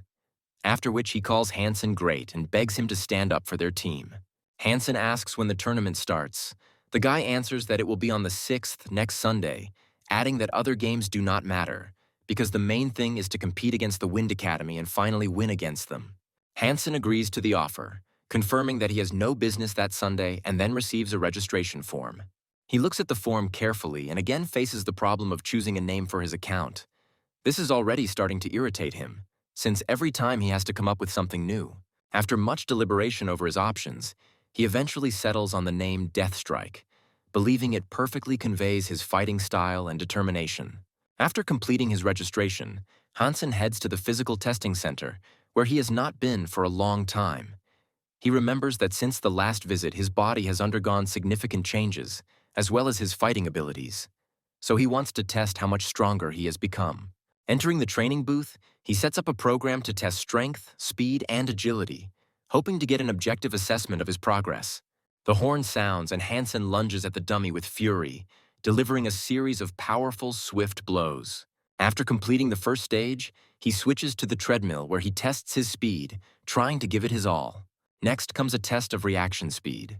The young man finds himself in the center of the area, where dozens of throwing objects begin to fly rapidly in his direction, which he has to dodge with lightning speed. Hansen carefully studies the statistics of the tests he has conducted and is pleased with the results, as he believes that he has reached an impressive level, as his average score is approaching the 16-point mark. He happily waves the towel over his head, thinking that his hard work was clearly not in vain, because even among people who possess the genes of mutated animals, only a few barely overcome the threshold of 15 points. Hansen believes that if his progress continues in the same direction, he will be able to fill all the genes in the future, after which he will easily overcome the 20-point mark. Suddenly, a stranger appears in the room, walks towards him, and, demonstrating arrogance, pretends to be surprised by his presence here. Hansen extends his hand to the young man and instantly remembers that the boy is a representative of the ancient martial arts club. However, his greeting goes unanswered and is instead asked if he really agreed to participate in the match against the Wind Academy. Hansen offers cooperation, assuming that the interlocutor also intends to take part in the upcoming competition, but he states that this is not the case, and he does not intend to take part in the upcoming competition at all. Hansen looks at his interlocutor in surprise and asks a reasonable question about why he came to such a conclusion. The cadet replies that their club does not have enough strength to win, so he considers it extremely ridiculous to waste his time on a pointless fight. The cadet then tells Hansen that he has observed his recent battles and has come to the conclusion that he has quite decent skills, after which he asks if he would like to join the ancient martial arts club. Hansen offers to resolve the dispute in a simple way.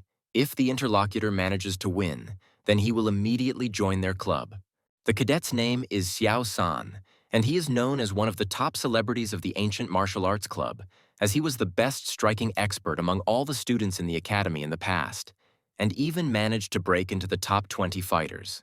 Hansen proposes a 10-fight series and challenges his opponent to win 5 times before flipping a coin to determine who will attack first.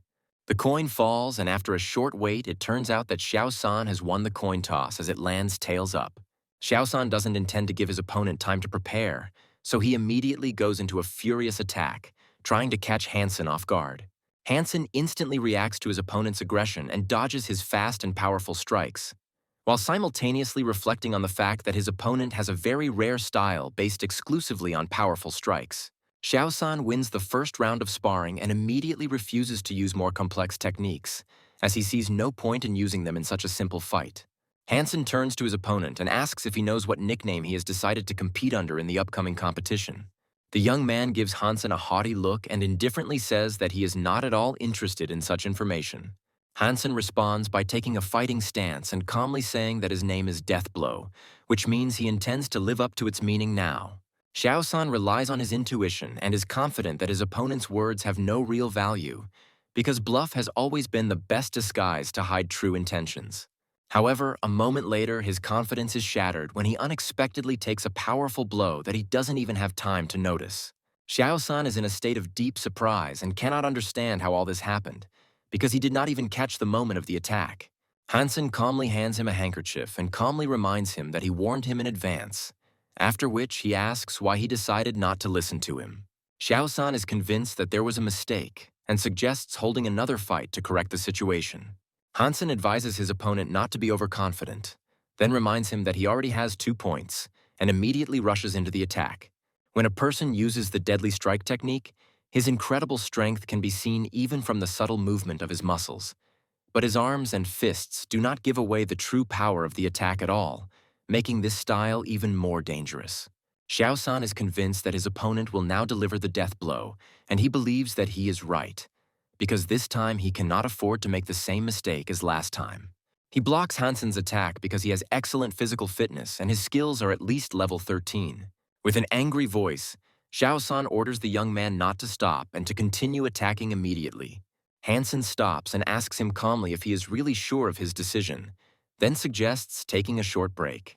Xiaosan categorically rejects this proposal and insists on continuing the fight, believing that even the most experienced fighter will inevitably make a mistake if he is forced into a corner.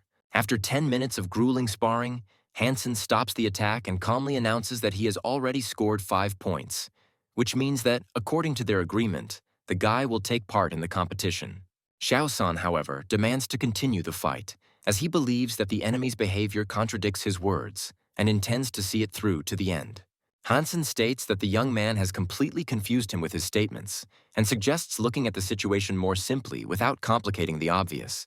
After these words, he announces that he will fulfill Xiaosan's wish and immediately rushes into a swift attack, leaving him no time to think.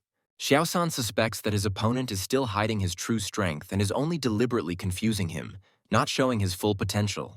He watches Hansen's movements carefully, hoping to pick the perfect moment to dodge, but suddenly realizes that his opponent's hand is already near his face. Hansen calmly explains that the death strike technique consists of 3 levels. First, you should look at the person, then watch his mind, and lastly, pay attention to his body. He explains that Xiaosan has rich combat experience, but his main mistake is that he focuses only on the body movements. Hansen, without stopping, turns around and leaves the room, and finally calmly announces that he has won and asks the young man not to forget to fulfill his promise and sign up. The ancient martial arts training ground is, as usual, crowded with students spending hours training hard, honing their skills and perfecting their techniques. The coach, watching their training, reflects on the fact that despite Hansen joining their team, the overall strength of the club is still insufficient, so they need to find a way to convince other powerful fighters to take part in the competition. At this moment, Xiaosan enters the training hall. The cadets, noticing his appearance, are genuinely surprised, because earlier he categorically refused to participate in the competition, considering it a waste of time. Xiaosan confidently approaches the surprised coach, asks for the registration form, and without further explanation, announces that he will go out to fight against the Wind Academy, putting a final point in his decision. Hansen is walking slowly through the academy grounds, enjoying the moment, when suddenly an unfamiliar voice stops him, asking how he is doing. The young man immediately notices the girl sitting on the bench, and slightly surprised, asks her what she is doing at this academy. The girl, with a slight smile, says that she arrived at the Black Hawk Academy on an exchange program and intends to study here for 2 years, after which she invites the guy to address her as an elder. She gets up from the bench, comes closer, and notices that the young man clearly does not see her as an elder, and therefore is not eager to address her like that. Hansen, overcoming himself, still says the right words, calling her older sister, and then restrainedly says that he is glad to meet her again in this place. The girl, in turn, notices with mild interest that he is a very unusual person in the academy, and says that he has attracted her attention. Then she mentions that in 2 days she will go to the shelter of steel armor to auction off the soul of the beast. She hints that the young man will most likely be interested in this information, and indeed, Hansen shows a keen interest in what he has heard and immediately asks a question about what kind of auction this is and what kind of animal souls will be put up for sale. The girl, without wasting any time, hands the young man a list of the lots on offer, after which she notes that he clearly has outstanding skills, since he managed to escape from the clutches of the Black-Feathered King, a beast of divine blood level. Hansen carefully studies the auction composition and is amazed, because among the offered lots there are many souls of mutated beasts, as well as several souls of beasts of the divine blood level. One of the main lots is the Divine Phoenix, a divine blood level beast that, in terms of strength and uniqueness, far surpasses even the purple dragon wings. In addition, Hansen takes note of the Silver Pitchfork, a divine blood tier trident, and concludes that this artifact may be of even greater value than the phoenix wings. Without hiding his interest, the young man immediately asks the girl how much these items cost, hoping to get at least some idea of their value. The girl, smiling, notes that Hansen clearly has good taste, but immediately adds that she cannot sell such artifacts for less than 230 million. Hansen is stunned to realize how outrageous the amounts being claimed are, and realizes with a heavy heart that he has no chance of ever getting that amount of money. The girl, noticing his reaction, says that in the current situation there is an alternative. You can get these items if you find and defeat the beast that has them, after which she unexpectedly invites the young man to join her martial arts club. Hansen thanks the girl for such a tempting offer, but immediately says that he does not intend to become a member of her club and is not considering this option. The girl, without losing confidence, asks him not to rush with a final answer and hints that if he agrees, she can offer him additional privileges.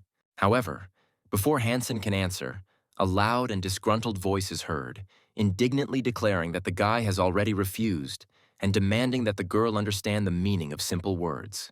Suddenly, Jian intervenes in the conversation, delivering a powerful blow without warning, causing both of them to instantly pull away from each other.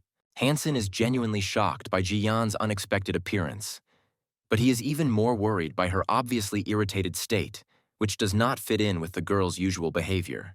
Jian, without further ado, states that the young man is clearly provoking her with his actions, and categorically demands that he immediately move away from this girl. The stranger, without losing her composure, carefully watches their conversation, after which, with a slight smile, she notes that Jian is truly incredibly beautiful and fully deserves the title of the star of the Black Hawk Academy. However, the very next second her expression changes, and she states with obvious disappointment that she did not expect Jian to be so rude, and then directly expresses her dissatisfaction. The situation immediately escalates. The girls begin to argue loudly and make mutual claims, moving from reserved phrases to outright accusations. Jian harshly declares that her opponent is incredibly impudent, since she allows herself to so openly seduce other people's guys in broad daylight. Meanwhile, the surrounding students watch the unfolding conflict with undisguised interest, animatedly discussing what is happening, and come to the unanimous opinion that Hansen is truly incredibly lucky, since he found himself in the center of attention of the two most beautiful girls in the academy. Hansen himself is experiencing strong internal tension, since everything that is happening causes him an extremely unpleasant premonition from which he cannot get rid of. However, the girls do not pay attention to this and continue to sort things out. Jian indignantly declares that Hansen does not need any help at all, since he has excellent abilities and will cope perfectly well on his own. The stranger, realizing that there is no point in continuing the conversation, decides not to aggravate the situation and, leaving them, tells Hansen that they can talk calmly next time when the situation is more favorable. Jian, on the contrary, is completely furious and, without hiding her irritation, tells the young man everything that has accumulated in her. She recalls that last time he already had a strange relationship with an advertising star, and now she personally witnessed his communication with Li Ganliu. The girl, in a rage, rushes at the young man with her fists. Hansen, not expecting such a turn of events, tries to run away in panic, shouting that this is not at all what she thinks. In a few days, preparations for the interacademic competitions begin. A reporter for a well-known TV channel, clearly upset about the upcoming work, realizes that she has to interview low-rated teams from the Black Hawk Academy, which, in her opinion, is completely uninteresting. She is confident that very few people will be watching Black Hawk's game, and, having connected her holographic device to the network, she realizes that she will still need to be present at this event. Suddenly, she notices the newcomers of the ancient martial arts club entering the room, and despite the fact that they look quite ordinary, her attention is drawn to their confidence. The reporter, without wasting any time, quickly approaches the group, introduces himself, and, with a polite smile, asks the coach for permission to ask a few questions, clarifying how she assesses their chances in the upcoming game. The Black Hawk Academy coach confidently reports that she has full faith in the preparation of her team, which is determined to win. And despite the skepticism of those around her, she believes that their fighters are ready for any challenge. The reporter, listening to her, is very surprised by the woman's determination, because she is sure that the Black Hawk Academy team will not be able to defeat the Wind Academy team, which is much stronger. She then turns to the strongest player on Team Blackhawk, asking him what he thinks of the opposing team's leader, the #1 player. The young man replies that he does not have any special information about the opponent, but he is absolutely sure that his team will win. This makes the reporter doubtful. She considers his answer too self-confident and boring, not containing any interesting thoughts or facts, and she wonders how to present this information in the report. At this point, her gaze falls on Hansen, and she decides to ask him how he assesses the likelihood of Blackhawk Academy winning this game. Hansen says he is only a temporary player for the team, but he believes his coach and teammates are right in their statements, and the guy confidently supports their opinion. His answers are shown live on a big screen, with the Wind Academy team closely watching his every word, assessing his confidence and attitude. The Wind Academy team player starts laughing loudly at what he heard and says that the Black Hawk is clearly not up to this competition, assuring that their victory will be easy. His partner agrees with his statements, adding that defeating these weaklings will not be much harder than eating a gummy candy. He is confident that Blackhawk's team will take second place at most, and that will already be good. The coach tells his team that their opponents from Blackhawk are at a lower level of training, and that there is no need to worry about this competition at all, because in such a duel they will not have to strain themselves seriously. The players agree with the coach, promising that they will not let him down in this competition. The coach himself specifies that the format of these competitions will be a battle of attrition, so he wants to give the starting position to the team's newcomer. The cadets are very surprised that the Wind Academy team has put forward an unknown player named Windtalker for the first round. The coach has information about the player Windtalker, who joined the Wind Academy team 2 months ago and is a rookie with good prospects, although his level is quite average among the other team members. The cadets believe that their opponents are too self-confident and are hoping for an easy victory since they fielded an average-level player. The coach believes that their opponent made a strategic mistake, and the woman intends to use this to help her team win. The reporter notices that the player named Windtalker is facing off against the player named Deathblow God, and learns that it is Hansen, who is only a first-year member of the archery squad. One of the experienced players of the Wind Academy, seeing the situation, decides that the game will be rather boring and that he will not even have to enter the game, so he decides that he would rather go to the store and buy himself some more marmalade. The opponents enter the ring. The audience hears the voice of the host, who announces that the death blow competition will take place in virtual space, and the victory will go to the one who scores 3 points first. Hansen learns that a special scanning device will determine whether the blow was fatal. The outcome of the fight will depend solely on the strength and skill of the player. The signal to start the fight sounds. Hansen immediately rushes into the attack, demonstrating incredible speed and determination, which causes surprise in his opponent, the fighter of the Wind Academy, watching the rapid actions of Hansen, wonders whether the guy will really be able to qualitatively apply a fatal blow, given his aggressive style. Hansen closes in on his opponent, taking an advantageous position, but the opponent moves away from the line of attack and delivers a series of blows, trying to seize the initiative. The Wind Academy fighter is surprised to realize that he just took a fatal blow and cannot understand how Hansen was able to do it so stealthily and accurately. The cadets watching the fight admire Hansen's technique, but at the same time doubt that the young man has enough strength to make his blows truly masterful and effective. Meanwhile, Hansen proves otherwise by launching another attack and delivering a powerful blow that throws his opponent off balance, leaving the audience holding their breath. The Wind Academy team jumps up from their seats. They are very surprised by the outcome of their partner's fight and realize that he has already lost 2 points in a row. The coach starts shouting loudly at his subordinate. He demands that the young man not get angry and keep his emotions under control. The man orders him to calm down and not fall for the enemy's tricks. The Wind Academy fighter slowly gets to his feet and tells the coach that he understands everything. But the guy thinks to himself that the fighter with the nickname God of the Deadly Strike definitely knows what he's doing. Hansen tells his opponent that he heard that he has the lowest level on his team, and then threatens to say that the guy is unlucky. Hansen concentrates the energy field in his hands and asks the opponent to guess what kind of blow will come next. A fatal one or a training one? The guy is unable to determine what kind of blow Hansen will deliver, since there is no deadly aggressive aura in his movements. He is wrong in his conclusions. Hansen delivers a fatal blow that throws the enemy far to the side. The Wind Academy team jumps up from their seats in amazement, greatly upset that their fighter missed his 3rd hit in a row and did not earn a single point. The reporter reports that Black Hawk Military Academy is ahead by 3-0, noting that Wind Academy clearly did not field their strongest player. The girls are clearly irritated by the female reporter. They think that she is partial to the Wind Academy team. The girl suggests reading the comments, but Jian refuses, saying that the viewers were initially skeptical about their team, but now everyone supports Hansen.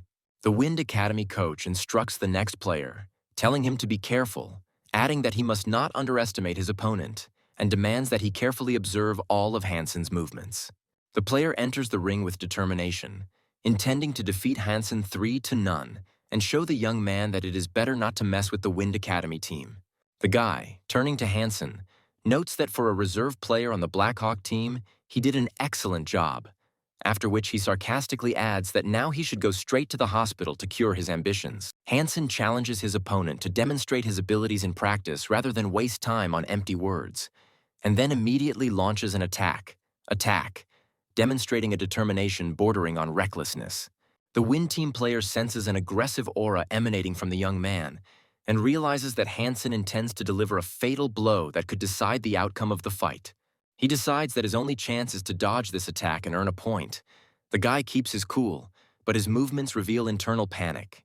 With incredible difficulty, the Wind Academy fighter dodges Hansen's rapid onslaught, barely managing to jump to the side. He is shocked not only by the strength of his opponent, but also by his instant adaptation. He cannot understand how Hansen managed to change the trajectory of the blow, as if he had predicted his every step. Hansen, with a cold smile, tells his opponent that his level is no different from his previous opponents, and it is unlikely that he will be able to surprise him with anything new, except for the already memorized techniques. The young man believes that Hansen is too self-confident and asks him not to rejoice too soon, since the outcome of the fight is not yet determined, and everything can change at any moment. The Wind Academy coach, watching the events, orders his player to ignore the opponent's words, as he is sure that Hansen is deliberately trying to unbalance the young man using psychological pressure.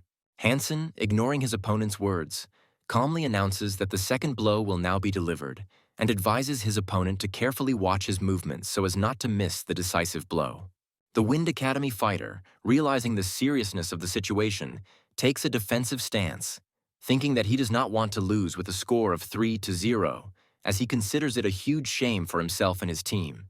Xiao-san, watching the fight closely, notes to himself that the most terrible thing about Hansen is his incredible control of power and ability to influence his opponent. The young man's tactics literally put the opponent into a state of trance. Meanwhile, Hansen, taking advantage of his opponent's mistake, overcomes his defense and delivers a powerful, fatal blow. The Wind Academy fighter flies far to the side and falls to the ground with a crash, after which the host's voice is heard, which announces that the fight ended with a score of 3-0. The reporter comments on what is happening and notes that the actions of the Black Hawk Academy team were unexpected, since their opponent had already lost 2 rounds in a row. The coach of the Wind Academy is beside himself with rage, loudly scolding his subordinates and demanding to know what the hell they are doing, since they were humiliated by a mere substitute player of the opposing team. The students of Black Hawk Academy are unable to contain their joy as they are certain that today has become a day of shame for the Wind Academy. Hansen continues the fight and defeats his third opponent with a crushing score of 3-0. He is matched against one of the team's strongest players, but Hansen wins within minutes, once again finishing the fight with a score of 3-0. During the break, the students animatedly discuss the competition, coming to the conclusion that Hansen is indeed an outstanding fighter who single-handedly led the Blackhawk team to the pinnacle of triumph.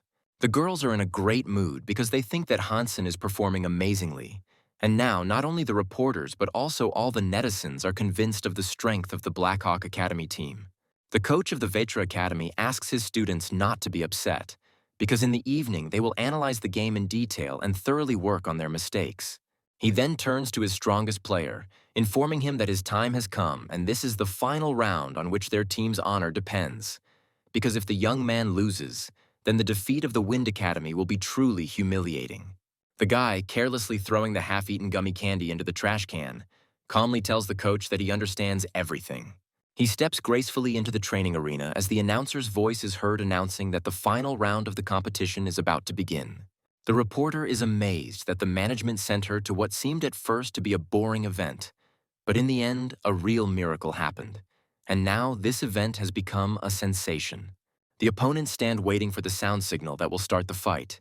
At this moment, the virtual reality changes, transferring them to the mountainous area. In a spacious office, a man watches the final fight with concentration, feeling the hope that he is about to witness a fight he has never seen before. For a long time now, his attention has been riveted on Hansen, and he is convinced that this young man, reminiscent of a Buddhist student, is devoid of any desires, joys, and worries, and therefore is ideal for revealing the great power of Yang. The process of birth of each technique of hypernuclear gene requires long and painstaking practice, because it is based on the combination of two completely different energies, one of which is soft and virtual, and the other, hard and real. At one time, the man chose 2 volunteers to perfect this power, but the first of them died, and the second was seriously wounded, never being able to comprehend its true essence. Meanwhile, in the arena, the opponents shake hands, after which Hansen, with a smile, suggests that his opponent simply call him God if he has difficulty fully pronouncing his game nickname. However, the warrior from the Wind Academy indifferently notes that it does not matter to him what his opponent's name is, since he does not intend to remember unnecessary names and waste his time on it. Hansen quickly begins his attack, but immediately notices that his opponent's eyes remain clear and his mind is extremely clear, allowing him to anticipate all of his movements. The Wind Academy coach watches the fight with tension, placing great hopes on his strongest fighter, because since childhood, the young man has practiced the hyper-nuclear technique of the unchanging mantra. The mind of this fighter is like a mirror, which reflects all facets of the surrounding world, and even the feelings hidden in the hearts of people do not remain a secret to him. Hansen is genuinely surprised. Since this opponent is completely different from the previous ones, the young man is puzzled as to why this time he cannot grasp either the thoughts or desires of his opponent. However, he decides not to dwell on this and focuses solely on his opponent's movements, believing that this is the only sure path to victory. Meanwhile, the Wind Academy cadet, observing his stance, realizes that Hansen is about to deliver a fatal blow and, recognizing his opponent's strength, prepares to block it. However, he makes a fatal mistake, which brings not only his coach but the entire team into deep shock. At this time, the cadets of the Black Hawk Academy cannot hold back their joyful cries, delighted that Hansen was able to defeat such a formidable opponent. The girls note with admiration that this year's competition was truly unexpected, and their academy taught their opponent an important lesson that they will remember for a long time. The best player of the Wind Academy admits defeat and notes that Hansen's strength does not surprise him, because the young man managed to single-handedly defeat his entire team.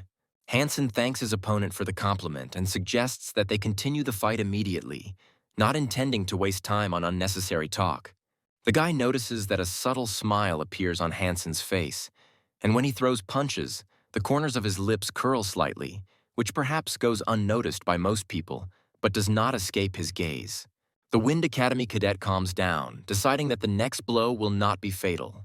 But he makes a grave mistake, because at the last moment Hansen abruptly changes the force of the blow, throwing him off balance. Loud cheers can be heard from the stands of the Black Hawk Academy. The students do not hold back their emotions and applaud Hansen, confident that victory is already in their hands. The professor watches the battle with obvious surprise, amazed at how pure and flawless the mind of the young fighter is, who not only perfectly understands battle tactics, but also possesses strength comparable to demonic. The opponents come together for the final attack, but most viewers no longer doubt what the outcome of this tense fight will be. The reporter, barely containing his delight, informs the audience that the fight is over and that they now have a new champion, after which he suggests congratulating the Black Hawk Military Academy and its legendary member, known as the God of Deathstrike. Hansen still can't quite believe that the Wind Academy ended the tournament with a score of 0, and if he hadn't witnessed these events himself, he would hardly have believed in such a crushing result. The professor, continuing to reflect, comes to the conclusion with genuine admiration that Hansen is an impeccable candidate for learning the great power of Yan and is capable of achieving what his predecessors could not achieve.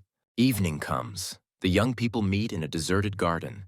The girl suddenly asks Hansen to close his eyes, after which she slowly approaches him and, without saying a word, tenderly kisses him on the lips. Suddenly the phone rings. Hansen, without thinking twice, takes out his phone and activates the video call, after which Li Ganliu appears on the screen, sitting in a bathtub filled with water. The girl immediately apologizes for the disturbance, claiming that she did not mean to interrupt their evening on purpose, but then gets to the point and informs Hansen that the auction will take place in 3 days.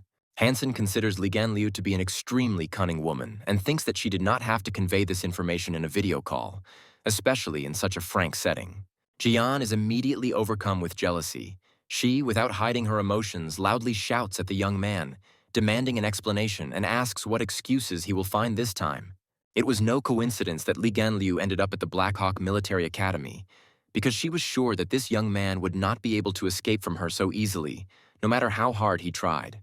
3 days later, Hansen arrives at the auction, where he looks at the lots on sale with undisguised curiosity, but quickly comes to the conclusion that items with a starting price of hundreds of millions are clearly far beyond his financial means. The auction host announces the next lot, which turns out to be the soul of the divine phoenix, and after a short but fierce bidding, this rare artifact goes to an unknown participant for an impressive sum. The host then introduces the next lot, a silver trident pitchfork, which, as a result of the bidding, goes to the divine son for 230 million, which once again confirms that this auction is intended exclusively for the incredibly rich. Hansen realizes that in his current position he cannot compete with such wealthy participants, so seeing no point in staying here any longer, he decides to leave, firmly telling himself that he will never return to such an event again. Despite the huge number of people in the hall, the auction host notices Hansen, but the young man does not notice this and calmly goes outside. He notices that the sky has become darker than usual at this time of year and concludes that heavy rain will most likely begin soon. After some time, his attention is drawn to one of the passers-by who suddenly stops, points to the sky, and loudly calls on everyone around to immediately look up. Following this, numerous passers-by raise their heads and immediately freeze in amazement as the huge island of Asgard appears above the city, rising above the clouds. Hansen is incredibly excited, as flying islands of this kind are extremely rare, and the young man never even hoped that he would ever have the chance to see one of them. People around are excitedly discussing this event, because it is believed that each such island is guarded by beasts of divine blood, defeating which you can get their souls with a 100% probability, and this is truly priceless prey. Without a second thought, Hansen rushes towards the flying island, thinking along the way about how he will manage to get to it, because it is located at an altitude of over 10,000 meters. In order to reach it, you need the soul of a flying beast, without which it is simply impossible to climb to such a height, and in the steel armor shelter there are only 2 such souls. One belongs to Hansen himself, and the other has just been purchased at auction by an unknown person, which forces the young man to speed up so as not to miss his opportunity.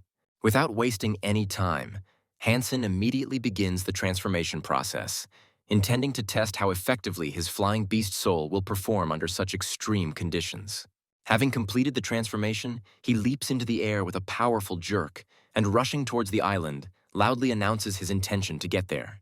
After some time, Hansen notices another person heading in the same direction and comes to the conclusion that this is the same mysterious buyer who only recently acquired the soul of the phoenix at auction, and now, without wasting time, seeks to use it to conquer the flying island. The young man considers that joining forces might be a wise decision, as the divine blood beasts guarding the island would likely prove to be incredibly dangerous opponents. However, upon approaching, Hansen is genuinely surprised when he notices that the owner of the phoenix's soul turned out to be the Son of God. Although at the auction, this lot was bought by a completely different person. At this moment, the Son of God also notices the approaching Hansen and, filled with hatred, begins to curse him with his last words, saying that today he will certainly kill him. However, the very next second his thoughts switch to the harsh conditions that prevail at such a height. Because the air here is thin, the wind becomes violent, and the temperature drops sharply by several tens of degrees. Hansen, in the Money Brother armor, once again wonders how the Phoenix armor ended up in the hands of the Son of God, as the auction lot was purchased by a completely different person, which only increases his suspicions. The guy is convinced that his armor is in no way inferior to the Phoenix's armor, so without hesitation he rushes towards the Son of God, intending to enter into battle. However, Hansen suddenly notices another warrior who has the soul of a flying beast, and this discovery causes him great surprise, because now he has to fight not one, but two opponents at once. Meanwhile, the Son of God approaches the stranger with a tempting offer.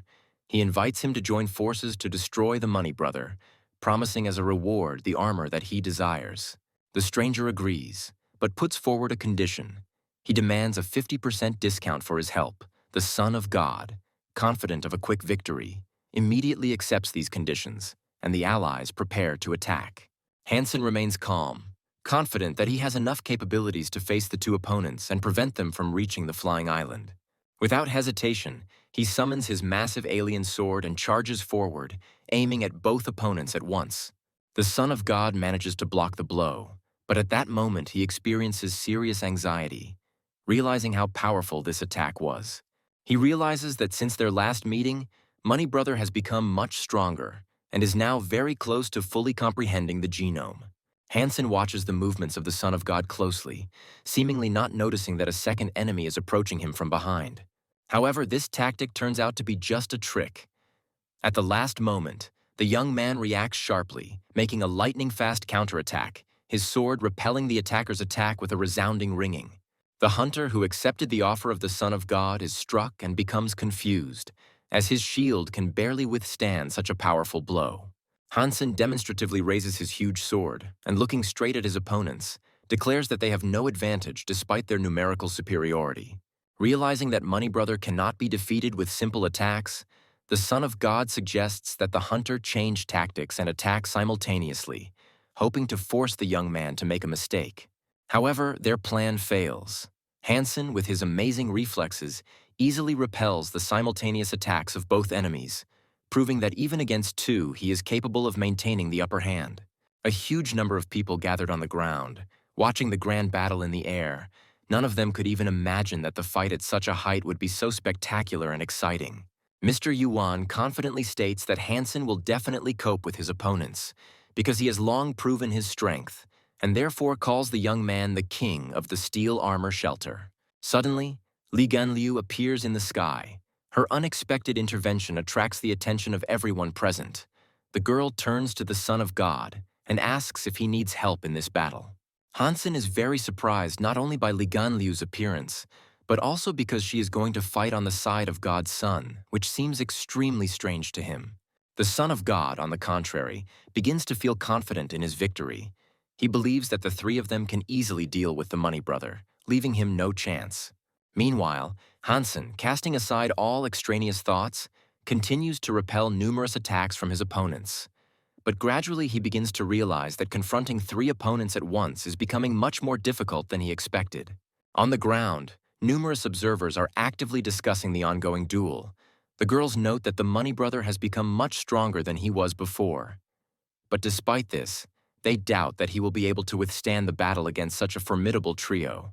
At the same time, many residents are outraged, considering it unfair for three people to attack one fighter, since this gives a clear advantage to Hansen's opponents. Hansen's opponents do not let up their pressure and continue to furiously attack the young man, forcing him to retreat under continuous blows. At some point, the Son of God summons his divine-class weapon and strikes at Hansen with incredible power, hoping to crush him. At the last moment, the young man manages to deflect this blow with his sword, but soon notices that his weapon is slowly beginning to crack, unable to withstand the collision with the divine blade. Hansen regretfully realizes that his sword was significantly weaker than his opponent's weapon, and now he finds himself in an even more difficult situation. Meanwhile, the garrison commander is very worried about Money Brother, as she believes that without his sword, he will not be able to win no matter how strong he is. However, Mr. Yuan remains calm and asks the girl not to worry. He is firmly convinced that Hansen definitely has some kind of backup plan. The Son of God mockingly asks what the Money Brother will do now without a weapon, after which he declares that he will soon die. Anger instantly takes hold of Hansen. The young man screams loudly, and his eyes flash with a blinding radiance, reflecting all his accumulated anger and determination. The next moment, he rushes into the attack, approaching the Son of God with incredible speed, and deals him a powerful blow to the head, which makes the enemy recoil. Li Ganliu, seeing that this attack could cause critical damage to the Son of God, rushes to his aid. Hansen realizes that he cannot continue to attack the Son of God, as he now has to fight off Ligan Liu, who poses no less of a threat. The young man decides to move to a safe distance and instantly rises upward, thinking that the auction was just a cover and all the valuable items were taken by the Son of God.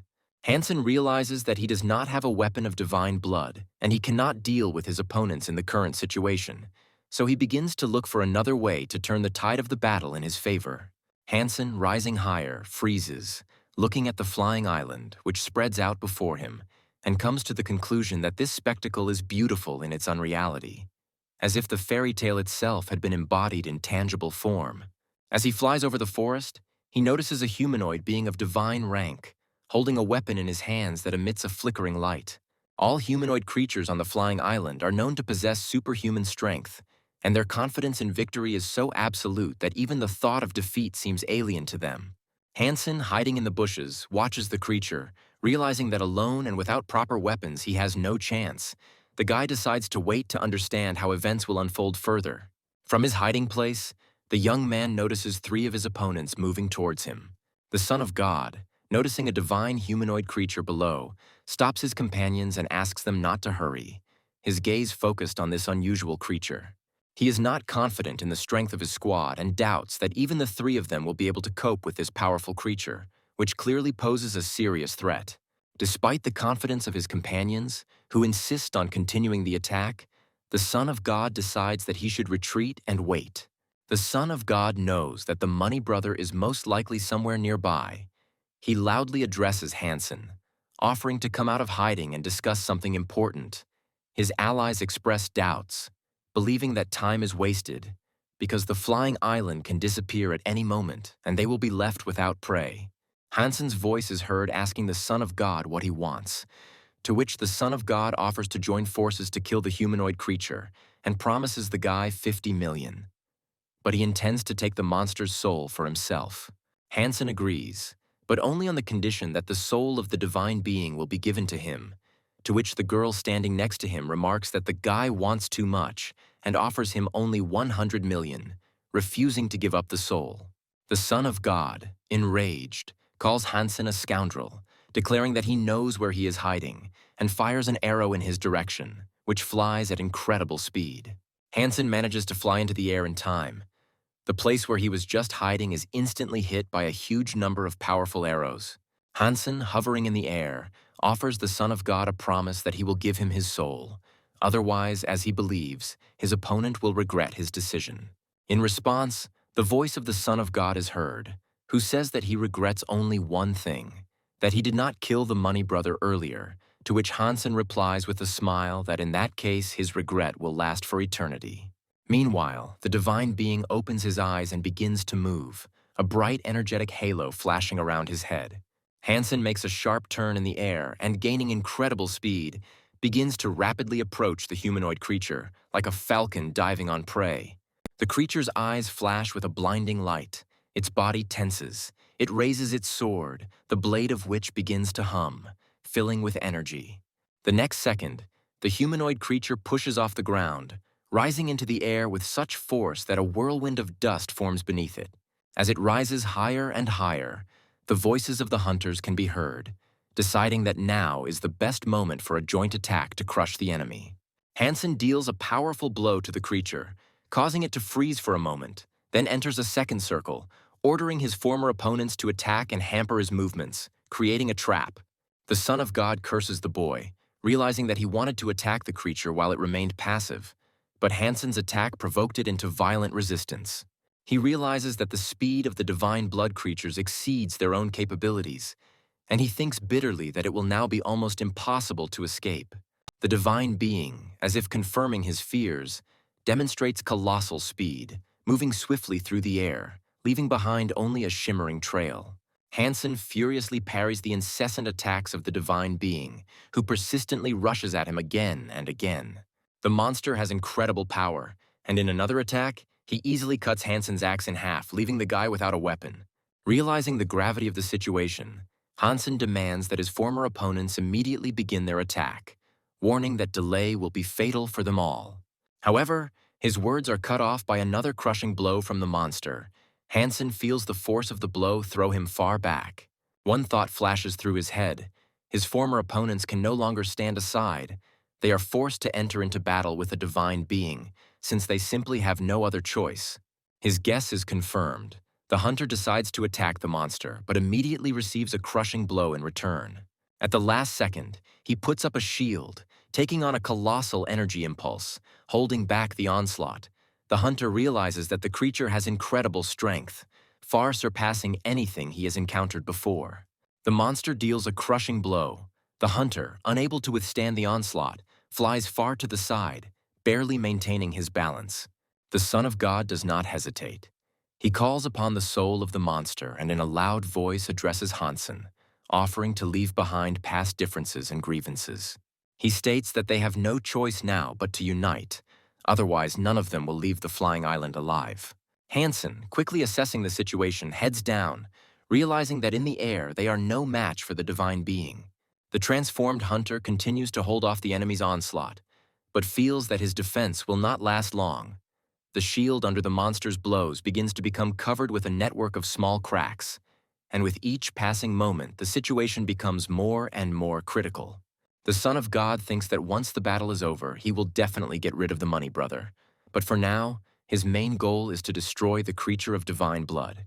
Once everyone is on the ground, Hansen suggests using transformation, stating that they need a level of divine blood since their opponent has incredibly advanced offensive and defensive abilities. The Son of God agrees to this and instantly undergoes a transformation. A huge monster appears next to him, emitting a powerful aura. Liganliu reports that in her case this is impossible. She prefers long-range combat where her archery skills are most effective, and the transformation will only weaken her, so she takes on the task of covering the fighters from afar while they engage in close combat. At this moment, the divine being deals another destructive blow. A loud crack is heard. The hunter's shield begins to become covered with even larger cracks. It is about to collapse completely. The transformed hunter is the first to charge and calls on everyone to join him immediately, while there is still a chance to turn the tide of battle. This has an effect as the divine being momentarily stops attacking and goes into a defensive stance, giving his opponents a brief breathing space, though it is clear that such a chance may not last long. Hansen immediately takes advantage of this and, going behind the divine being, assesses the situation, believing that now is the most favorable moment for a decisive blow. The guy strikes with a dagger, aiming at the creature's back, but his weapon, unable to withstand the collision with the strongest armor, bounces to the side. He realizes that against a creature possessing the power of a god, his current equipment is useless. The young men, despite their fatigue, continue their furious attack, but even their transformation does not give them any significant advantage over the powerful enemy, whose defense seems impenetrable. The Son of God uses his beast spirit in an attempt to deal the most powerful blow, but the divine being repels the attack with astonishing ease, counterattacking with such force that the beast spirit flies back several dozen meters. Despite the current situation, the Son of God does not change his intentions and remains convinced that as soon as a convenient moment presents itself, he will destroy Hansen, since he does not intend to leave such a dangerous opponent alive. He summons another beast soul, the giant gorilla roaring and charging at the divine being, using all of its strength to strike, which should at least weaken the enemy. Hansen calls on his new allies to immediately provide him with a divine blood-level weapon, explaining that the transformation will not last forever, and every second lost reduces their chances of victory. The girl is very surprised by such a demand, because she believes that giving such a valuable weapon to a young man without any guarantee is not the smartest idea. It could turn against them. The hunter expresses his willingness to help, but clarifies that he has nothing suitable except his shield, so he simply has nothing to offer the guy. The Son of God discontentedly states that they cannot be considered naive fools, so if Hansen really wants to obtain a weapon of divine blood level, then he must leave something valuable as collateral. Hansen realizes that it will not be possible to reach an agreement with these people and understands that it is useless to count on their support at this moment. He suddenly flies into the air and loudly announces to the hunters that it seems that none of them really want the soul of a divine being, since they are acting so hesitantly and afraid to take risks. The Son of God angrily demands that the young man stop immediately, and at the same time tries to understand where exactly he is headed, clearly suspecting that this act hides something more. The girl begins to seriously worry, since now their squad is weakened, and they have lost one combat unit, which significantly reduces their chances in this fight. The hunter angrily calls Hansen a freak and says that he shouldn't have been trusted, much less wasted time on him, since the young man didn't inspire any confidence from the start. At this time, the Son of God notices that the creature does not show hostility until attacked, and concludes that it is best for them to leave the battlefield now to think of a plan before the flying island disappears. Having made this decision, he and his team leave the flying island. Several hours pass. They have no idea that Hansen deliberately deceived them and remained on the island, and now mockingly calls them idiots for believing in his retreat and thinking that he would not risk fighting a divine being alone. While hiding, the boy carefully examines the motionless creature waiting and thinks that he has a divine blood tear flame butterfly dart, which could be the decisive weapon in this fight. He summons the Empress's armor and realizes that he will only have one try, as the weapon is meant to be used once and a miss could cost him his life. Hansen knows very well his main advantage, long-range archery, so he decides to start the fight with this in order to maximally restrain the enemy's attack power and wait for the right moment. The divine being notices the young man and immediately springs into action, raising his massive battle sword above his head with incredible speed, preparing to deliver a crushing blow. The guy is very disappointed, as he expected to remain unnoticed, because if he makes a mistake, he will forever lose his black mutated arrow, without which his chances of success will be significantly reduced. Hansen hopes that in this fight, the Empress's armor with its enhanced vision and super particle acceleration flow will help him stand up to such a powerful opponent. Skillfully dodging the powerful blows of the divine being, he gradually closes the distance, trying not to miss the moment when he will be in the most advantageous position for an attack. Finding himself at a dangerously close distance, the boy realizes that the time has come and without hesitation takes out a throwing weapon created from the soul of a divine blood-level flame butterfly. Skillfully maneuvering around the giant enemy, the young man carefully watches his movements and at the right moment makes a throw, hoping to hit the target. However, the flight of the flame butterfly shuriken turns out to be very unstable and unpredictable, since its trajectory is highly dependent on the surrounding conditions and can change at any second. Initially, Hansen believes that the weapon will miss the target and will not cause the expected damage. But the shuriken describes a full circle around the creature and, unexpectedly, pierces it right in the back. At this moment, the body of the divine being instantly flares up with a blinding energy flame, illuminating everything around with a bright, sparkling light capable of eclipsing even the daytime sun. After a few seconds, the divine being begins to rapidly lose its physical form, turning into a bright, blazing field of energy. Hansen freezes in place, unable to tear his eyes away from what is happening. He is enchanted by this unusual sight and does not immediately realize that the monster is approaching him. His surprise turns to complete confusion when a system message pops up before his eyes. Congratulating him on a successful hunt, the system reports that the flesh and blood of the defeated creature turned out to be inedible. The bright energy field finally dissipates, and the young man notices a figure in front of him that no longer resembles the former monstrous enemy, but looks like a girl. He is truly overwhelmed by such a trophy, as the flying island presented him with a holy angel of war. But his joy is immediately overshadowed by the realization that this prize cannot be used to obtain genes. Bitter tears appear on Hansen's face as he slowly lifts the heavy sword, trying to comprehend what happened and come to terms with the fact that the battle did not bring him the expected benefit. But a moment later, he realizes with relief that the destructive power of this weapon is incredibly great, and although it is impossible to use it in the shelter, it will definitely be useful to him in future battles.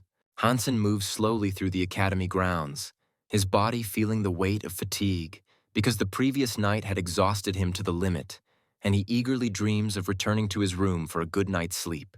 However, his plans suddenly change when the phone rings, and when he picks up the receiver, he finds out that Ligan Liu is on the line. The girl is back in the bathroom and, as if nothing had happened, asks the young man if she had disturbed him with her call, to which the guy reacts quite sharply, irritably thinking about why she can't make a video call in a normal way, but chooses such strange moments to do so. Meanwhile, the girl reports that she has urgent news regarding the flying island that suddenly appeared in the steel armor's hideout. Hansen asks the girl what relation he could have to this. The guy hides his true identity and states that he does not have a winged creature of divine blood, which means he is simply physically unable to get to the island. Liu offers the young man armor that allows him to fly, and then asks him what soul he would like to receive as a reward for participating in the expedition. Hansen replies that he is just an ordinary freshman student, and, having no experience, cannot possibly become part of God's Son's team. But at the same time, he thinks that he was the one who defeated the holy angel of war, something that neither God's Son nor the girl have the slightest idea about. Hansen believes that he must continue to pretend to be a naive newbie, hiding his true powers, and intends to take advantage of the opportunity to obtain the soul of the winged beast to strengthen himself. The guy persistently asks the girl for a silver trident fork. However, she is thinking about it, since the minimum cost of this weapon is no less than 150 million. Hansen says he has 60 million, as well as a silver death machine that he is willing to sell, after which he assures the girl that he will eventually find the necessary amount. Hansen arrives at the outskirts of the steel armor hideout. God's Son, upon seeing him, calls the young man a freak and states that he would never have taken him into his team if Liu had not insisted on it. Hansen tries to ignore the rudeness, assuring the Son of God that he will not be a burden to the team and intends to strictly follow all orders. The hunter calls on everyone to hurry, reminding them that too much time has passed since they left the flying island, to which the guy calmly replies that the money brother cannot cope with the powerful creature alone. And then, bragging, he says that he borrowed the soul of a beast of the divine blood level, which will definitely help them in the upcoming battle. After this, the Son of God gives the order to his subordinates to move forward before the flying island disappears, realizing that there is little time left and every moment can be decisive. Hansen, watching what is happening, thinks that this time the Son of God prepared much more carefully. The guy really wants to see the disappointment on his face when their plan fails. As he approaches the island, the Son of God begins to instruct his subordinates, distributing roles. Hansen is tasked with covering him, and the hunter must be responsible for personal protection. The hunter, in turn, believes that one must first carefully observe the movements of the divine being, develop a strategy, and only then, having chosen the right moment, attack, so as not to take unnecessary risks. The Son of God notices that the hunter has frozen in place and asks him with irritation what happened and why he is not following the order. In response, he hears that the creature, which had been near the tree all this time, suddenly disappeared, which enrages the Son of God. He snatches the telescope from the hunter's hands, demanding that he stop talking nonsense. He himself begins to carefully examine the clearing where the divine being was, and, not believing his eyes, loudly shouts that this simply cannot be, because the being could not have disappeared without a trace. He abruptly heads towards the flying island, thinking that the creature has simply hidden, and orders his subordinates to search for it more thoroughly. They land in a clearing and find no trace of the divine being. The hunter states that these creatures cannot leave their area when they are attacked. Hansen states that he is very upset, as he wanted to see the hunters kill the divine being, and then asks if there was a money brother on this island. The hunter instantly makes the assumption that the money brother killed the divine blood-level beast when they retreated. The divine son becomes very angry. He does not want to believe that the money brother dealt with the creature.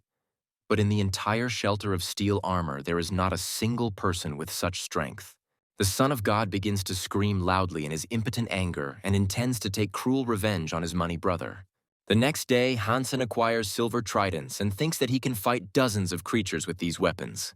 Liu was furious when she found out that the Son of God did not receive the soul of the divine beast, but fortunately, she still kept her word and sold the boy the promised weapon. Hansen believes that he can now go hunting in distant locations and try to meet the leader of the divine blood-level foxes. His thoughts are interrupted by a phone call. The guy sees that the garrison commander is calling him and thinks that there is some new task for him. Hansen learns that a professor from the church wants the boy to become his protege. He asks if he can refuse. The girl reports that, despite the fact that this organization is a church, the professor is related to the military, is engaged in the study of hypernuclear genetics, and is an influential elder. The guy says that the problem is that he has no connection with the church and does not know this man. He wonders why the professor decided to make him his protege. The garrison commander reports that the professor watched the boy fight in competitions, and this convinced him to make a decision. Despite the explanation, Hansen feels uneasy and asks the girl if he should accept the offer. The girl says that the professor will be able to teach the young man much better than the academy, and if the guy becomes the professor's ward, he will quickly develop in the field of hypernuclear genetics. Hansen suggests that the garrison commander wants to get rid of him, to which the girl replies that, on the contrary, she wants him to stay. She says that in a few months she will be promoted to the second level, so she's going to recommend the guy for her position. Hansen believes that he cannot miss such a great opportunity and decides to wait for the position of garrison commander, not wanting to go to church. Xuan thinks that the young man is too young and stupid to refuse such a lucrative offer. The professor learns that the guy refused, and he finds it surprising. The man realizes that his plan has not worked and thinks that he must find a way to get Hansen, because such talent cannot be allowed to go to waste. Jian is very irritated because the girl has lost for the third time in a row. Hansen knocks on the window and sees the girl still playing a game called Hand of God, after which he invites her to go to dinner. The girl says that she has already eaten and says that the guy better come to her and help her defeat a very difficult opponent. With a deft movement, Hansen jumps through the window into the room and asks the girl who dared to offend such a beauty. The girl shows the game statistics and reports that she came across a very strong opponent who defeated her 3 times in a row. Hansen offers the girl to play from her account. He asks her not to worry and says that he will definitely win, after which he hugs the girl tightly and once again says that he will defeat all opponents. The guy asks the girl to invite this player to a fight using her account. Hansen learns that the enemy is a cadet from the Black Hawk Military Academy and wonders why he knows his girlfriend. Jian reports that the guy is a serious opponent as he is one of the top 10 players in the league. Hansen believes that this guy decided to hit on his girlfriend and is going to punish the young man for such impudence. The young man has noticed Jian for a long time and wants to impress her. A friend comes up to him unnoticed and asks the guy what he is doing alone in this room. The guy turns to his friend and asks if he wants to know who he met at Black Hawk Academy. A friend finds out that his friend has been watching this girl for a long time. He asks him not to show his strength, playing with such a beauty, and advises him to be a gentleman, giving in at the right moment. The game system announces the start of the game. The young man is burning with a great desire to win the girl for the 4th time in a row. The guy doesn't waste a second and with deft movements begins to move the pieces on the game board. He doesn't know that Hansen is playing from the girl's account, so he is very surprised at how quickly his opponent makes moves. His friend is very surprised by what is happening. He does not understand what is happening. The girl really makes moves too quickly compared to previous games. The guy tells his friend that he can't let the girl win under any circumstances, no matter how fast she is. The young man loses. His friend does not understand how this could happen, because his friend is the strongest player in the academy. The guy is trying his best to contain his anger. He considers this loss a disgrace. The young people head to the hypernuclear genetics shop. According to the rules, they can buy 2 B-level hypernuclear techniques and 4 C-level hypernuclear techniques. The guy believes that hypernuclear genetics is much more effective if it is compatible with the received genes. A professor comes out to the young people and advises them to try products called kinetic acceleration and gust of wind. The girl is surprised by such proposals and asks the professor how he knows that these techniques are right for her. The professor tells the girl that the technique she is currently practicing is called the power of a true samurai, which greatly shocks the girl, who asks the man in surprise how he knows everything.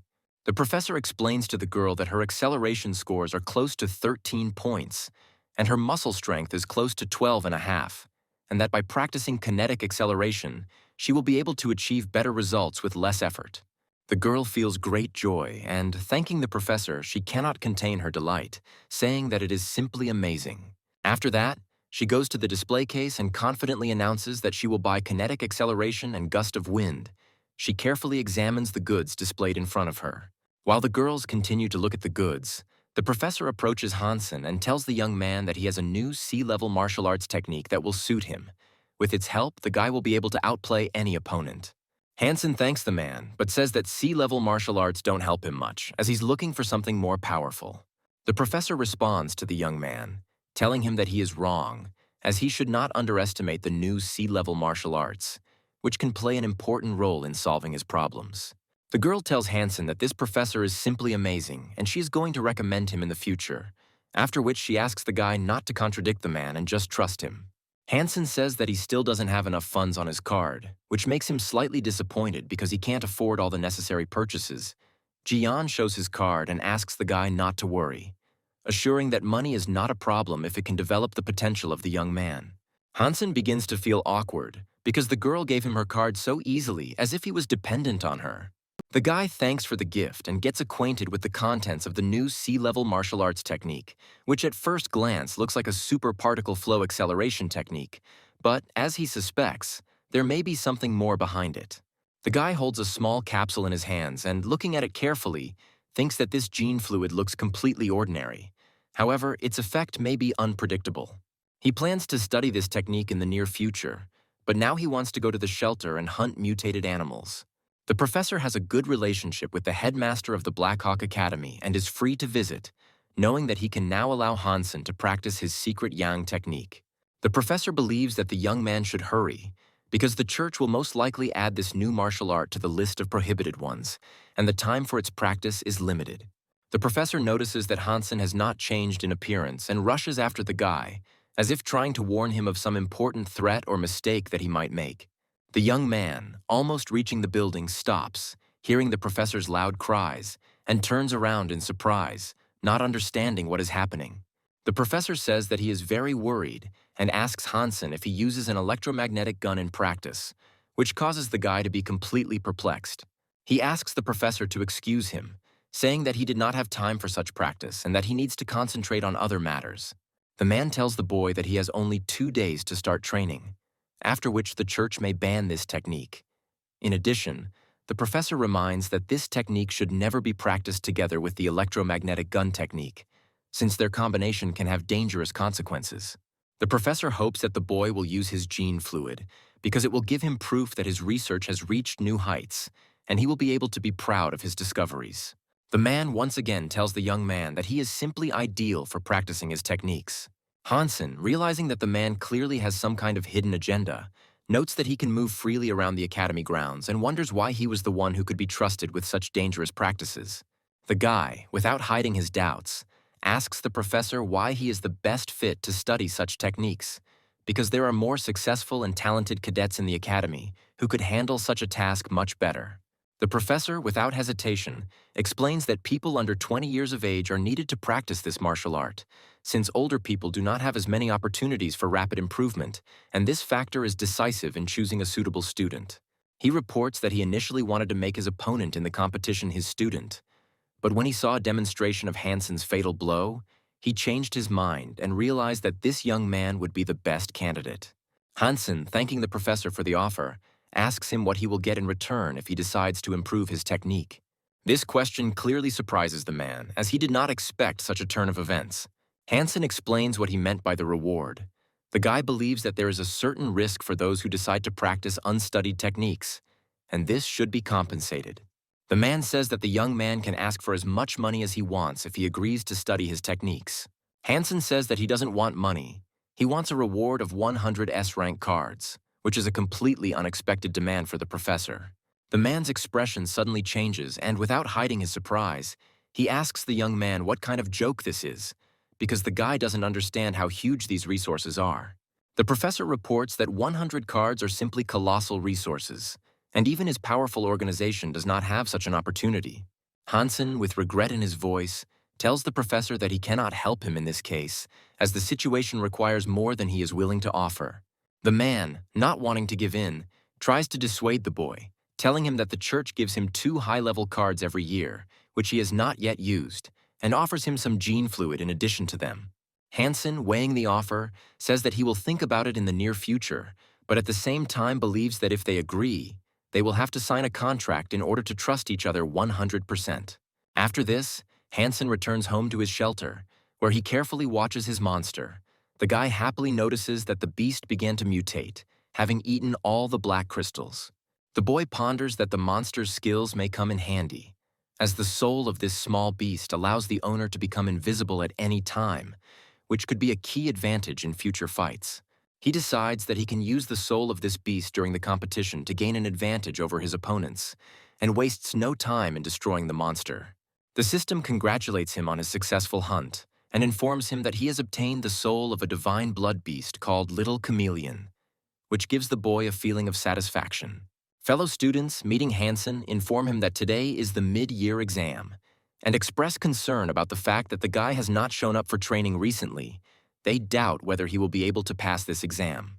Hansen, remaining calm, replies that there is no problem with this, to which his fellow students ask him to take the exam more seriously, since the instructor who will be taking the exam has an ambiguous opinion of him and has already expressed her dissatisfaction with his behavior several times.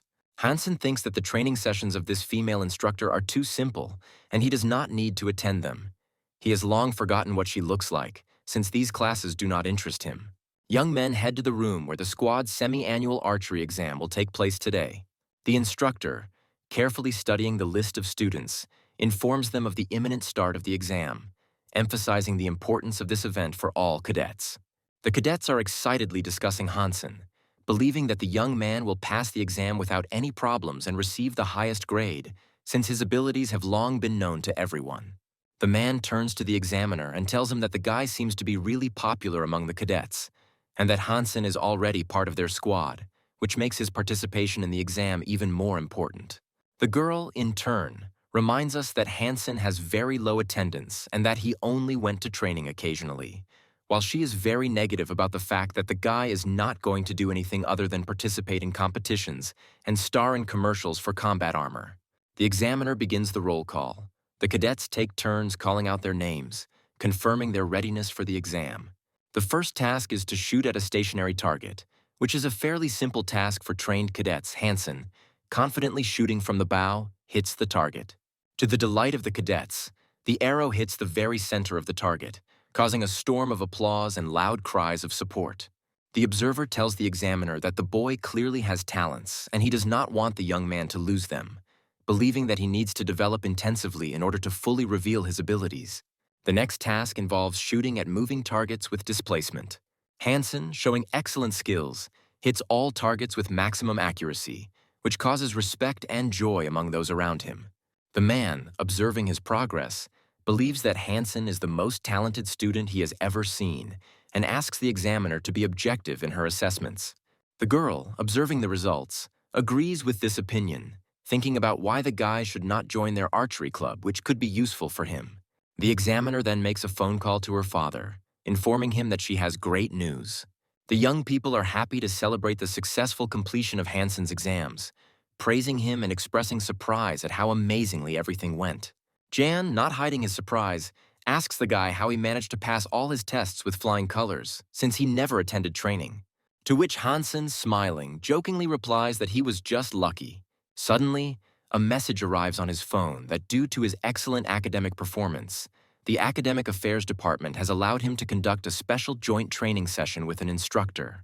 The cadets are in great shock when they learn that a young man has been given such an honor, because they understand that this is an incredible rarity, and many could not even dream of such an opportunity. Tingyan reports that few students get the chance to train with the honorary headmaster of the Black Hawk Academy, as it is prestigious. However, Ian does not support his friend's joyful mood.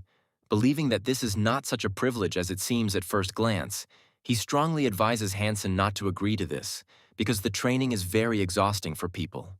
Ian, with noticeable concern, reports that there are rumors that after this training all the participants feel broken and many get seriously injured. At one point, someone even wrote a complaint about the cruel conditions. But all these complaints turned out to be useless. Ian, still worried about his friend, rushes to Hansen and hugs him tightly, hoping that the guy will be able to return alive and well. The next day, Hansen comes to the building that houses the special training center. He notices with surprise that there is no one here, because the guy expected to see crowds of people preparing for classes.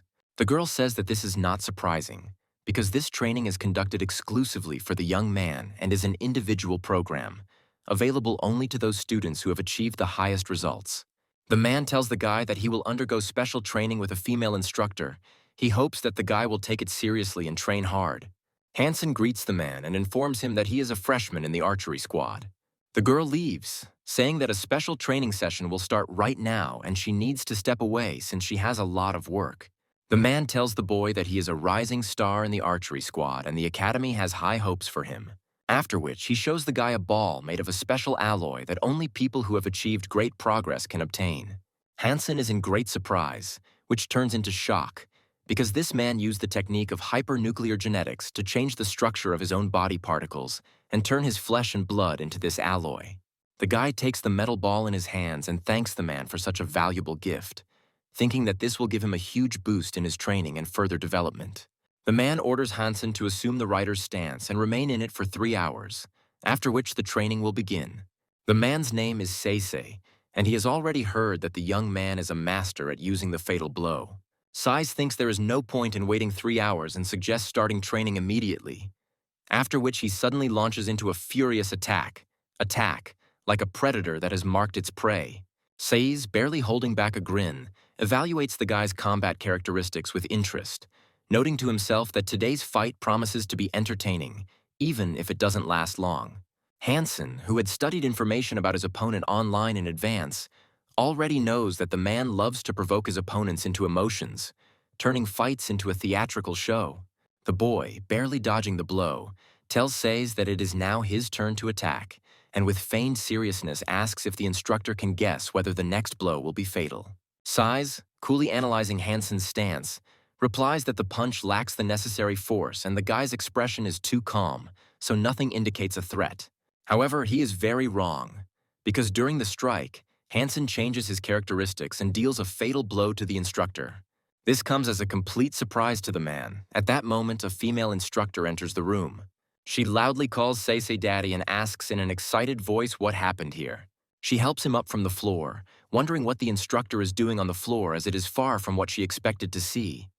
Seisei informs her daughter that everything is fine and they are just practicing punches, which at first glance may seem like an unlikely explanation. Sais compliments the young man and says that his skills are truly impressive, and then asks the guy how he achieved this.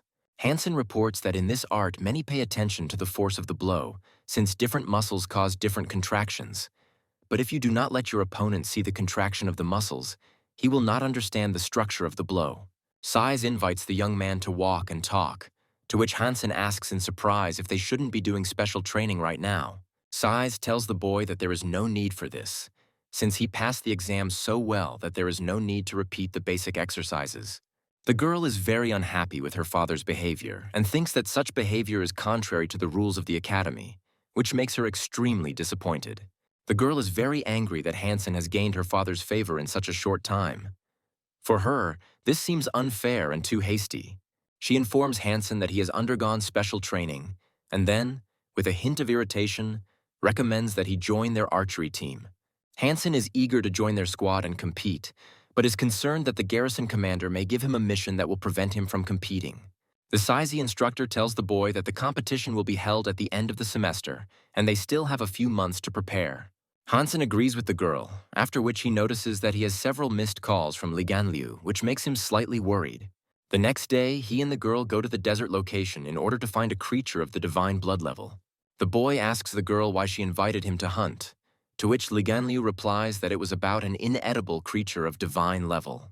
The girl says that they found a creature with a very hard body, as if it were made of black gold. She reports the need to finish off this creature today and demands that everyone be extremely careful, since this beast is very large and fast, and it will be extremely difficult to deal with it. After some time, they reach the place where the divine level being is located. The girl says that in the battle with this monster, 2 of her allies received serious damage from it. One of them is dead, and the second is seriously wounded.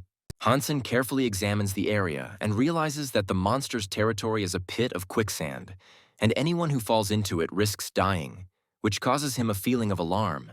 Liganliu tells the young man that she can't help him because she has no wings, and then hands him the beast soul arrow. Hansen tells the girl that he won't need her. The guy confidently says that he will find another way to deal with the monster, after which he begins the transformation, and wings appear on his back. Liganliu tells the guy that he must give her the soul of this monster and his sledgehammer, and in return, the guy can ask for another reward. Hansen pushes off from the rock and flies into the air. He asks the girl to think about how she will pay him back. Hansen really doesn't like the purple dragon's wings. The guy thinks that they are nothing but a headache, since they are too slow. There is still quite a distance to the divine being, but the guy understands that the monster has noticed his approach. The divine being instantly reacts to the young man's approach, jumping high into the air and raising his huge hammer to strike. Hansen deftly flies to the side, and a blow of colossal force falls on the place where he had just been standing. The guy believes that even the armor of the crystal ants will not be able to withstand the force of this blow, which makes him even more wary of the monster's actions and plan his movements. The divine being does not stop his attack and continues to strike the young man with powerful blows from his huge hammer. Hansen does not have time to dodge in time and misses one of the blows, which forces him to focus on reaction speed. Ligan Liu believes that this creature is too strong, and she is worried that only people with the super god gene can fight back against the monster. The girl is worried that if the monster destroys Hansen, she will not forgive herself for this. She's going to cover the young man with archery. Hansen continues to deftly dodge the divine being and asks the girl not to worry. He once again repeats to her that he knows how to deal with this monster. Hansen summons the soul of a huge sandworm, which rises high into the air. Standing on his head, the boy decides to use his advantage to defeat the divine being. He realizes that particle flow acceleration is exactly the technique that can help him win this fight. At great speed, standing on the head of a sandworm, Hansen approaches the divine being. Concentrating all his strength for the decisive blow, he decides to check who will be stronger in this fight. Pushing off from the giant sandworm, the boy jumps towards the divine being with incredible speed. The hunters watching the duel are stunned by the young man's actions, as they did not expect such decisive steps from him. A moment later, the sand that had risen during the fight settles, and Hansen approaches the hunters, holding in his hands the enormous hammer of a divine being. He tells the girl that her task is complete, and adds that the sledgehammer is incredibly heavy, and his arms are about to fall off. The guy takes off using his wings, but each swing is a huge effort because the hammer in his hands is incredibly heavy. He spins the hammer and, overcoming his efforts, throws it at the girl's feet. Ligan Liu thanks the young man for his help, admiring his actions as none of her team could handle such a creature. Then she asks if he received the monster's soul. Hansen replies that he did not receive the soul, and the monster drowned in quicksand, so today's catch is not great. Ligan Liu assures him that she believes in his words and promises to pay for the dangerous work. 2 days later, Hansen arrives at the Steel Armor Hideout's main office, greatly surprised by the large number of people at the entrance. Juan informs those present that in 2 months she will complete her transformation and be promoted to level 2, during which time she needs to solve several problems. The garrison commander informs her deputy that she has made a decision on the replacement. She reports that Hansen will take over the position of commander of the Special Forces unit. Yanman is very surprised by this decision of the garrison commander. She considers it ill-considered. Those present are delighted with the appointment, considering Hansen to be very lucky. Hansen hears that many disagree with the decision and believe that the garrison commander made the wrong choice. Hansen tells the girl that her decision is too unexpected and asks if she is joking. Yanman replies that she is more suited to be a commander than some freshmen. Xuan replies that the decision has already been made and there is no point in discussing it. Those around him are happy with this decision, believing that Yanman's character does not match the person in this position. Hansen thinks he's damn lucky because as a Special Forces commander, he'll be able to afford nice things. Yanman continues to dissuade her commander and asks the boy to show himself, after which she asks permission to fight the young man. She says that if she loses, she will not say another word. Xuan clutches his head, thinking that the captain really has a terrible character. Yanman tells the guy that they are about to have a fight, and she doesn't want the young man to try to fool her. The girl hopes for a fair fight. Hansen and the girls arrive at a room equipped with holographic devices. The commander gives the order to all participants to log into their accounts and fight in the virtual world using holographic equipment. The voice of the garrison commander is heard, expressing hope that this competition will not only be interesting, but also fair. At this time, Xiao Kiao comes out of one of the virtual booths, looking extremely unhappy, as he is very tired from being in the virtual world for a long time, and his back hurts. Suddenly, the young man notices Hansen and the officers, wondering what they are doing here. The competition will take place in a location called Deep Night, Forest of White Birds, which is a classic training program known for its difficulty and realism. Upon entering the simulation, opponents will see a dense forest 2 kilometers long in front of them, where black and white birds sit on the trees. According to the rules, you can only shoot at the black ones, and the winner will be determined by the number of birds shot and the time spent. Xiao Kiao, realizing that the competition between Hansen and the captain is about to begin, decides to hide behind one of the virtual booths to observe what is happening without attracting attention to himself. Xiao Kiao plans to use an electronic device to watch the competitions and save them on a memory card. Hansen believes that he is empowered by the fact that his opponent is an experienced warrior and confidently moves through the virtual location, shooting black birds. The guy thinks that he must definitely take advantage of this opportunity and show that he cannot be underestimated. After some time, the young man notices that the arrows from his bow fly along exactly the same trajectory as the shurikens of the flame butterfly. Hansen remembers that the number of birds shot is only one of the conditions. The second is speed, and so the guy decides to act much faster. Xiao Qiao watches Hansen's actions closely and considers the young man to be nothing short of a god of archery. The garrison commander is also surprised by the young man's actions. She believes that the guy has exceeded all her expectations. She did not think that it would be so easy for him to act in this mode. She admires how the young man accurately guesses where the bird will fly from. The garrison commander thinks that Yanman's opponent is not an ordinary person, and now everything depends only on the captain. 10 minutes pass. Yanman confidently steps out of the virtual cabin, heading towards the garrison commander.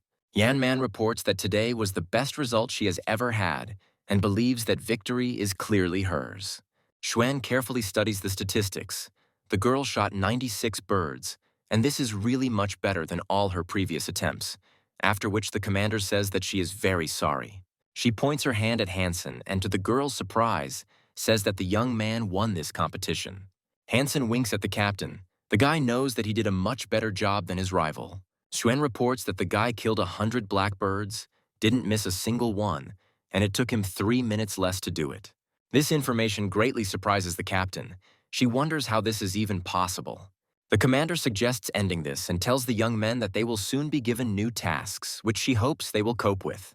Hansen tries to act confidently, but the young man thinks to himself that he had better leave this company as soon as possible, since the captain is very angry and can beat him up well.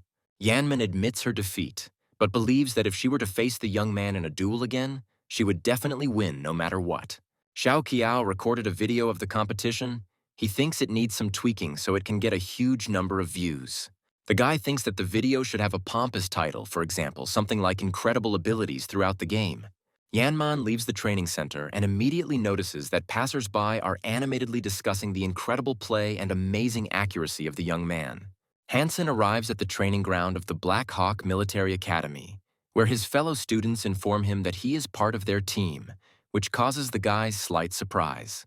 The instructor shows a holographic image and tells the cadets that in front of them is an image of a student who will be their main rival this year. The female instructor explains that this guy is the captain of the archery team from the Central Military Academy. She asks those present to pay attention to his excellent physical training, which is at the highest level, and adds that it will not be easy for her cadets to compete with an opponent of such rank. Sais reports that their opponent has participated in various competitions as a team captain over the past 3 years, and in all the competitions he has competed in, the Central Military Academy has won by a large margin. The instructor turns to Hansen and asks the boy what he thinks about this, to which the young man calmly replies that they won't know whether it will be a loss or a victory until they face their opponent in the ring. The senior cadets, hearing this, immediately notice Hansen's insolent behavior. They think that this newbie seems to be taking on too much. Hansen, in turn, believes that there is no point in throwing words around. He wants to see the result when the time comes.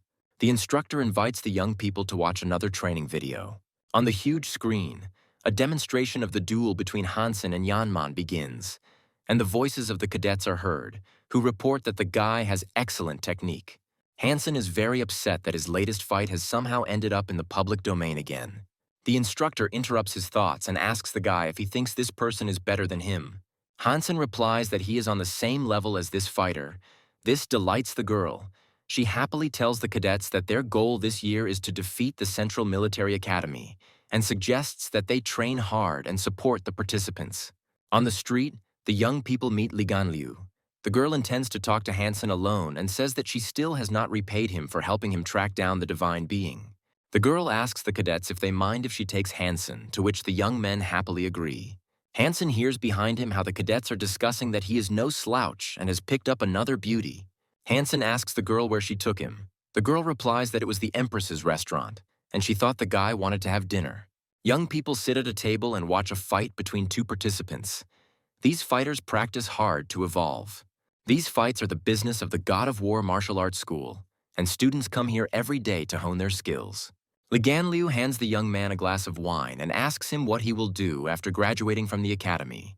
Hansen, watching the fight closely, tells the girl that after graduating from the academy, he will have to serve in the army. Liu suddenly invites the young man to join her martial arts school, which oversees these fights. She believes that this will open up new prospects for the guy. Meanwhile, the host comes into the arena and asks the audience if they know why this place is called the Empress's Restaurant.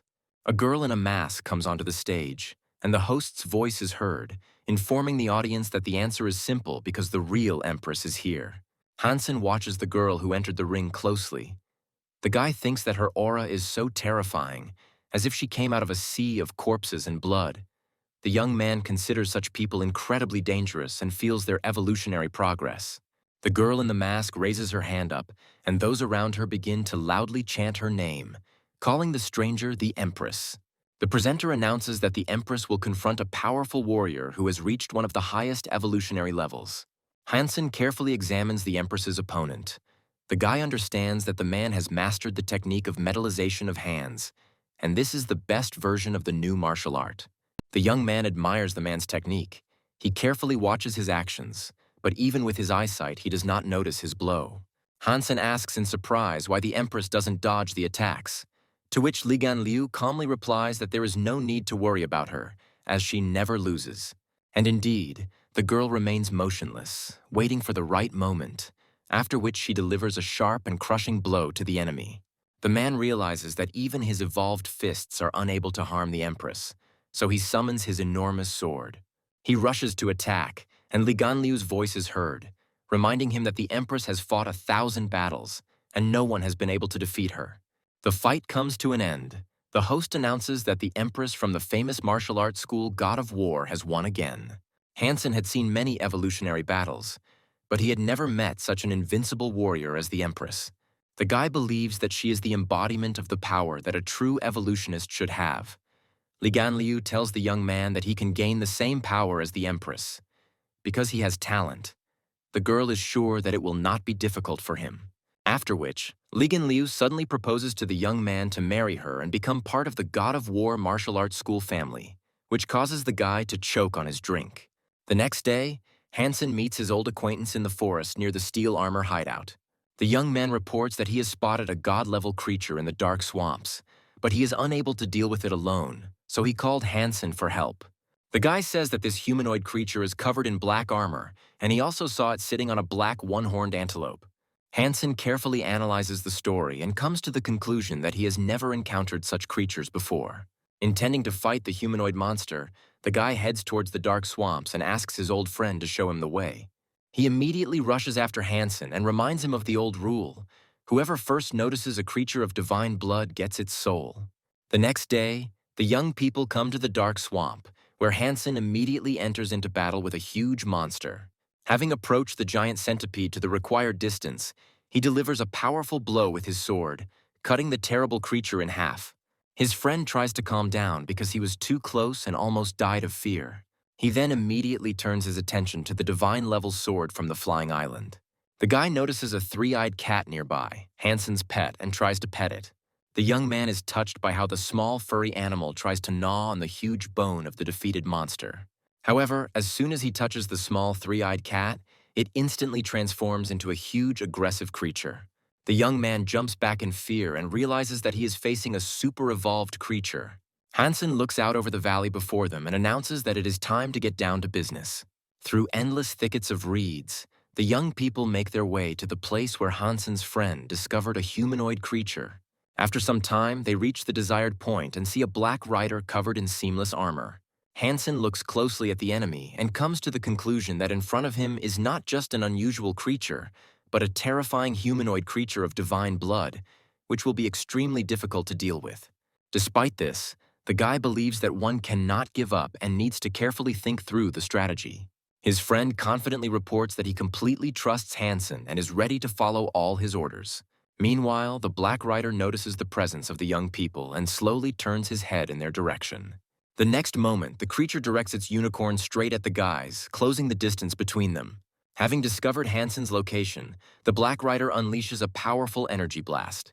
With great effort, Hansen, using the sword from the flying island, deflects the enemy's attack, preventing the blow from reaching its target. His friend, flying above the place of the fight, shouts that even several people cannot cope with this creature. He thinks that staying here is a bad idea and suggests retreating immediately, while there is still an opportunity.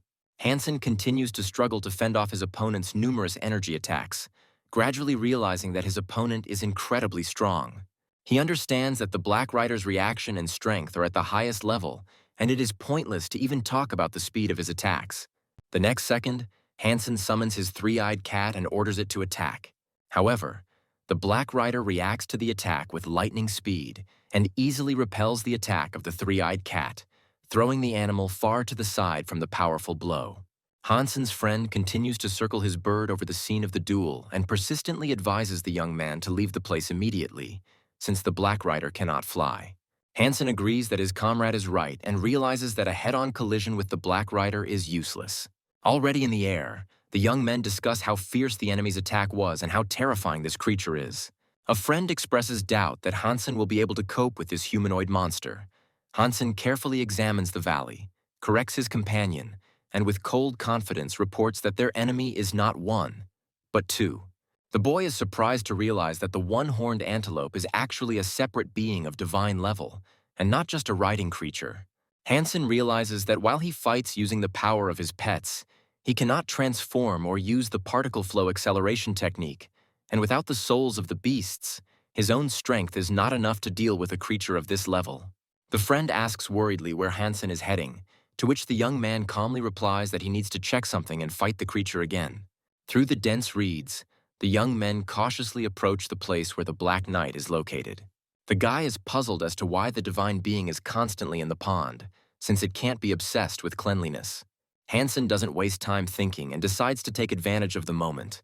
Together with his three-eyed cat, he rushes into the attack. However, the Black Knight instantly notices Hansen's approach and effortlessly parries his blows, as if he already knew where the attack would come from. Hansen is amazed at how the Black Knight was able to notice his lightning-fast attack and parry his blows with such ease. Fighting at the limit of his abilities, the young man tries to hold back the furious onslaught of the divine being, and realizes with horror that his opponent guesses his movements every time. Hansen can't withstand the onslaught and takes a powerful blow that sends him flying to the side, causing him to fall to the ground. His friend, watching the fight from a safe distance, comes to the conclusion that neither Hansen's strength nor his skills are enough to defeat such a powerful enemy. Using the wings of his armor, Hansen quickly moves to a safe distance but is not going to retreat. He is determined to continue the battle. The guy is convinced that if he could not win this time, then he will succeed on the 10th. His friend tries to dissuade him from continuing the fight, reminding him that several days have already passed, and the divine being has not even received serious injuries. However, Hansen tells him not to worry, as he wants to try again and is confident that he has finally understood the essence of his opponent's technique. Hansen had long noticed that the Black Knight delivered blows using a rotating motion and always performed them strictly counterclockwise. He comes to the conclusion that the forward rotation is aimed at attacking the enemy, while the counterclockwise movement has the effect of reducing the enemy's strength. Lying exhausted on the grass after another fight with the Black Knight, Hansen still can't understand how he predicts his blows, but he is firmly convinced of one thing. The divine being uses counterclockwise energy rotation, which is what makes him such a dangerous opponent. Hansen comes to the conclusion that there is no point in attacking the Dark Knight if he already knows his intentions.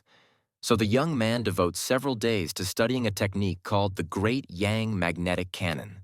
After some time, he returns to the Dark Swamp, hoping to apply the knowledge he gained, but soon realizes with disappointment that he will not be able to use the new technique, since he does not have a suitable weapon. Just like last time, the Black Knight instantly notices Hansen's approach and immediately rushes towards him in a furious attack. Hansen concentrates all his energy. A bright energy field flares up around him. The young man hopes that this time he will be able to break the enemy's tactics and find a vulnerability in his defense. He decides to use strikes with different polarities, counting on the fact that even if the opponent can predict his movements, the nature of the attack itself will remain unpredictable for him.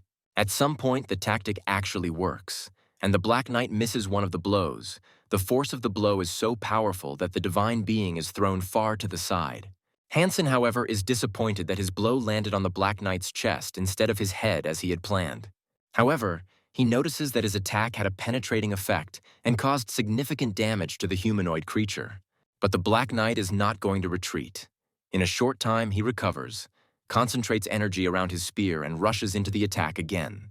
At high speed, a counterclockwise swirling stream of energy is directed straight towards Hansen, forcing him to struggle to contain the pressure with his sword.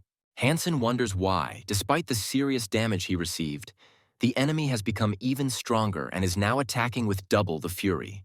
He realizes that it is better to break off the fight at this stage and flies high into the air to get to a safe distance.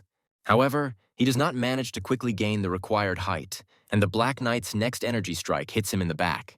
Hansen remains confident that he was closer to victory than ever this time, and believes that his final attack did serious damage to his opponent. The next day, Hansen returns to the humanoid creature and continues to wonder why it is always in the pond.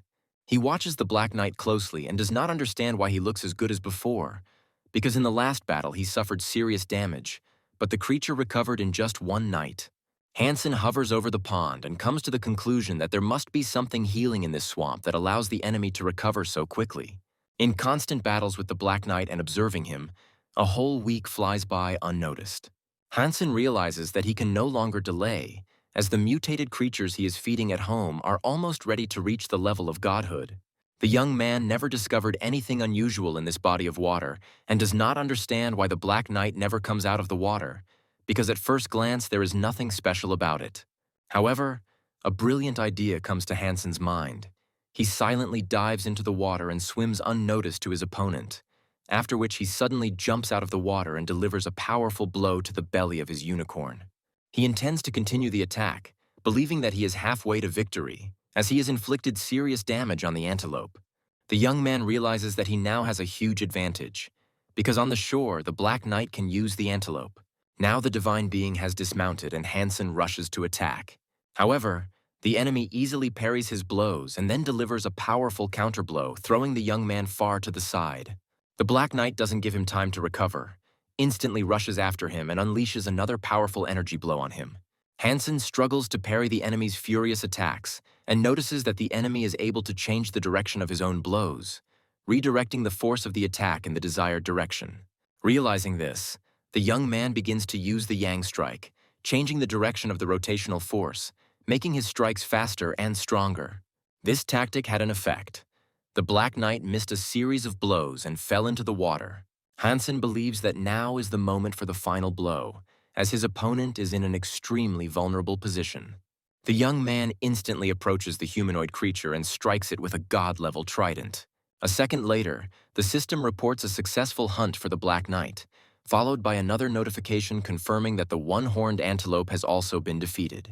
Hansen is having a hard time coming to his senses after the most difficult confrontation, realizing that he now has at his disposal the soul of divine blood, as well as the flesh and blood of the defeated creature. He looks closely at the motionless body of his opponent and thinks that he has never invested so much time and effort into his victory. A young man feeds the girl next to him until she is full, and is greatly surprised by the fact that she does not even realize that this is the flesh of mutated divine-level beasts. The girl says that if Hansen is unable to eat all the prey, she will gladly help him. While preparing the meat of his fallen enemies, he learns that his common gene readings have approached the 100 mark. Meanwhile, Instructor Saisei can't hide her excitement as she hasn't seen Hansen for over a month and the archery competition is about to start. The girl believes that the young man is behaving extremely irresponsibly. After some time, the instructor meets Hansen on the street and reminds him about the imminent start of the competition. The guy realizes that he got into an awkward situation because he completely forgot about them. Hansen tries to justify himself by saying that he doesn't need to train alone at all, as a few days of working with the team will be enough for him. In response, the girl hands him the bow and offers to check what shape he is in now. She pulls back the bowstring and declares that if the young man can defeat her, she will stop worrying about the outcome of the competition. Hansen accepts the challenge with determination, thinking that it will soon become clear which of them is the better shooter. The instructor warns him that moving targets will appear soon and asks if he is ready. Hansen understands that they have the same weapon, and the girl is an evolutionist. But he believes that this will not help her in this competition, because it is not strength that is important, but the correct use of the bow. A sound signal is heard, and 2 released arrows begin to move towards the target at great speed. The girl has great reflexes and wins this round. The instructor tells the guy that it turns out he is not as good as she thought. Hansen replies that he is not lost yet, as they still have a few shots left. Sais considers this statement to be empty bravado and invites him to demonstrate his abilities in practice. Another sound signal is heard, and a target in the form of a running fox appears. The competitors simultaneously release arrows at the target, but Hansen's arrow hits the instructor's arrow, changing its flight path. The girl is very surprised to notice that the guy shot down her arrow with his own.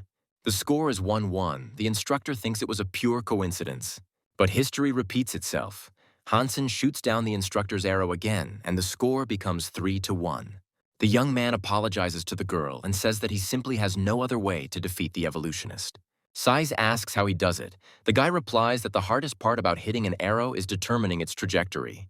Hansen wins the competition. The girl looks at him closely, realizing that she really underestimated the guy. Xuan tells the guy that she has a request. She wants him to start fulfilling his new duties as soon as possible. Hansen gains access to the official community of the Special Security Squad, which many people don't even know exists.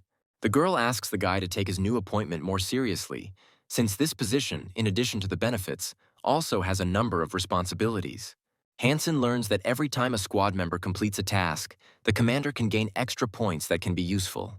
The girl tells the guy that now he must take a responsible approach to managing his squad, and reminds him that Yanman has many good qualities, and if the guy uses them correctly, he will get a good assistant. Hansen thanks the girl for her trust and promises to try his best. Half an hour later, the young man comes to Yanman's office and asks the girl to process 2 stacks of documents, and then select those who can complete the task. Yanman demands that the boy address her by her full name or position, after which she informs him that the squad's strength will not be enough even if all of its members take on this task. Hansen reminds the girl that he is now the commander of the garrison, and she must strictly follow his orders and not express her personal opinion. Yanman, in turn, says that he uses common sense, and it would be irresponsible for the young man to entrust such a task to someone. Hansen leaves the office and, as he says goodbye, reminds the girl to respect the chain of command, since he is now the commander of the garrison. Yanman restrains his anger, barely able to call the young man by his full name and rank, and then says that he will carry out his order. The hunting team heads out into the forest.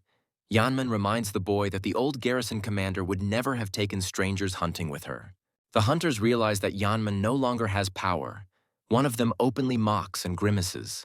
Mr. Yuan informs Hansen that the creature ahead has very fast reactions and asks them to be extremely careful. Yanman reports that there are a lot of trees around them, so archery will be extremely ineffective. Hansen orders Yanman to go first and lure the creature out. The girl is very annoyed that the young man wants to use her as bait and says that the old boss would never risk the members of her squad. Hansen again reminds the girl that he is now the commander and orders her to go forward. Yanman believes that this is personal revenge, to which the guy in turn reminds her that she is obliged to follow his orders. Yanman goes ahead, telling her that if she survives, she will immediately apply for a transfer to another squad. The girl is in a very irritated state. She thinks that Xuan made a mistake by appointing the guy as commander. Her consciousness is clouded with anger and irritation, and she does not notice at all how a huge monster jumps from a tree behind her. The girl did not expect a sudden attack and receives a powerful blow to the back, from which she is thrown aside. But despite the pain, she instantly comes to her senses, concentrating on the enemy. Yanman, gathering all his will, takes out a knife and begins to desperately defend himself from the huge monster, whose blows become stronger and more furious each time.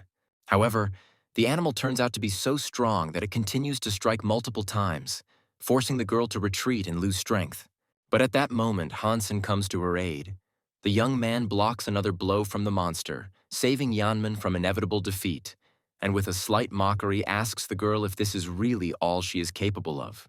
Yanman, sitting on the ground and trying to come to her senses, wonders why the young man decided to help her, because she knows for sure that the guy has long planned to take revenge on her for past grievances. Hansen, in turn, reminds the girl that he had previously promised to cover her and says that she is a soldier, which means that she must trust her comrades, even if they do not always find a common language. However, the guy notices that Yanman, judging by her look, still despises him, which causes him a slight bitterness, but he does not show it, remaining calm. Yanman thinks about the young man's words. She agrees that she acted like a newbie today, giving in to emotions, and given Hansen's strength and abilities, she shouldn't be so rude and unprofessional.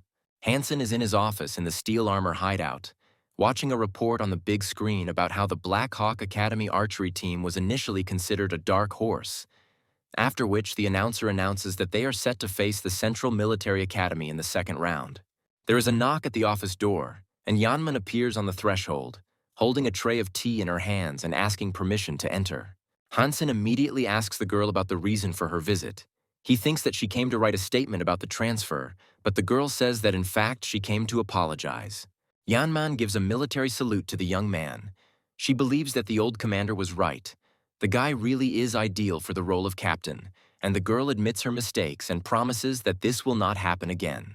The man explains to those present that the Black Hawk Academy's main rival is constantly improving its characteristics, and it will be quite difficult to deal with him. Instructor Saisi believes that their academy is constantly unlucky, since they were the ones who were drawn to fight the Central Military Academy. Meanwhile, the young men are chatting in the dining room. Jian asks the guy if he is ready to meet the strongest player of the Steel Hand team in the second round, to which Hansen without hesitation replies that there is no problem, and then, noticing the girl's worried look, asks what happened.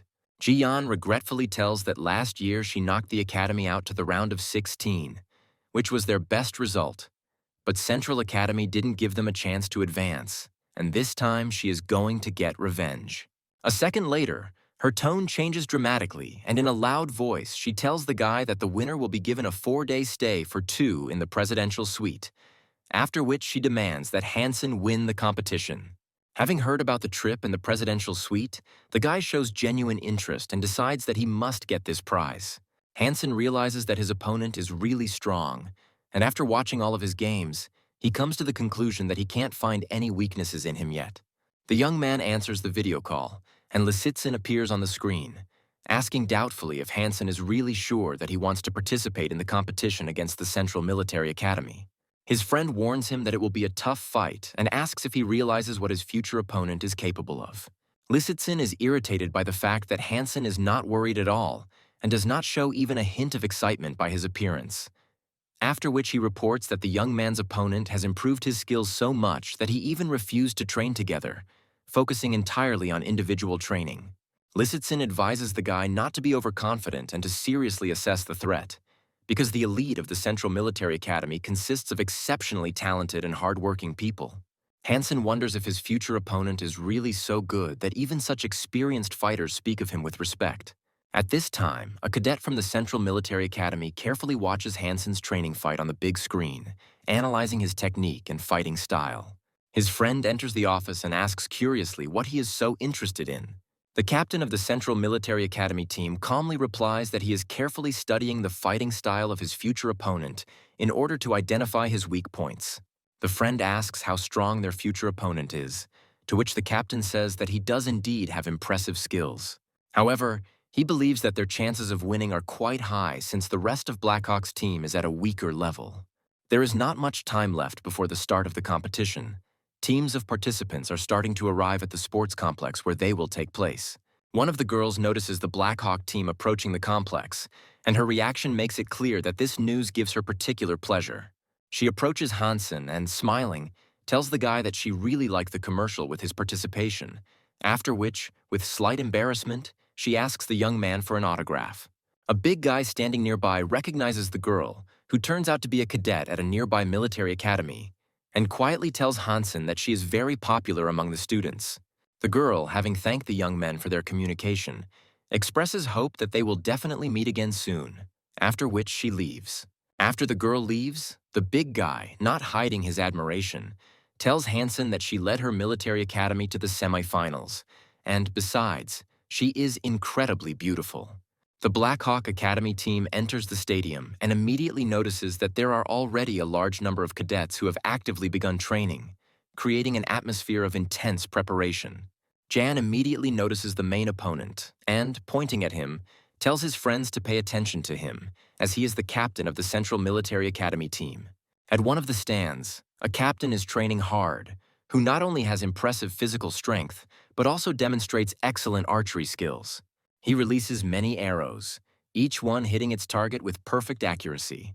Hansen suddenly hears a strange whistle, instantly concentrates and realizes that something is wrong. The guy senses danger.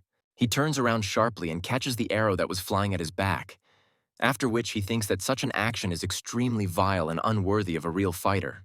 A young man approaches him and asks in an impudent tone if he is really Hansen, and without waiting for an answer, introduces himself as a cadet at a nearby military academy.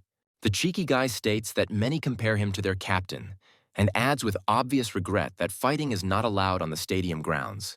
Otherwise, he would quickly put Hansen in his place. This statement infuriates the big guy, and he lunges at the cadet, but his friends manage to hold him back, preventing the situation from escalating into an open conflict.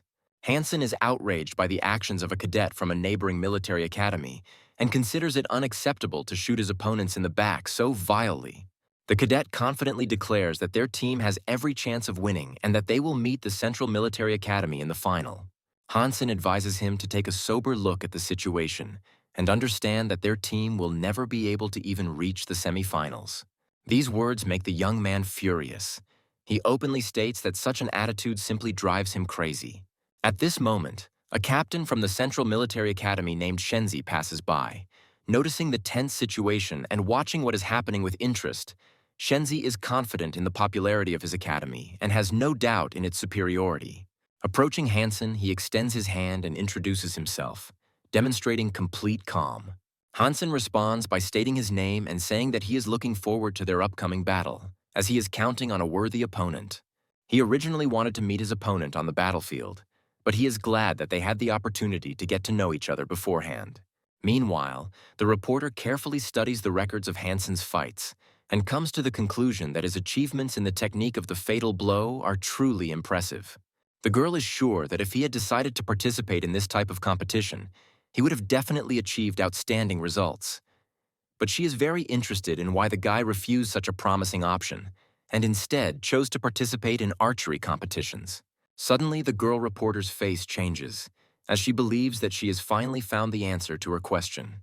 She continues to search for information and discovers messages on the internet about the long-awaited meeting of two strongest fighters, which attracted the attention of many viewers. Instructor Saisei is in the break room with her team, where she tells the cadets that the most important thing on the battlefield is determination and the will to win, without which it is impossible to achieve success. Hansen notices that his friend looks worried, so he stops the big guy and asks what's wrong. Jan does not answer the young man's question directly, but instead asks the boy to defeat his opponents in this competition at all costs. Meanwhile, a female reporter interviews a specialist, expressing her opinion that the Black Hawk Military Academy performed frankly poorly last time, and asks what he thinks about it. The man confidently states that the Black Hawk Academy's chances of winning remain small, after which he states the probability of their success, which, in his opinion, is approximately 30%. Two young men are in the stands. They clearly do not want others to know their identities. Meanwhile, the Black Hawk team heads to the competition hall, the commentator expressing great surprise that Hansen has chosen the Model 11 bow for the competition. Their opponents appear behind them, after which the commentator announces that the captain of the Fire Academy team has chosen the bow model number 12. A female reporter, holding a microphone in her hand, asks a male expert whether it is possible to understand the skills and physical fitness of opponents based on the chosen bow, to which the specialist replies that he relies more on the statistics of previous games than on external signs. The girl reminds that the Academy of Fire team consists of the best fighters, whose reputation speaks for itself, and this makes them favorites in any competition. The specialist confirms her words, adding that the captain of the fire team is a natural-born marksman who has proven his superiority more than once, and he is a clear favorite among the representatives of all military academies. He also expresses doubt that Hansen and his team can be a worthy opponent for the Fire Academy, considering their chances of winning minimal. The man's speech is broadcast on all the stadium screens, and he confidently declares that the outcome of the competition will confirm his words. The girls watching the broadcast are furious at the opinion of this expert, wondering how it was possible to invite a person who, apparently, has no understanding of the subject at all as a commentator. The captain of Team Blackhawk, ignoring the comments, suggests that his comrades take up positions and ambush the enemy to use the element of surprise. Hansen reminds the team to stop discussing, as the battle will begin in 5 minutes and every second counts. The next moment, Blackhawk's team rushes forward to take better positions, demonstrating precise coordination and determination. The reporter, observing the events, notices that 5 players from the Fire Academy team have already chosen places to take cover, which speaks of their excellent preparation and strategic thinking. Meanwhile, the expert, seeing the actions of the Blackhawk team, abruptly changes his mind and begins to say that they have a good chance of winning if they can use their strengths. The young men in the stands wonder why the Blackhawk players are so confident despite the obvious difficulties. Jian hopes for a quick and unconditional victory for his team, mentally asking Hansen to deal with the opponents as soon as possible. The captain of the Fire Academy, surveying the battlefield, orders his subordinates to remain in cover and wait for his command. The guy believes that the current position gives them a significant advantage. One of his subordinates reports that the enemy has entered the kill zone and asks if it is possible to start shooting, but the captain asks him to take his time and save the bow model number 14 for now. He orders everyone to keep a close eye on the enemy's movements and open fire as soon as Blackhawk's team reaches the nearest tree. Meanwhile, Blackhawk's men are slowly moving forward, trying to cross a deep crevice. The young men move forward cautiously, carefully studying the surrounding area and trying to catch the slightest suspicious noise that could give away the enemy's location. The fans watching the match are very worried about their teams.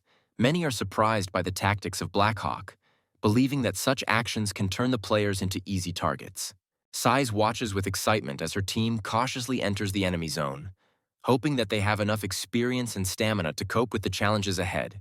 Hansen, confidently moving forward, had already noticed the ambush and managed to record the location of all enemy players. Blackhawk's team travels another 200 meters when suddenly the voice of the Fire Academy captain is heard giving the order to open fire immediately. Suddenly, a large number of arrows rushed towards Hansen, but, having foreseen such an attack, he was completely prepared for it. Calmly assessing the situation, the guide tells his comrades that he will cope with the ambush alone and will not allow the enemies to take advantage of their advantage. The captain of the Wind Academy is in complete shock, not understanding what is happening, because in a matter of seconds, 2 of his players were hit and forced to leave the game, leaving the team in a clear minority. The reporter, clearly surprised by this turn of events, turns her attention to the expert, who, contrary to expectations, reminds that he had previously predicted the dominance of the Blackhawk team. 2 young men, disappointed with the course of the competition, get up from the stands and leave the hall. One of them throws out a remark that the outcome is clear and there is nothing more to see here. He clearly demonstrates disdain for further developments. The guy considers Hansen a worthy opponent and thinks about how he would act in the place of the captain of the Fire Academy, faced with such an unexpected tactic. Meanwhile, the fight continues. Hansen suddenly rushes forward, firing arrows at his opponents one after another. The captain of the Fire Academy is perplexed. He does not understand how the young man managed to find all of his shooters, hiding in seemingly reliable shelters. At this moment, he receives a system message about the defeat and leaves the game. Young people watching the fight noted that the Hansen team was so strong that their opponents did not even have time to fire. The announcers announce the victory of the Blackhawk team, and the spectators in the stands explode with loud shouts, chanting the name Hansen. Sais, with a smile on his face, praises his team, noting that the cadets did an excellent job, and now they need to prepare for the duel with the Central Military Academy, which promises to be even more difficult. Hansen, catching the instructor's eye, asks why she doubts their victory, to which the girl coldly replies that their opponent is the strongest team among all the academies, and this is a fact. In response, Hansen states that if everyone is initially set up to lose, then they certainly won't be able to win. Hansen reminds the coach that when she accepted him into the team, she spoke of the hope that the academy would win this competition. The young man firmly states that, no matter what, he wants to win and is ready to do everything possible to achieve this, even if the chances seem illusory. Sais, listening to him, says that there is only one key to victory, and this key is himself, since it is his actions that can be decisive in this fight. The girl admits that the opponent's skills are much stronger, but still hopes that the team's confidence and cohesion will help them gain the upper hand. Despite her outward calm, she is very worried, as most people, including experts and spectators, doubt the victory of the Blackhawk team, considering them underdogs. The host announces the start of the competition, and the opposing teams begin to move around the playing field. Lisitsin's friend asks if Blackhawk Academy has a chance of winning, to which the young man replies that if we evaluate the strength of the entire team, there is practically no chance. However, he adds that it is worth betting on Hansen in this fight, since, in his opinion, the young man can show excellent results and bring victory to his team. His friend, hearing this, suddenly jumps up from his seat, noticing that Blackhawk's team is trying to outflank the enemy.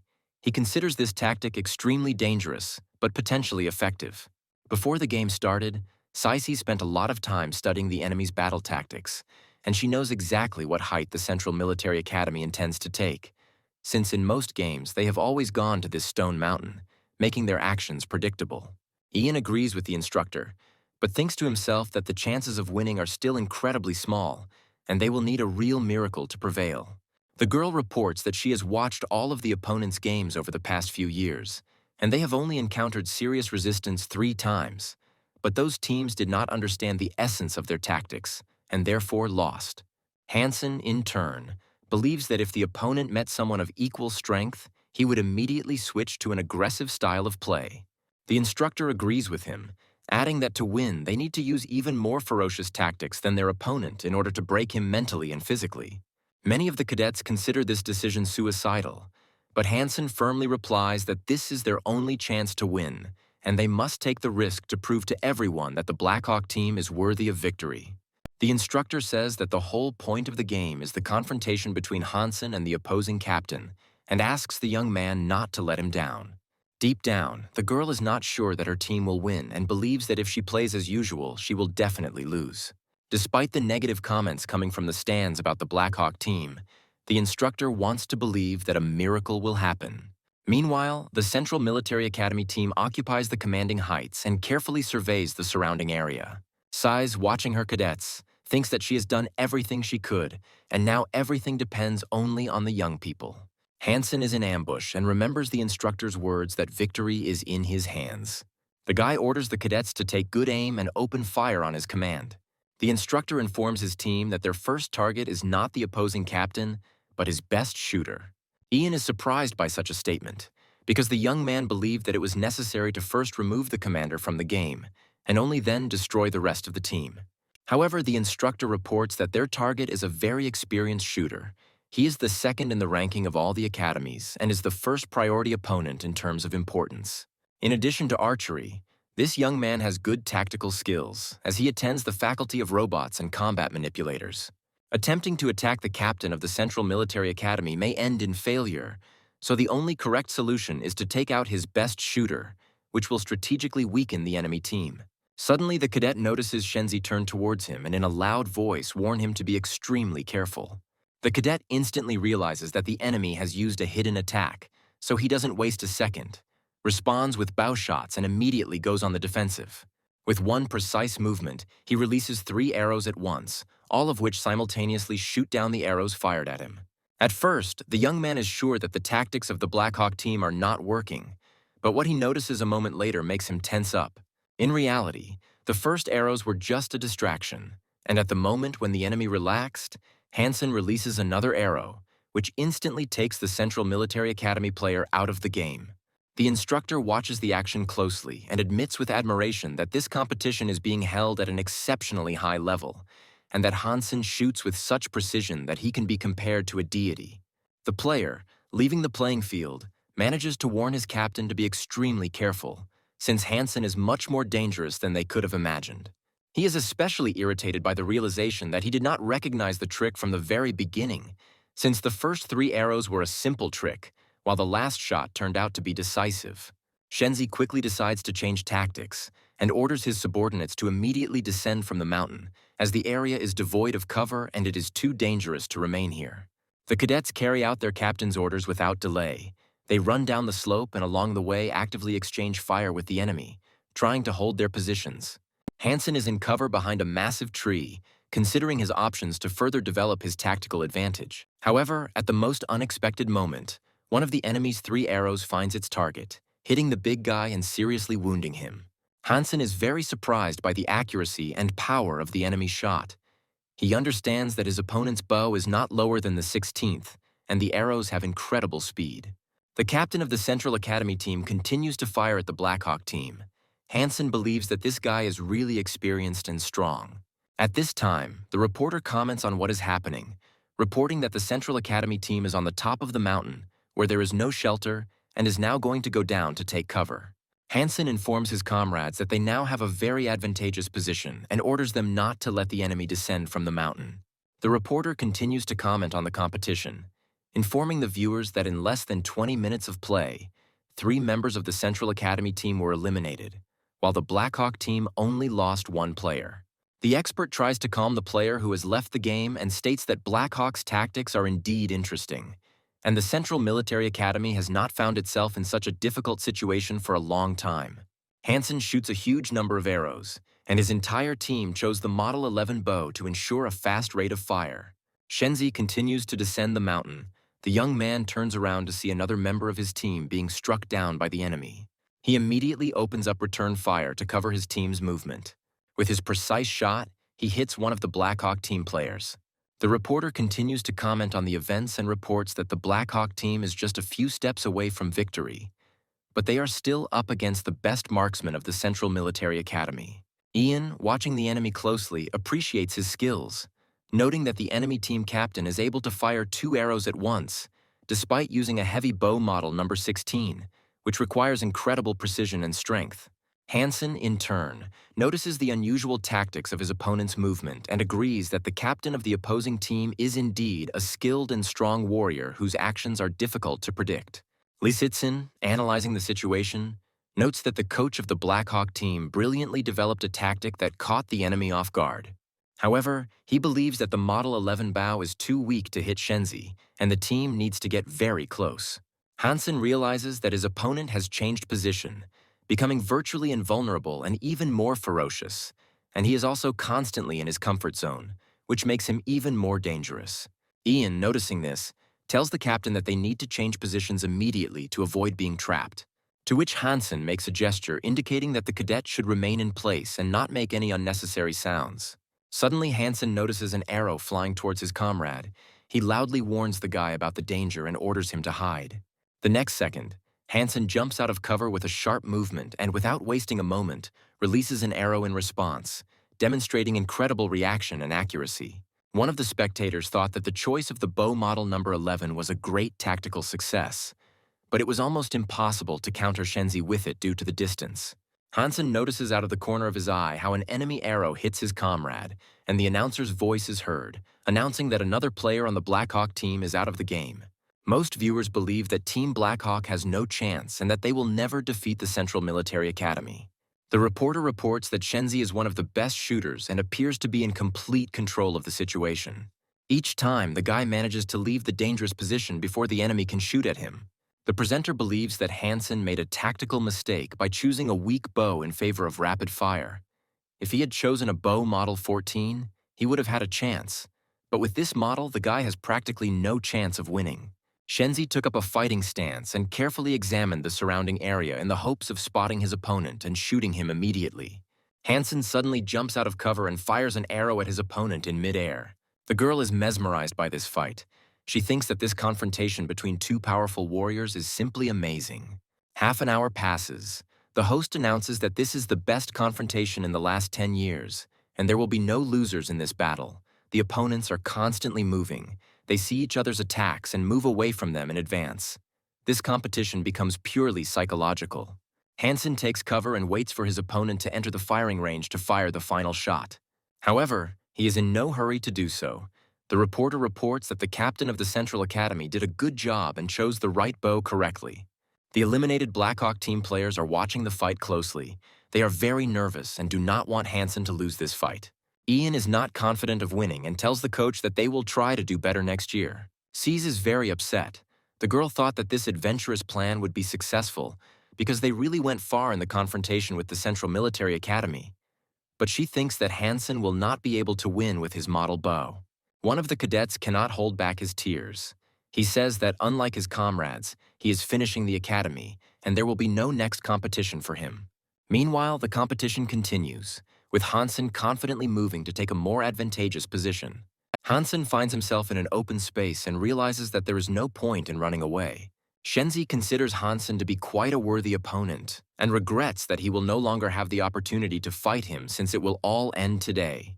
Hansen believes that his opponent is very much mistaken and suggests that they sort things out right now. Shenzi draws his bowstring and slowly takes aim, a bright energy field flaring around him. Hansen, in turn, also stops running and looking for cover. He takes out an arrow and aims at his opponent.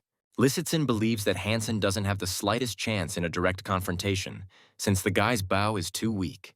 The Central Academy captain begins to move, at which point Hansen fires his arrow at the enemy. After the shot, Hansen instantly changes his position. The commentator's voice is heard saying that the Blackhawk team player has not yet given up, and he has not seen such strong-willed guys for a long time. Shenzi instantly reacts to the enemy's movement, the young man jumping high into the air and sending another arrow towards him. The commentator says that one should never draw conclusions ahead of time, since it is not known which of these two strong guys will be the winner. The cadets watch the fight closely. They think that Hansen was clearly lucky, since 2 consecutive arrows fired by the enemy did not reach their target. Suddenly, a cadet from the Central Academy reports that Hansen knows every trajectory of their captain's shot. He believes that the captain's shots cannot reach their target, since the enemy not only changes the trajectory of his movements, but also sees where the arrow is flying. In addition, Hansen uses a special movement skill to stymie the enemy and prevent them from hitting their target. Hansen, using clever maneuvers while moving, continues to reduce the distance between himself and the enemy, leaving only 200 meters between them.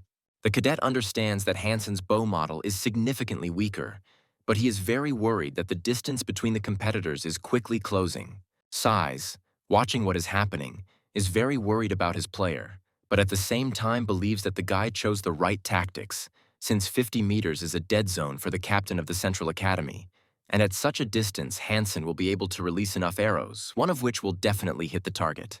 Hansen continues to close in on the enemy captain, realizing that he needs to close the distance as quickly as possible before his bow can pose a serious threat to the experienced shooter. He closes the distance to 150 meters and simultaneously releases 3 arrows from his bow, trying to force the enemy to be distracted by dodging. While the captain dodges the fired arrows, Hansen continues his run, closing the distance even further, demonstrating incredible endurance and determination. Hansen knows his tactics may be risky, but he continues to fire arrows to distract the enemy and keeps running, knowing that every second counts. The spectators, watching this, are unable to hide their surprise and excitement. They are intrigued, and no one knows how this fight will end, which has already become one of the most intense in recent years. The reporter, commenting on the events, notes that Hansen is advancing too riskily and reports that soon the distance between the opponents will be only 100 meters, which could become a turning point in the fight. Lisitsin, analyzing Hansen's actions, believes that there is a grain of truth in his tactics, and this is perhaps the last chance that the young man sees to turn the tide of the fight in his favor. His friend thinks that Hansen is taking a big risk, since he only has 20 arrows left and there are no reloading points nearby. Shenzi recognizes the threat and continues to shoot at the young man, but is greatly disturbed that his arrows are not reaching their target. Hansen is only 75 meters away from the enemy, but it is becoming more and more difficult to dodge his arrows. Hansen continues to fire on the move, feeling that it is becoming increasingly difficult. Shenzi believes that the young man has proven himself a worthy opponent and that his shot will finish him off. Size, not holding back his emotions, loudly shouts to Hansen that he has no right to lose in this battle. Lisitsin's friend reports that the young man has no chance and this is his end. Meanwhile, the reporter continues to comment on the events. The girl believes that Hansen used all possible means, but was still unable to defeat his opponent. At this point, Hansen takes out a special arrow, and unlike most people, he believes that this is not the end. The guy does a somersault in the air to dodge the enemy's arrows and quietly repeats that this is not the end. The young men's arrows collide in mid-air, and Shenzi is greatly surprised that his opponent is so determined and persistent. Suddenly he freezes as he sees an arrow coming towards him. The guy can't believe it as he clearly saw his arrow knock down his opponent's arrow. Seize no longer hides his emotions. The voice of a cadet can be heard, quietly saying that the captain was wrong. A cadet from the Central Academy screams loudly. He cannot believe that their captain could be wrong. Shenzi realizes that his opponent has come too close, and at this distance he cannot shoot his bow effectively. The young man realizes that he has no choice, and instead of shooting a bow, he throws an arrow at his enemy like a throwing object. Hansen states that the fight will now end, and calls the captain of the Central Academy a worthy opponent with whom he had to tinker. Hansen spent 3 months mastering the skill of spinning the energy counterclockwise, and now he uses it to direct the arrow towards his opponent. Shenzi is unable to dodge this blow and is left in severe shock. The next moment, the host announces that the Central Military Academy has been defeated and their team captain is out of the game. The audience and teachers are very surprised. They don't understand how this even happened. For a moment, the reporter is speechless. She can't believe that the great Central Military Academy lost this competition. The cadets immediately rush to Hansen. They are unable to believe that all this is reality, and they are not sleeping. The cadet asks the instructor if they really won, to which Saisei confidently replies that this is indeed the case. A friend tells Lisitsyn that this event is simply incredible, and he could not have predicted anything like this. Shenzi could not lose, but the arrow fired at him flew along a mysterious and incredible trajectory. The reporter comes to his senses and joyfully announces that a miracle has happened. The Black Hawk Academy has defeated the Central Academy, and its captain was unable to block this incredible arrow. A huge image of Hansen is shown on all screens, and the announcer announces that a new age is coming, the age of the Black Hawk Academy. From numerous screens, Hansen shows the cup, and the host's voice is heard, announcing that they now have a new champion. The Central Academy cadets are on the roof of a building, silently drinking beer, and one of them asks Shenzi how it feels to be defeated. Shenzi remains silent for a while, then reveals that he is indeed very surprised. The cadet asks the captain what happened to him during the last shot. Shenzi replies that the arrow mysteriously flew in an incredibly twisted trajectory. The cadets are very surprised by this, since the competition uses special arrows and it is not allowed to use the rotation technique, and it is also not allowed to use the collision with the airflow to change direction. Shenzi considers his opponent a very interesting young man. He is sincerely sorry that this was his last game, and he cannot meet Hansen again in the championship. The team captain leaves the young people. He says goodbye to them and hopes that they will see each other again soon. One of the students asks the team captain what his plans are for the future. The young man says that he initially wanted to wait until the end of the competition to go out to the stadium to receive his award, but now his plans have changed and he is going to go home.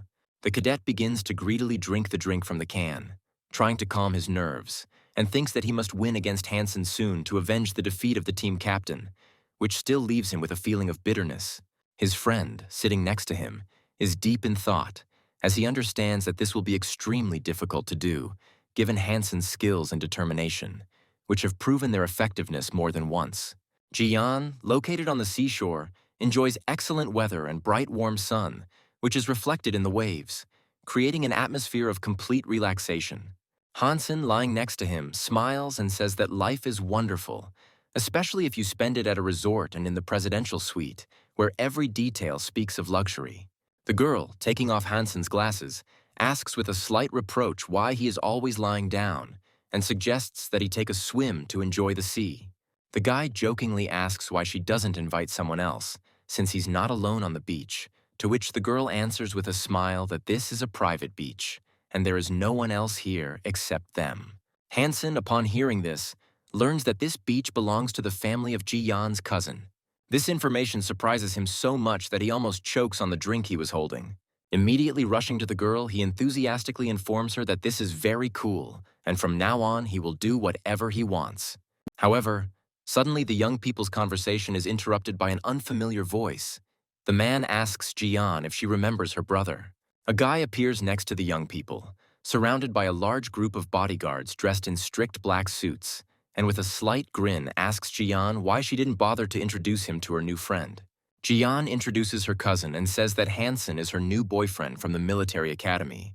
Hansen smiles at the young man, waves his hand in a friendly manner and says his name, trying not to show the internal tension from the sudden meeting. The cousin reports that he has already heard about Hansen's fight with the captain of the Central Academy team, and states that he considers the guy a true hero whose reputation deserves respect. Hansen, in his room inside the steel armor hideout, reflects on how quickly his little monster is growing, with only a month left until it becomes a divine blood beast, causing him to feel a mixture of joy and impatience. However, the guy understands that even such progress is too slow, and if he wants to overtake others, he will have to look for new, possibly risky ways to speed up evolution.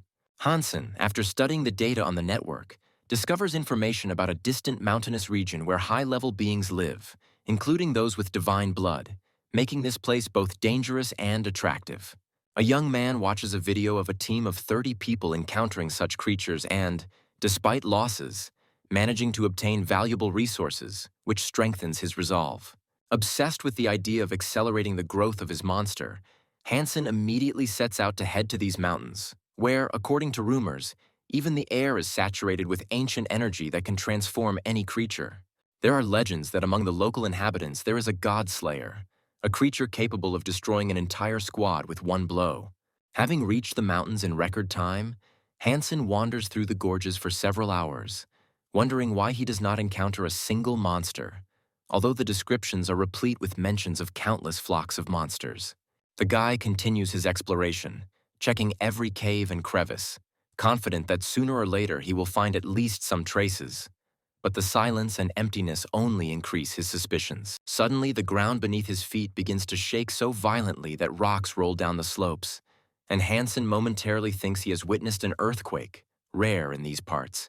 The rumble grows louder, turning into a roar, and the guy turns around sharply, freezing in surprise.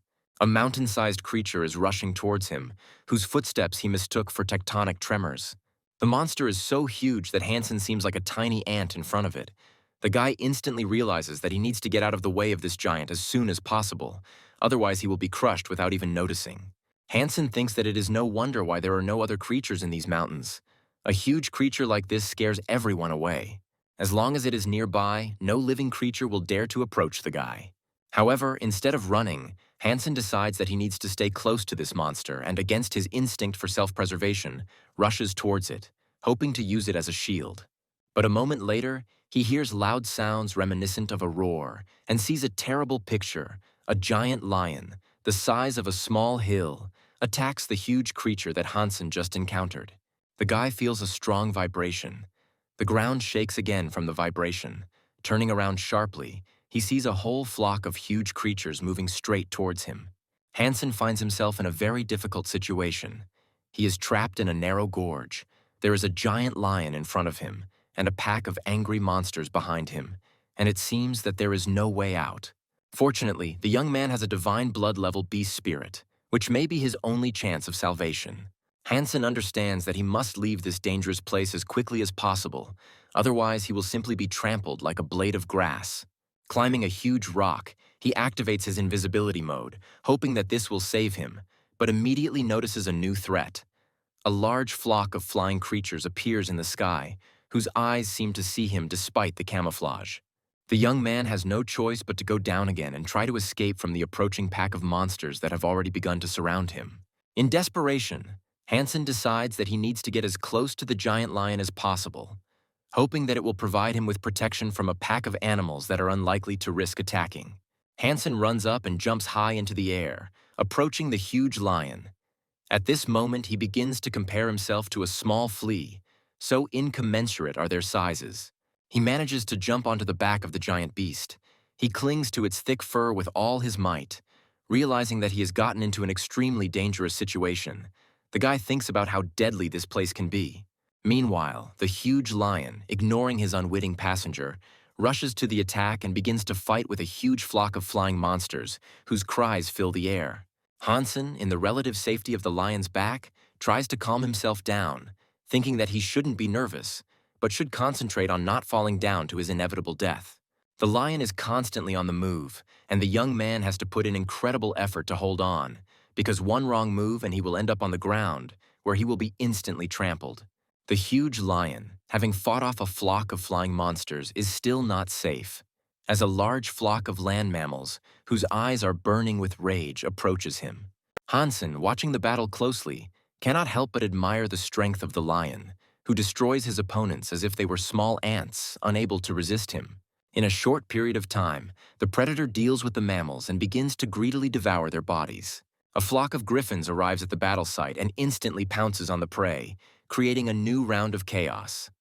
Hansen continues to think that he has entered a truly dangerous place, where every moment can be his last. The young man is already beginning to regret coming here and remembers how he came across information about these mountains. Now it seems to him a fatal mistake. Traveling on the back of a giant lion, Hansen spends several days, during which time he becomes increasingly convinced that he needs to find a way to get out of here before luck turns its back on him completely. Meanwhile, a huge flock of giant birds circled around the lion. The young man tried to remain calm, thinking that despite the presence of divine blood-level monsters among them, the lion had enough strength to repel this attack. Hansen notices that the lion suddenly changes its trajectory and heads to the side. After some time, he realizes that the animal came to the water to quench its thirst. The huge predator greedily swallows the water and is completely unaware of how a giant shadow, clearly belonging to some monstrous creature, is rapidly approaching it. A moment later, a colossal snake emerges from the depths of the reservoir and, with furious rage, rushes at the lion, trying to grab him with its powerful jaws. Hansen is in great shock. He already knows that the creatures here are huge, but their true size and power amazes even his prepared mind. The lion, demonstrating incredible speed, dodges the snake's first strike and then swiftly counterattacks, delivering a powerful blow with his giant clawed paw. In just a few moments, he tears the giant reptile apart and, having achieved a confident victory, without delay begins to devour the body of the defeated enemy. Hansen feels genuine satisfaction because he was unexpectedly lucky. After the fight, he got a sizable piece of the destroyed snake, and now he can have a solid meal. Having finished his meal, the young man settles comfortably on the lion's thick, soft fur and thinks that everything is not as bad as it might have seemed at first. A few minutes later, the system notifies him that the snake belonged to a divine blood-level being, meaning that he had received one super god gene. The boy admires the incredible speed with which the huge lion was able to defeat the divine blood-level creature, and again thinks about the colossal strength of this beast. Day after day, weeks pass. Hansen begins to feel tired from the endless journey on the body of a giant predator. All his thoughts are focused on only one thing: how to return home. Suddenly, the boy feels that something has changed, and raising his head, notices that the flock of birds that had been accompanying the lion all this time suddenly flies away. The young man immediately wonders what this could mean and why the birds changed their behavior so abruptly. Meanwhile, the huge predator, not paying attention to this, silently dives into the water and begins to swim quickly, leaving behind huge waves. Hansen understands that he has completely lost his bearings and now has absolutely no idea where they are heading. The guy comes to the conclusion that jumping into the water is pointless and too dangerous, because in this depths, there are probably many powerful creatures hiding that can destroy him in a matter of moments. The journey continues for many hours until Hansen finally looks up and notices a bright light in front of him, shimmering in the distance. A few moments later, he realizes that the huge lion has swum to a large island, over which a fiery bright sun is setting in the sunset sky, filling everything around with golden light. The lion comes ashore, shakes himself from the water, and lets out a powerful roar that echoes throughout the area. Hansen comes to the conclusion that this island may be his lair. Holding tightly to the thick mane, the boy notices that the lion moves confidently and quickly, and wonders if there are other creatures on this island, or if all the animals hid in fear at the sight of this giant predator. Several days pass, but during all this time the lion has not risen, remaining motionless. Hansen has a question as to why the animal has been lying there for so long and whether it is alive at all. The guy begins to think that if the lion is really dead, then its flesh could significantly enhance his super genes, because this is a creature of the divine blood level, and such an opportunity arises extremely rarely. He decides that he needs to take advantage of this chance, since increasing the level of genes is now his main goal. However, suddenly the lion jerks sharply, instantly jumps to his paws, opens his giant mouth wide, and lets out such a powerful roar that the sound spreads throughout the area, shaking the earth.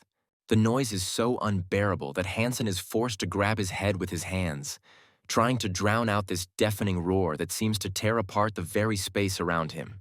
Hansen watches the calmed predator closely and immediately notices that next to him there is a small lion cub, who looks weak and can barely stand on his paws.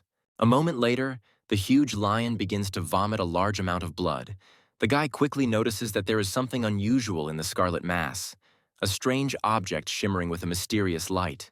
Coming closer, the young man looks at it closely, trying to understand what this huge glowing ball is, which looks as if it contains some incredible power. At this point, the lion cub, showing curiosity, approaches the ball and carefully begins to lick it. Hansen involuntarily wonders whether this mysterious object is edible or whether it contains something else. The boy listens, but does not hear the breathing of the giant predator and comes to the conclusion that the huge creature is probably dead, after which he slowly begins to approach the cub, carefully monitoring its reaction. He understands that despite its small size, even a young predator can pose a serious danger. Using his spear, Hansen carefully tries to pull the ball towards himself, which turned out to be crushed by the lion cub, but it turns out to be more difficult than he expected, because the object is quite heavy, and the cub, despite its age, has an impressive mass. For some time, the guy tries unsuccessfully to move the ball, applying significant effort until finally he manages to solve this problem by rolling the mysterious object away from the lion cub. Hansen is pleased that the little lion does not pose a threat to him now. The cub is so weak that he can't even stand on his feet, which means the boy can start studying the mysterious ball. Running his palm over its surface, he notices that the object is very cold to the touch. Its texture is reminiscent of jade, and this makes the young man think about its nature, whether it is edible or has some other property. By carefully observing the cub, Hansen comes to the conclusion that an adult lion would never harm its offspring, which means that if the lion cub is able to eat this ball, then most likely it is safe for humans as well. Having made this decision, he carefully licks the surface of the ball and immediately notices that it is slowly melting, leaving an unusually sweet taste on his tongue, reminiscent of something between honey and the juice of rare exotic fruits. Feeling the first changes in his body, Hansen realizes that his cells are filled with a colossal amount of energy, creating a feeling of incredible strength, tens of times greater than the effect of the most powerful energy stimulants. Consumed by greed, he continues to devour this amazing object, enjoying the surge of power. The boy is so carried away by the process that he doesn't notice at all how the lion cub begins to move. However, after a few moments, he finally notices it and comes to the conclusion that, despite its age, this creature is a potential threat, which means it must be destroyed before it gains strength. Coming closer, Hansen makes a final decision. He has no choice. He must get rid of this little monster before it becomes a problem for him. Going into a fighting stance, he gathers all his energy and delivers a powerful blow straight to the lion cub's head, expecting to finish him off instantly. But suddenly he encounters an insurmountable obstacle. His attack does not cause the slightest harm to the cub. The young man is amazed to realize that even a newborn lion has such strong fur that his weapon is unable to penetrate it, which seems completely impossible. At the same moment, the little monster, enraged by the attack, opens its eyes wide, which instantly fill with a blood-red light, and then begins to roar loudly. After which he suddenly jumps to his paws and lets out a loud cry, which, despite his young age, sounds so powerful that the air around him literally trembles. Hansen, intending to finish what he started, continues to attack. He knows perfectly well that the most vulnerable part of any monster is the eyes, and thanks to his exceptional accuracy, he is able to accurately hit this area and get the enemy straight to the brain. Concentrating, he delivers a well-aimed blow, after which the little monster falls on its side, growls loudly and angrily rubs its wounded eye. But this only increases the young man's bewilderment. He finds it strange that there is no blood flowing from the wound. His attack was precise and powerful, but at the same time it left no visible damage. However, he has no time to think, because the young lion rises to his paws again, now much more confidently, and begins to approach, emitting an angry growl, making it clear that he is ready to attack. In response to this, Hansen uses his most powerful weapon. He fires an arrow twisted counterclockwise, hoping that this technique will penetrate the creature's defense, but the blow has no effect. Realizing this, the guy moves on to the next step, pulling out a divine-level sword and unleashing a series of powerful attacks on the monster, and then moves on to the silver trident. But this weapon is also powerless against the incredible strength of the cub. After half an hour, Hansen stops attacking, realizing that he has been messing around with this little monster for too long, who, despite his age, turned out to be completely invulnerable even to divine weapons. At the same time, he notices with horror that the young lion is rapidly increasing in size. His movements are becoming more and more dexterous, and his steps are gaining confidence. Having tried all possible options and realizing that he cannot cause the slightest harm to the creature, Hansen comes to the conclusion that continuing the battle is pointless. Instead, he needs to pick up a huge glowing ball that may have incredible properties. Acting with lightning speed, he rushes towards the object, grabs it, and instantly flies into the air, leaving no time for the monster to react. The little lion watches him closely from below and makes a disgruntled growling sound. While in the air, Hansen continues to eat the ball, feeling his body overflowing with unprecedented energy. But at the same time, the guy realizes that this thing is too big, and he definitely won't be able to fly far with it. After some time, Hansen receives a system message that he ate a piece of the golden ball and received the super god gene, which causes him mixed feelings. Listening to his feelings, he realizes that nothing has changed in his body and wonders why the new super gene does not work as he expected. After some time, the guy learns that super god genes act completely differently than divine blood level genes, and their activation requires time or special conditions. The next morning, Hansen heads out to the island's coastal waters to catch more fish, hoping that this will help him boost his genes. While eating the fish, he's surprised to learn that even the small monsters on this island are divine beings, and eating them can greatly enhance his abilities. Remembering the black beetle that once gave him his first pearl, Hansen begins to assume that this beetle is native to this island, and its appearance was not accidental. The guy thinks that perhaps there are high-ranking creatures on the island, and if he gets one of them, then there will be no need to eat a huge number of monsters to strengthen his genes. His thoughts are interrupted by a loud cry. Hansen realizes that it is the little lion who has woken up, who, despite his size, already inspires fear. The young man thinks that he does not know where to go. It is extremely difficult to leave this island, and staying on it and waiting for the young lion to grow up is certain death. The next day, Hansen decides to explore the island better, rises high into the air and begins to carefully examine the territory, hoping to find at least some signs of civilization.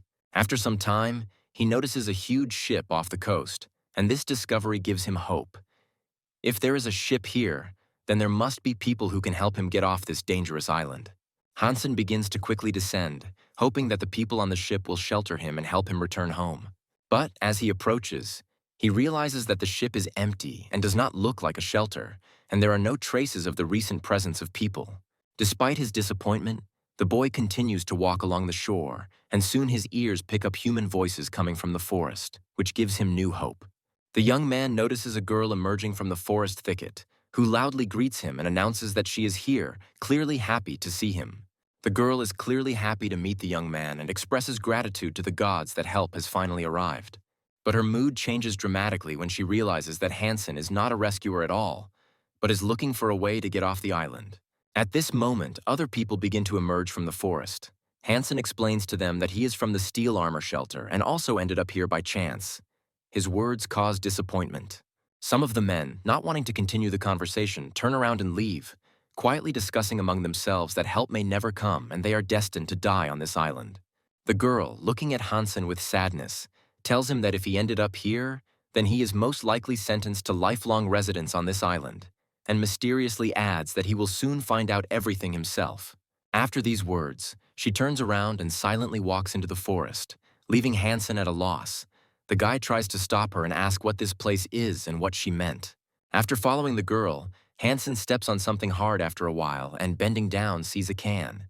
The girl warns the young man. She asks him to be more careful and explains that the jar he dropped is intended for storing fresh water. Hansen realizes that he is looking at a group of people who have been shipwrecked and have been living on the island for quite some time. But as he looks around their camp, he does not notice any buildings, shelters, or survival equipment. One of the men looks at him closely and without further ado declares that the guy is new here, which means that if he wants to live with them, he must strictly follow the established rules. The man explains that everything is simple here. If the guy wants to eat, he must follow the instructions and emphasizes that they do not have food for those who are not useful. Hansen looks closely at the speaker, noting his confidence, but thinks to himself that this man seems to not understand one thing. The island is full of creatures of the divine blood level, which means that the issue of obtaining food does not present any difficulty, because it is enough to simply kill one monster, and there will be enough food for a long time. Meanwhile, the man continues to speak, now warning him about the mortal danger of this place and advising him not to go far from the camp, because it is easy to die here. And if he still decides to take a risk, then let him not blame anyone but himself, since he has already been warned. The conversation is interrupted by another young man who decides to clarify something important.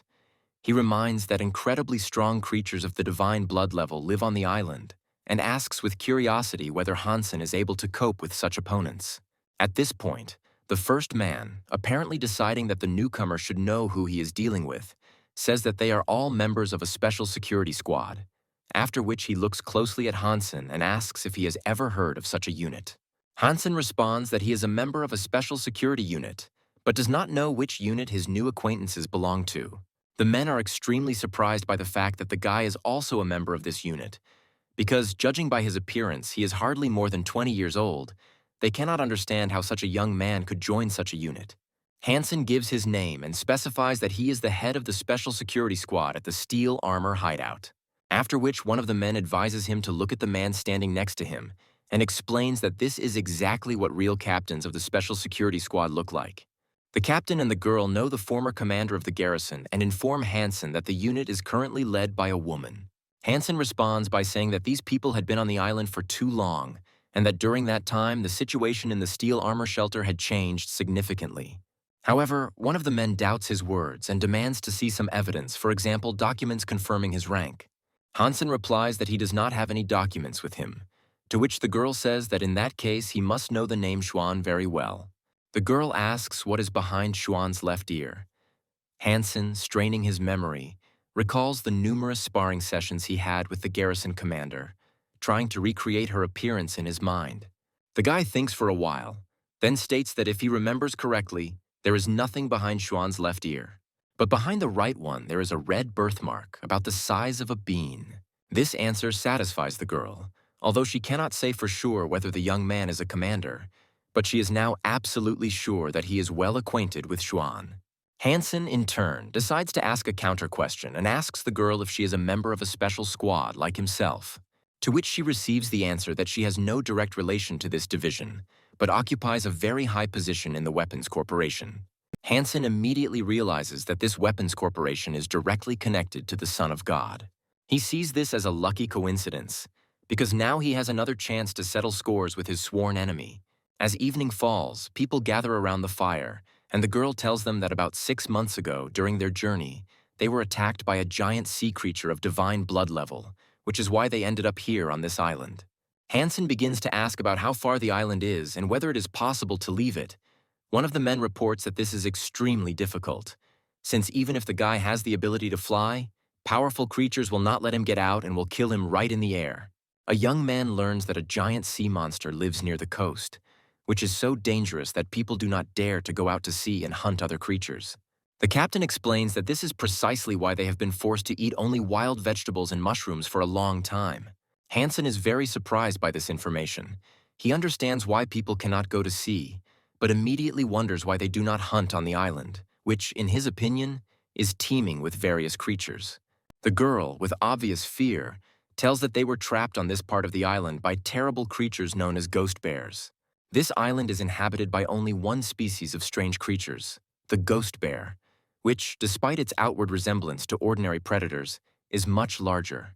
The captain adds that the creature is a dangerous opponent and tells of the last time their team went out on a mission to hunt ghost bears.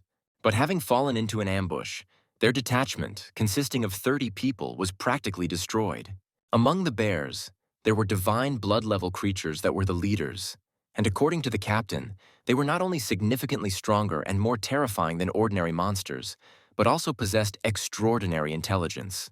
With sadness in his voice, the captain reports that they only have enough strength to repel attacks from primitive-level ghost bears. Hansen approaches the girl and offers her to make a mutually beneficial deal. She is very surprised by the young man's proposal and wonders how he knows that she is the vice president. The guy asks the girl if they want to eat normal food while they are on this island. The vice president's eyes begin to sparkle with joy when she asks the young man if he has any food with him. The guy replies that he doesn't have any food with him, but there is enough on the island. After the guy's answer, her mood changes. She realizes that he wants to attack these ghostly creatures and thinks that this is a bad idea, after which she declares that she does not want to lose any more people. Hansen asks the man if he is interested in the offer, but he replies that it would be better to stay here in safety than to participate in a deadly hunt. However, the captain became interested in the young man's proposal and asked him to continue speaking. Hansen reveals that they are all members of a special security squad and suggests that they go hunting for ghost bears together.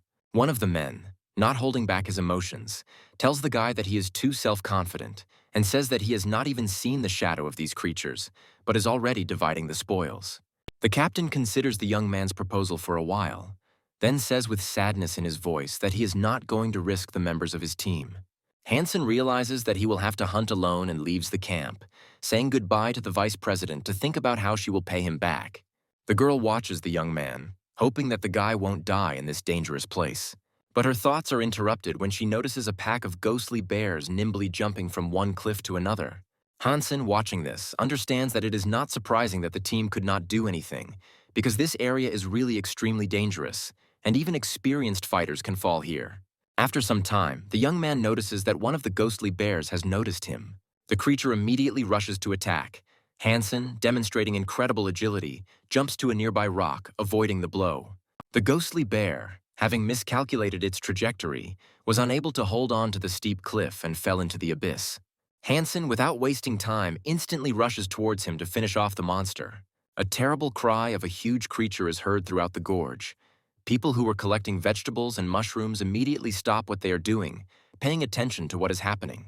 The girl, in a depressed state, says in a quiet voice that on this island death will soon take them all. Her words sound like a sentence. The people, noticing the approach of the bear and its eerie energy, line up next to the vice president and take up defensive positions. A moment later, a huge ghostly bear actually appears next to them, and the voices of people who intend to flee are heard, realizing that it is impossible to resist such a monster. Suddenly, Hansen appears from under the carcass of a huge monster, calmly asking those around him to calm down and saying that there is no reason to panic. The vice president, unable to hide his amazement, the girl does not believe that the guy went hunting alone and defeated such a monster. Hansen throws the carcass to the ground, and voices of people can be heard animatedly discussing how the guy could have single-handedly destroyed the monster, since their team was defeated, losing many people.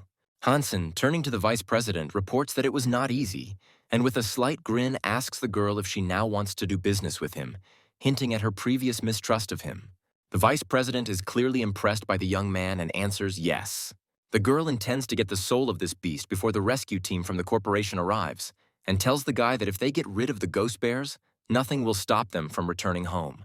Those around them are very excited, believing that very soon they will be able to eat their fill of meat. The vice president asks the young man what he wants in return. Hansen agrees to the market value. The young man says that he values this loot at around 100 million, a proposal that outrages those around him. One of the men says that the mutated creature is worth about 2 or 3 million and asks what the market value is.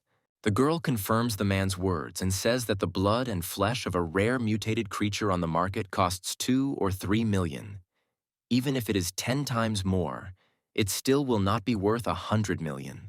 Hansen confidently reports that the product has different prices in different places, and here it costs 100 million. The vice president reminds the young man that they are all in the same squad and asks why he is going to ask for such a huge amount. Hansen reminds the girl of the captain's words, which he said at their first meeting, the meaning of which is that he who does not work does not eat. After which Hansen adds that he initially suggested that they all go hunting together, but everyone refused. Hansen says his position is simple. Anyone who wants to buy the creature will pay the asking price. The girl tells the guy that he is also in trouble, just like them, and everyone should help each other. She reproaches him for not treating them like his people. Gradually, a group of men surrounds the young man. They find his behavior outrageous and think, why don't they deal with the guy? Hansen notices the reaction and changes the price. The young man reports that the ghost bear's body is now worth 200 million. The squad captain turns around abruptly and leaves, telling those around him that he no longer intends to participate in this farce. The subordinates try to stop the captain and ask him about the meat. Hansen understands that they are not going to buy the ghost bear for such a price, and thinks about how much he will have to eat this bear alone, after which the young man lifts the huge carcass and leaves with it. But the guy doesn't have time to go far. The vice president girl says that she is ready to pay the required amount. She says that she doesn't have that kind of money with her, but she's ready to write an IOU, and when everyone returns to the mainland, she guarantees that it can be cashed. But she thinks to herself that as soon as the rescuers from the corporation arrive, The guy will be left with this IOU to die on this island. Hansen answers the girl. He apologizes and says that he only accepts cash and, as an exception, can use the souls of divine blood beasts when exchanging. The guy calmly states that the market value of the soul of a beast with sacred blood is between 100 and 200 million, and he is ready to exchange it for one beast with ghostly eyes, which causes discontent among those around him. People think that the young man is crazy to make such demands. Hansen, ignoring their indignation, turns to the girl, reminding her that she represents a huge corporation, and such sums are mere trifles for her. The young man, having received the soul of the sacred beast at his disposal, with a slight smile informs the vice president that it is very pleasant to deal with her, and her generosity will not go unnoticed. The girl turns to the captain and asks what he thinks about this. The man, instead of answering, carefully examines the soul of the defeated monster and asks the vice president to come closer to take a closer look at it. The girl understands that the captain has found something unusual, and, approaching, asks what exactly she needs to pay attention to. The man asks to look at the wound that is on the monster's body. He notices that the huge creature only had one wound, which turned out to be fatal, indicating incredible precision and force of the blow. The captain believes that they have encountered a powerful warrior who can enter the territory of the ghostly creatures and kill a bear with ghostly eyes with one blow. He advises everyone to think carefully about the fact that if they start to be hostile to this person, they will very soon regret it, since his strength and skills can become a serious threat to them. Meanwhile, Hansen tests the newly acquired soul of the sacred being in action, and he notes with satisfaction that the vice president turned out to be very generous. He strikes another ghost bear and thinks that perhaps the girl's goal is to destroy these monsters with his help.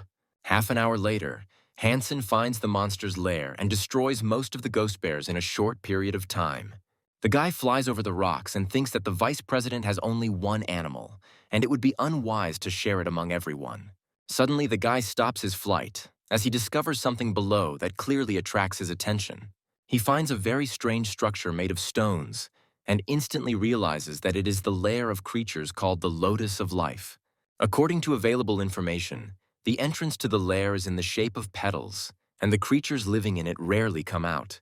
Hansen lands near the entrance and considers himself very lucky to have found such a rare item. The guy carefully examines the entrance and notices that the stones are black with a smooth surface, and the entrance to it is narrow, everything as it was written on the internet. Hansen believes that the people who crashed were unable to enter this cave and thinks that he will not be welcome here either. Hansen then squeezes through a narrow opening and enters the cave. The fall into the cave was very fast. The young man almost lost consciousness from the overload. Hansen realizes that he is very deep, because the lair of mutated creatures is often at a depth of 1,000 meters or more.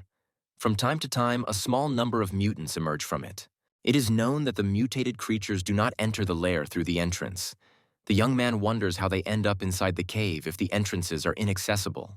He looks around the area carefully, thinking that the information he got from the internet might be unreliable, and this makes him slightly doubtful. The guy believes that he needs to be extremely careful and dons the ant armor, which provides a great armor effect. After some time, he finds a wall made of an anomalous crystal. The guy immediately notices that it is broken, which gives him the opportunity to get inside the lair. Hansen is confident that there are definitely sacred-level creatures inside the lair where the various monsters live, which makes him even more determined. He reads that there is no time to waste and begins to hit the wall to break into the lair. Having made the right hole, the young man stops and wonders why it is so quiet here, which seems strange and alarming. He believes that there is no need to fill your head with these thoughts, since this information is not important, and first you just need to go inside to understand the situation. After walking about 50 meters, Hansen suddenly stops. The young man is clearly surprised by something, causing him to freeze in place. He sees before him a huge hall, which is filled with a large number of large glowing cocoons, creating an atmosphere of mystery and danger. The young man is impressed by this sight. He believes that this is not a lair, but an entire underground city.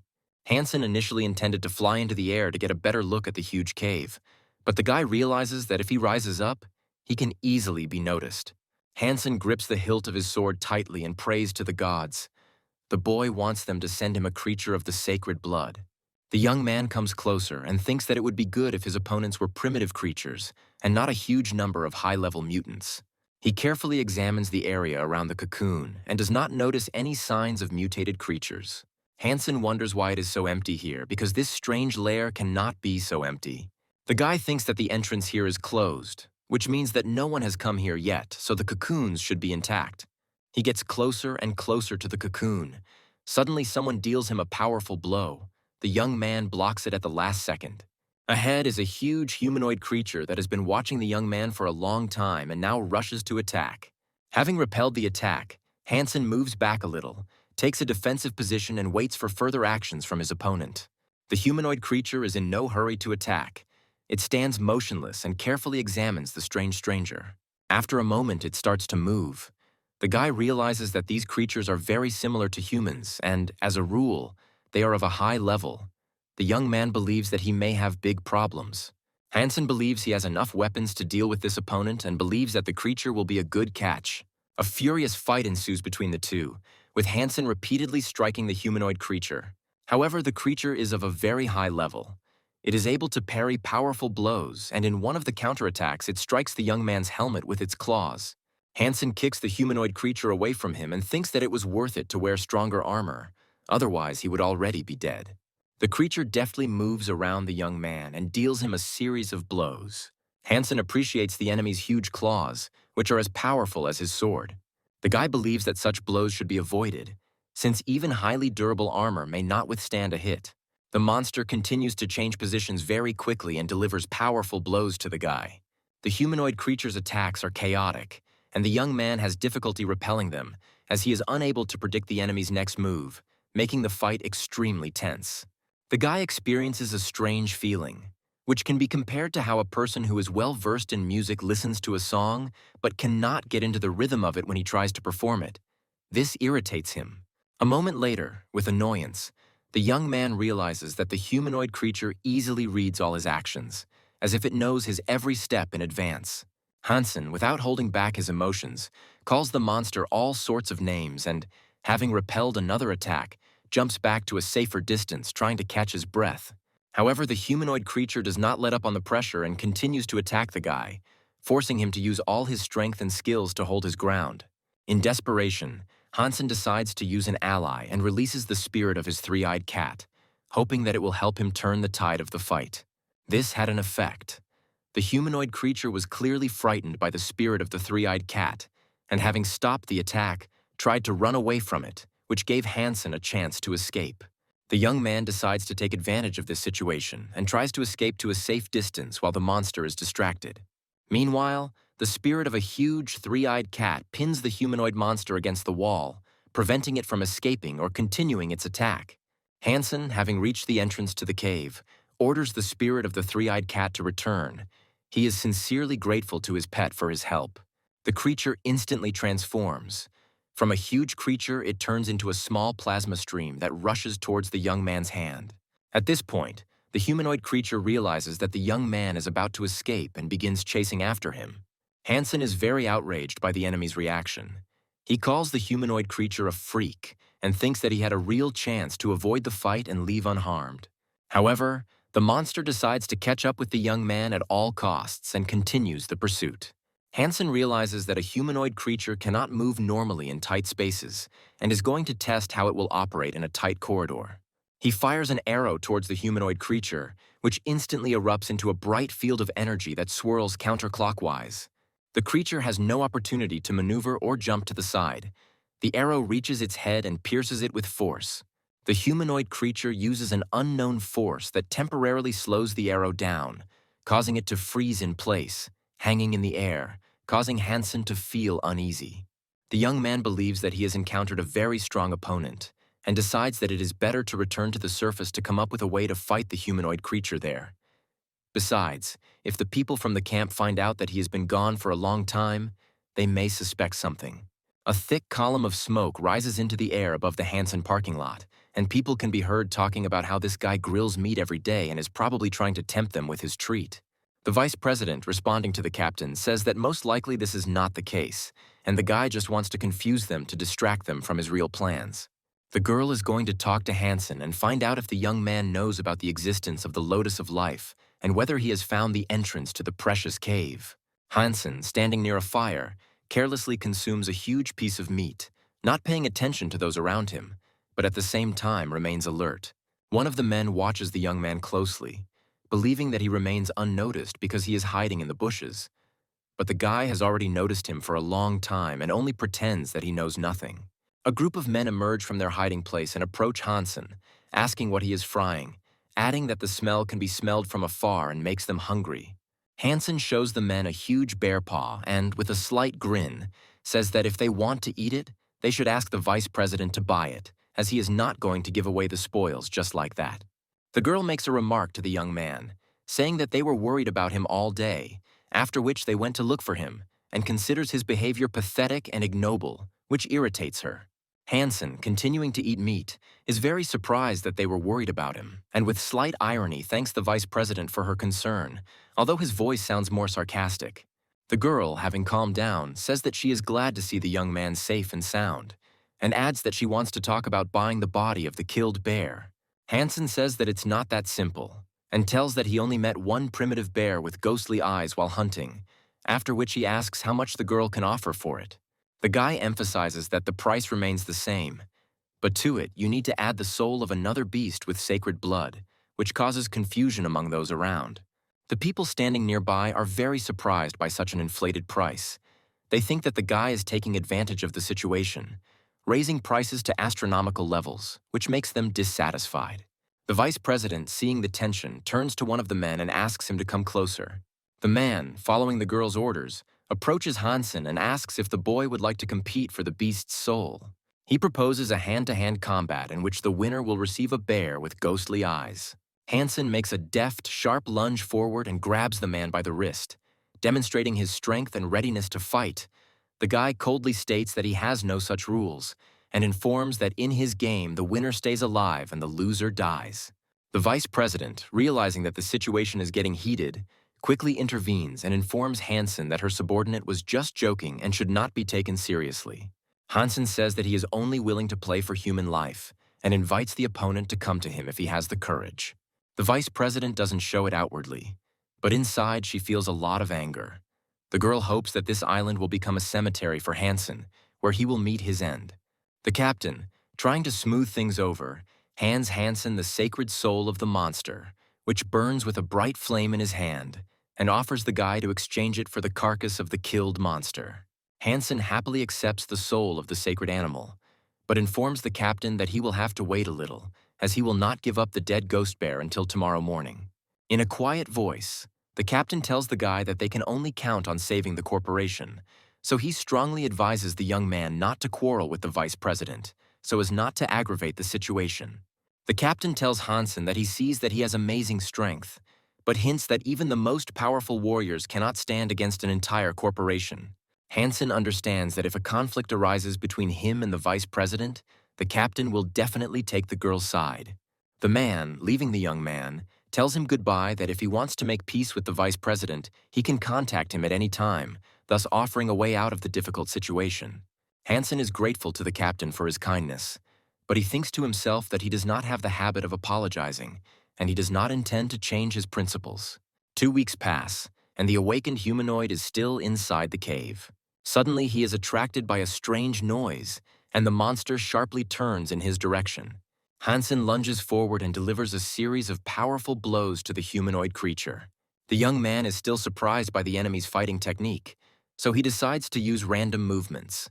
Hansen understands that as long as he uses chaotic maneuvers and maintains a high tempo, it will be very difficult for the enemy to control him. The young man is delighted. He has learned the tempo of the humanoid creature's movements and understands that it is not using anything new, but simply repeating the memorized techniques in a circle. The guy thinks it's time to end this boring fight, and, waiting for the right moment, he deals a crushing blow to the monster. The system congratulates Hansen on his successful hunt for the leader of the humanoids, but informs him that neither his soul nor his flesh are edible. However, after the victory, the young man receives a good trophy: huge, sharp claws of a humanoid creature, which are not inferior in their sharpness to a sword, but at the same time much lighter. Hansen arms himself with his new weapon and sets out to explore the cave in search of new creatures. Soon his attention is drawn to a brightly glowing egg, and he thinks that by breaking it he will definitely be able to get the soul of the beast. The guy suggests that the beast soul extracted from this egg is highly likely to be the soul of a sacred animal of the divine blood level. He delivers a powerful blow to the egg. The system reports that the hunt was successful and the alien egg was destroyed. Hansen understands that the souls of beasts drop randomly. It can be either the soul of a sacred beast or an ordinary soul. The young man begins to pray to the gods, asking that the choice fall on the soul of a sacred beast of divine rank. The next moment, a system notification comes that the beast's soul has been extracted, and the guy receives the soul of the main beast. The young man still hopes that it will be a sacred alien soul, perhaps the first in human history. However, the next message from the system disappoints him. The fallen soul, although it belongs to a being of divine blood, is quite common, although it is very valuable. A bright plasma flame flares up in Hansen's hand. He's about to test what this soul is capable of. Suddenly, the small flame transforms into a huge plasma field. The system reports that this creature is the soul halo of a beast. Hansen believes that the gods really heard his prayers, and that an ordinary beast soul would have been enough for him.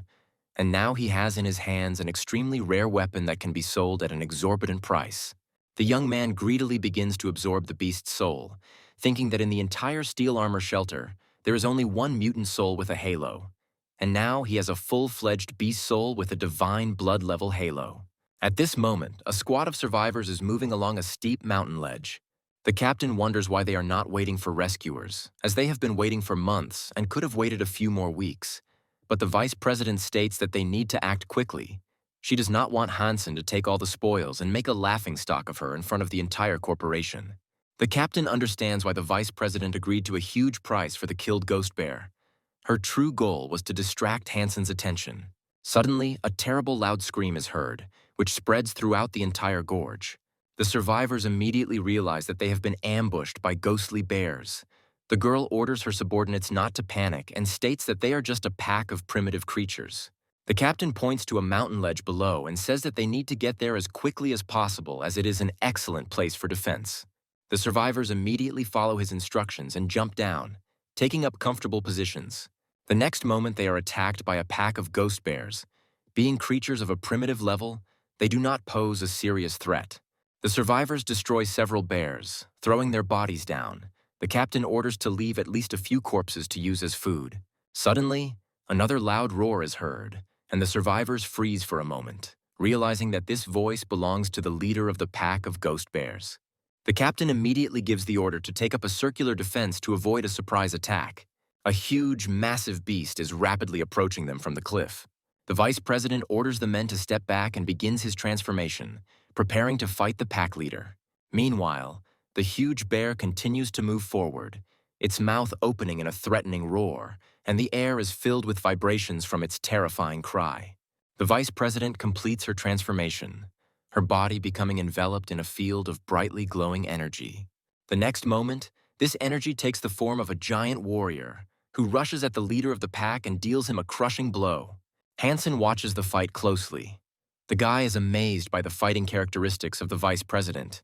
He did not expect that the girl has such outstanding strength and such impressive skills.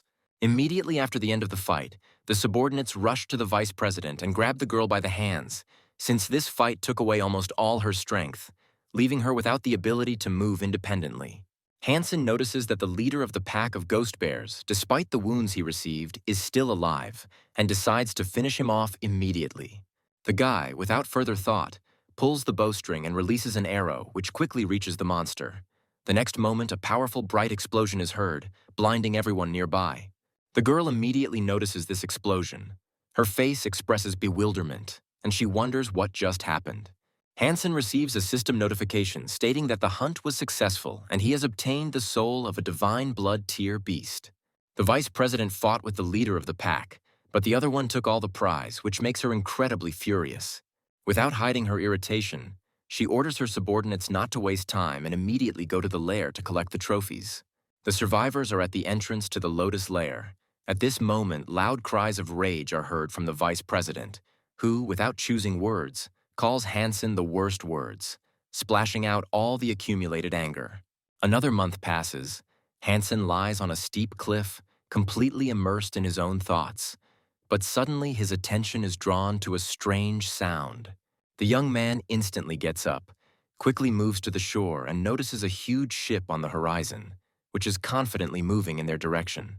He understands that this is not a random ship, but a specially sent military rescue expedition, organized to search for people missing on this island. The survivors board rubber boats and head towards the main ship, trying to leave the dangerous territory as quickly as possible. The captain looks closely towards the island. At this moment, someone nearby asks him what exactly he is trying to see. A few minutes later, the boats reach the rescue vessel, and the survivors, one by one, begin to climb on board, feeling the long-awaited relief. The captain is very worried about Hansen. He reports that he thoroughly searched the entire island, but was unable to find the young man. The vice president, on the contrary, hopes with undisguised satisfaction that Hansen will remain on the island forever and never appear in her life again. However, Hansen, using its wings, approaches the rescue ship at incredible speed. The young man is confident that as long as he has even the slightest chance, nothing and no one will be able to stop him from returning home. The guy slowly walks down a busy street and shouts enthusiastically at the top of his voice about how wonderful it is to be among people again, which attracts the surprised glances of passers-by. His fellow students rush to embrace him, expressing sincere joy, and admit that they had long considered him dead and had lost all hope. Hansen is surprised to learn that Jian will soon be going to serve in the army. The big guy says that the girl was very worried about his disappearance and lost a lot of weight. Ian tells the guy that the educational process does not stand still, and they will soon be transferred to the third year, so if he does not want to stay for the second year, he will have to put in a lot of effort. Hansen spends long hours diligently studying the material he missed, when he receives an unexpected phone call that forces him to interrupt his studies for a moment. The young man receives a call from his mother and happily realizes how much he has missed her voice. The woman begins to question her son about why he had not contacted her for so long, why he had not reported himself earlier, and what had happened to him in general. During the conversation, she begins to scold Hansen for his irresponsibility, and tears suddenly appear on the guy's face, because he is incredibly pleased to realize that someone is so sincerely worried about him. After this, the guy decides to call Jian, but his attempts are in vain as the girl does not answer, because in the army units it is forbidden to use personal phones. The next day, Hansen meets Ligan Liu at the Empress's restaurant. The girl says that she hasn't seen him for a long time and is sincerely glad about this meeting. She is glad that the young man is okay and his life is out of danger. Ligan Liu asks the guy if he has been to the Lotus Dungeon and if he could remember the way there. Hansen calmly says that he not only visited this place, but also remembered the route leading to the dungeon well, so returning there will not be much difficulty for him. The girl reports that her cousin is currently in the steel armor hideout, so she advises the young man not to attempt to return for now. Hansen is surprised to learn that the girl's cousin has recently been promoted to level 2. Ligan Liu does not understand at all what the young man is so surprised about, because her brother's progress was quite natural, since he successfully completed genetic improvement. She explains that in order to return to the shelter of steel armor, one will have to overcome at least 5 serious tests, after which she invites the guy to join her martial arts club. She then asks Hansen to tell her more about the beast's soul, which he obtained from the alien creature's lair. The guy, without further ado, tells her that this soul is of great value and costs an incredible amount of money, and the girl immediately notes that she will have to bear great expenses if she decides to help him. Ligan Liu warns that the hike could turn into a deadly danger, so the young man should seriously consider his decision. Hansen, in turn, asks the girl not to worry and just give him the card. There is a knock at the door. The visitor asks the professor for permission to enter. The professor greets Hansen with genuine joy and asks him how far his fighting skills have progressed in recent times. The guy says he has some important questions regarding supernuclear gene technologies and wants to find out which ones can be used by people who don't have developed potential. The professor explains that everything depends on the person, because even the most perfect technique can be practiced incorrectly. Hansen recalls the giant lion he saw earlier and states that he wants to kill a creature that is far stronger than the divine blood-level beasts. Hansen and his three-eyed cat take on the monster, determined to test the limits of their skills. The monster suddenly misses a blow, and a powerful stream of energy is thrust into his head with force. The guy realizes that the route the girl gave him really turned out to be safe and decides not to be greedy, but to thank her by handing over several of the animal souls he had obtained. In a relatively short period of time, using the map, the young man managed to obtain 5 animal souls. Soon, Hansen begins to feel very hungry, because his latest practice has increased his appetite, which now seems almost insatiable. Remembering the professor's words about the supernuclear gene technique being a new martial art that has its own side effects, he tries to figure out what's going on. The boy soon learns that this new technique partially intersects with old knowledge, which describes an ancient evil curse that conceals an unknown threat. The professor thoughtfully reports that many reputable researchers have tried to study the ancient evil curse, hoping to transform it into a new type of supernuclear gene. But all experiments have failed. Hansen speculates that perhaps the ancient evil curse is not as dangerous as it is made out to be, and its effects may be exaggerated. Despite the fact that most of the volunteers had their physical strength greatly increased by the ancient evil curse, the professor urges the young man to be extremely careful. Hansen soon begins to feel the side effects of this technique, realizing that people who practice this knowledge experience constant and insatiable hunger, no matter how much food they consume. Gradually, the boy realizes that it is becoming extremely difficult for him to contain this wild hunger, and, turning around, he meets the gaze of his three-eyed cat. Hansen barely restrains himself from turning away from his pet, then mentally repeats to himself that he doesn't want to eat. Remembering the professor's words about the ancient evil curse requiring a huge amount of energy for the heart and blood vessels, he realizes that a serious test awaits him ahead. The guy ponders that if hunger is caused by all the energy being directed to the heart and blood vessels, then perhaps it can be eliminated by using muscle-hardening techniques and slowing down the rate of energy circulation. The professor's voice sounds in his head again, warning him that the Tibetan curse is the basis of an ancient evil curse, and that if all the curses are carried out, the heart may not be able to withstand such a load. Hansen calms down, feeling his heart getting stronger. To his surprise, his strength has actually increased significantly. The young man feels happy that, despite his inner suffering, he has managed to suppress his hunger and has managed to refrain from eating his three-eyed cat. 3 months pass, during which time Hansen has changed greatly in appearance. His changes did not go unnoticed, and the surrounding cadets began to ask if everything was okay with him. Hansen meets Yanman, greets her, and says that they haven't seen each other for a long time. The girl is clearly worried about the young man's condition. Hansen measures his weight and is surprised to find that he has lost 30 kilograms. He does not lose his sense of humor and notes that this practice is much more effective than any diet pills. He realizes that the new secret technique is indeed painful and takes a lot of energy, but the feeling of hunger gradually disappears, and the strength of his body increases significantly, especially the work of the heart. His heart and vascular strength had now greatly exceeded the first level, which was unattainable for most ordinary people, and he had even surpassed those disciples who had practiced the atomic fission technique. It took half a year to practice the first and second levels of the ancient evil curse. Now, being on the third level, the process of progress is quite slow. Hansen looks closely at the animal in the cage and comes to the conclusion that something is wrong with it, because in all this time it has not grown at all. Hansen looks closely at the animal and is at a loss as to what could be wrong. Suddenly, he notices 2 pearls in the cage. The guy realizes that this is an essence with which you can get up to 10 super god-level genes. Hansen feels great joy because he holds in his hands the black and white essences that can only be obtained from super god-level beasts. He understands that with this essence and the ancient curse technique, he can become the first super evolutionary among humans. And if the super god-level gene is noble, he will become the king among evolutionaries. The president of the Hand of God Club hones his skills by playing on 2 screens at the same time. The guy believes that there are only 2 strong players in the entire academy, he and Hansen. Those around him are very envious of the young man, since at his age he has achieved very great results. He is stopped by a friend who asks if he knows the latest news about Hansen being back. The guy asks his friend to take him to Hansen without delay. Meanwhile, Hansen slowly walks through the academy grounds, thinking that he already has 19 super god genes, and if his little beast doesn't let him down, he will reach the maximum level in 9 months. He remembers that the professor promised him a certain amount of cards for learning a secret technique, and he is going to use this resource. Suddenly he stops when he hears someone calling his name. He is caught up by a young man who says that he is a freshman and is part of the archery squad, and then asks when Hansen will have some free time. Those around him are in awe of the freshman's determination as he prepares to challenge Hansen. Hansen calls the young man Junior and says that he is very sorry, as he has no time at all now. But if such an opportunity arises, he promises to teach this young man something.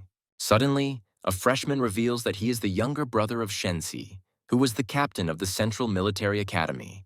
Hansen is very surprised by this news, not understanding what this young man is doing in their academy, after which he begins to think that the guy is probably going to avenge his brother.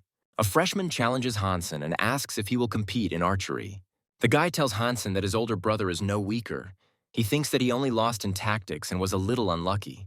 Hansen suggests forgetting about this boring matter and asks to say hello to his older brother, but the freshman replies that Hansen cannot simply refuse him. He believes that Hansen can't just up and leave. The guy intends to defeat him and prove that he is not so good and not even worth his brother's little finger. Hansen heads to the holographic training room to test the uniqueness of the new S-tier card. Fighting with undeveloped people is quite boring for a young man, but this card will allow him to compete with developed opponents. Hansen enters the gladiatorial arena, determined to thoroughly understand the skills and techniques of his various opponents. Double swords materialize in his hands. He thinks that he hasn't seen anyone use such weapons for a long time, and now is a good time to practice. His opponent is greatly surprised, as the young man does not use his usual weapon, but chooses the same double swords as his. The masked man calls Hansen a stupid boy and launches a furious attack. The guy parries the first blows and thinks that the tactics of using this weapon are rather strange, because one hand is always extended forward and the other is pulled back. Looking closely at his opponent, Hansen comes to the conclusion that he clearly possesses rare skills. His opponent's physical fitness should be slightly higher than his. However, using dual swords, this warrior fights on a completely different level. The masked man realizes that Hansen is not as weak as he seems at first glance, and is glad that he has such a great opponent. He believes that the young man is using the phantom sword technique and thinks that his technique is clearly superior. Hansen attacks his opponent using a chaotic dual sword technique to disrupt the masked man's rhythm. No matter how sophisticated the technique he uses, it should disrupt his rhythm. Hansen did not expect that people from the gladiator community would be so strong. His opponent, despite his few victories, admires the guy with his skills. Meanwhile, a bright energy field flares up around the masked man. He uses the technique of the 13th reverse flow. The man begins to perform rapid spinning movements around himself, instantly creating a powerful energy funnel. Hansen uses all his strength and capabilities to repel such a furious attack. The young man fights to the limit of his strength, but he can hardly contain the enemy's furious onslaught. The masked man continues to press Hansen, the young man, counting the rhythm, understands that his opponent has not yet reached peak power. Hansen loses 27% of his life after being attacked by an enemy and decides that it is time to counterattack. Hansen tries to fight his way through the dense energy vortex and wall of blows, knowing that if he had been hit that many times in real life, he would have been seriously injured or even killed. The gladiator continues his furious attack and never ceases to be amazed at the young man's resilience. Hansen understands the advantages of the virtual arena, where a fighter using a level 13 reverse flow can instantly deal up to 70% damage. Hansen watches his opponent closely. This time he notices the trajectory of 9 out of 13 punches. The guy rushes at his opponent and continues to parry his lightning-fast blows. The gladiator begins to worry about why the young man manages to dodge the blows, since before he missed every second one. The masked man screams loudly and continues his furious attacks, telling the boy that if he fails this time, he will continue his deadly attacks further. Hansen smiles back. The young man is clearly in a good mood because he got a worthy opponent, just the one he wanted. By closely watching his opponent's manipulations, he realizes that the force of each of his blows can be predicted. The gladiator screams loudly again and charges forward with another attack, using his terrifying 13-strike reverse flow technique. However, Hansen calculates the trajectory of almost all the blows and deftly dodges the deadly attack. The gladiator stops for a moment. The man is very surprised and does not understand how this can be, because he used his powers to the maximum, but his opponent received only 5% damage. Hansen smiles back at the gladiator and informs him that it is now his turn to attack. The young man begins to repeat the previously unknown technique almost exactly. His opponent is very surprised, almost shocked. He does not believe that the young man is exactly repeating his technique. Gladiator had been practicing with swords since childhood and spent 10 years learning the basic techniques. Only at the age of 16 did he meet the requirement to use the reverse flow technique. The man cannot believe that in 30 minutes of combat, some young man was able to learn and repeat his long-standing technique. After the fight, the young man calls the gladiator a little boy. He sees that the man is excited, and with a slight mockery asks what is the matter.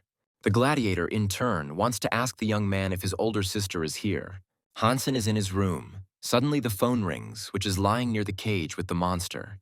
Yanman reports that a lair of alien creatures has been discovered in the nearby mountains.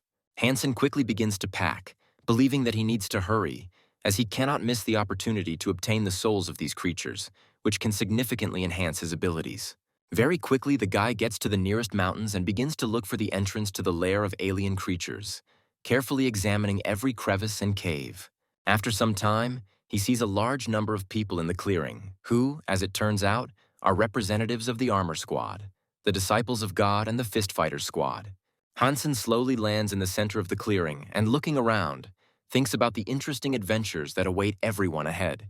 The young man wonders if there is enough loot for everyone, given that there are 3 large groups present, each eager to get their share. Mr. Yuan, one of the leaders of the group, suggests that everyone present make a gentleman's agreement to avoid unnecessary conflicts. Yuan explains to the young man that they will draw lots to determine who will enter the lair first, and in this case, everything will be decided by luck, which seems like a fair decision. The young people start to draw sticks. Mr. Yuan wins, after which he announces that his disciples of God will have to go first. Half an hour passes. Mr. Yuan's men quickly run out of the lair, trying to catch their breath. They are very scared. Scouts report that a large group of mutated creatures have sealed off the entrance, and that behind that entrance is an unknown number of powerful creatures, none of whom could have gotten past such a powerful defense. The representatives of the other squad report that it is now their turn, to which Mr. Yuan's people respond that they will also fail. 20 minutes pass. Hansen asks the hunters what happened and why they left faster than the previous squad. The hunters report that the first group of scouts did not exaggerate at all, and it is indeed very dangerous there. They left the lair because they do not want to die in vain. Hansen says he will go down and check what is going on. Yanman asks the young man to be extremely careful. Hansen asks if there are any willing to go with him. Some of the hunters in his party are not against taking a risk for a valuable reward. A group of hunters led by Hansen slowly moves along a narrow tunnel, believing that this road is indeed very narrow and dangerous. 10 minutes later, they reach the entrance, which is blocked by huge rocks, and behind it, a large number of monsters are clearly visible. Bimbo comes closer and reports that there really is a huge number of monsters behind the barricades. Bimbo suggests waiting for these strange creatures to break down the barricade and jump out, and then they will destroy them. Hansen asks the hunters from his squad to step aside. The young man wants to destroy the barricade and enter the lair. He puts on the armored antsuit and thinks that it is really dangerous here, but there is a chance to get an egg of an alien creature. Suddenly, Bimbo stops the young man and tells him that it is too dangerous there, and so the man wants to go with the guy. Hansen believes that the man should not take risks, as it is very dangerous. He thanks for the help and support and says that he will go for the eggs alone. The hunters wish the young man good luck and say that they will stay here and guard the way. Hansen suddenly picks up speed, then jumps towards the barricade and delivers a powerful blow. The young man instantly enters the lair and immediately enters the battle, delivering lightning-fast blows to the monsters. On his way, he comes across a huge, creepy creature that opens its alien mouth and lets out a terrible scream. Some of the ordinary monsters burst out of the hole that was formed, and Bimbo and the other members of the squad instantly pounce on them, preventing them from escaping. After a few minutes, an oppressive silence falls in the cave. The hunters look closely at Hansen, who is in front, and realize that he has dealt with all the monsters. Suddenly, one of the hunters notices a surviving monster that rushes at Hansen. The young man shouts loudly to his commander to warn him of the danger. Hansen lunges forward and delivers a fatal blow to the monster. One of the young hunters is very surprised by the combat characteristics of Hansen. He asks Bimbo if their commander was always so strong. Bimbo tells the young man that there was a time when his brother taught Hansen how to use a sword, information that clearly surprises the young hunters. Meanwhile, Hansen, killing the monsters attacking him, slowly makes his way forward. After some time, he reaches a brightly glowing cocoon located at the roof of the cave. Hansen deals a powerful blow to the cocoon and asks the higher powers to give him a super god-level soul. A powerful energy strike hits the young man's head. After the cocoon is destroyed, a system notification comes that the extraction is complete, and the guy receives the divine sword and the demon soul. The young man tries to come to his senses, thinking that the divine blood-level sword he received was far superior to his normal weapon, and this gave him confidence. A guy sitting at a computer monitor watches the competition in a virtual gladiator arena and calls his friend to quickly watch a very interesting fight that is about to begin. One of the most powerful warriors appears in the virtual gladiator arena, whose reputation inspires respect and fear among the spectators, and this makes the upcoming fight exciting. The gladiator, noticing his friend, asks what he is doing here, to which the man replies that he has heard about a new unknown opponent and wants to personally verify his strength.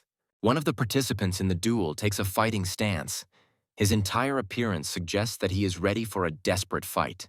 Hansen also gets into a fighting stance. At this moment, the voice of the gladiator is heard, who asks his friend if he knows this guy. The man says that he does not know Hansen personally, but has seen him by chance several times at the academy, which prompted him to add the guy as a friend. Hansen's opponent wonders why the young man does not use two swords, as he believes that if the boy uses his technique, it will lead to his inevitable death. Hansen tries to grab his opponent's arms to restrict his movements, but this fails as his opponent is one of the Academy's best warriors whose skills exceed his expectations. Suddenly, Hansen feels his opponent take over, after which it becomes clear to the young man that part of his body has gone numb. He realizes that his opponent is using the Overlord's armor discharge technique, which, in addition to immobilizing, also reduces the strength level. The fighter performs the following series of moves, causing Hansen to take 70% damage. The young man struggles to control his rage and realizes that this is a truly universal technique that can deprive an opponent of his strength. He experiences severe pain and comes to the conclusion that the evolutionists are indeed ruthless fighters, using any opportunity to win. At the same time, he admits that his opponent is a worthy warrior who is moving in the right direction, but with such physical training, it will be extremely difficult for him to gain the upper hand.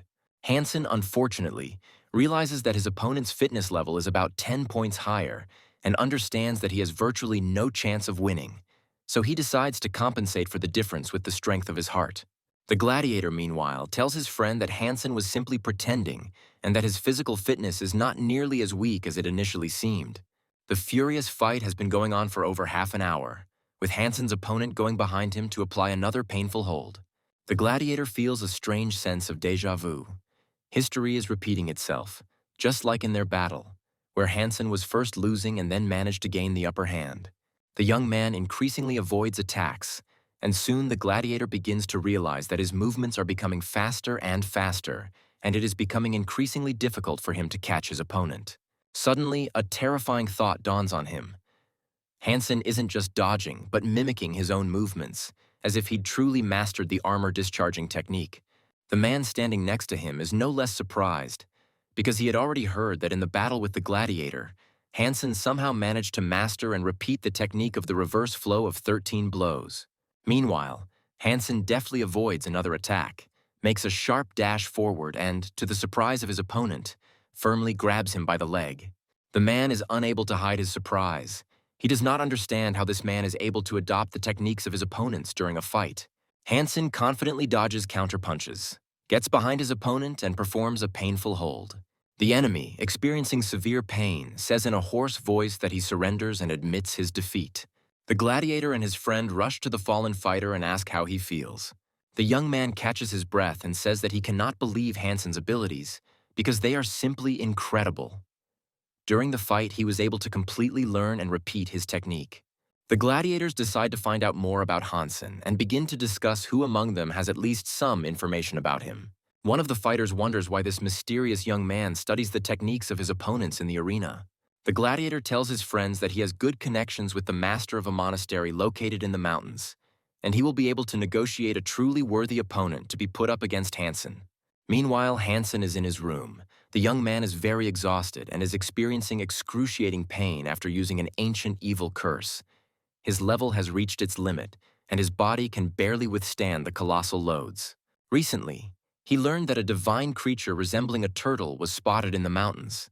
Hansen suspects that it may be one of those powerful creatures that possess the level of sacred blood.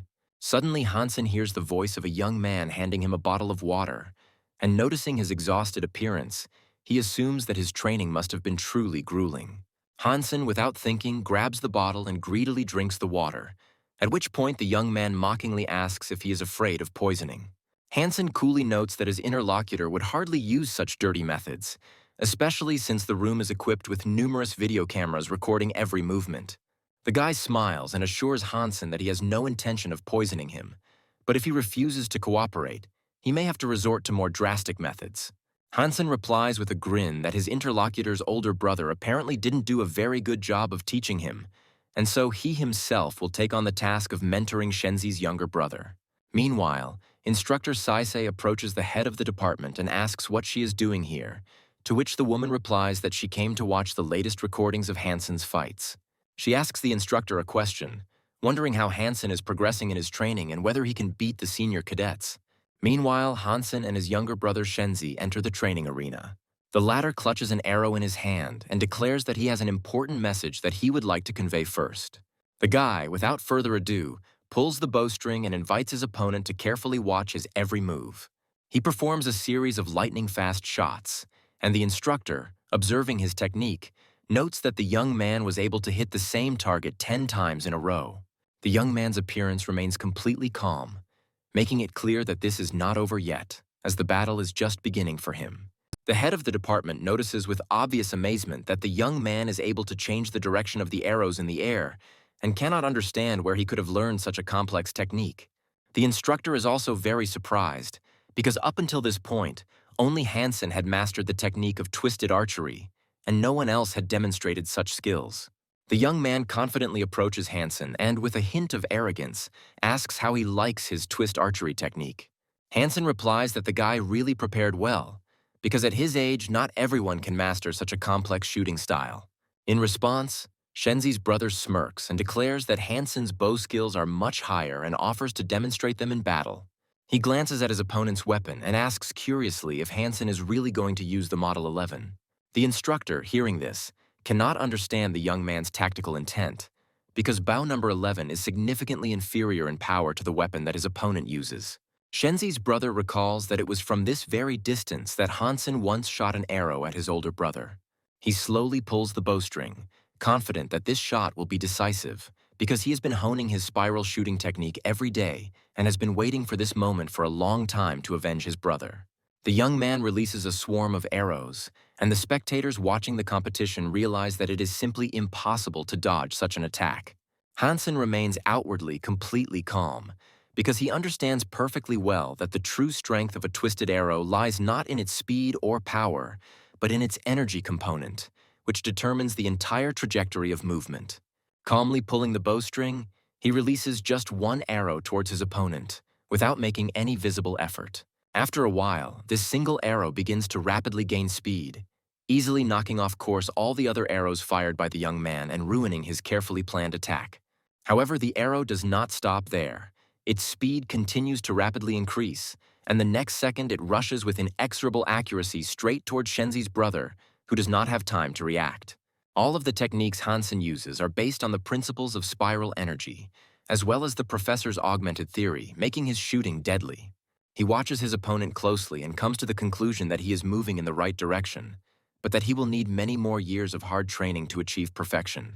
Hansen wins the fight hands down, and then, looking at his opponent sitting on the floor, calmly tells him that if he really wants to master the real technique of twist shooting, he can come to him for instructions. The instructor, watching this battle, turns to the head of the department and says with admiration that Hansen has simply colossal potential and will be able to bring the academy many victories in the future. The young man at this time is confusedly thinking about how he could have lost this fight, because his opponent used only a weak bow and an ordinary arrow, which seemed impossible, and comes to the conclusion that he needs to train harder to become much stronger. The next day, a flying island appears over the dark swamps. Hansen knows that the dark swamps are located away from the main roads, and it is unlikely that anyone will interfere with him on this excursion. However, once he finds himself on the flying island, he realizes that someone has already managed to find him. It seems to the guy that these strangers are unlikely to be from the shelter of steel armor. After some time, he notices that in the distance, two clearly difficult warriors are fighting, and they are representatives of the neighboring Slava shelter. The monster they are fighting is incredibly strong, and it deals a powerful blow to the hunters, sending them flying far away. The hunter immediately notices Hansen's presence and informs him that he is a representative of Slava's refuge, offering to fight the monster together. Hansen asks the man who will get the soul and flesh of the defeated monster if they cooperate, to which the hunter replies that it is a matter of luck. Whoever wins will get everything, which makes the guy smile slightly.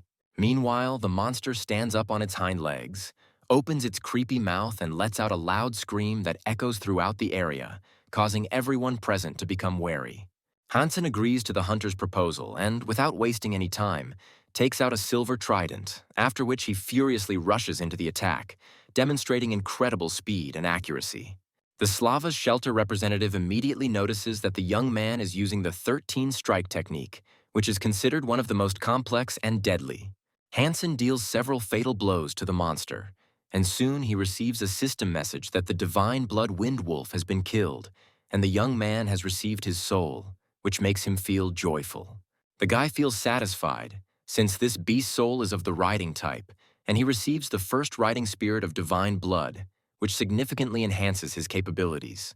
The Hunters of Glory's hideout, having completed the transformation and returned to their normal appearance, ask the guy if he wants to sell them the soul of the beast. Hansen states that he is not interested in money, but is willing to make an exchange if the hunters have the monster souls he needs, which causes them some confusion. The girl standing next to him thinks that the guy is asking too much, since he is offering the soul of the first shelter in exchange for the soul of the second shelter, which seems unfair to her. Hansen, not wanting to waste time on negotiations, tells the hunters that otherwise he will take the prey for himself, after which he throws the monster's body over his shoulder and begins to walk away. The girl asks her partner if he's really just going to stand there and watch what is happening. The hunters from the Glory Sanctuary consider Hansen a very serious student and offer to continue the journey together. They tell that in the depths of this valley their people met a turtle of divine blood. After some time, they encounter a squad of hostile hunters. One of the hunters tells Hansen that it is better to avoid them since they cannot afford to fight these people. The people from the rival squad are also unwilling to engage in combat with the hunters from Slava's hideout. Their commander notices Hansen and asks where he could have seen him before. The man suspects that the guy ended up here because of the divine blood turtle. The hunter tries to calm the situation and states that Hansen is just a curious young man who wants to see the monster. Hansen thanks the hunter, but he is not satisfied with this approach, so he once again expresses gratitude for the accompaniment and suggests that they disperse. Hansen, riding his mount, approaches a high mountain. Raising his head, he immediately notices a massive turtle on its summit. Hansen studies the bush closely, wondering if these fruits were the reason that such an ancient creature emerged from the depths of the sea. Suddenly, hearing movement behind him, he turns around sharply and notices how one of the hunters, riding on his animal, quickly rushes at him. Without ceremony, the hunter rudely declares that if the young man does not want a quick death, then he should immediately leave this dangerous mountain range. Hansen only laughs loudly in response, letting the impudent hunter know that his threats seem ridiculously funny to him. One of the men in the squad comes to the conclusion that the man in front of them is clearly out of his mind, since he absolutely does not perceive the seriousness of the situation and does not feel the slightest fear. At this time, a huge turtle, having finished eating the bush, slowly moves forward. Hansen slowly lowers his hand to his weapon, keeping an attentive gaze on the hunter commander. The man feels obvious anger and disdain for the young man and is convinced that this naive guy is deliberately walking towards his own death. Suddenly, Hansen, abruptly breaking away from his place, snatches up his spear and with incredible force delivers a swift blow to the hunter. The man, who just a minute ago was acting so brazenly and self-confidently, suddenly loses all his determination and runs away in fear. Hansen wastes no time. He quickly throws his combat dagger, catching the fleeing hunter commander with a precise blow to the back. Hansen spends the entire next day on a long journey, intently searching for traces of the huge tortoise that disappeared in the mountains. He is completely unaware that the reptile is moving in the same direction as he is, but it is in a nearby gorge and hidden from his sight. Despite its apparent slowness, the turtle is a formidable opponent that should not be treated lightly, and its strength should not be underestimated. Hansen finally finds the turtle, and without hesitation, he activates his battle form, donning his armor and summoning the demon sword, deciding that this weapon would be ideal for fighting this monster. After the beast's soul was added to the blade, its strength and sharpness increased significantly, becoming more than a third more powerful. Using the technique of an ancient evil curse, the young man rushes forward with determination to attack the giant enemy, hoping to finish the fight with a swift strike. However, the huge turtle reacts instantly, deftly dodges the attack, and the next moment, with incredible precision, grabs the blade of the sword with its powerful jaws. Hansen is genuinely surprised, as he was sure that he had used his most powerful weapon against the monster, capable of cutting through even the strongest armor. He comes to the conclusion that he has encountered a true divine being, as it was able to easily bite through his blade as if it were made of thin glass. The monster is clearly irritated by this attack, and opening its huge mouth, lets out a deafening cry that literally shakes the air. Hansen instantly understands that in this situation it is better to avoid an open confrontation, so without further ado he turns around and quickly runs away, trying to create distance between himself and the monster. However, the turtle, despite its impressive size, moves surprisingly quickly, forcing the guy to use his wings and soar into the air. While in the air, Hansen tries to pull himself together, realizing that just a moment ago he was on the verge of death. He understands that he had absolutely no chance of winning this fight, because he does not have divine armor, nor a unique technique, nor enough speed to dodge an attack of such incredible power. Suddenly, he receives a message from the Empress, who challenges him to the gladiator ring. The guy decides that this is a great chance not only to develop a new technique, but also to significantly increase his physical strength in a short time. The Empress stands in the gladiator arena, and the countdown to the start of the duel begins. Without hesitation, he rushes forward, believing that the only chance of victory is to strike the decisive blow first, not giving the opponent the opportunity to counterattack. However, to his surprise, he notices that at the very last moment the Empress easily dodges his most powerful blow. Hansen continues to attack with the same fury, but cannot understand why the girl does not respond to his blows, but only deftly dodges each of them. Trying to take advantage of this opportunity, he does not reduce the pressure. The guy is convinced that the gladiator arena is the ideal place to hone his fighting skills and test his capabilities. Time after time he strikes, alternating them in a chaotic rhythm, but they still do not reach the target. The Empress, demonstrating incredible speed, easily dodges even the most unpredictable movements. He is amazed at how easily the girl anticipates his actions, changing the pace of the fight. He realizes that a rhythmic attack against her is completely useless. Gradually, he comes to the understanding that all this time the Empress deliberately drove him into a dead end, forcing him to move according to her rules, and now, finding himself pressed against the wall, he understands that the situation is getting out of control. The next moment, the Empress suddenly rises into the air, preparing to deliver a swift blow from above, her speed leaving no room for thought. Hansen manages to repel the attack, but in doing so he experiences serious overloads, since it is impossible to release the force. At the same moment, the host's voice is heard, announcing the end of the fight and officially confirming that the victory went to the Empress, after which the young man instantly disappears from the virtual gladiator arena. Left alone, he begins to carefully analyze the course of the fight and comes to the conclusion that the girl deliberately used non-standard stances and a special dodging technique in order to gradually drive him into a corner and deprive him of the opportunity to maneuver. Hansen decides to add her to his friends list, believing that she is more dangerous than any super divine being, and if he can have a few more training sparring sessions with her, he will be able to significantly improve his fighting skills.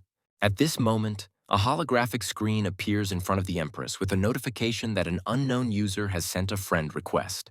The girl accepts the young man's request without hesitation, after which she heads to the main temple where the abbot is already waiting for her. She confidently approaches the man, her steps full of determination. Stopping in front of him, she reports that the test was successfully passed. Meanwhile, Hansen is in his room, continuing to go over the details of the recent battle, and comes to the conclusion that the overload not only increases the physical strain on the body, but also helps expand his combat boundaries. And when combined with the strength of his heart and increased practice of the ancient evil curse technique, this can lead to doubling his combat capabilities. At that moment, a holographic screen suddenly appears in front of him with a message that someone has added him as a friend. He instantly understands that it was the Empress who responded to his request. Hansen now devotes all his free time to gladiatorial fights, persistently improving his skills.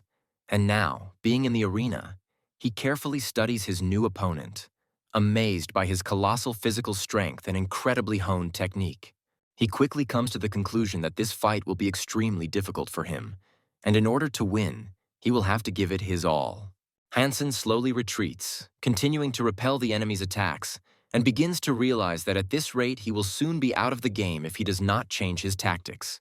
He instantly focuses, deciding to combine the ancient evil curse and overload, which should increase his physical strength to 28 points.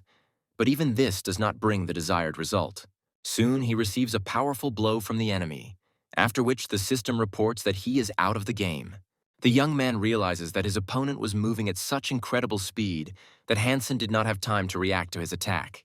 The next day, he faces the same opponent again. The guy is determined and believes that this time he will be able to win. Hansen remembers his fight with the Empress and decides that it is time to use her technique, but realizes that he cannot yet be as skilled in its use as the Empress herself, and he needs to carefully think through every step to avoid falling into a trap. Hansen's opponent watches with some surprise as the young man alternates between different techniques and changes the tempo of his movements.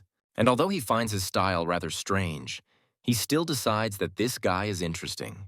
After a few moves through the Empress Hansen system, he manages to pin the enemy to the wall. The young man thinks that now is the chance for a decisive attack. He carefully calculates his moves, preparing to use the overload technique to deliver the most powerful blow that can bring him the long-awaited victory. The opponent watches in amazement as Hansen replicates the movement of his technique. The guy reacts extremely negatively to this. He is absolutely sure that Hansen is deliberately repeating his technique.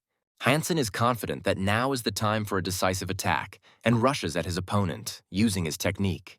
The gladiator is very surprised by Hansen's action, because the guy was able to predict the trajectory of his next move and block the attack at an early stage. At the last moment, Hansen's opponent miraculously manages to jump to the side, avoiding a blow of colossal force.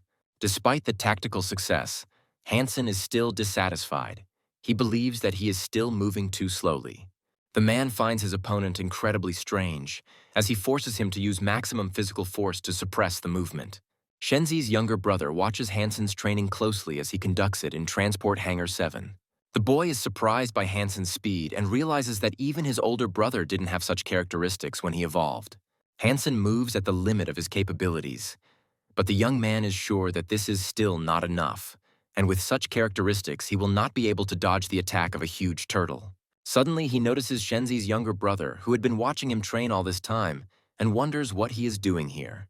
The boy slowly approaches Hansen and asks the young man if all his promises are still valid, because he can teach him how to shoot a bow. Hansen says he is willing to start training if the young man has a way to pay him, to which the guy asks if he is afraid of this. Hansen states that he has no fears about this. He will be the best warrior as long as he progresses, and no one will ever be able to surpass him, not even the students he will teach. The next day, Hansen learns that he has been sent on a mission as a bodyguard. Hansen carefully studies the information about the object. He learns that they must protect a plant researcher who has been doing his job for more than 50 years. The guy believes that the man probably knows a lot about plants, especially about what the turtle eats. Hansen immediately comes to the botany professor's office and meets the man. He is very surprised by the professor's appearance. The dossier states that he is over 70 years old, but the man looks no older than 50. After which he meets the commander of the bodyguard detachment, who are also responsible for the professor. The guy convinces him that they will work together and he will not cause them problems. The squad sets off on their journey. The bodyguards admire the man's hard work.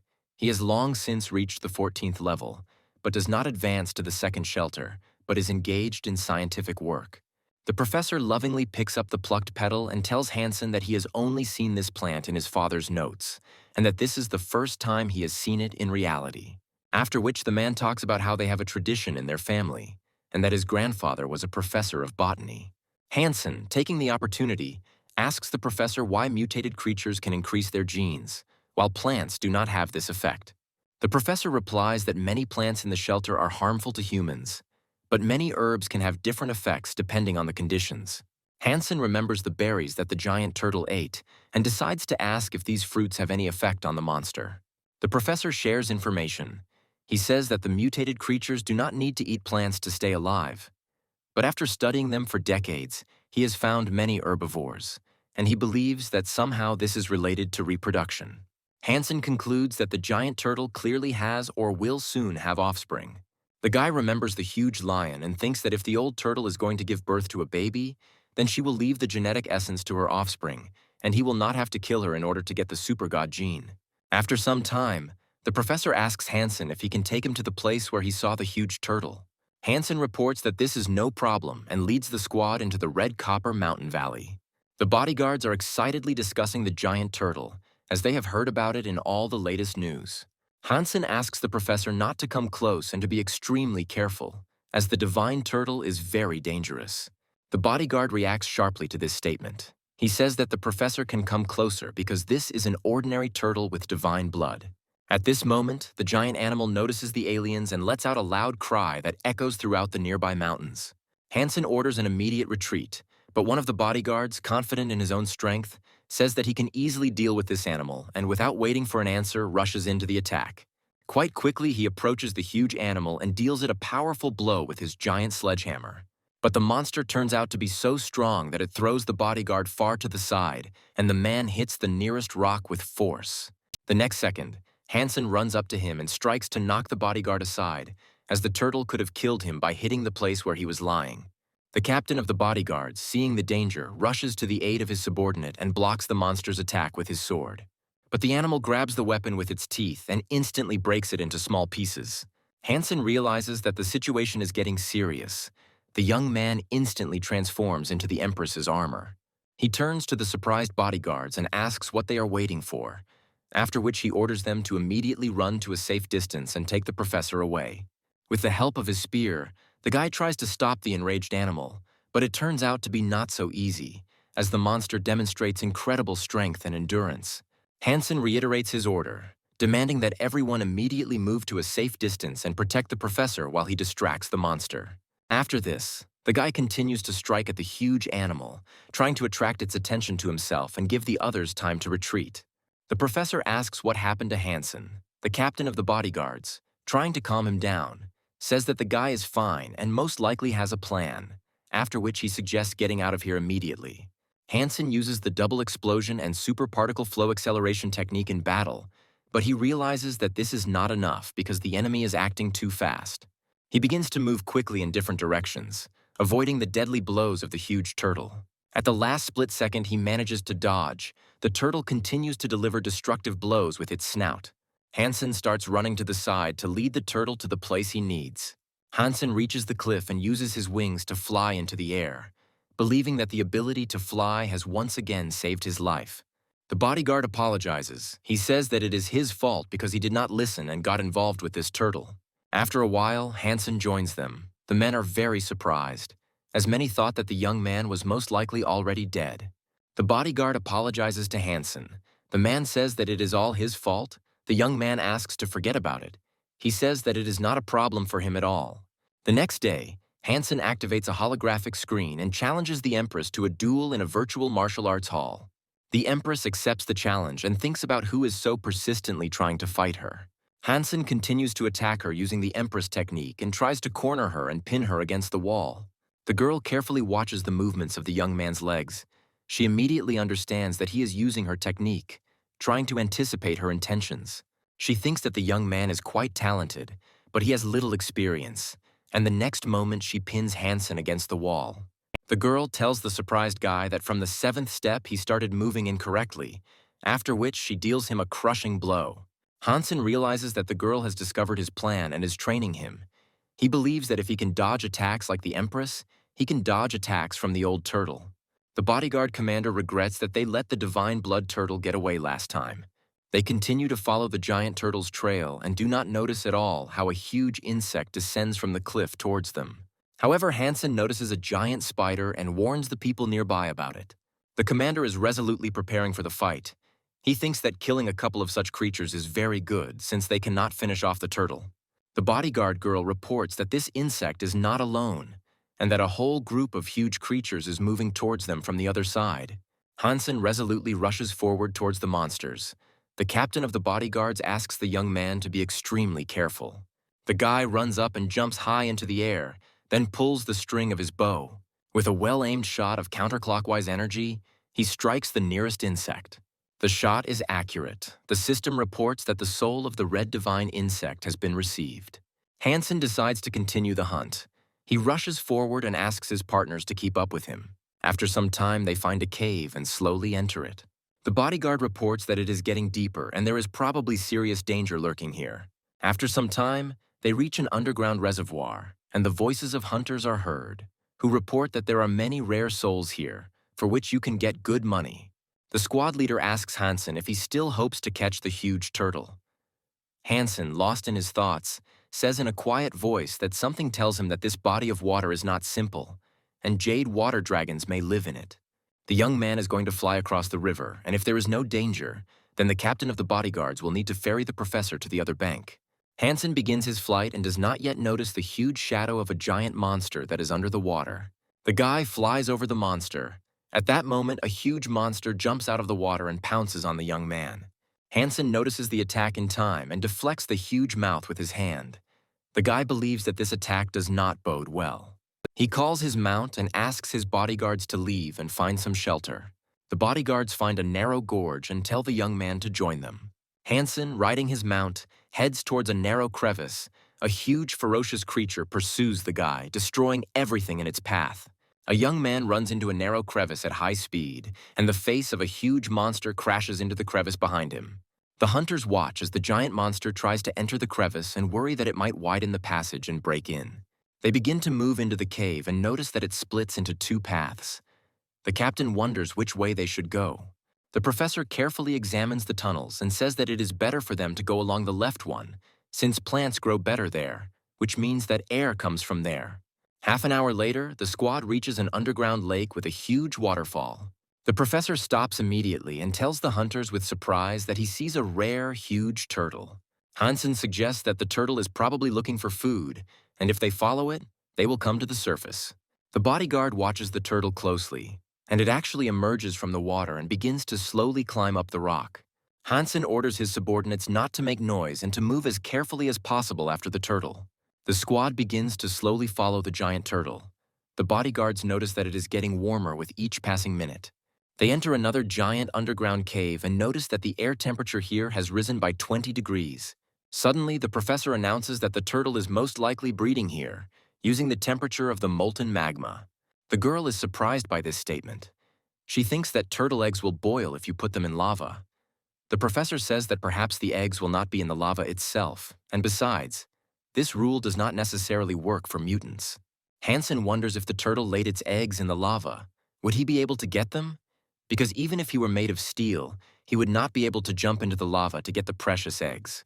The guards look on in awe as a huge underground river of molten rock appears. The captain turns around abruptly and asks if anyone heard a very strange sound. The next moment there is another sound, and after that another. This is a huge underground dragon trying to break through the stone wall. The bodyguard watches the monster closely and does not understand why it is moving towards the lava. The monster rises to its full height, opens its terrible mouth and lets out a loud scream. The bodyguards don't understand what's going on and say that the creature has gone crazy and is going to bang its head against the wall and commit suicide. Hansen is amazed at the animal's strength. The huge walls crack, but the dragon does not receive even the slightest damage. Suddenly, the young man thinks he understands why the underground dragon is striking the stone wall. The professor understands what the guy is thinking. The creature wants to break through the wall and fill the lava with water so that the giant turtle freezes in it. The huge dragon continues its powerful blows against the partition that holds back the huge volume of water. A moment later, a loud roar is heard, the wall collapses, and a huge amount of water begins to flow into the lava. Hansen puts on a mask and orders everyone present to put gas masks on their faces, as the fumes are highly toxic and can kill. The dragon starts moving towards the huge turtle. Hansen starts to think that this old turtle is about to meet its end. Under the influence of water, lava begins to harden and turn into stone. But after some time, the solidified lava begins to crack, a strong blow is heard, and a huge turtle bursts out. Hansen is convinced that this creature is clearly a super divine being, and its power surpasses anything he has encountered before, making the fight even more dangerous. The turtle immediately pounces and sinks its powerful jaws into the giant dragon's neck, demonstrating incredible strength and fury that leaves everyone present holding their breath. She unwinds the huge snake in different directions, after which she throws it with incredible force into a nearby rock, from which fragments of stones fly off. The bodyguards watch in amazement as the huge, enraged creatures continue to fight, realizing that they are powerless against such power. Hansen, donning the ant's armor, asks the bodyguards to go outside with the professor. The professor tells the boy that it is too dangerous to stay here alone. He does not want the young man to hunt alone, risking his life. Hansen worries that there is too much smoke in the room to see clearly, and decides to use the Empress's vision to his advantage.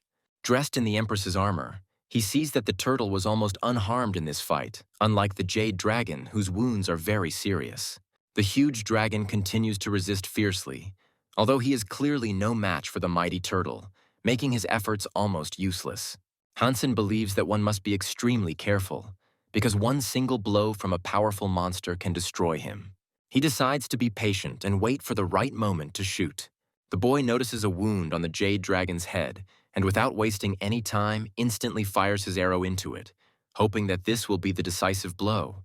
The professor is very worried about Hansen, but the commander reassures him, saying that most likely the guy is fine and knows what he is doing. Meanwhile, the energy-filled arrow reaches the jade dragon's wound and pierces it with incredible speed. The arrow pierces through the head of a huge dragon and flies out. The huge monster falls to the ground with a crash, and a system notification about a successful hunt comes in, which informs that the super divine creature, the water dragon, has been defeated, and the soul of the super beast has been obtained. Hansen can't believe his luck, because he just received not just a beast soul, but a super beast soul, making him one of the few who could reach such a level. A brightly shining ball falls from the body of the defeated dragon and rolls towards the arrow. Hansen now faces a completely different problem. The young man is thinking about how to go down and get the life gene extract, because there is a huge turtle below. However, luck was on the young man's side. After some time, the turtle plunged into the water of the underground lake and swam away. Hansen instantly drops down, wondering how big an adult jade dragon is, as he thinks he was fighting a very young one. The young man picks up a brightly shining ball and begins to eat it instantly. After a while, the system reports that he has received the soul of a super beast. The hunters, together with the professor, go out onto an open ledge, notice the young man, and ask how he is doing. The guy replies that he is completely fine and tells the bodyguards that both mutants have escaped. After some time, the squad notices a light coming from above. They realize that they can get out of here. Hansen is at a banquet and listens attentively to the stories of the men standing nearby, who say that yesterday mutated creatures attacked the shelter and killed several people. Suddenly, Hansen is called out by an old acquaintance and asks the young man what he is doing here. The guy thinks that Hansen came here just like him to celebrate the Empress's birthday. This comes as a surprise to Hansen. The young man asks his friend if he has a gift by any chance. The guy replies that, unfortunately, he only has one gift, after which he points to the side and asks Hansen to look carefully. Hansen notices the Son of God to the side and says that he looks completely different than usual. The voice of his friend is heard, who says that the Son of God has changed very much lately. The Son of God approaches Hansen and greets him. The young man is very surprised that he does not feel any aggression towards him. The Son of God reports that he recently entered the second shelter and now does not consider Hansen his enemy. He tells Hansen that he realized how hot-tempered and naive he was before. But after getting into the second shelter, his worldview changed dramatically. After the Son of God leaves the young people, Li Ganliu tells the young man that her cousin is sincere and he has really changed a lot lately. The girl suggests that the guy becomes stronger so that he too can get into the second shelter in the near future. After some time, a young man approaches Hansen and says that his master would like to make a deal with him. Hansen goes to an audience with the stranger, who offers the guy to sit down to discuss a very interesting topic. Hansen wonders why the MP's grandson sought him out, unless it was to treat him to an expensive drink. Hansen learns that the senator's grandson has called him to ask for help in gathering several divine souls for the Steel Armor Sanctuary. The senator's grandson says that they have a private club that trades souls, and if the young man is interested in something, they can exchange one soul for another. Hansen asks if the soul of the beast from the second refuge of the gods can be found in this club. The senator's grandson is very surprised by this question, since the exchange is not equal, because the souls of the animals of the second shelter are much more valuable. Hansen, in turn, tells the young man that he has something to interest him. The young master asks his assistant how many free animal souls they have in the shelter of the neighboring city. Hansen reports that there are only 3 souls in this refuge, and he is willing to exchange 3 souls of divine blood for 1 soul of an armored beast. The senator's grandson's assistant intervenes in the conversation and reminds his master that the value of the souls of the beasts of the second refuge is much higher than that of the first. The senator's grandson says he needs to balance the vaults and asks Hansen for permission to look at his souls. Hansen shows the senator's grandson the silver trident, and he realizes that the young man is clearly interested in the weapon. The senator's grandson wonders if Hansen really wants to part with such an expensive item. The guy says that there is no point in using it now, and asks to look at the soul of the beast, which is nearby. The young master looks at the mount that comes with the demon sword in amazement. Hansen reports that it is the fastest mount, which the senator's grandson disagrees with, knowing that the wind horse is known to be the fastest mount in the first refuge. Hansen says he is not going to argue and tells the young man that he will give him this soul. The senator's grandson is pleased with such an expensive gift and expresses his respect to Hansen. Hansen shows the next beast's soul. He states that this spirit is transformed with divine powers and is called a warrior with ghostly eyes, which can greatly increase strength and speed. The guy once again offers his conditions: to exchange 3 beast souls of divine blood for 2 from the second shelter.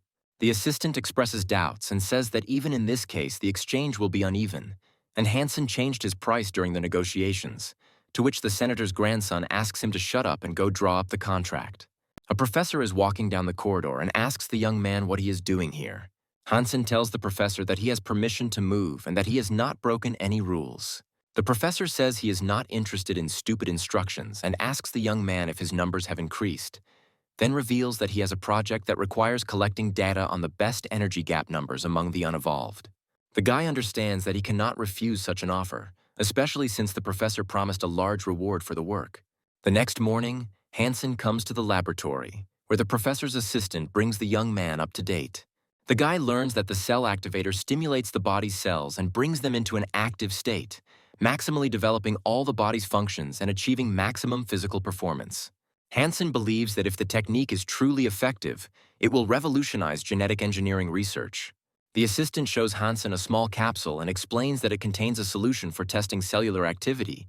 If the guy drinks it before bed, it will bring his indicators closer to the maximum. Hansen holds a capsule of the solution in his hands and wonders if it will help him practice the overloads he regularly experiences during training.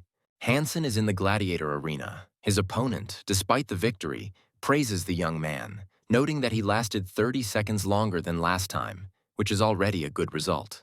However, Hansen believes that there is a huge difference between him and his opponent, and that he learned nothing from this fight, receiving neither satisfaction nor new knowledge, which makes him disappointed. As the fights continue, Hansen notices that his opponent is dodging punches without much trouble, and at one point he asks the young man what club he is from. Hansen replies that he is not a member of any organization, which greatly surprises the opponent, since the rare techniques that the guy uses usually require long-term training in specialized clubs. The man fighting Hansen expresses surprise that the young man uses such rare techniques as 13 strikes and armor breaker, while not being a member of any club, which he finds incredible. The gladiator, impressed by Hansen's skills, invites him to join his club, but the young man replies that he is still studying at the academy. The gladiator asks which academy Hansen studies at. The guy, repelling another attack, evasively answers that he cannot say this, which causes the man to be slightly confused. The man believes that the young man is clearly eccentric, but praises him for studying diligently and absorbing other people's techniques, which makes him a dangerous opponent even for experienced fighters. The man hits the guy again, which he is unable to parry, and tells him that his style is predictable and his movements have hints of the God of War's Hall, which the guy is not a member of. After some time, the gladiator realizes that the young man has changed tactics, and his movements and pressure resemble the Empress's technique. He tells the guy that his physical level is still low and then delivers a crushing blow to the head. The impact is so strong that Hansen crashes into the wall, which becomes covered with small cracks. Hansen believes that the experience of this battle will be very useful to him in future battles with the Empress. He understands that in this fight he forced his opponent to use his skills to the maximum level, and that is why this fight was good. After the fight, the guy answers a video call. Xiao Qiao says that he found a rare phoenix in the White Devil Desert and gathered a group of people to go there. Hansen expresses his desire to join the group and immediately joins it. Xiao Qiao says that the creature resembled a large peacock sitting on a huge tree. Its body was covered in flames, but no flesh or feathers were visible. The guy reports that when the phoenix flew away, he came closer and saw that the entire tree was charred. The party stops to rest. Xiao Qiao immediately starts arguing with the hunters about who is the best archer in the shelter. He points to Hansen standing behind him and says that he has never met a more legendary and talented archer in his life. The hunter replies that his friend is not fit to hold a candle to their leader, and his acquaintance, who has already evolved, is the strongest archer in the shelter. Hansen asks his friend to shut up and stop pointless arguments, advising him to get down to business instead of stupid talk. The hunters mockingly call Xiao Qiao Four Eyes, saying that he is most likely lying, since there is only sand around and they have not yet encountered a single tree. Xiao Qiao justifies himself by saying that he is not lying, and then asks the hunters to look ahead. There really is a burnt tree ahead. Hansen picks up a piece of wood and examines it carefully. The hunters continue to look at the charred tree in amazement and wonder what kind of creature this mysterious phoenix is. They ask Xiao Qiao where the creature went, to which he replies that he only knows that it flew towards the White Devil Desert, but does not know exactly where. The hunters insistently demand that the guide take them to the phoenix, to which Xiao Qiao replies that the contract clearly states that he will only take them to the place of the burnt tree, and if they want to find the phoenix, then they will have to look for it themselves. One of the hunters starts calling Xiao Qiao rude names and orders him to show the way as their commander ordered. Hansen asks the young man not to react to this rudeness and says that if the contract is over, then they are leaving. The hunter stops the young men and angrily tells them that he is a genetically advanced warrior. The guy asks if they understand who they are dealing with. Hansen does not react to the hunter's words and continues to move, which irritates the hunter, and he rushes to attack. Xiao Qiao shouts loudly and warns his comrade that one of the hunters is sneakily attacking him from behind. Hansen turns sharply and gets into a fighting stance, which greatly surprises the attacker. He instantly realizes that the sword in his opponent's hands is a weapon of the soul of divine blood. Hansen, calmly stopping the hunter's blow with 2 fingers, offers to exchange his sword for 1 life, which causes confusion and anger to the opponent. The hunter can't believe his ears and angrily asks the young man what kind of nonsense he's talking about. Hansen summons his combat blade and performs the God Hand technique. The hunter is clearly afraid and says that his father is the owner of a famous corporation, and if Hansen touches him with even a finger, the corporation will destroy his entire family. Hansen, holding a knife to the hunter's throat, warns him that this is his last chance, and if he does not hand over the sword by the count of 3, he will end up in hell. The young hunter gives Hansen his sword, and his subordinates immediately rush to him, inquiring about his well-being. Hansen looks at the new sword with admiration and advises Xiao Qiao to be more careful next time when choosing acquaintances. Meanwhile, the young hunter comes to his senses and orders his subordinates to attack Hansen to take back his battle sword. Hansen asks his friend to keep a safe distance and prepare to repel an attack. At the same moment, a large group of hunters attacks the young man, and the guy casually repels their blows. Having scattered the attackers in different directions, Hansen throws the soul of a fiery butterfly towards the commander of the hunters. At great speed, the dart crashes into the young hunter's armor, and the next moment there is a powerful explosion that throws him aside. The hunters, realizing that the forces are not equal today, begin to retreat. Xiao Qiao, calling them vile cattle, demands that next time they think with their heads before committing rash acts. He then turns to Hansen and asks if they will pursue the hunters to destroy them, to which Hansen replies that if he kills these hunters, then who will scout the area and act as bait? Evening comes, it gets dark, the young people notice a bright glow coming closer. They realize that this is the same phoenix. After some time, terrible screams are heard. A squad of hunters tries to attack Phoenix, but he burns them. Xiao Qiao quietly said that he was not exaggerating, and this is indeed a powerful phoenix that can incinerate everything around it. The commander of the hunters, letting out a loud cry of horror, rushes to flee. But the next wave of fire caught up with him with such speed that it left no chance for salvation.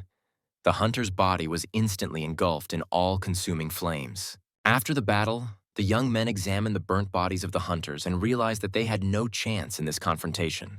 Hansen watches the phoenix's flight closely, thinking that this creature is undoubtedly super divine. Deciding to visit his mother, He enters the house and they sit down at the dinner table. His mother asks him not to rush and not to eat so quickly. The young man notices her sad face and asks what happened. The woman says that he has already grown up, and it is time to give him some things that his father left her. She hands him the box. Hansen asks in confusion when his father managed to give her these things since he died in the explosion of the aircraft. Mom says that 2 days before the explosion he contacted her. Dad was worried about something and probably suspected that something was about to happen. The young man takes out his father's badge and learns that he served in a secret unit in the 7th group with the rank of investigator, which makes him proud. After this, Hansen's mother tells him that his grandfather worked in the same group, and this discovery adds new questions to the existing mysteries. Hansen draws his attention to a very elegant pendant. His mother explains that it belonged to his great-grandfather. She says that the young man's father said that if difficulties arise, he should take this pendant and find a person from the right family. The guy thinks that, in addition to the official version, there could have been another reason for his father's death, deeper and more hidden. The mother hands over a notebook and invites the young man to look through his great-grandfather's notebook, which, she says, may contain important clues. Hansen becomes immersed in his reading, an expression of intense surprise appearing on his face.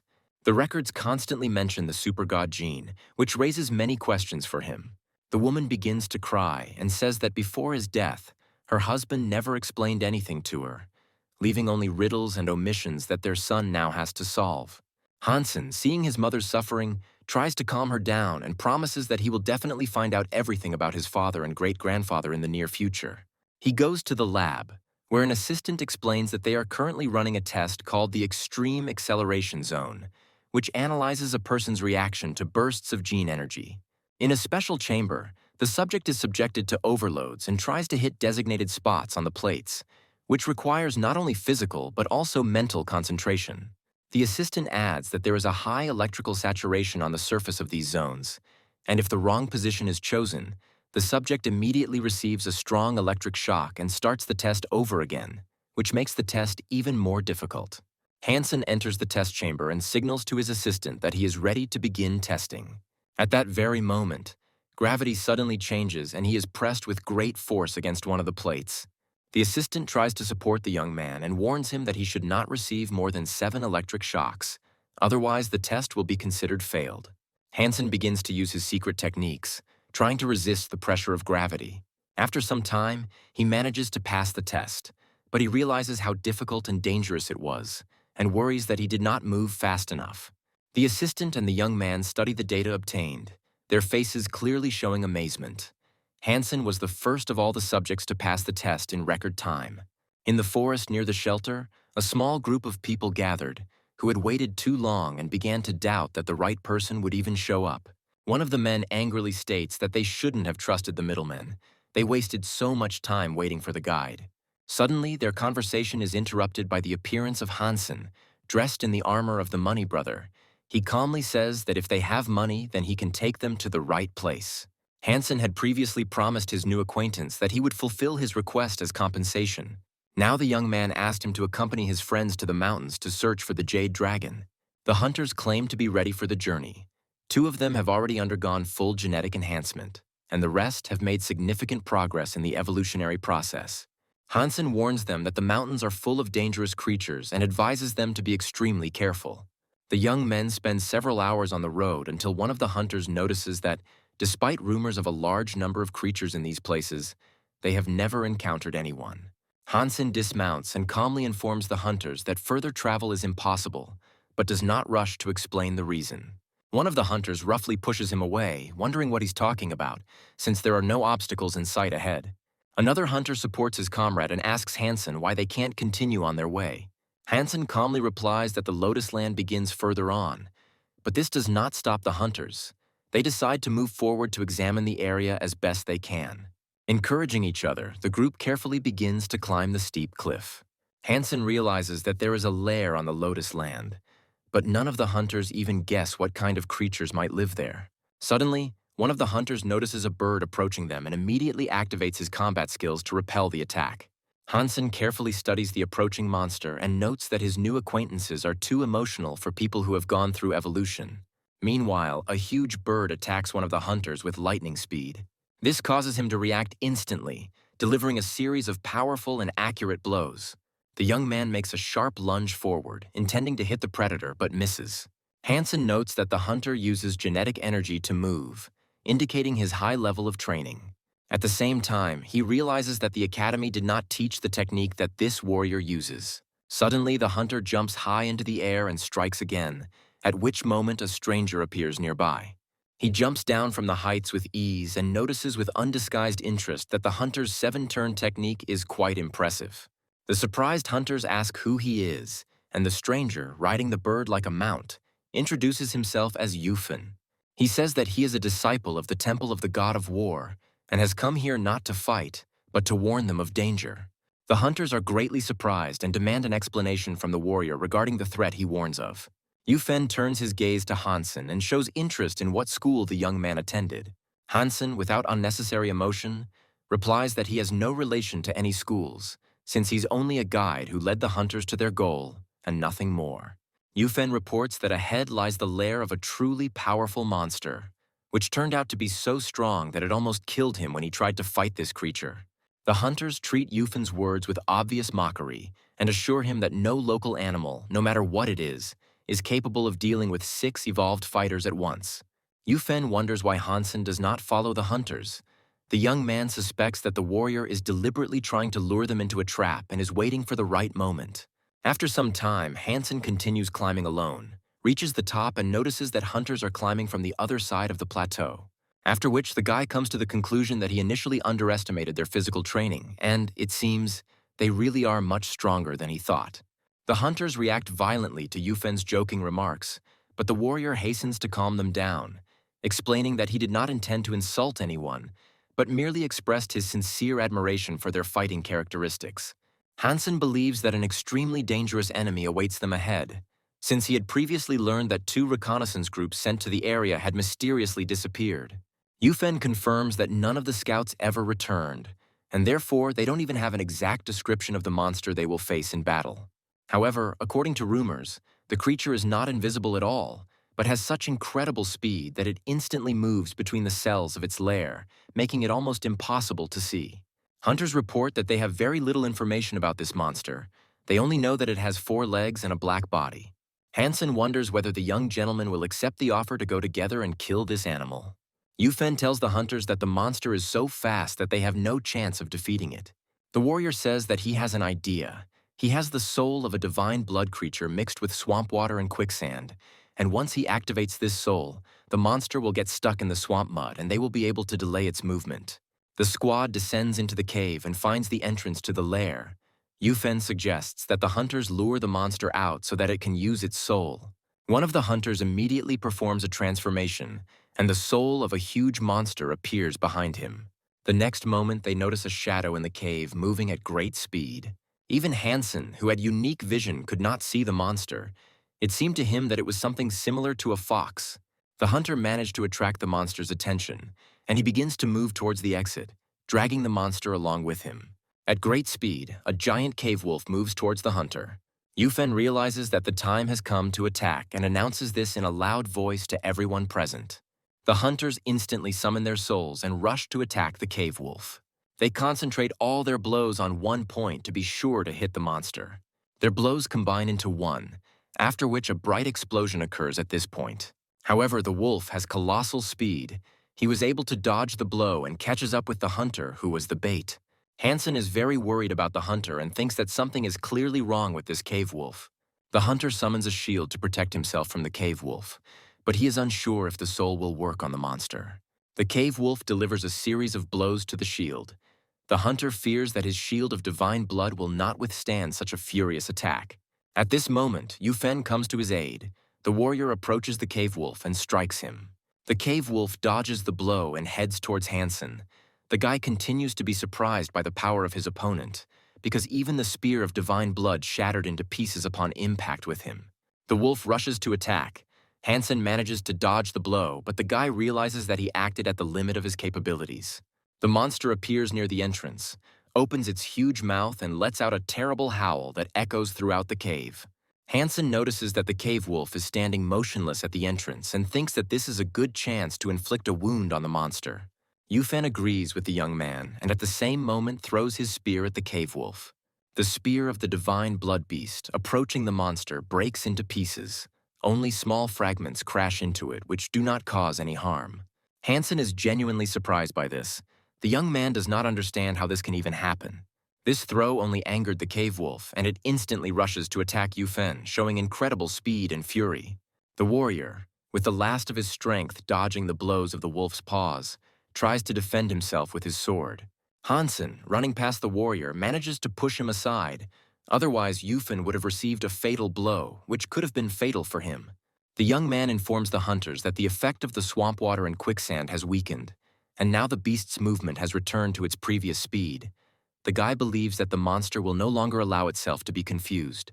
The hunters help Yufan get out of the cave. One of them, with relief, tells the warrior that he was very lucky, and he is a real lucky man, since in this fight he only twisted his leg. The squad's sentries notice some movement and inform those present that someone is climbing up the cliff towards them. That someone turns out to be Hansen, who looks very tired but remains calm. Evening comes, the hunters light a fire and begin to discuss the past battle, sharing their impressions and analyzing their mistakes. Yufan, sitting by the fire, thanks Hansen for saving him, admitting that if the boy had not pushed him away, he would have certainly received a fatal blow. The hunters turn to the young man and ask him how he rates the success of this hunt. Hansen, after thinking, replies that the probability of success is 50%, which causes them mixed feelings. At this moment, Hansen's body bursts into a bright energy flame. He reports that he owns the glowing soul of a beast, which is able to increase the effectiveness of all souls in the vicinity, which causes admiration among the hunters. The guy offers to combine his soul with Yufan's soul in order to reduce the speed of the cave wolf, which, in his opinion, will give them a chance to win, although it does not guarantee it. Meanwhile, the cave wolf is in his lair licking his wounds, but his keen eyes have already noticed the approach of the hunters, and he is preparing for a new fight.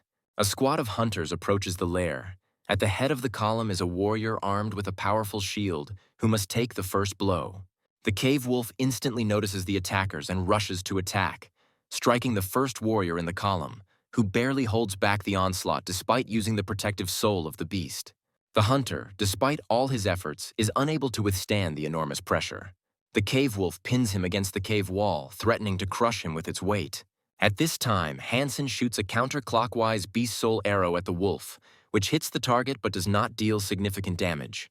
The boy continues to build on his success and stabs the monster with a spear, but the wolf only seems to be angered by this, and his rage only increases. The hunter, using all his strength, tries to hold back the pressure of the wolf. He's surprised at how strong his opponent is, and this causes him a feeling of hopelessness. After 2 minutes of fighting, one of the hunters suggests retreating, since many in the squad were wounded and cannot continue the fight.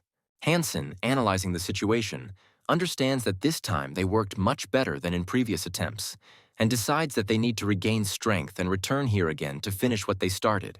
Having reached the surface, the hunters bandage their wounds and are in an extremely depressed mood, as their efforts have not brought the desired result. The boy, turning to his friends, reports that this wolf is too strong, and he is upset that even the most powerful weapon he used could not inflict a serious wound on the monster. He suggests that Hansen abandon this idea, to which the young man replies to the hunter that he is free to make his choice and can leave at any time. Hansen asks Yufan what he thinks about this. The warrior replies that if the young man needs him, then he will stay.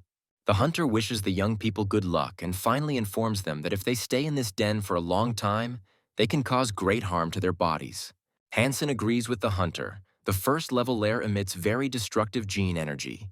Yufan, in response to this, says that he can last a few more days in battles with the wolf. Yufan suggests repeating the tactic. He's going to lure the beast out and release the soul with swamp water and quicksand. Hansen agrees to the proposal and begins to move towards the entrance to the lair, but the guy's movements are very heavy and his coordination is impaired. The cave wolf immediately notices the young man entering the den, as he is very close to the entrance. Letting out a loud roar, the monster instantly lunges at Hansen, its eyes blazing with rage. Hansen runs a little to the side and presses his spear firmly to the cave floor. The cave wolf lunges at the young man, but Hansen manages to catch his movement. Yufan couldn't hide his surprise as he witnessed the boy brilliantly fend off the cave wolf's attack all by himself. He realized that Hansen's strange movements were not because the boy was injured, but because the young man had allowed the energy of heaven and earth to enter his body in order to further utilize the renowned heavenly Go mastery. Yufen had heard of this ancient skill that could control the thoughts and actions of an opponent, but only the Empress could master it. Hansen continues to run away from the enraged wolf and thinks that today he has already lost count of how many times he had to change his routine while fighting this beast. Suddenly, Hansen finds himself trapped in a dead end. He realizes that his escape route is cut off, which means he will have to fight with all his might for his life, which causes a mixture of fear and determination in him. The young man prepares to repel the attack, hoping that Yufen will not fail and will be able to come to the rescue in time, although the chances seem slim. The weapon of divine blood cannot hurt the cave wolf. The guy understands that he needs to find his weak spot. For this, he watched the monster for a long time during the fights, analyzing his every move. The guy comes to the conclusion that the wolf's most vulnerable spot is the lower jaw, and, taking advantage of the moment, he dives under the monster and delivers a precise blow to it. Yufen, watching the fight closely, is very delighted by the young man's actions, and in a fit of emotion calls the guy the god of hunting. Hansen realizes that the animal is wounded, and without slowing down, continues to attack it furiously, trying to use every second to finish off the monster. One of the blows leads to a result. The cave wolf does not have time to dodge and receives a blow to the head, which becomes fatal for him. The divine spear, twisted counterclockwise, penetrates the monster's head, and a moment later a message comes about a successful hunt, which causes Hansen a feeling of joy and relief. The young man receives the soul of a wild super beast, which already contains wolf genes, which makes him even stronger and opens up new possibilities.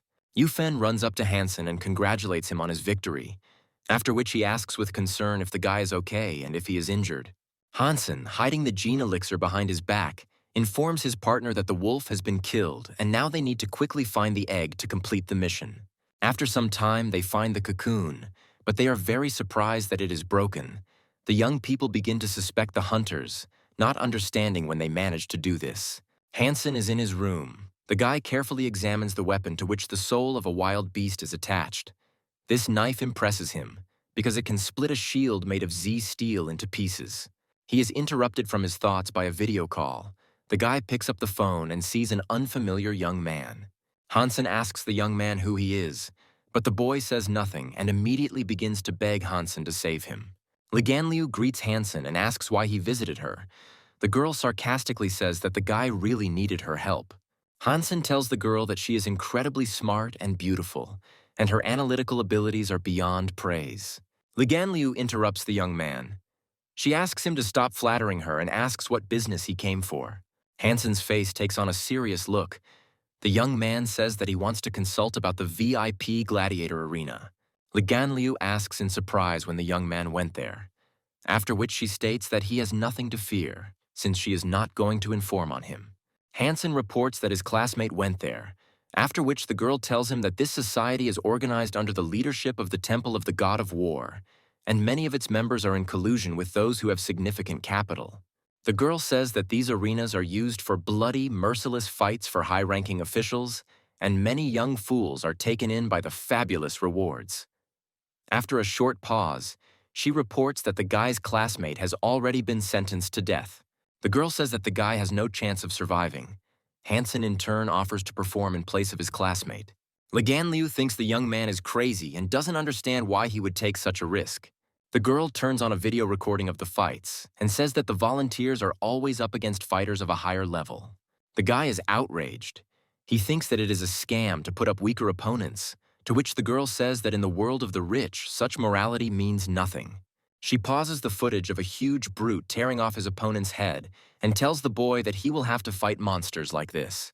Hansen asks the girl if he really has no chance at all, to which she replies that this is indeed the case.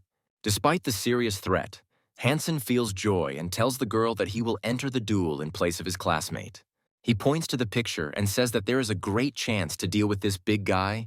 This fighter has a powerful body, but in terms of speed, he is very slow, and this is his weak point. Hansen asks the girl to put this big guy as his opponent. She promises to help and settle everything. The next day, gladiator fights begin in a closed VIP club, and to the applause of the audience, The host announces that a fighter named the Iron Madman is entering the ring. Hansen acts completely calmly. He summons the Empress's armor and instantly dons a strong suit of armor. The Iron Madman screams loudly and promises the young man that he will rip out his spine. Hansen doesn't react to these cheap threats and immediately rushes into the attack, stabbing the huge enemy with his dagger. The Iron Madman laughs loudly and tells the guy that he has steel muscles and iron bones.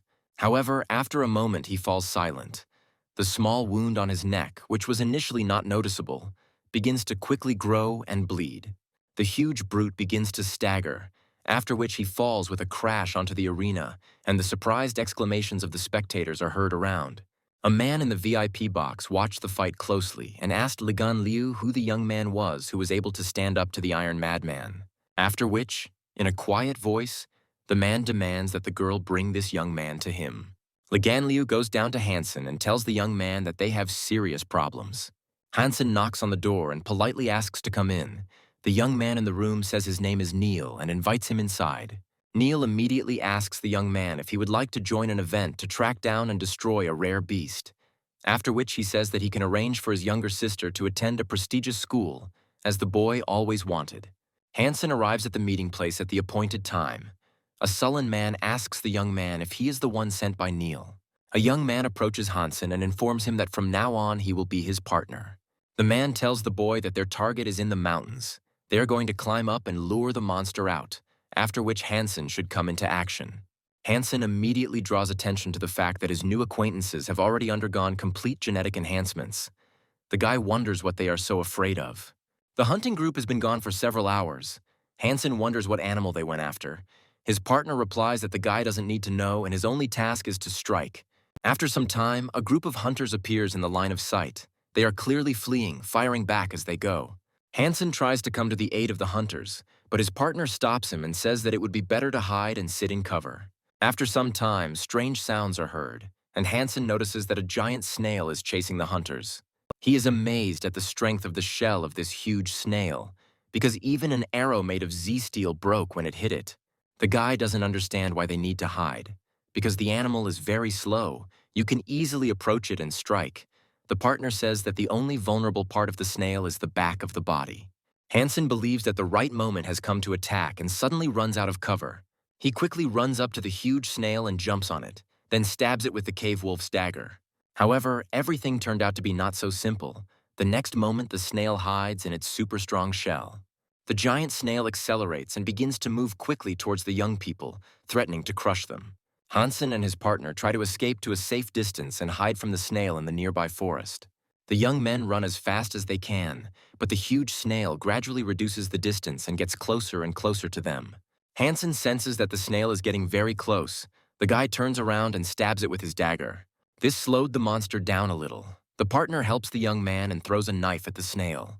Hansen continues his winding run across rough terrain while his partner distracts the giant snail by throwing knives at it.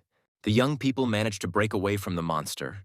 The partner breathes heavily and reproaches Hansen for not listening to him, because he said that after the blow they should have immediately run. The group leader reports with relief that, fortunately, nothing terrible happened. He considers the mission accomplished and suggests that they rest and then return.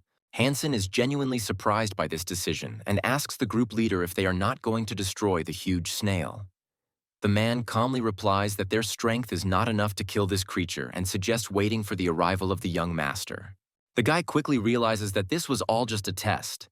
Neil sent him here to find out if he is able to hurt the snail and if it is a super beast. The hunters sit around the fire, have a casual conversation, and discuss the culinary skills of Hansen's partner. They unanimously come to the conclusion that he cooks meat perfectly over an open fire. Hansen takes a huge bite and enjoys the taste. He has to admit that his partner really does have excellent culinary skills. Hansen pretends to be pleased, but he immediately felt a burning sensation in his mouth and realized that this meat was poisoned. The guy thinks that he cannot be defeated with such a dirty trick, and the enemy clearly underestimated him. Meanwhile, one by one, the members of the reconnaissance group begin to lose consciousness. A partner approaches Hansen and, without any emotion, offers the young man a choice. Either he voluntarily gives up the dagger of divine blood, or he dies. He announces that he will take the precious dagger no matter what and charges forward, displaying incredible speed and determination. Hansen deftly parries his partner's blow and with cold calm informs him that he is using very mean methods, which causes him to be slightly perplexed. The partner does not understand what is wrong with Hansen because the young man ate a huge amount of poisoned meat, but the poison, apparently, does not affect him at all, which seems impossible. Hansen continues to skillfully parry his opponent's blows and understands that the fighting technique his partner uses is familiar to him. He has encountered it before. The partner uses the 7-hit technique. Hansen remembers that he already fought in the gladiator ring with a warrior who mastered this technique, which gives him an advantage. The partner, with difficulty dodging Hansen's counterattack, asks the young man how he knows about this fighting technique. He offers Hansen to tell the whole truth and in this case promises to spare his life. But the guy only grins, realizing that these are empty threats. Hansen says that the poison his partner used is completely useless and advises him to think about how to save his life, as his chances of winning are melting with every second. The partner, with a devilish grin, tells the guy that this is not a simple sleeping pill. Poison has entered the body and is slowly destroying the body and mind, and even if the young man does not immediately react to it, the effect will manifest itself later. The man adds that he has mastered the art of aromatic poisons that allow him to influence people's genes. This knowledge is strictly forbidden, and many have died trying to study it. Hansen, remaining calm, asks if this means he is doomed to die, to which the man replies that any poison can be prepared with an antidote, and again offers to give the dagger in exchange for life. Hansen strikes again and offers his opponent to take the dagger in a fair fight if he truly considers himself worthy of it.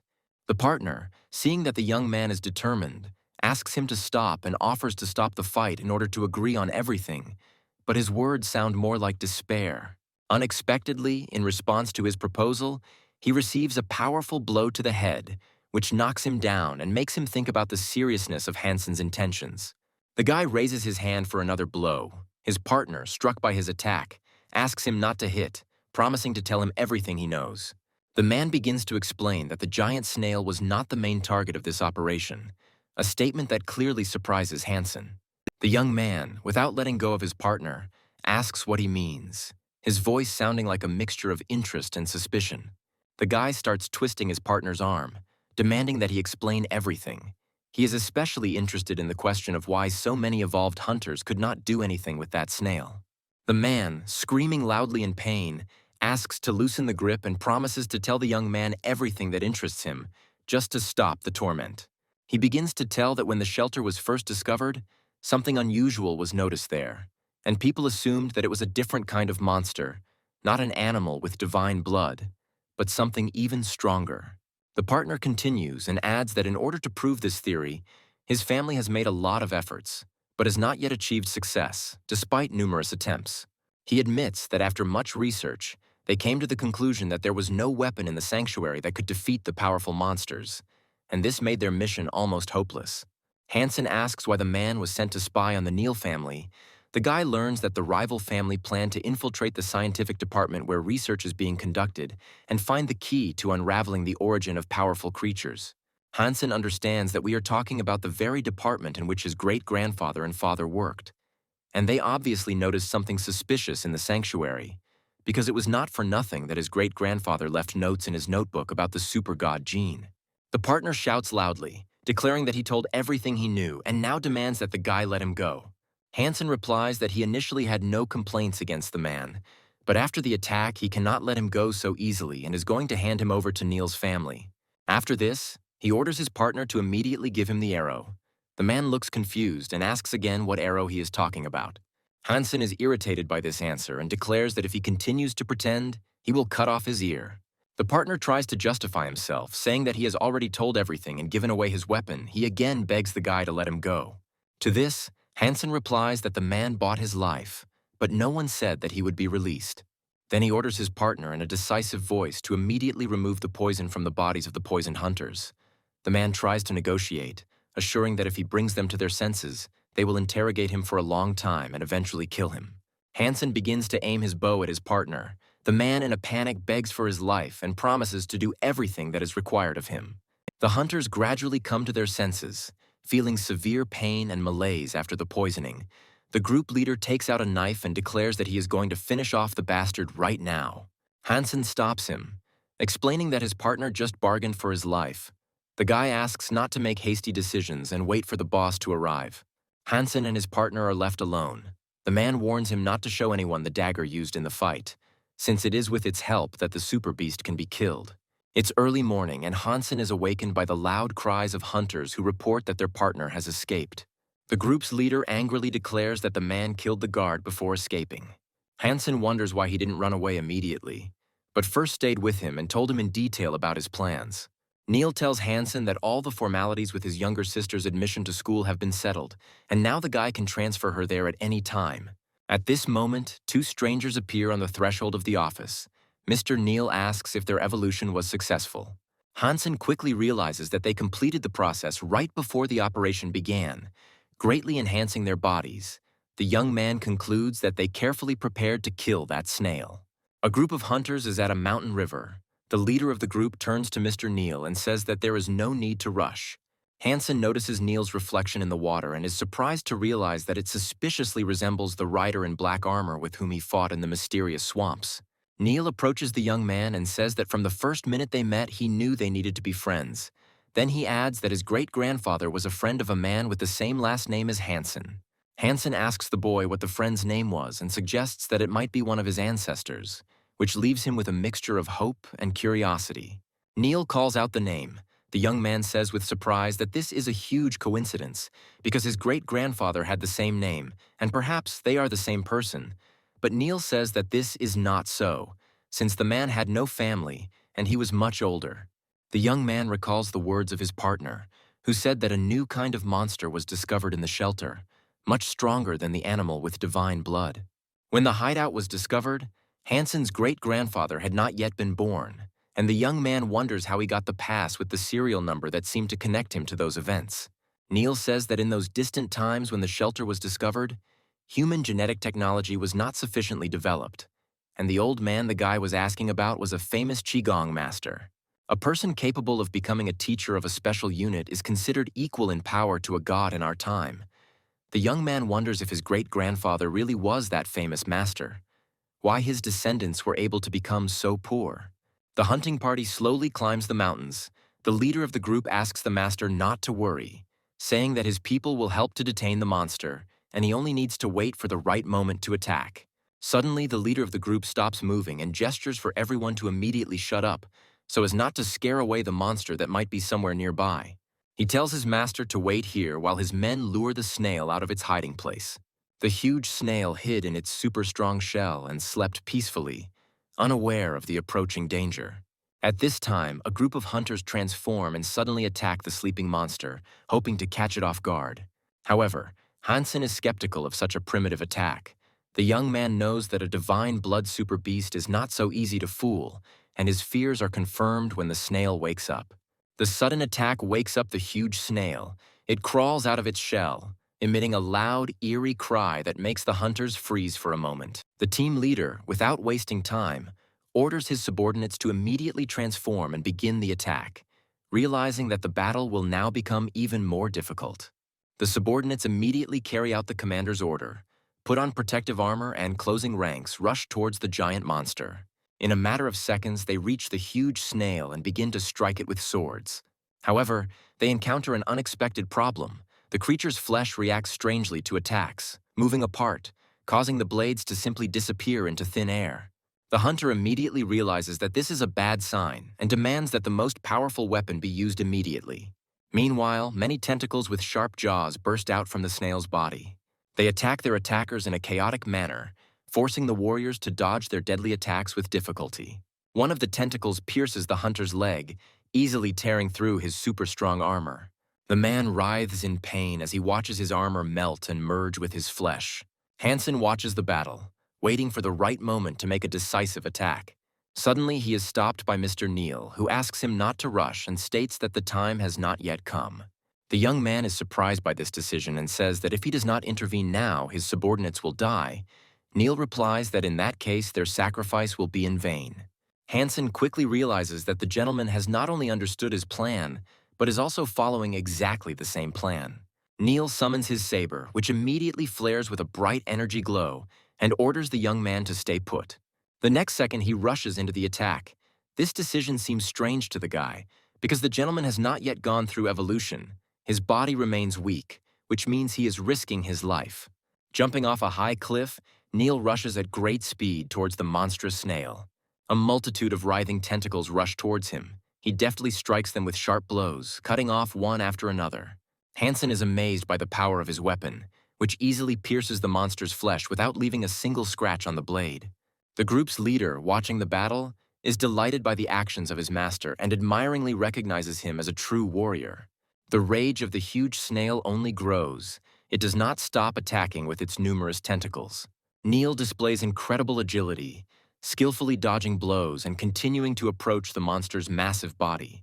Hansen watches the fight closely and comes to the conclusion that the young master has outstanding fighting skills, far surpassing those of his brother, known as God's Son.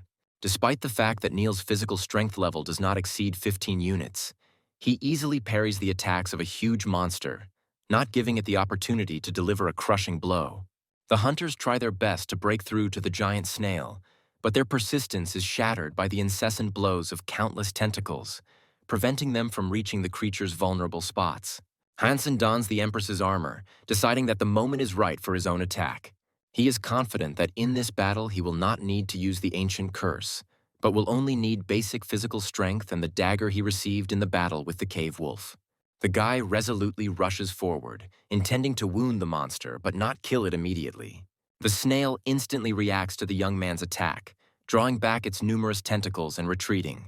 Hansen carefully observes the monster's behavior and comes to the conclusion that the snail clearly experiences fear of the cave wolf's dagger, which gives him a significant advantage in this fight. The young man begins to move rapidly in a circle around the giant creature, continuously attacking and striking. The hunters, realizing that their transformation has reached its limit and their bodies can no longer withstand the strain, decide to stop fighting and leave the battlefield. However, Hansen does not intend to follow their example, as he is sure that the snail is afraid of his weapon and sees this as a chance to win. Hansen notices Mr. Neil behind him and comes to the conclusion that this man is cunning, since he prefers to wait for the right moment to strike the decisive blow, allowing others to do the main work for him. Under the powerful pressure of attacks, the snail can't withstand the pressure and hides in its massive shell. Hansen decides to get closer and try to break it. To his surprise, he notices that even after several strong blows, only barely noticeable scratches remain on the surface of the sink. One of the senior hunters interrupts Hansen's attack and suggests that he stop, claiming that he has a lucrative offer that could change the course of events. The man explains that the young man has not yet reached the stage of evolution, and therefore his strength is not enough to cope with such an opponent on his own, after which he offers to give him the dagger, and then, after victory, divide the spoils in half. Neil looks closely at the young man and advises him to face the truth. He claims that this creature is completely different from all the monsters that Hansen encountered before. Suddenly, their conversation is interrupted by a powerful blow from a tentacle that the snail has thrown out of its shell. The nearby hunters react instantly and rush to help their comrade, cutting off the tentacles that had grabbed him. Neil asks the guy how he likes their offer, to which the young man replies that he is not going to sell his dagger. Mr. Neil offers 5 souls of divine animals for this dagger, and, without waiting for an answer, strikes with his sword. Hansen, having repelled the attack, informs his opponent that he does not really understand who is in control of the situation. This statement makes the group leader horrified and assume that Hansen has already evolved. Neil tells the young man a secret, telling him that there are duplicate souls in the sanctuary, and the one he is talking to is not Neil himself, but a soul that allows a copy of a person to be created. To which Hansen calmly replies that he readily believes this, after which he launches another attack. After this, Hansen heads towards the giant snail, realizing that this creature cannot be invulnerable. At great speed, the young man crashes into the sink, plunging the cave wolf's dagger into it. This causes the giant creature to emerge from its shell and spread out its many tentacles. Hansen immediately lunges at the snail and continues to strike it. After a while, the monster freezes. Hansen realizes that he has acquired the soul of a divine super beast and excellent genetic material, which gives him confidence that he will be the first in human history to evolve into a super god. Neil suggests that the young man take his time and return to the Sanctuary of Steel Armor. He says that there will be a suitable place there, and they will discuss everything well. Hansen says he will consider the offer if the amounts offered suit him. The big guy meets Hansen in the toilet located in the academy and asks why the young man came back without saying hello to his friends. However, the guy does not hear his classmate's voice at all. He remembers the Black Rider and the moment when he plunged into the water and came out of it completely restored. The guy comes to the conclusion that perhaps it was not the real rider, but only his reflection, after which he reaches out to the mirror. Suddenly, Hansen sees a Black Rider in the mirror and realizes that he has the ability to control him from a distance. The next day, Hansen goes to the White Devil Desert, riding on the head of a huge sandworm. He moves forward confidently. Along the way, Hansen begins to notice a huge number of chopped up and torn bodies of giant insects. He believes that there is someone ahead. And indeed, a kilometer later, the young man meets a team of hunters under the command of the young master Yuan, who is fighting monsters. Yuan greets the young man and asks him how he is doing with a smile on his face. Hansen tells the boy that he has come to hunt for creatures with divine blood in order to increase the overall number of genes. The voices of the hunters are heard, who say that they will not dare to take the prey from Hansen, to which the guy bravado says that taking away from him a creature with divine blood is not such an easy task. One of the hunters clearly does not like this behavior of the young man. He considers Hansen to be too self-confident a person. Hansen spends half a day hunting with a group of young hunters. One of them says that all members of the upper house of parliament are related to martial arts, and when the sanctuary was first discovered, their ancestors occupied very high positions. Suddenly, Hansen stops the movement of the detachment and reports that he noticed a flock of black birds ahead, led by a sacred leader. And although none of the hunters see these birds on the horizon, Hansen takes out his bow and pulls the string. Hansen fires an arrow into the sky, which begins to move at great speed, emitting a bright, glowing light around itself. System messages come in confirming that a beast with sacred blood known as the King of Blackbirds has been killed. One of the hunters, not seeing the birds and not understanding what happened, rushes forward to check everything for himself.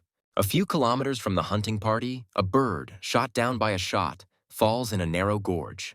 The hunters watch the strange aura that flickers in front of them, but despite this, they continue to doubt that it is possible to hit the King of Birds from such a distance of 2,000 meters.